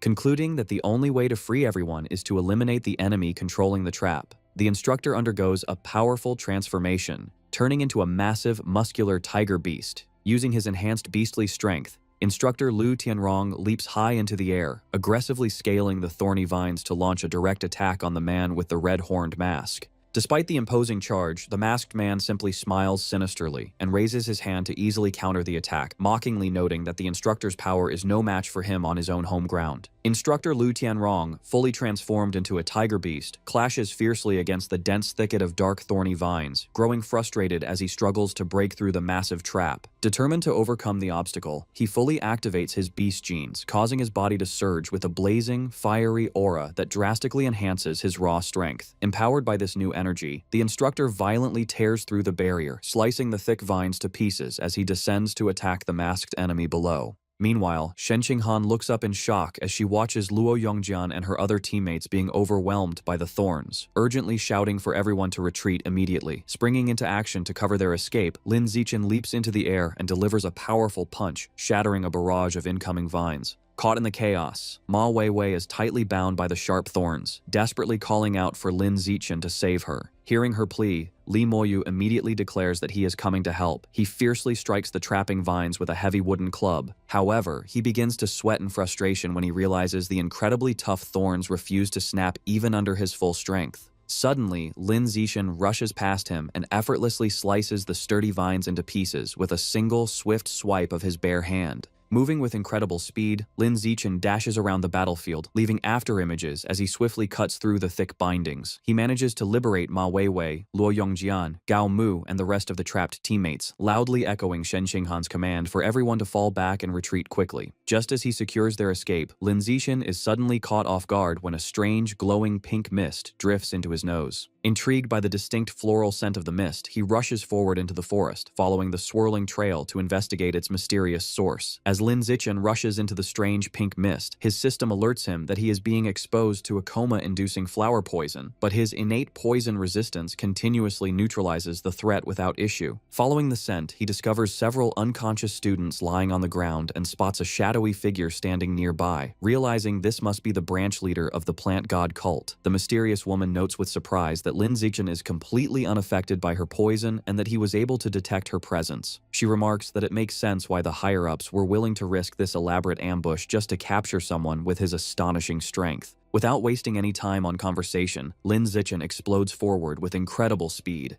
The masked woman is completely caught off guard by his sudden charge, and before she can even react, Lin Zichen delivers a devastating punch directly to her face. Standing over his defeated opponent, Lin Zichen absorbs her life essence. His system confirms that he has successfully devoured a large amount of the life source from both the Shadow Knight cat and the ghost giant shark, manifesting their spectral forms behind him as his codex progress significantly increases. Meanwhile, back at the main battle, Instructor Lu Tianrong decides to push himself past his limits to defeat his powerful opponent. Roaring with fury, he forcefully overactivates both his four-armed demon ape and saber-toothed tiger genes, his body surging with an explosive, fiery aura. He lunges fiercely at the man with the red-horned mask, who hurriedly raises a defensive barrier, calling the instructor a madman for risking his sanity by overusing his beast genes. Unstoppable, Instructor Lu shatters the barrier and lands a brutal, bloody punch directly on the masked man's chest, sending the villain flying helplessly through the air with tremendous force. Crashing hard into a rocky wall, the battered and bleeding man with the red-horned mask slumps to the ground. Clutching his wounded chest, he realizes how close he came to dying, noting that he only survived the devastating blow because he had previously fused with the resilient life-and-death toad gene. Enraged by the devastating blow, the man decides to take drastic measures. Bleeding heavily from his face, he pulls out a mysterious dark red seed and places it into his mouth. He kneels on the shattered ground and furiously orders his enemy to die as dark energy begins to surge around him. Following his command, a colossal wave of massive dark purple thorny vines violently erupts from the earth, shooting directly toward Instructor Lu Tianrong at incredible speed. Unable to evade the overwhelming barrage, Instructor Lu Tianrong's tiger body is brutally pierced by multiple thick thorns, causing a massive spray of blood as he is skewered in mid-air. Meanwhile, safely away from the main clash, Lin Zichen stands with Shen Qinghan, Ma Weiwei, Li Moyu, and the other students. Lin Zichen feels a moment of relief, noting that the military students carried antidotes which allowed the group to recover from the coma-inducing flower poison, meaning they can now quickly evacuate. Suddenly, Lin Zichen's danger perception activates with an intense warning. He breaks into a cold sweat, looking completely shocked and alarmed as he senses the terrifying aura of the high-level Tier 6 enemy rapidly closing in on their location. Bursting through the forest at blinding speed, the man with the red-horned mask charges directly at the group, now wielding sharp, dark vines that sprout directly from his back. Seeing his furious approach, Lin Zichen realizes with absolute horror that instructor Lu Tianrong must have been defeated. Lin Zichen addresses his rescued teammates, informing them that he can sense the masked man who controls the vines rapidly approaching them. He notes that since Instructor Lu is nowhere to be seen, the instructor must have been defeated. He explains to the group that the masked man's target is specifically him, so he plans to act as a decoy to draw the enemy's attention and give them a chance to escape. He strictly instructs them not to look back or worry about him, emphasizing that staying behind would only make them a burden. As Lin Zichen suddenly dashes off alone into the thick forest of vines, Shen Qinghan calls out after him, pleading for him to return safely. Lin Zichen shouts back his agreement as he speeds away from the group. A deeply worried Shen Qinghan stands next to Ma Weiwei and the others, clenching her hands to her chest. She thinks bitterly about her own weakness, realizing that at her current level, she is completely unable to help him in battle. She laments that her only option is to stay away so she doesn't drag him down, wishing desperately that she were stronger. Leaping through the massive roots and vines, Lin Zichen looks back and confirms that the masked man is indeed pursuing him, meaning Shen Qinghan and the rest of the team are finally safe. However, as he watches his pursuer, Lin Zichen senses something is off. The enemy's speed feels far too slow for a high-level Tier 6 expert. The man with the red-horned mask is fiercely leaping after him, but his clothes are heavily torn and his body is covered in bloody wounds from his previous battle. Lin Zichen carefully analyzes the masked man's current condition. He deduces that because the enemy is so severely injured, his actual combat power has dropped to around high-level Tier 4, making him only one tier stronger than Lin Zichen. Realizing this crucial drop in the enemy's strength, Lin Zichen formulates a bold plan, thinking that he can use this unexpected advantage to turn the tables and kill his pursuer. As Lin Zichen scales the massive roots, the man with the red-horned mask watches him from below, mocking him and assuming that his prey has finally exhausted himself and stopped running. Wasting no time, the masked man unleashes a barrage of sharp, dark vines, shooting them rapidly toward Lin Zichen. Lin Zichen swiftly evades the incoming attacks, and as he dodges, he analyzes the situation. He deduces that the vine's attack power is surprisingly low, leading him to realize that the masked man is holding back because he wants to capture him alive. Seeing an opportunity to exploit his enemy's intention, Lin Zichen decides to play along and intentionally allows one of the thick vines to strike him forcefully in the back. The impact sends Lin Zichen flying, and he crashes violently into a massive tree root structure, creating a large crater. Slumped against the roots, Lin Zichen activates his natural camouflage to hide his true condition while appearing completely defeated. The masked man approaches his fallen prey, cursing him but acknowledging how fast he ran. He assumes Lin Zichen must have used some newly developed military stimulant to achieve a speed that far exceeded his biological level. Standing over Lin Zichen, the masked man angrily brings up the woman with the spiked mask that Lin Zichen had defeated earlier. He reveals that she was just one step away from evolving into a high-level creature and served as his personal servant. He expresses his fury that Lin Zichen killed her after he had spent 5 long years training her, still believing Lin Zichen only won because of a stimulant. Playing the part of a battered victim with his eyes closed, Lin Zichen internally pieces the information together, realizing the woman the masked man is referring to was the peak ordinary Tier 9 branch leader of the cult. The masked man's thoughts then turn to Shen Qinghan. He remarks that the blue-haired girl who was with Lin Zichen is incredibly beautiful, even more so than movie stars. With a sinister smile, he declares his dark intention to capture her and force her to be his new servant once he has recovered from his own injuries. Smirking confidently, the masked man reaches his large hand out to grab Lin Zichen, stating that for now, he will just take him back to complete his mission. However, seeing his powerful enemy completely off guard and within striking distance, Lin Zichen secretly prepares to make his move, knowing the perfect moment to execute his counterattack has finally arrived. Just as the masked man reaches out, Lin Zichen's eyes suddenly snap wide open. Seizing the perfect opportunity, Lin Zichen springs into action and delivers a ruthless, devastating punch directly to the masked man's groin. The masked man's eyes bulge with bloodshot agony behind his disguise, and he cries out in excruciating pain from the unexpected low blow. As the injured villain stumbles backward, realizing with horror that his prey was faking his defeat the entire time, Lin Zichen calmly stands back up, completely unfazed. Wasting no time, Lin Zichen lunges forward and winds up his fist for another heavy attack, while the panicked masked man desperately tries to raise his guard to cover himself. However, Lin Zichen swiftly changes his angle and delivers a brutal upward kick, striking the masked man in the groin yet again and causing him to scream out in absolute agony as blood flies. The masked man is left in utter shock, desperately wondering how Lin Zichen can still unleash such immense strength and theorizing that the effects of his supposed military stimulant must still be active. Taking full advantage of his opponent's weakened state, Lin Zichen unleashes a relentless high-speed barrage of punches. The masked man tries to brace himself against the storm of fists, hoping that if he can just survive this wave of attacks, Lin Zichen will eventually exhaust himself and weaken. However, the villain quickly realizes with mounting terror that Lin Zichen's power is not fading at all.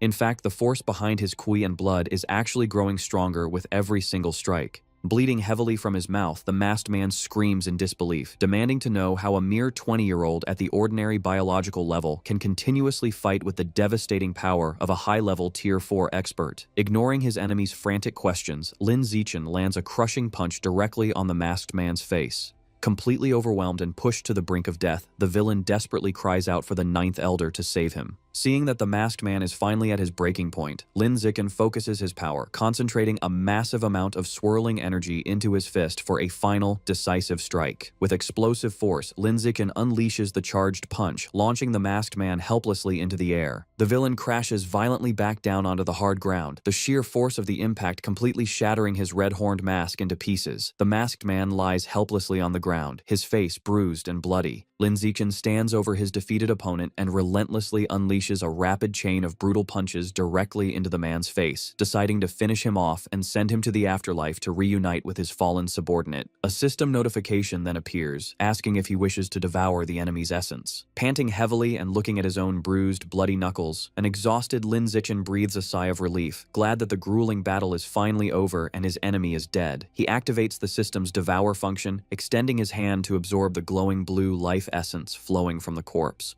The system confirms that he has unlocked 2 new codexes, granting him new attributes that allow him to control nearby plants using his mind and significantly boost his own mental strength. Looking down at the lifeless body, Lin Zichen realizes that his opponent's powers were entirely focused on mental energy. He concludes that the man was essentially a mage with a fragile physical body, which explains exactly how Lin Zichen was able to exploit that weakness and kill someone at a much higher biological level. Suddenly, the sound of slow clapping breaks the silence, and a surprised Lin Zichen turns his head in shock as an unfamiliar voice praises his incredible feat of defeating a high-level Tier 6 expert while only being at the ordinary Tier 9 level. Looking up, Lin Zichen spots the man in the Plague Doctor mask standing high above on a thick vine. The imposing figure remarks that their elaborate scheme was completely worth it to find a genius like him, leaving Lin Zichen to nervously wonder if this newcomer is the mysterious Ninth Elder the masked man had desperately called out for moments ago. Standing high above the battlefield, the divine envoy expresses his genuine surprise at discovering someone with Lin Zichen's exceptional talent existing on Earth.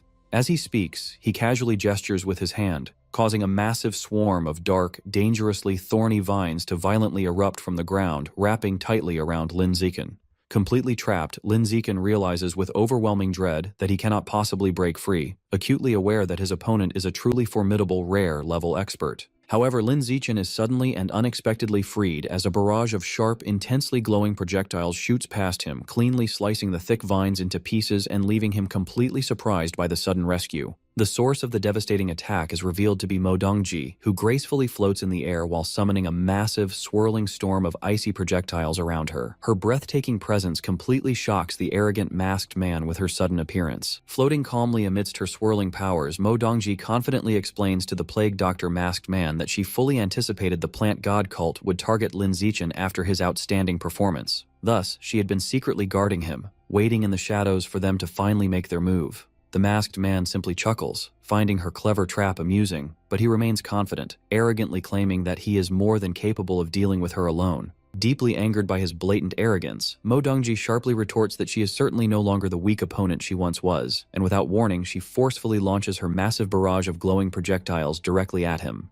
In immediate response, the Plague Doctor masked man swiftly commands his own dark powers, causing a colossal, writhing wave of thick vines to erupt and violently clash head-on against Mo Dongji's overwhelming wave of freezing ice. Fully realizing the terrifying scale of the ongoing clash, Lin Zichen quickly turns around and sprints away from the crumbling battlefield. He thinks to himself that he must escape immediately to avoid being helplessly caught in the destructive crossfire between two incredibly powerful rare-level experts. As Lin Zichen urgently sprints through the dense forest to escape the chaotic battlefield behind him, he suddenly senses a strange presence nearby. He abruptly stops to cautiously investigate, nervously wondering who or what might be lurking there. To his absolute shock, he discovers instructor Lu Tianrong, still fully transformed into his massive tiger beast form, completely trapped and tightly bound by the dark, thorny vines. The ensnared instructor quickly spots Lin Zichen and desperately calls out to him for immediate help. Seeing his fierce instructor's helpless predicament, Lin Zichen decides this is the perfect opportunity to test his newly acquired biological attributes.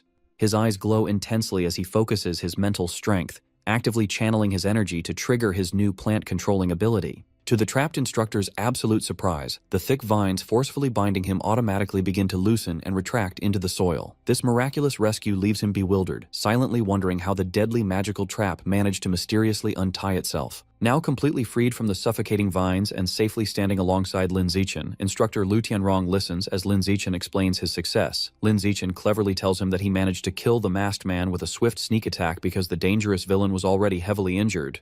With the magic user dead, the vine ability naturally deactivated. Hearing this logical explanation, the pragmatic instructor notes that they should not delay any longer. He urges them to quickly find the rest of the team so they can safely evacuate the area. A sensible plan Lin Zichen firmly agrees with. A short and tense time later, they finally arrive at a wide clearing where the team's heavy military vehicles are parked among the giant roots, and the rest of the rescued students are gathered together. Suddenly, someone from the anxious crowd spots Lin Zichen approaching and loudly calls out his name in relief. An incredibly worried but now immensely relieved Shen Qinghan quickly breaks away from the gathered group and urgently sprints toward him. She tearfully exclaims how incredibly glad she is that he has finally returned to them safely. Without hesitating, she throws her trembling arms around Lin Zichen in a fierce, emotional embrace. She begins crying as she openly confesses how terrified she was of losing him and never seeing him again. She desperately pleads with him that they must never separate again, and a comforting Lin Zichen gently hugs her back, sincerely promising her that they will stay together from now on. Shortly after the deeply emotional reunion, Ma Weiwei cautiously approaches Lin Zichen to carefully check on his overall physical condition, genuinely asking if he sustained any injuries during his harrowing escape. She kindly holds out a valuable healing pill and generously offers it to him, but Lin Zichen politely declines the thoughtful offer, confidently assuring her that he isn't hurt at all and doesn't need the medicine.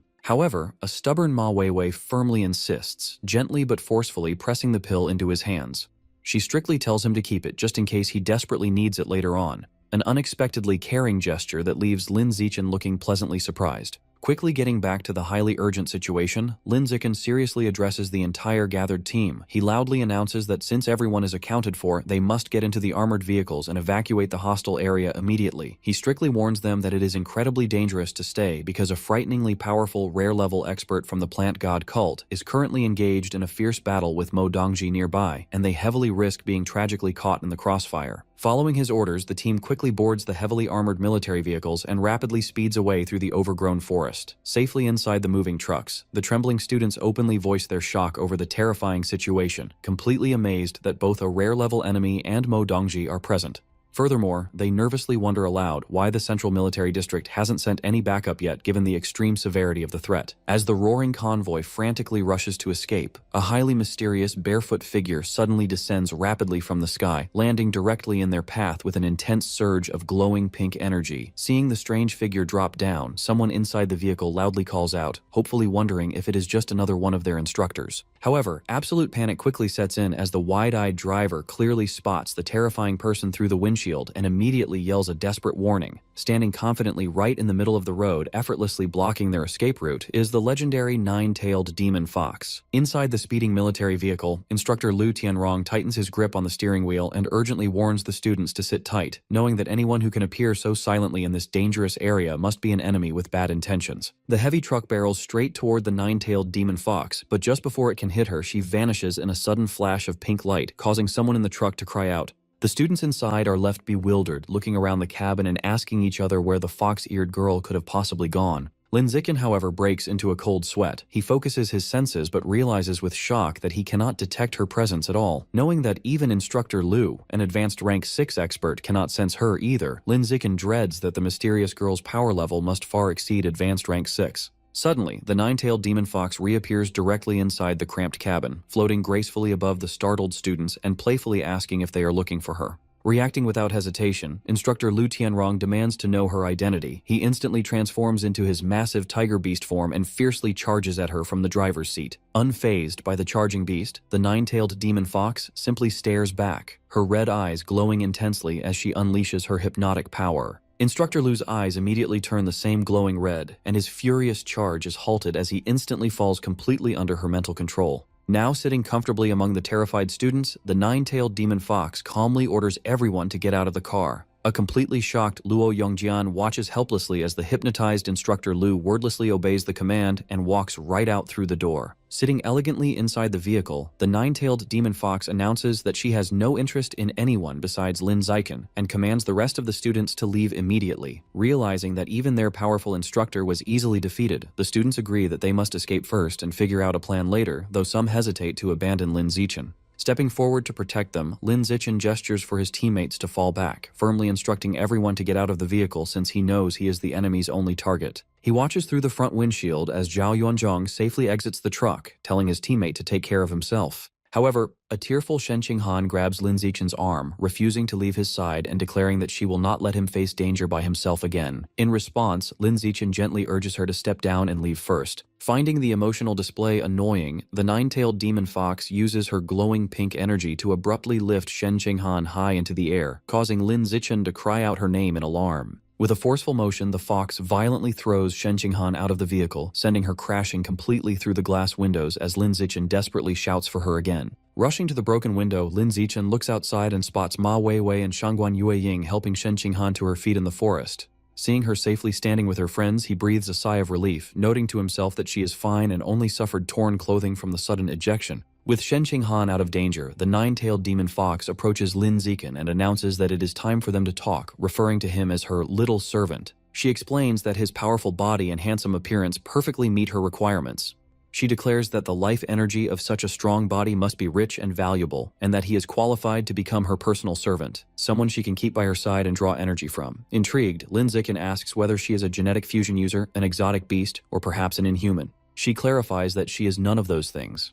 She explains that she comes from the Origin Land and that she is half Earthling since her mother is a creature from the Origin Land while her father is an Earthling whom she despises for deceiving her mother and whom she has never met.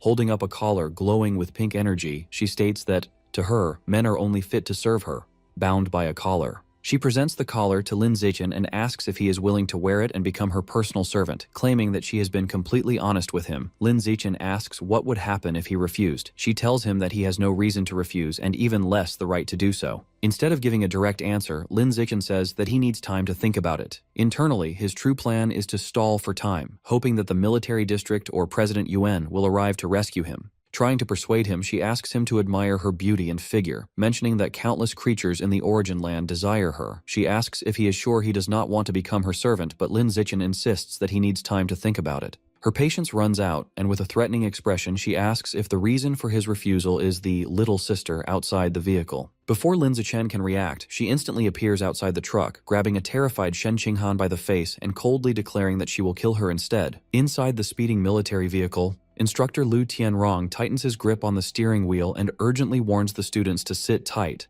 knowing that anyone who can appear so silently in this dangerous area must be an enemy with bad intentions. The heavy truck barrels straight toward the nine-tailed demon fox, the engine roaring as it charges forward across the rough terrain, but just before it can hit her, she vanishes in a sudden flash of pink light, disappearing without leaving the slightest trace and causing someone in the truck to cry out in shock. The students inside are left completely bewildered by what they just witnessed, nervously looking around the cramped cabin and asking each other where the fox-eared girl could have possibly gone. Lin Zichen, however, breaks into a cold sweat. His expression stiffens as he focuses his senses, carefully trying to track her aura, but realizes with shock that he cannot detect her presence at all. Knowing that even Instructor Lu, an advanced rank 6 expert, cannot sense her either, Lin Zichen dreads that the mysterious girl's power level must far exceed advanced rank 6, a terrifying possibility that makes his heart sink. Suddenly, the nine-tailed demon fox reappears directly inside the cramped cabin, floating gracefully in mid-air above the startled students as if gravity means nothing to her, playfully asking if they are looking for her. Reacting without hesitation, Instructor Lu Tianrong immediately demands to know her identity. His body rapidly transforms as he turns into his massive tiger beast form, roaring fiercely while launching a powerful charge at her straight from the driver's seat. Unfazed by the charging beast rushing toward her, the nine-tailed demon fox simply stares back calmly, her red eyes glowing intensely as she unleashes her hypnotic power. Instructor Lu's eyes immediately turn the same glowing red, and his furious charge is abruptly halted as he instantly falls completely under her mental control, his powerful body freezing in place. Now sitting comfortably among the terrified students as if she owns the place, the nine-tailed demon fox calmly orders everyone to get out of the car. A completely shocked Luo Yongjian watches helplessly as the hypnotized Instructor Lu wordlessly obeys the command and quietly walks right out through the door without resistance. Sitting elegantly inside the vehicle with an air of absolute confidence, the nine-tailed demon fox announces that she has no interest in anyone besides Lin Zichen and commands the rest of the students to leave immediately. Realizing that even their powerful instructor was easily defeated in seconds, the students quickly agree that they must escape first and figure out a plan later, though some hesitate for a moment, clearly unwilling to abandon Lin Zichen behind. Stepping forward to protect them, Lin Zichen gestures firmly for his teammates to fall back, instructing everyone to get out of the vehicle since he knows he is clearly the enemy's only target. He watches through the front windshield as Zhao Yuanzhong safely exits the truck, calling out to his teammate to take care of himself. However, a tearful Shen Qinghan suddenly grabs Lin Zichen's arm, refusing to leave his side and declaring that she will not let him face danger by himself again. Her voice trembles with determination as she stubbornly refuses to move. In response, Lin Zichen gently urges her to step down and leave first, trying to reassure her despite the danger surrounding them. Finding the emotional display irritating and unnecessary, the nine-tailed demon fox raises her hand and releases a surge of glowing pink energy that abruptly lifts Shen Qinghan high into the air, causing Lin Zichen to cry out her name in alarm. With a sudden and forceful motion, the fox violently throws Shen Qinghan out of the vehicle, sending her crashing completely through the glass windows as Lin Zichen desperately shouts for her again. Rushing to the broken window, Lin Zichen quickly looks outside and spots Ma Weiwei and Shengguan Yueying helping Shen Qinghan to her feet among the trees of the surrounding forest. Seeing her safely standing with her friends, he finally breathes a sigh of relief, noting to himself that she appears fine and only suffered torn clothing from the sudden ejection. With Shen Qinghan out of danger, the nine-tailed demon fox slowly approaches Lin Zichen and announces that it is finally time for them to talk, referring to him in a teasing tone as her little servant. She explains that his powerful body and handsome appearance perfectly meet her requirements. According to her, the life energy of such a strong body must be rich and valuable, and that is exactly why he is qualified to become her personal servant, someone she can keep by her side and continuously draw energy from. Intrigued but cautious, Lin Zichen asks whether she is a genetic fusion user, an exotic beast, or perhaps an inhuman creature. She calmly clarifies that she is none of those things. Instead, she explains that she comes from the origin land and that she is half Earthling. Her mother is a creature from the origin land, while her father is an Earthling whom she deeply despises for deceiving her mother and whom she has never even met.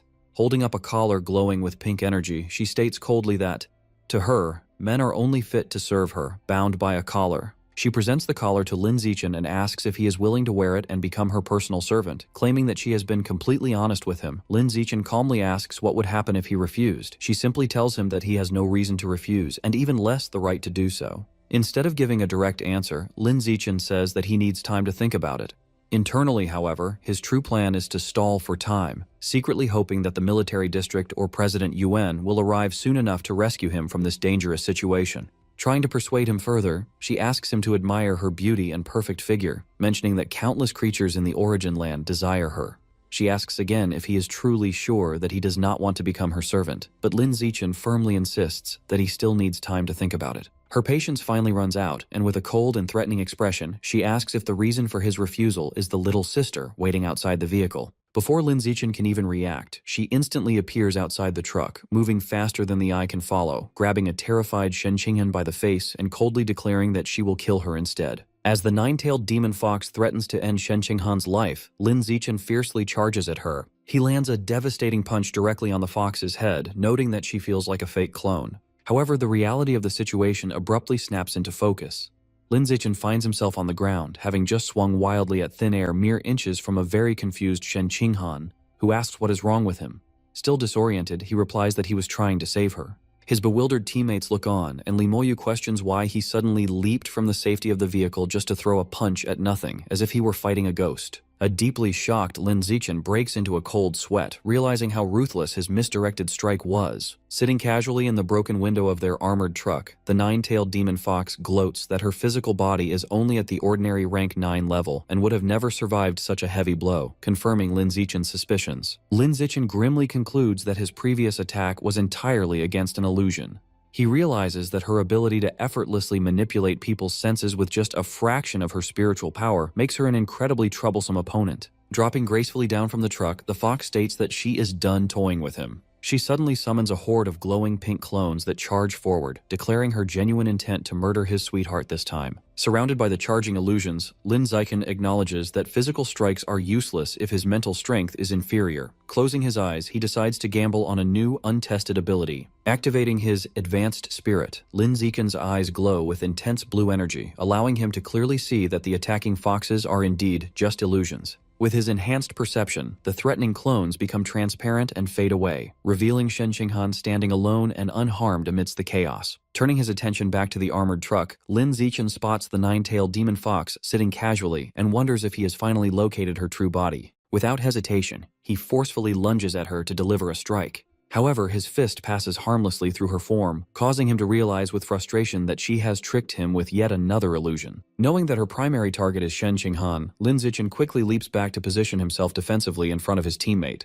The fox praises Lin Zichen for his ability to instantly boost his spiritual power and break through her proud illusion technique, leaving him shocked. The nine-tailed demon fox then abruptly materializes right in front of him. Leaning in close, she declares that he continues to pleasantly surprise her. Panic sets in as Lin Zichen wonders if the fox has somehow disguised herself as Shen Qinghan, or if he is simply trapped in another layer of illusion. Suddenly, he feels a hand grab his arm from behind. He turns to see Shen Qinghan anxiously calling out his name. Carefully holding her hand, Lin Zichen notes her genuine body temperature and touch, reassuring himself that this is the real Shen Qinghan, even as she worriedly asks what is wrong with him. Carrying the real Shen Qinghan securely in his arms, Lin Zichen rapidly assesses his situation. He deduces that his newly activated advanced spirit can drastically reduce the duration of the fox's mind control, combined with the fact that her physical body is much weaker than his own. Lin Zichen concludes that engaging her is unnecessary and fleeing is their best strategy. He sprints away as fast as he can through the eerie red-lit forest, but the fox's voice echoes ominously around them, warning that they cannot escape. A colossal, glowing red eye suddenly manifests in the sky directly above them. The fox taunts Lin Zichen from the heavens, challenging him to see if he can break through this massive illusion, leaving him shocked. Meanwhile, a fiery explosion violently erupts elsewhere in the overgrown forest, marking the ongoing clash between the two rare-level experts. Floating high in the air, Mo Dongji relentlessly unleashes a devastating high-speed barrage of sharp ice crystals down upon her enemy. On the ground, the Plague Doctor masked Divine Envoy calmly raises his hand, summoning a massive, dense barrier of thick, thorny vines to absorb the heavy, icy onslaught. Unfazed by her attack, the Divine Envoy taunts Mo Dongji, noting that her combat strength will severely drop once her available water source depletes. With a commanding gesture, he causes colossal spiked vines to violently erupt from the ground toward her. He confidently declares that she has no chance of winning because the heavily overgrown forest is his home turf. Forced on the defensive, Mo Dongji summons a swirling barrier of water to block the towering spikes crashing toward her. Mo Dongji retaliates by unleashing fierce, high-pressure blasts of water that cleanly slice the massive vines into pieces. Despite his attacks being shredded, the Divine Envoy continues to boast, proclaiming that the Divine Plant Cult holds immense power in the Source Land due to their inexhaustible resources of spiritual plants in the southern region. The masked Divine Envoy then summons another massive wave of thick vines toward Mo Dongji. Attempting to recruit her, he promises that her exceptional talent would earn her an inexhaustible supply of rare spiritual resources if she were to join the Divine Plant Cult. Mo Dongji fiercely rejects the offer. Struggling to maintain her watery barrier against the crushing pressure of the vines, she coldly declares that, unlike an inhuman traitor such as himself, she would never join a heretical cult that actively persecutes humanity. Looking down from atop his vines, the envoy casually debates her morals. He argues that human nature is inherently selfish and claims that the true inhumanity lies within modern society and the excessive rules that restrict people. Mo Dongji refuses to listen, accusing him of spreading deceptive fallacies. She retaliates forcefully, generating massive, sharp ice crystals to pierce and shatter the encroaching vines surrounding her barrier. Scoffing at her stubborn resistance, the envoy warns her that she is blindly fighting a losing battle, immediately triggering an even larger and denser eruption of spiked vines from all directions. He reveals a crucial tactical advantage to his powers. His demonic plants actively absorb the very water she uses to defend herself, guaranteeing that her elemental defenses will inevitably fail. Overwhelmed by the sheer volume and parasitic nature of the attack, Mo Dongji's barrier is finally breached. The thick vines quickly wrap around her limbs and torso, completely immobilizing her in midair. Confident in his victory, the envoy mocks her, leaving her trapped to struggle. However, as the divine envoy confidently prepares to leave his trapped opponent behind to hunt down Lin Zichen, the battle is far from over. Refusing to let the envoy take the young genius, Mo Dongji's eyes flare with intense energy. She resolves to unleash her true power to break free, even if she has to risk a dangerous mutation to do so. Suddenly, a deafening rushing sound echoes through the night, sending flocks of panicked birds fleeing from the canopy. The divine envoy turns around in utter confusion, shocked to see a colossal glowing blue tsunami crashing directly over the dense forest. High in the sky, an unbelievable volume of water gathers and swirls into a massive dragon. Mo Dongji calls out, directly addressing his earlier boast about the forest being his territory. Having completely broken free from the vines, she stands powerfully amidst the surging waves. Pointing forward as the gigantic, terrifying water dragon materializes behind her, she declares that she will simply turn the entire area into an ocean, forcefully making it her own home turf. The area darkens as Lin Zichen holds a dazed Shen Qinghan, confused by the sudden change. The environment shifts into an illusion of swirling blue currents and flying fish.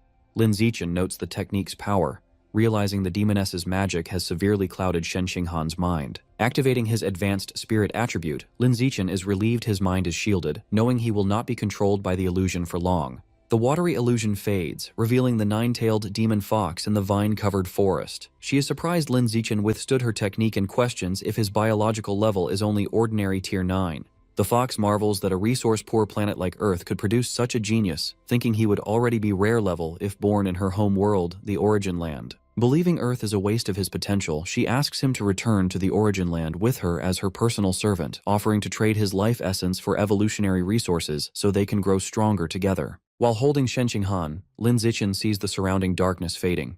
He deduces that maintaining the massive illusion has drained the fox's mental energy, leaving her struggling. Sensing an opening, Lin Zichen's expression hardens as he activates his plant-controlling ability, Lord of the Forest. As thorny vines slither across the ground, the fox warns Lin Zichen that her patience is running out. He challenges her, pointing out that she is still hiding in an illusion instead of revealing her true body. The fox smiles wickedly and teasingly asks her little servant if he has considered that she might actually be in her true form right now. To test her bold claim, Lin Zichen declares there is only one way to find out. At his command, multiple thick, thorny vines erupt from the ground surrounding the fox. The sharp vines swiftly wrap around the fox's limbs, immobilizing her in midair. She cries out in shock, astounded that Lin Zichen can manipulate vines. Certain the vines have secured her true body, Lin Zichen realizes this is his chance to strike and lunges forward with his fist. He lands a devastating, full-force punch on the trapped fox's head, creating a massive impact. However, as the dust settles, Lin Zichen is left completely shocked and confused by the outcome. He sees the fox has vanished without a drop of blood, leaving only a massive, fluffy white tail. He deduces she severed her tail to escape. Picking up the tail, Lin Zichen gets a system prompt asking if he wishes to devour it. He wonders if he can absorb the essence of a detached body part. Meanwhile, in a grand room in the distant Origin Land, the real nine-tailed demon fox sits on a bed enveloped in pink energy, amused by what happened. Smiling wickedly, she acknowledges Lin Zichen shattered her high-level Tier 3 illusion and destroyed her clone. Impressed by his potential, she declares him the perfect cultivation vessel and vows to make him hers. Her plotting is interrupted by two fox-eared maids with news. They report that the Night King's youngest son, a rare-level prodigy, has volunteered to be her servant, suggesting he could evolve into a legendary creature with her help. To their surprise, the fox is dismissive of the offer. As her servants kneel, she arrogantly remarks that right now, she wouldn't even accept the Night King himself. Relaxing on her bed, she instructs her maids to reject all future suitors, confidently declaring she has already found the perfect candidate on Earth. Back in the forest, Lin Zichen devours the tail, absorbing a trace of the fox's life essence and unlocking 10% of her codex. The enemy's strength felt surprisingly average, so he begins to suspect he just fought a clone. With the fox gone, the illusion shatters.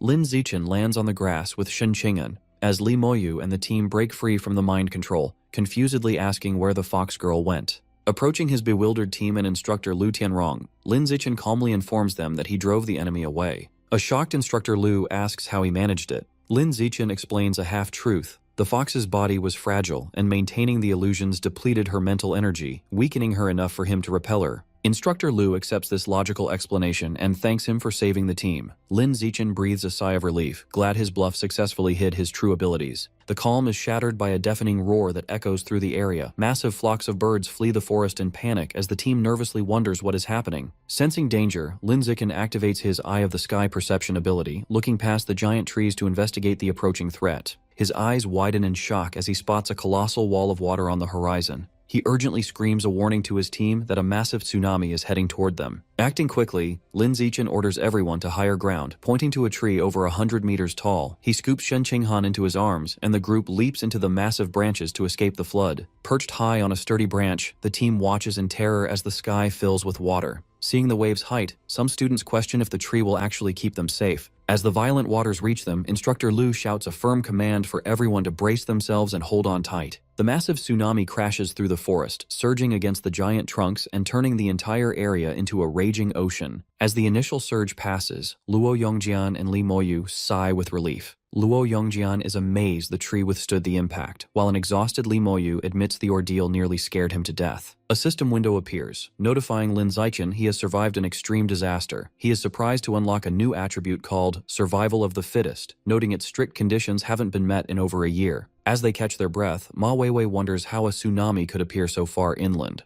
Lin Zichen explains it is undoubtedly the work of Principal Mo Dongji. He elaborates that the principal is in a fierce battle against the divine envoy of the plant god cult to protect them, and he is concerned about how the fight is progressing. Li Moyu smiles, assuring the group not to worry. He states that since the principal is a powerful rare-level expert with the Flood Dragon gene, she is nearly invincible in this aquatic environment. Suddenly, Lin Zichen's danger perception triggers with an intense warning. He panics, sensing a terrifying presence approaching, and shouts to his teammates that the enemy is heading for them. Using his enhanced perception, Lin Zichen looks up and spots the masked divine envoy leaping across the treetops, easily navigating above the flooded forest. Seeing the powerful enemy closing in, Lin Zichen breaks into a cold sweat with a horrifying realization. If the divine envoy is hunting them, it means Principal Mo Dongji has been defeated. 10 minutes earlier, the battle between Principal Mo Dongji and the masked divine envoy reaches its climax. Standing atop a wave, Mo Dongji commands her colossal, glowing blue water dragon to fiercely lunge at the envoy. The watery beast crashes into the envoy, striking him with a powerful claw and sending him tumbling backward. Grievously wounded, the masked man expresses shock, realizing Mo Dongji has recklessly sacrificed her life essence blood to fuel such a devastating technique.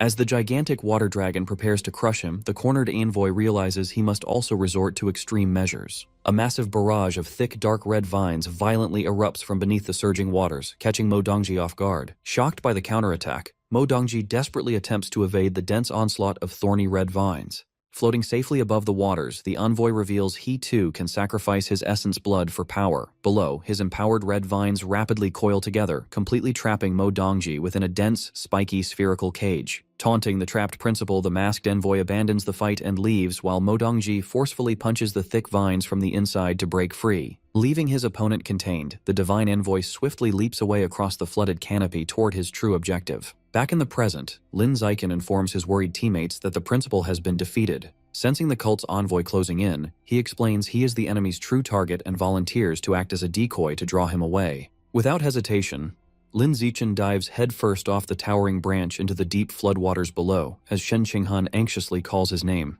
Confirming he also senses the powerful presence approaching, a battered instructor Lu Tianrong takes command. He orders the students to evacuate immediately in the exact opposite direction of Lin Zichen to ensure their survival. Plunging into the floodwaters, Lin Zichen observes the masked divine envoy pursuing from the treetops. Satisfied his decoy tactic worked and his teammates are safe, he realizes he no longer needs to remain exposed near the surface. Swimming deeper, Lin Zichen activates a newly acquired water affinity attribute from his system. He knows his only chance of surviving this pursuit is to rely on this skill for a miraculous escape. Navigating the submerged forest, Lin Zichen deduces that since the envoy wasn't heavily injured, his battle with Principal Mo Dongji wasn't to the death. Concluding she is likely just trapped, he sets his course toward the tsunami's origin to rescue her. Lin Zichen's danger perception suddenly flares as he senses a swift attack coming from below. He swiftly twists his body, narrowly evading a massive, spiked red vine shooting through the water past him. Standing atop a towering cluster of demonic red vines above the surface, the divine envoy is shocked by the ordinary-level human's underwater speed.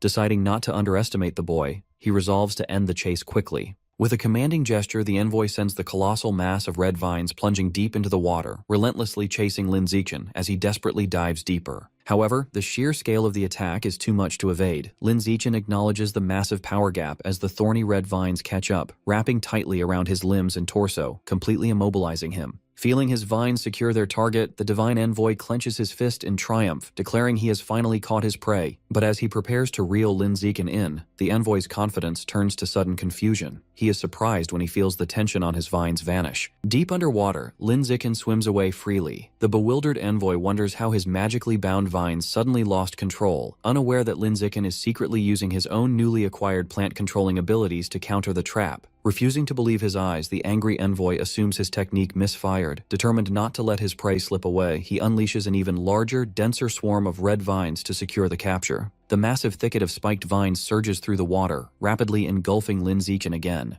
The vines wrap tightly around his body, leading the envoy to confidently declare that escape is impossible. Lin Zichen calmly activates his Lord of the Forest attribute. To the envoy's absolute disbelief, a glowing aura surrounds Lin Zichen, and the magical vines instantly loosen their grip, unable to bind him. Realizing Lin Zichen harbors a secret allowing him to bypass the cult's plant magic, the greedy envoy decides he must secure the boy personally. Knowing this capture would be a massive achievement, he dives into the floodwaters to hunt Lin Zichen. Swimming past a submerged tree root, Lin Zichen calculates he has stalled the enemy long enough. Hoping Shen Qinghan and the team have safely evacuated, he decides it is finally time to shake off his pursuer. As the envoy approaches, Lin Zichen activates his natural camouflage skill. He perfectly blends into the underwater scenery, remaining completely hidden as the envoy blindly swims past him. The bewildered envoy halts his pursuit, losing track of his target. He is shocked to find he cannot detect Lin Zichen's presence at all, even with advanced spiritual perception. Pausing to think, the masked man formulates a new theory. He deduces that since Lin Zichen acted as a decoy to buy time, the boy must have doubled back to reunite with his companions now that he slipped away. Convinced of this logic, the envoy speeds off toward the fleeing students to intercept them. From his perfectly hidden vantage point, a calm Lin Zichen silently watches his enemy take the bait and swim away. With the pursuer off his trail, Lin Zichen immediately heads in the opposite direction. He knows that to ensure everyone's survival, his priority must be to rescue the trapped principal. Farther away, the masked divine envoy abruptly halts his search through the flooded forest, sensing his initial deduction was incorrect and realizing he was tricked. Deep underwater, Lin Zichen finally spots the spherical cage of dark red vines. Recognizing it as the trap holding Principal Mo Dongji, he approaches to secretly use his Lord of the Forest ability to untie her bindings. Before Lin Zichen can intervene, Principal Mo Dongji violently shatters the dense vine cage from the inside. Standing amidst the shredded vines, she notes how tough the prison was and resolves to quickly find Lin Zichen and Shen Qinghan. Lin Zichen surfaces nearby to greet her. A surprised Mo Dongji asks how he got there. He explains he was hunted by the cult's envoy and happened to stumble upon her location while fleeing. Their reunion is cut short as sharp red vines forcefully pierce the water from above. Realizing the masked envoy has caught up, Lin Zichen shouts a warning, and the two dive back into the depths to evade the lethal strikes. Navigating the submerged branches, Mo Dongji takes the lead, pulling Lin Zichen through the water at an astonishing pace. He is amazed by her rare-level agility, noting that in this aquatic home turf, not even the envoy can match her speed. Escaping the envoy's range, the two burst out of the water and leap high above the canopy. As they emerge, their expressions shift to utter surprise at spotting something massive waiting. They are relieved to see the Central Military District's heavily armed reinforcements have arrived, featuring transport helicopters, hovering soldiers, and a colossal red mechanical suit. A lead official inside the giant red mech addresses the principal. He apologizes for their delayed arrival, explaining the military base was temporarily thrown into chaos by an undercover cultist spy. Just as they feel safe, a blaring alarm fills the air. Mo Dongji and Lin Zichen look shocked, with Mo Dongji assuming the arrogant envoy is actually daring to attack despite the overwhelming military presence. Mo Dongji deduces that the cult's undercover agents are actually right here among the supposed rescue team. As Mo Dongji stands alongside Lin Zichen and Shen Qinghan, a sudden realization hits her. There's an undercover spy hidden among the reinforcements. Acting quickly, she grabs both students and dives from the giant tree toward the churning water below, desperately hoping to evade the dark armored figures waiting above. However, the armored figures dive into the water right after them in relentless pursuit, leaving Mo Dongji shocked to discover that all of these supposed rescuers are actually spies. Watching the tense pursuit from the surface, Instructor Lu suspects that the entire reinforcement team might secretly belong to the sinister plant god cult. Realizing the danger, he urgently tells Ma Weiwei and Li Moyu that they must evacuate immediately to avoid being caught in the impending crossfire. Suddenly, breaking the tension, a massive column of water violently erupts from the floodwaters nearby. Mo Dongji bursts out of the water, carrying Lin Zichen and Shen Qinghan safely inside resilient water spheres, but the relentless dark armored figures emerge right alongside them. Now, hovering in midair and completely surrounded by the armored cultists, Mo Dongji grimly realizes they cannot escape as the ominous plague Dr. Masked Man confronts her. He casually remarks that reaching such a rare evolutionary level is difficult and suggests they avoid mutual destruction.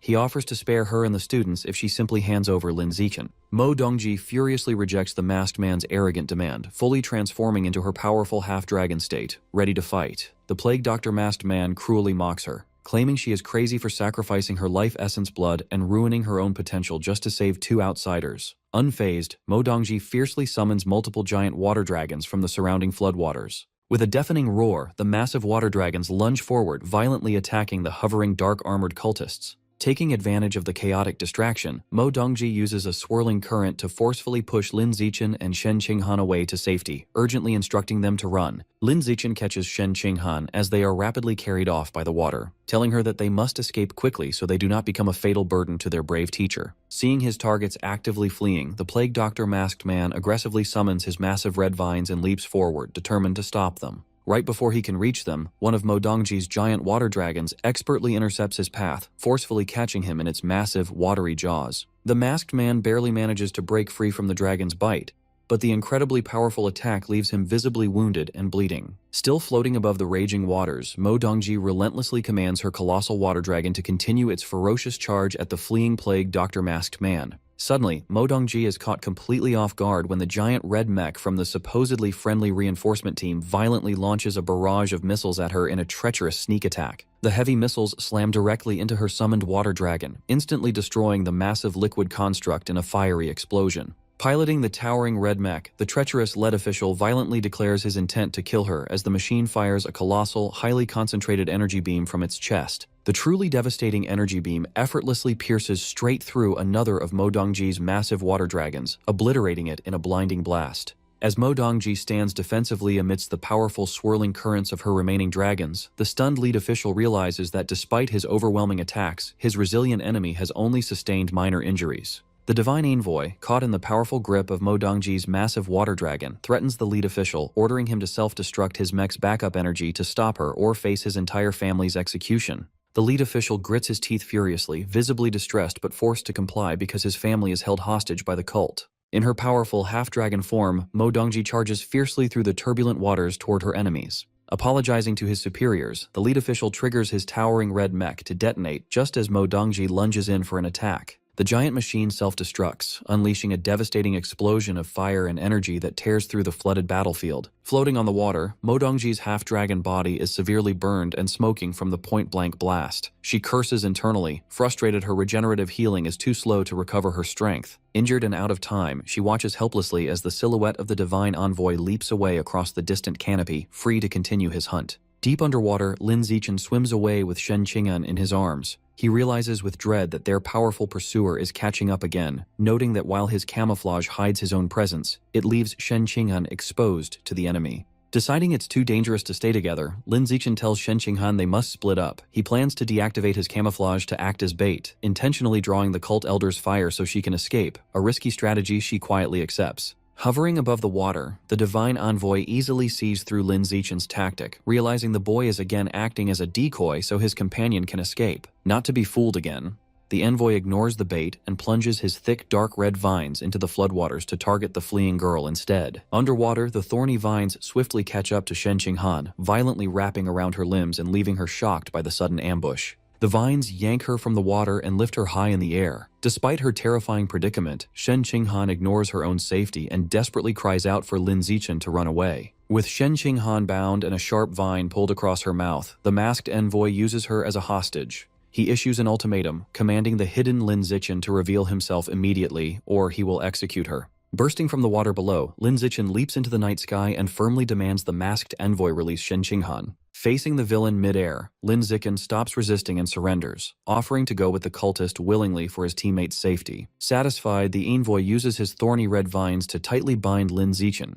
He smugly assures the boy he will eventually be grateful for this capture once he witnesses the great power of the gods at the Divine Plant Cult's headquarters. True to his word, the envoy releases Shen Qinghan, allowing her to fall into the flooded forest. As she drops, she frantically screams Lin Zichen's name, watching helplessly as the masked man carries him off. The envoy flies away into the night sky, taking the bound Lin Zichen with him and leaving the devastated girl behind. Floating alone in the water, a heartbroken Shen Qinghan cries and calls out for Lin Zichen. But then, a dark, ominous presence begins to manifest deep beneath the water's surface, ominously muttering about divine punishment for offending the gods. As the masked divine envoy flies away with the bound Lin Zichen, a sudden and massive surge of water erupts directly beneath them. The water violently bursts forth into the sky, leaving Lin Zichen completely shocked as he realizes his danger perception ability failed to warn him of the incoming threat. The raging torrent quickly forms a colossal whirlpool that swallows both the envoy and his captive. Dragged deep underwater, Lin Zichen remains trapped within the crushing grip of the thorny red vines. However, as he sinks, he suddenly feels a mysterious force pushing him upwards, effortlessly shattering his restraints and setting him free. Propelled by this unknown power, Lin Zichen bursts back onto the surface of the churning water. To his amazement, Shen Qinghan frantically rushes toward him, running across the top of the turbulent waves. Overcome with relief, she throws her arms around him in a tearful embrace, thankful that he survived. Holding her safely, Lin Zichen realizes that the mysterious aquatic power that just rescued him wasn't an intervention from Principal Mo Dongji, but is somehow directly linked to Shen Qinghan's own abilities. Just then, the masked divine envoy emerges from the water. Furious, the envoy hovers midair and unleashes a massive flurry of his thick, thorny red vines, angrily shouting that his opponent has forced him to go to such extremes. Standing protectively in front of Lin Zichen, Shen Qinghan manipulates the glowing water around her and fiercely declares that she will never let the envoy take him away. In a desperate counterattack, the envoy's body grotesquely mutates, sprouting dark, fleshy wings from his back as he dive bombs directly toward Shen Qinghan. In response, massive columns of water rise from the roaring ocean, taking the shape of colossal hands that intercept the diving cultist. The giant watery hands violently crush the envoy with overwhelming force. Pinned and heavily bleeding from the devastating impact, the defeated envoy desperately begs for his life. Mistakenly believing he is fighting Principal Yuan, he offers to reveal the hidden truth behind the deaths of the principal's children in exchange for mercy. Lin Zichen and Shen Qinghan are taken aback by the sudden confession, with Lin Zichen internally questioning what this secret truth could possibly be. However, the magical water glowing with intense blue energy begins to surge once again, showing no signs of stopping. Staring intently at the water, the envoy's eyes widen in sheer terror as he finally realizes he is not fighting Principal Yuan at all, but before he can expose the true identity of the power attacking him, the watery construct mercilessly crushes down on him one last time, completely obliterating him. Lin Zichen stands safely holding Shen Qinghan, looking down in shock at the mutated, lifeless corpse of the high-ranking cultist floating on the waves. As he processes the powerful enemy's sudden death, the system asks if he wishes to devour the body. As Lin Zichen reaches out to touch the defeated envoy's corpse, his system immediately absorbs the enemy's massive life essence, significantly boosting his plant control and spiritual attributes. He marvels at how such a formidable, rare-level expert was killed so effortlessly without any chance to fight back, all thanks to Shen Qinghan's mysterious power. Shortly after, a fully recovered Principal Mo Dongji arrives in her half-dragon form and asks about the cultist elder's whereabouts. Choosing to protect Shen Qinghan's secret, Lin Zichen lies and claims he never saw the masked man. Mo Dongji accepts his answer without pressing further. Soon, the military district's heavily armed rescue fleet finally arrives, filling the sky with aircraft and armored soldiers to safely extract the students and instructors. Later, inside a military facility, Officer Yao Muling discusses the chaotic incident with Mo Dongji. Yao notes that fox demons usually remain strictly neutral in their own realms and rarely visit Earth, deducing that the demoness specifically came looking for a cultivation vessel and targeted Lin Zichen. Sitting back in her chair, Yao Muling admits she is puzzled. She notes that while Lin Zichen is a genius, the Origin Land has far more talented individuals, making it strange that such a highly sought-after fox demon would single him out. Dismissing the topic of the fox girl for now, Mo Dongji leans in with a serious expression and asks Yao Muling for an update on the military district's internal crisis. Calmly taking a sip of her tea, Yao Muling reveals that the undercover cultist uprising has been completely suppressed. She happily elaborates that they successfully exposed and eliminated 47 deep-cover cultists, effectively purging the entire military base in a massive tactical victory. Her expression turning fierce, Mo Dongji glares at Yao Muling and angrily demands to know if the military intentionally used the students' outdoor training exam as bait in a calculated sting operation to draw out the hidden spies. With a smile, Officer Yao Muling confidently presents a wooden box. Inside the box is a futuristic syringe containing a newly developed, highly potent anti-mutation reagent intended to help treat severe combat aftereffects. Principal Mo Dongji, still bearing her dragon horns and blue facial markings from her recent intense battle, politely declines the immediate injection, stating she feels fine and will administer it later. Following the chaotic ambush, the outdoor training exam is officially cut short, and Lin Zichen and Shen Qinghan are seen pulling their suitcases as they safely return to school. Sometime later, Mo Dongji sits thoughtfully at her office desk with the medical supplies laid out before her. She ultimately decides to pack away the special reagent provided by Yao Muling for the time being. Adopting a serious tone, Mo Dongji addresses Lin Zichen, explaining that she fully expected the plant god cult's undercover spies to target him after he displayed such overwhelming talent during the camp assessment. Standing alongside Shen Qinghan in the office, Lin Zichen takes the opportunity to ask the principal about the true nature of the plant god cult and inquires about the specific biological level of the masked cultist elder they faced.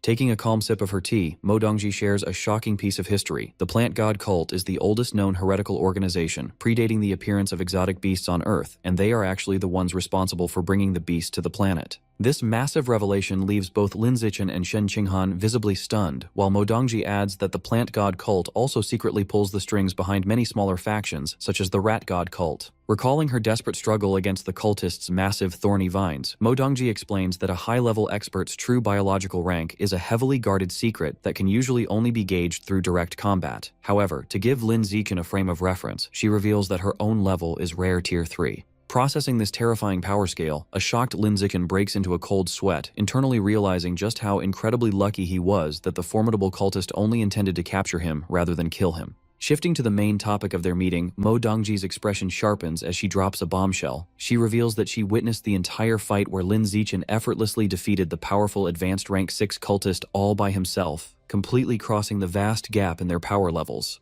Caught off guard and sweating nervously, Lin Zichen immediately tries to downplay the unbelievable achievement, hastily making up an excuse that the masked man was already severely injured and fighting at a much lower level. Exasperated by his constant deflections, Mo Dongji rubs her forehead and lightly scolds him for being far too cautious, noting his persistent habit of hiding his true strength from everyone. She advises him that while concealing one's abilities is a smart tactic for established experts, doing so as a student will only backfire by depriving him of valuable evolutionary resources and slowing down his overall growth. Standing up from her desk, she sympathetically adds that she understands his excessive secrecy stems from a lack of security and a justifiable fear of being targeted by malicious individuals. Walking over to stand beside him, Mo Dongji warns that his outstanding performance at the training camp, combined with the fact that the plant god cult specifically targeted him, will inevitably draw the attention of top national officials who are always looking to invest in promising prodigies. Placing a reassuring hand on his shoulder, she firmly advises him that the smartest choice he can make right now is to openly display his talents and secure a powerful backer to protect himself.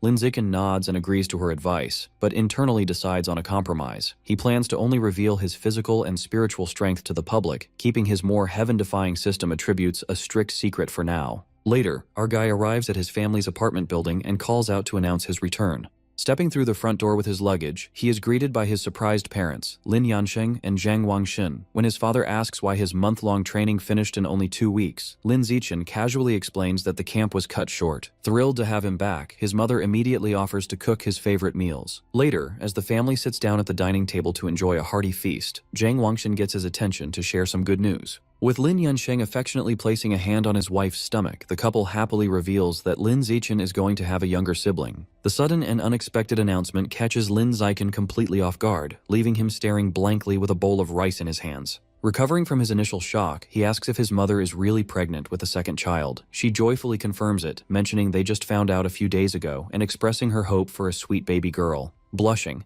his father explains their reasoning. He admits that ever since Lin Zichen and Shen Qinghan left for university, the house has felt far too quiet and empty.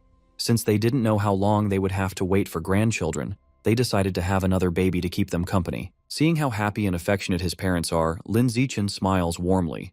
He gives them his full support, reassuring them that it is a wonderful idea as long as they are happy, and noting that the family is financially secure enough to raise as many children as they want. Later, while relaxing on his bed and browsing a school exchange app on his phone, Lin Zichen reflects on his recent battles. He realizes that relying solely on physical strength is a fatal flaw, noting that he must also actively improve his mental strength so he won't be helpless against spiritual-type enemies. Deciding to further upgrade his advanced spirit attribute, he spends 800 of his school credits to purchase a large portion of 9-turn soul worm meat to consume for mental enhancements. Continuing to scroll through the shop, a specific item catches his eye: dimensional rat meat. He is taken aback by its incredibly steep price of 100 credits per pound. Reading the item's description, Lin Zichen learns that the dimensional rat is a muscular, squirrel-like exotic beast with a unique biological trait. An adult can store items up to 100 times its own body volume within its cheeks. His eyes widen with sheer excitement as he realizes the massive potential of devouring this meat, hoping that absorbing its essence will unlock a highly coveted spatial storage ability for himself.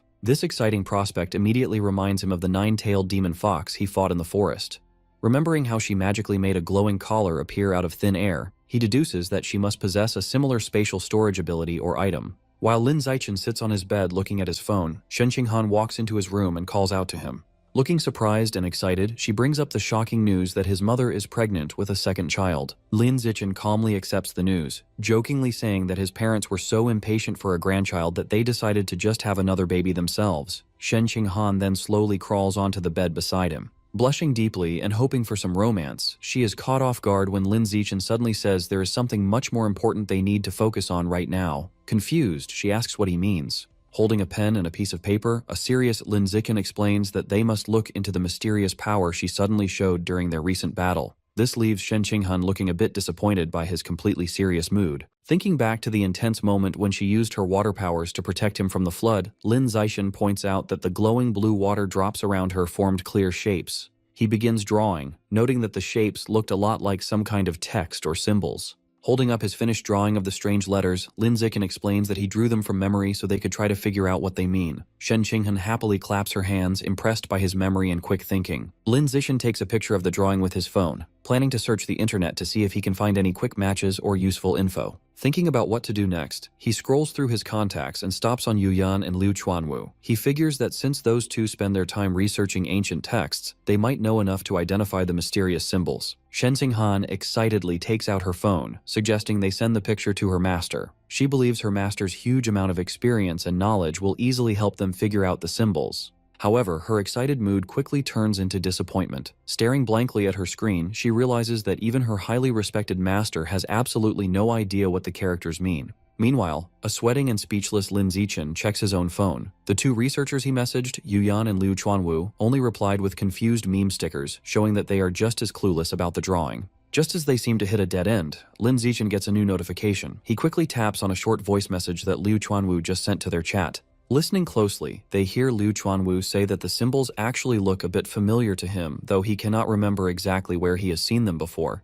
He asks Lin Zichen where he found them. Liu Chuanwu explains that after thinking hard, he believes he might have seen similar symbols carved on some ancient items stored at his research institute. Even though he sounds very professional and helpful over the phone, Liu Chuanwu is actually relaxing on a fancy sofa, completely shirtless and surrounded by 3 beautiful women in revealing clothes. While drinking wine, he promises to check the institute's records first thing in the morning and let Lin Zichen know if he finds anything. One of the drunk women leans in close to Liu Chuanwu, playfully cheering and begging him to keep drinking with them until they are completely wasted. Hearing the loud flirting and bragging about really expensive alcohol coming through the voice message, a very annoyed Lin Zichen looks at his phone. He angrily mutters to himself that Liu Chuanwu should finish his partying before sending work-related voice notes. At the same time, the news of Lin Zichen's recent highly public battle at the training camp starts to spread.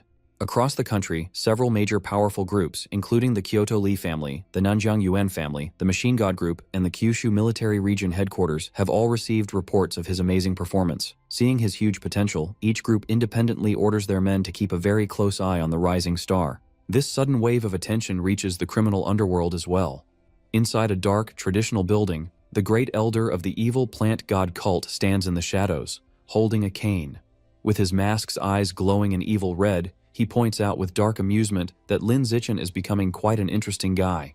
While Lin Zichen is lying in bed, he is annoyed by a loud ringing sound. Looking to the side, he realizes it is his phone, while Shen Qinghan continues to sleep soundly beside him. Throwing on his jacket, Lin Zichen answers the call and is informed that the items he purchased from the campus mall have been delivered. After receiving his package containing the 9-turn soul worm and dimensional rat meat, Lin Zichen uses his devouring ability on the meat, successfully unlocking the progress for the dimensional rat codex. Later, Lin Zichen looks at his phone while visualizing the mysterious glowing symbols, noting that he still hasn't received any new information about them. He tells a now-awake Shen Qinghan that he plans to go to the research institute himself to look for the ancient item Liu Chuanwu mentioned. Shen Qinghan eagerly volunteers to go with him. Lin Zichen then calls Liu Chuanwu. He asks for permission to visit the institute with Shen Qinghan and inquires if Liu Chuanwu has found the ancient item yet. On the other end of the line, an exhausted Liu Chuanwu sits on a bed covered in lipstick marks alongside sleeping women. He tells Lin Zichen that the item might be in the storage room and instructs him to look for a pearl and shell bracelet with his senior sister. Suddenly, his female companions wake up and playfully pull him back down, demanding he continue partying. A panicked Liu Chuanwu hastily tells Lin Zichen he is busy and hangs up. Listening to the abrupt end of the call, Lin Zichen and Shen Qinghan sweat drop, realizing that Liu Chuanwu's wild night is surprisingly still ongoing. Later, the pair arrives outside the Pure Human Research Institute. Shen Qinghan excitedly remarks that she has always wanted to visit, but Lin Zichen dryly warns her not to set her expectations too high. Stepping inside the Pure Human Research Institute, Lin Zichen and Shen Qinghan are met with a completely trashed and cluttered workspace filled with empty bottles, scattered equipment, and junk. They remark that the messy environment feels more like an abandoned ruin than a school facility. Shen Qinghan kindly offers to come back and help clean the place up when she has free time. Lin Zichen quickly advises against it, joking that cleaning would destroy the institute's unique character. Entering the lounge area, they are surprised to find Yuyan in the middle of a complex yoga stretch on a mat. Noticing their arrival, Yuyan cheerfully greets them without breaking her athletic pose. Yuyan immediately jumps up to welcome them, enthusiastically trapping a flustered Shen Qinghan in a busty bear hug while throwing her other arm around Lin Zichen. She playfully teases them about being a perfect couple, prompting an awkward Lin Zichen to ask her to stop teasing his embarrassed girlfriend. Ignoring his request, Yuyan continues to affectionately smother Shen Qinghan, declaring they need to get properly acquainted since it is their first meeting, and complimenting how much prettier she is in person. Crossing his arms, Lin Zichen firmly redirects the conversation, reminding Yuyan that they are there on serious business. Standing amidst the severely cluttered storage room, Lin Zichen asks Yuyan if she recalls seeing the pearl and shell bracelet that Liu Chuanwu mentioned. Yuyan shakes her head, admitting that in her 10 years at the institute, she has never seen such an item, leading Shen Qinghan to conclude they will have to search the massive pile of junk manually. However, Yuyan winks confidently and pats her chest. She assures them that because she is so familiar with the storage room's chaotic layout, she can easily eliminate most areas from their search and guarantee they will find it quickly. 3 hours later, an exhausted Yuyan collapses onto the floor among the scattered boxes. She questions if the bracelet even exists, jokingly wondering if director Liu Chuanwu's age is catching up to him and he simply misremembered. Holding a box full of miscellaneous junk, a tired Lin Zichen rubs his forehead and sighs, concluding that they might just have to give up and wait for the director to return so they can ask him directly. Suddenly, Shen Qinghan tugs on Lin Zichen's sleeve to get his attention. She points toward a large, seemingly abandoned fish tank across the room and suggests that the item might be buried in the dirt inside it. The trio gathers around the massive tank filled with dark gravel. When Lin Zichen asks why she thinks the bracelet is in there, Shen Qinghan admits she cannot logically explain it. She just suddenly noticed the tank and had a strong, inexplicable gut feeling about it. Armed with a shovel, an eager Yuyan declares that they should stop talking and start digging to find out. Not long after, the three of them stare in absolute shock at what they uncover. Yuyan is amazed that Shen Qinghan's random intuition was perfectly correct, as they successfully unearth a beautiful bracelet made of pearls and colorful shells from the gravel. Holding the newly discovered bracelet, Lin Zichen closely examines the markings carved into the shells. He realizes that the patterns perfectly match the style of the mysterious glowing water symbols Shen Qinghan had produced. A tired and disheveled Liu Chuanwu finally arrives at the institute and sees that they have already found the item. Lin Zichen immediately questions him about the bracelet's origin. Sweating slightly, Liu Chuanwu explains that he has to go back 20 years to a deep-sea expedition to answer that. He recounts that 2 decades ago, while exploring the ocean floor near Double Sun Bay in Shanghai City, he accidentally stumbled upon an entrance to ancient, sunken ruins. He explains that upon entering a cave within the ruins, he found a single, massive mural carved into the stone, depicting a central goddess-like figure emerging from a shell, surrounded by dragons and mermaids. He concludes his story by revealing that he discovered the pearl and shell bracelet resting on a stone right next to that very mural. Yuyan and Lin Zichen stare at a static-filled laptop screen. Yuyan asks Liu Chuanwu if that is all the footage and why he didn't record the rest of his discovery. Closing the laptop, Liu Chuanwu explains that his equipment inexplicably malfunctioned. Over an hour of subsequent footage failed to record, a fact he only discovered after returning home. He adds that when he dove back down the next day to re-record, the cave entrance and even the surrounding coral reef had completely disappeared, making the encounter feel like a surreal dream. Lin Zichen questions how something so bizarre could happen. Beside him, Shen Qinghan remains completely silent, her attention entirely captivated by the bracelet. Seeing her interest, Lin Zichen hands the bracelet to Shen Qinghan, telling her to take a closer look. As she cradles the bracelet in her hands, it suddenly emits a bright, magical glow. Staring at it, Shen Qinghan becomes entranced, overwhelmed by an intense, uncharacteristic urge to claim the beautiful object for herself.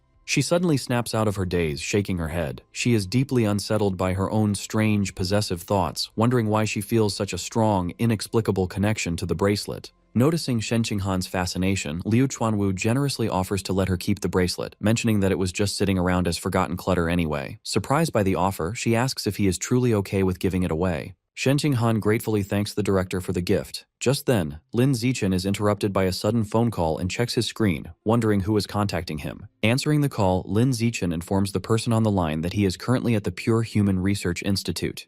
He listens quietly to the caller before calmly acknowledging the information. Lowering his phone, Lin Zichen smiles knowingly to himself. He internally notes that the major opportunity or event he had been anticipating has finally arrived. Liu Chuanwu points at Lin Zichen's phone, asking who just called him. Yuyan also notices his change in mood, pointing out that his expression has suddenly turned dead serious. Lin Zichen calmly reveals that the call was from Principal Yuan. He drops a massive bombshell. The deputy governor of the Origin Land Stronghold is coming to the institute to meet him, and he'll be there in about half an hour. Hearing this, Liu Chuanwu and Yuyan are completely dumbfounded, their faces turning pale with shock. They exclaim in disbelief. After all, the deputy governor is a legendary-level powerhouse who stands at the very peak of Earth's combat strength, second only to one person. Unfazed by their extreme reactions, Lin Zichen tells director Liu Chuanwu to quickly gather and summarize all of their research on the pure human path. This way, they can present a solid report to the deputy governor when he gets there. Overcome with emotion, both Liu Chuanwu and Yuyan begin to cry tears of joy. Yuyan expresses her deep gratitude, saying that having a genius like Lin Zichen join them is a huge blessing. It has finally brought the attention of a major figure to their overlooked pure human research. Liu Chuanwu agrees, feeling that their years of hard work are finally paying off. Filled with a sudden burst of energy, Liu Chuanwu calls out to Yuyan, and the two researchers sprint down the hallway to organize their years of data before the VIP arrives. A short time later, Yuyan, Liu Chuanwu, Lin Zichen, and Shen Qinghan stand together in the courtyard outside the institute. They look up to the sky as Liu Chuanwu announces that their guests are finally here. A massive military transport aircraft hovers overhead, kicking up dust. Three figures step out of it. Principal Mo Dongji escorts a distinguished white-haired man wearing a heavy coat with a fur collar. This is the Kyushu State Deputy Governor, Ye Yongsheng. Beside him is his military aide, Secretary Zhang. Deputy Governor Ye Yongsheng addresses the group with a stern look. He tells them he is highly interested in their research on the pure human path and asks everyone to head inside to discuss it further. Moving to a comfortable lounge, Deputy Governor Ye Yongsheng takes a seat on a sofa. A highly respectful Liu Chuanwu carefully hands over a folder presenting the Institute's research results on the pure human path for him to review. Skimming through the documents, Deputy Governor Ye Yongsheng mentions that he briefly followed the pure human path when it first came out. However, he eventually wrote it off as a dead end after seeing all the geniuses who chose that route fade into mediocrity. He admits he's surprised that, even after all these years, there are still people stubbornly researching this specific path, handing the documents back to Secretary Zhang. Looking at Lin Zichen, Liu Chuanwu, and Yuyan, Ye Yongsheng admits they have actually produced real results. He brings up Lin Zichen's situation, pointing out that despite his incredible performance in the military zone and the huge bounty the plant god cult put on him, his official biological level is only recorded as ordinary Tier 9. Staring right at Lin Zichen, the deputy governor reveals his surprise that the young man actually has the physical vitality and spiritual strength of an advanced Tier 2 expert. Realizing his secret is exposed, Lin Zichen notes to himself that his natural camouflage ability is completely useless against someone at Ye Yongsheng's level. Liu Chuanwu and Yuyan look at Lin Zichen in absolute shock, blown away to hear that his true strength is already at advanced Tier 2.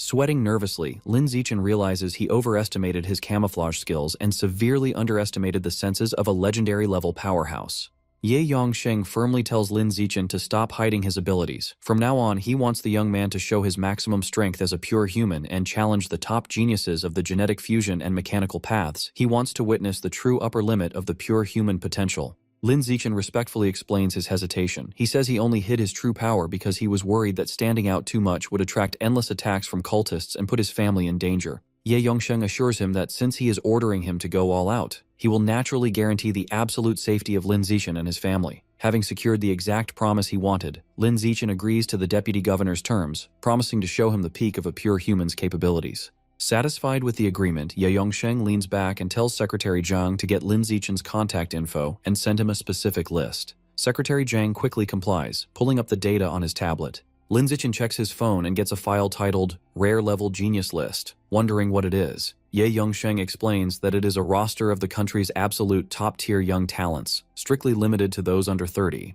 Scanning the document, Lin Zichen sees the names, ages, and crazy combat achievements of various prodigies, including a 19-year-old named Luo Qianshui. The deputy governor adds that everyone on this list is a once-in-a-century talent with the potential to reach the legendary level. They are Earth's main fighting force against the Origin Land. Recognizing the name Luo Qianshui, Lin Zichen wonders if she is Shen Qinghan's senior martial sister. Ye Yongsheng continues, noting that almost all of these geniuses were sent to the Origin Land for intense elite training before they even reached school age. This places them in a completely different league compared to someone like Lin Zichen, who grew up in the normal education system. Lin Zichen envisions an armored man lifting a massive metal block alongside a mechanical genius girl in white armor. Prompted by this display, he asks Deputy Governor Ye Yongsheng how the top prodigies he already knows compare to the elites on the newly provided list. Taking a calm sip of his tea, Ye Yongsheng bluntly replies that there is no comparison, as they exist on entirely different levels. He explains that the individuals Lin Zichen currently considers geniuses are nothing more than slightly larger ants when measured against the powerhouses of the Origin Land. Ye Yongsheng elaborates that he shared the list specifically to teach Lin Zichen that there is always someone stronger, advising the young man never to limit his perspective to Earth. Lin Zichen listens with intense focus, absorbing the gravity of his words. The deputy governor acknowledges that Lin Zichen's talent is currently impressive, but he warns that his long-term success will rely entirely on the consistency of his performance from this point forward. Standing up dramatically with his arms outstretched, Ye Yongsheng motivates Lin Zichen by revealing that earning a spot on the elite list will grant him access to incredible evolutionary resources potent enough to forcefully evolve an ordinary-level being into a rare-level powerhouse. Filled with determination, Lin Zichen confidently assures the deputy governor that he will work hard to meet his expectations. Pleased with this resolve, Ye Yongsheng places a reassuring hand on Lin Zichen's shoulder, stating that he eagerly anticipates the young man's future progress. The deputy governor then shifts his gaze toward the purple-haired girl nearby, remarking that there is something else he finds highly curious about Shen Qinghan. Ye Yongsheng points out a bizarre contradiction in her physiology. Her body contains exotic beast genes, yet she is not fused with them.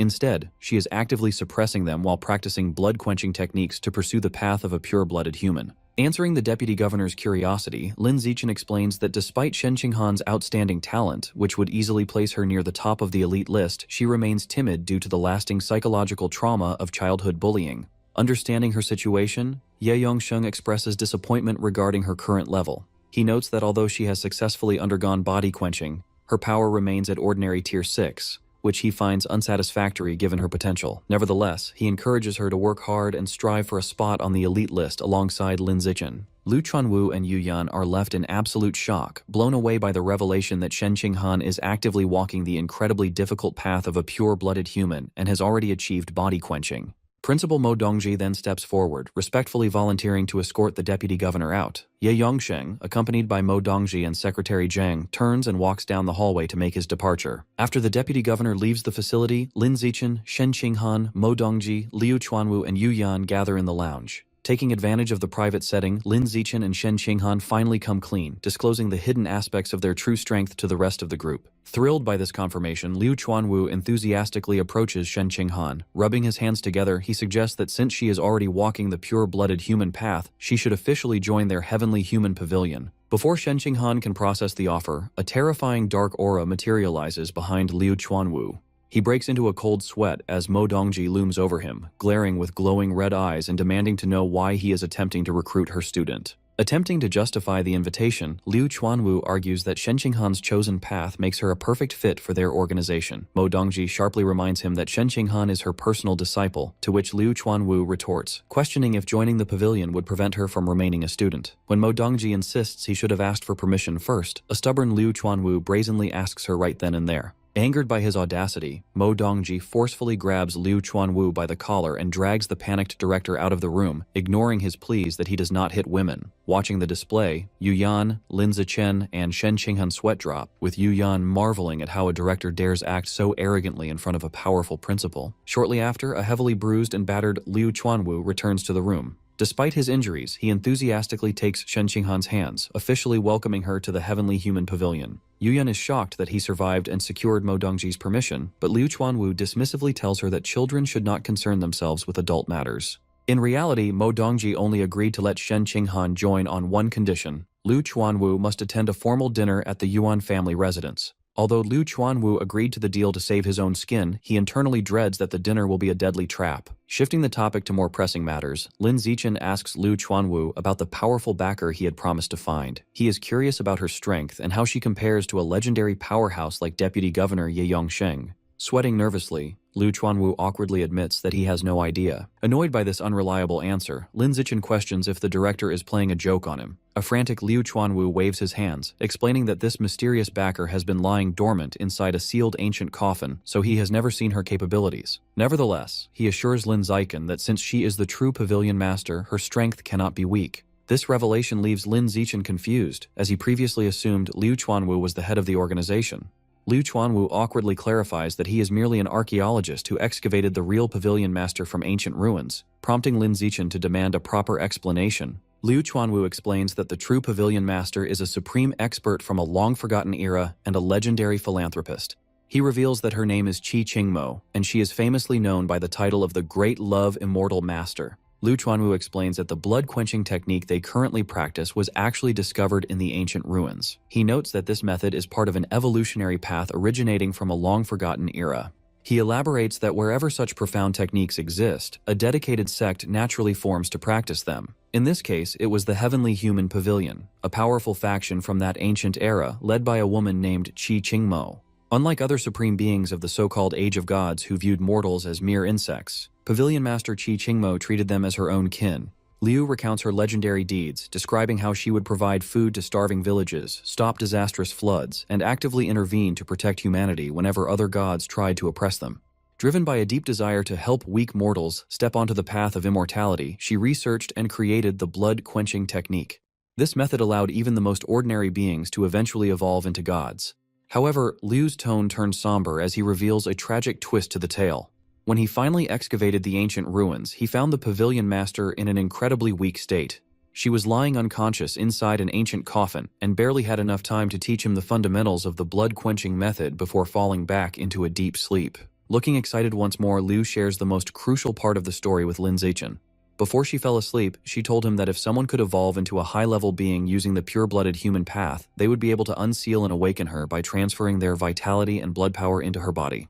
A heavy silence falls over Lin Zichen as he processes the weight of this responsibility. He listens quietly as Liu declares that he is currently the most promising candidate to reach the necessary level and awaken the pavilion master. Voicing his darker concerns, a nervous Lin wonders what might happen if this ancient being decides to drain all of his vitality upon waking up. Laughing loudly, Liu reassures him that the pavilion master is famous for her kindness and would never do such a thing. He even promises to bring several top-tier experts along for protection when the time comes to unseal her, just to ease Lin's worries. Ignoring Lin's lingering doubts, an enthusiastic Liu pulls out his phone. He tells the speechless student not to overthink it and immediately sends over all the data and files regarding the ancient bronze coffin and the ruins so that Lin can study them in depth. As the winter break nears its end, Lin Zichen and Shen Qinghan experience a massive boost in their training efficiency. This rapid progress is entirely due to the generous support of Principal Mo Dongji and Director Liu, who provide an abundance of rare treasures, ginseng, and medicinal wines to fuel the students' progress. Exhausted from his intense training, Lin reflects on his incredible gains. He has successfully achieved his fourth major body-quenching completion. Although his official biological level is still stuck at ordinary Tier 9, his actual vitality and blood strength have skyrocketed, now rivaling the power of an advanced Tier 3 expert. His thoughts are happily interrupted when Shen Qinghan gives him a tight hug. She joyfully announces that she has also made a breakthrough, successfully completing her second body quenching and evolving to ordinary Tier 8, just in time for the new school term. Following their successful training sessions, Lin accompanies Shen Qinghan to Principal Mo's facility to take the next crucial step in her evolutionary path. Inside the medical room, Shen Qinghan lies nervously on an examination bed while Principal Mo prepares a specialized syringe. The principal explains that the syringe contains an extremely precious gene reagent derived from a creature known as a water butterfly. She firmly instructs Shen to do her absolute best to control the new genetic power once it enters her system. Watching the tense procedure closely, Lin recalls from his studies that water butterflies are rare aquatic beasts. They are famous for possessing spiritual strength far beyond other creatures of their tier, a unique trait that grants them the ability to unleash powerful illusion-based attacks. After finishing the procedure, Principal Mo informs Shen Qinghan that the injection is complete. She advises her student to speak up immediately if she experiences any discomfort rather than suffering in silence, which Shen dutifully agrees to. Using her spiritual power, Mo carefully examines the gene integration process within her student's body. She happily announces that the procedure is a complete success, adding that once Shen gets used to controlling the water butterfly's genetic power, she will even be able to use illusion-based attacks herself. Later, as Shen Qinghan gets up to stretch, Lin Zixian takes the opportunity to ask Principal Mo about her senior disciple who currently resides in the Origin Land, admitting his intense curiosity about her. Taking a calm sip of her drink, Mo asks Lin if this sudden interest was sparked by seeing the girl's impressive combat records on the elite prodigy list. Lin confirms that it was indeed the reason. Mo then shares the backstory, revealing that she had actually found the girl 11 years ago on a snowy mountain in the Origin Land. She explains that the girl was only 8 years old at the time, completely alone and on the verge of death. Taking pity on the child, Mo saved her life and decided to raise her as her own disciple. She notes that when her time in the Origin Land ended and she had to return to Earth, she made sure to safely settle the girl in one of the Origin Land's bases. She allowed her apprentice to live there permanently and always made sure to visit her from time to time. Regarding the girl's true origins and family background, Mo admits that it remains a complete mystery. Not even the girl herself remembers her past due to severe amnesia. Intrigued by this revelation, Lin asks the principal if this senior disciple is actually an alien mutant. Looking serious, Mo confirms that the girl is indeed a mutant. She clarifies that because of this, it is absolutely impossible for the disciple to be someone Lin might have known from his childhood. She then explains the harsh reality of their world. The military would never allow a mutant to cross over and enter Earth under any circumstances. Lin Zixian mulls over the strange coincidences surrounding Mo Dongji's senior disciple, Luo Qianshui, and his childhood acquaintance, Bai Shui. It's suspicious that Luo Qianshui appeared just as Bai Shui vanished, and their matching ages lead him to wonder if there's a secret way to travel between the Origin Land and Earth. His thoughts are interrupted by Shen Qinghan, dressed casually, who announces that she's packed and ready to go. Lin Zixian and Shen Qinghan approach Principal Mo Dongji and respectfully inform her of their departure. Meanwhile, in another part of the school, Li Moyu and Luo Yongjian are sent flying from a doorway, having been soundly beaten. A tough-looking student named Guo Haidong, the deputy head of the Student Council's External Liaison Department, guards the entrance to a training facility. He warns that any student who dares to enter without the council's permission will face the consequences. From the doorway, Guo Haidong looks down on the fallen students, telling them their defeat is a warning to anyone else who might challenge the council's authority. Later, a bruised Li Moyu and Luo Yongjian find Lin Zixian and Shen Qinghan, desperately pleading with Lin Zixian to stand up for the new students. They explain that a group of senior students, led by Guo Haidong, has taken over the second-floor training room and is beating any new students who try to use it. To motivate him, Li Moyu promises to transfer 10 million to Lin Zixian's account if he can make their bully spit blood. The offer of money immediately piques Lin Zixian's interest. He assures the battered Li Moyu that he will deliver a satisfactory result and provides his bank account number, which Li Moyu promptly agrees to use. With Lin Zixian backing them, Li Moyu and Luo Yongjian confidently return to the training room. They boldly call for Guo Haidong to come out, announcing they have returned to give him a thrashing. Guo Haidong looks down at the group from inside the training room. He scoffs, remarking that he thought they had found someone formidable but sees they have only brought the new student king of their class. Using his danger perception ability, Lin Zixian analyzes their opponent. He determines that Guo Haidong is at the peak of ordinary rank 8 and has fused the genes of a Qi blood type demon eye giant ape and a spiritual type magic shadow bat. Deciding this is a good opportunity for some practice, Lin Zixian tells Shen Qinghan he will let her handle the fight. He cheekily reminds her to make their opponent spit blood, his mind on the 10 million prize. Shen Qinghan calmly agrees. Guo Haidong takes offense when Shen Qinghan steps forward. He angrily demands to know if they are looking down on him by sending a woman to fight. Not wanting to dirty his own hands, Guo Haidong orders a purple-haired woman from his group to take care of her. The woman confidently accepts. The woman declares that she will teach her junior a lesson in respecting her seniors.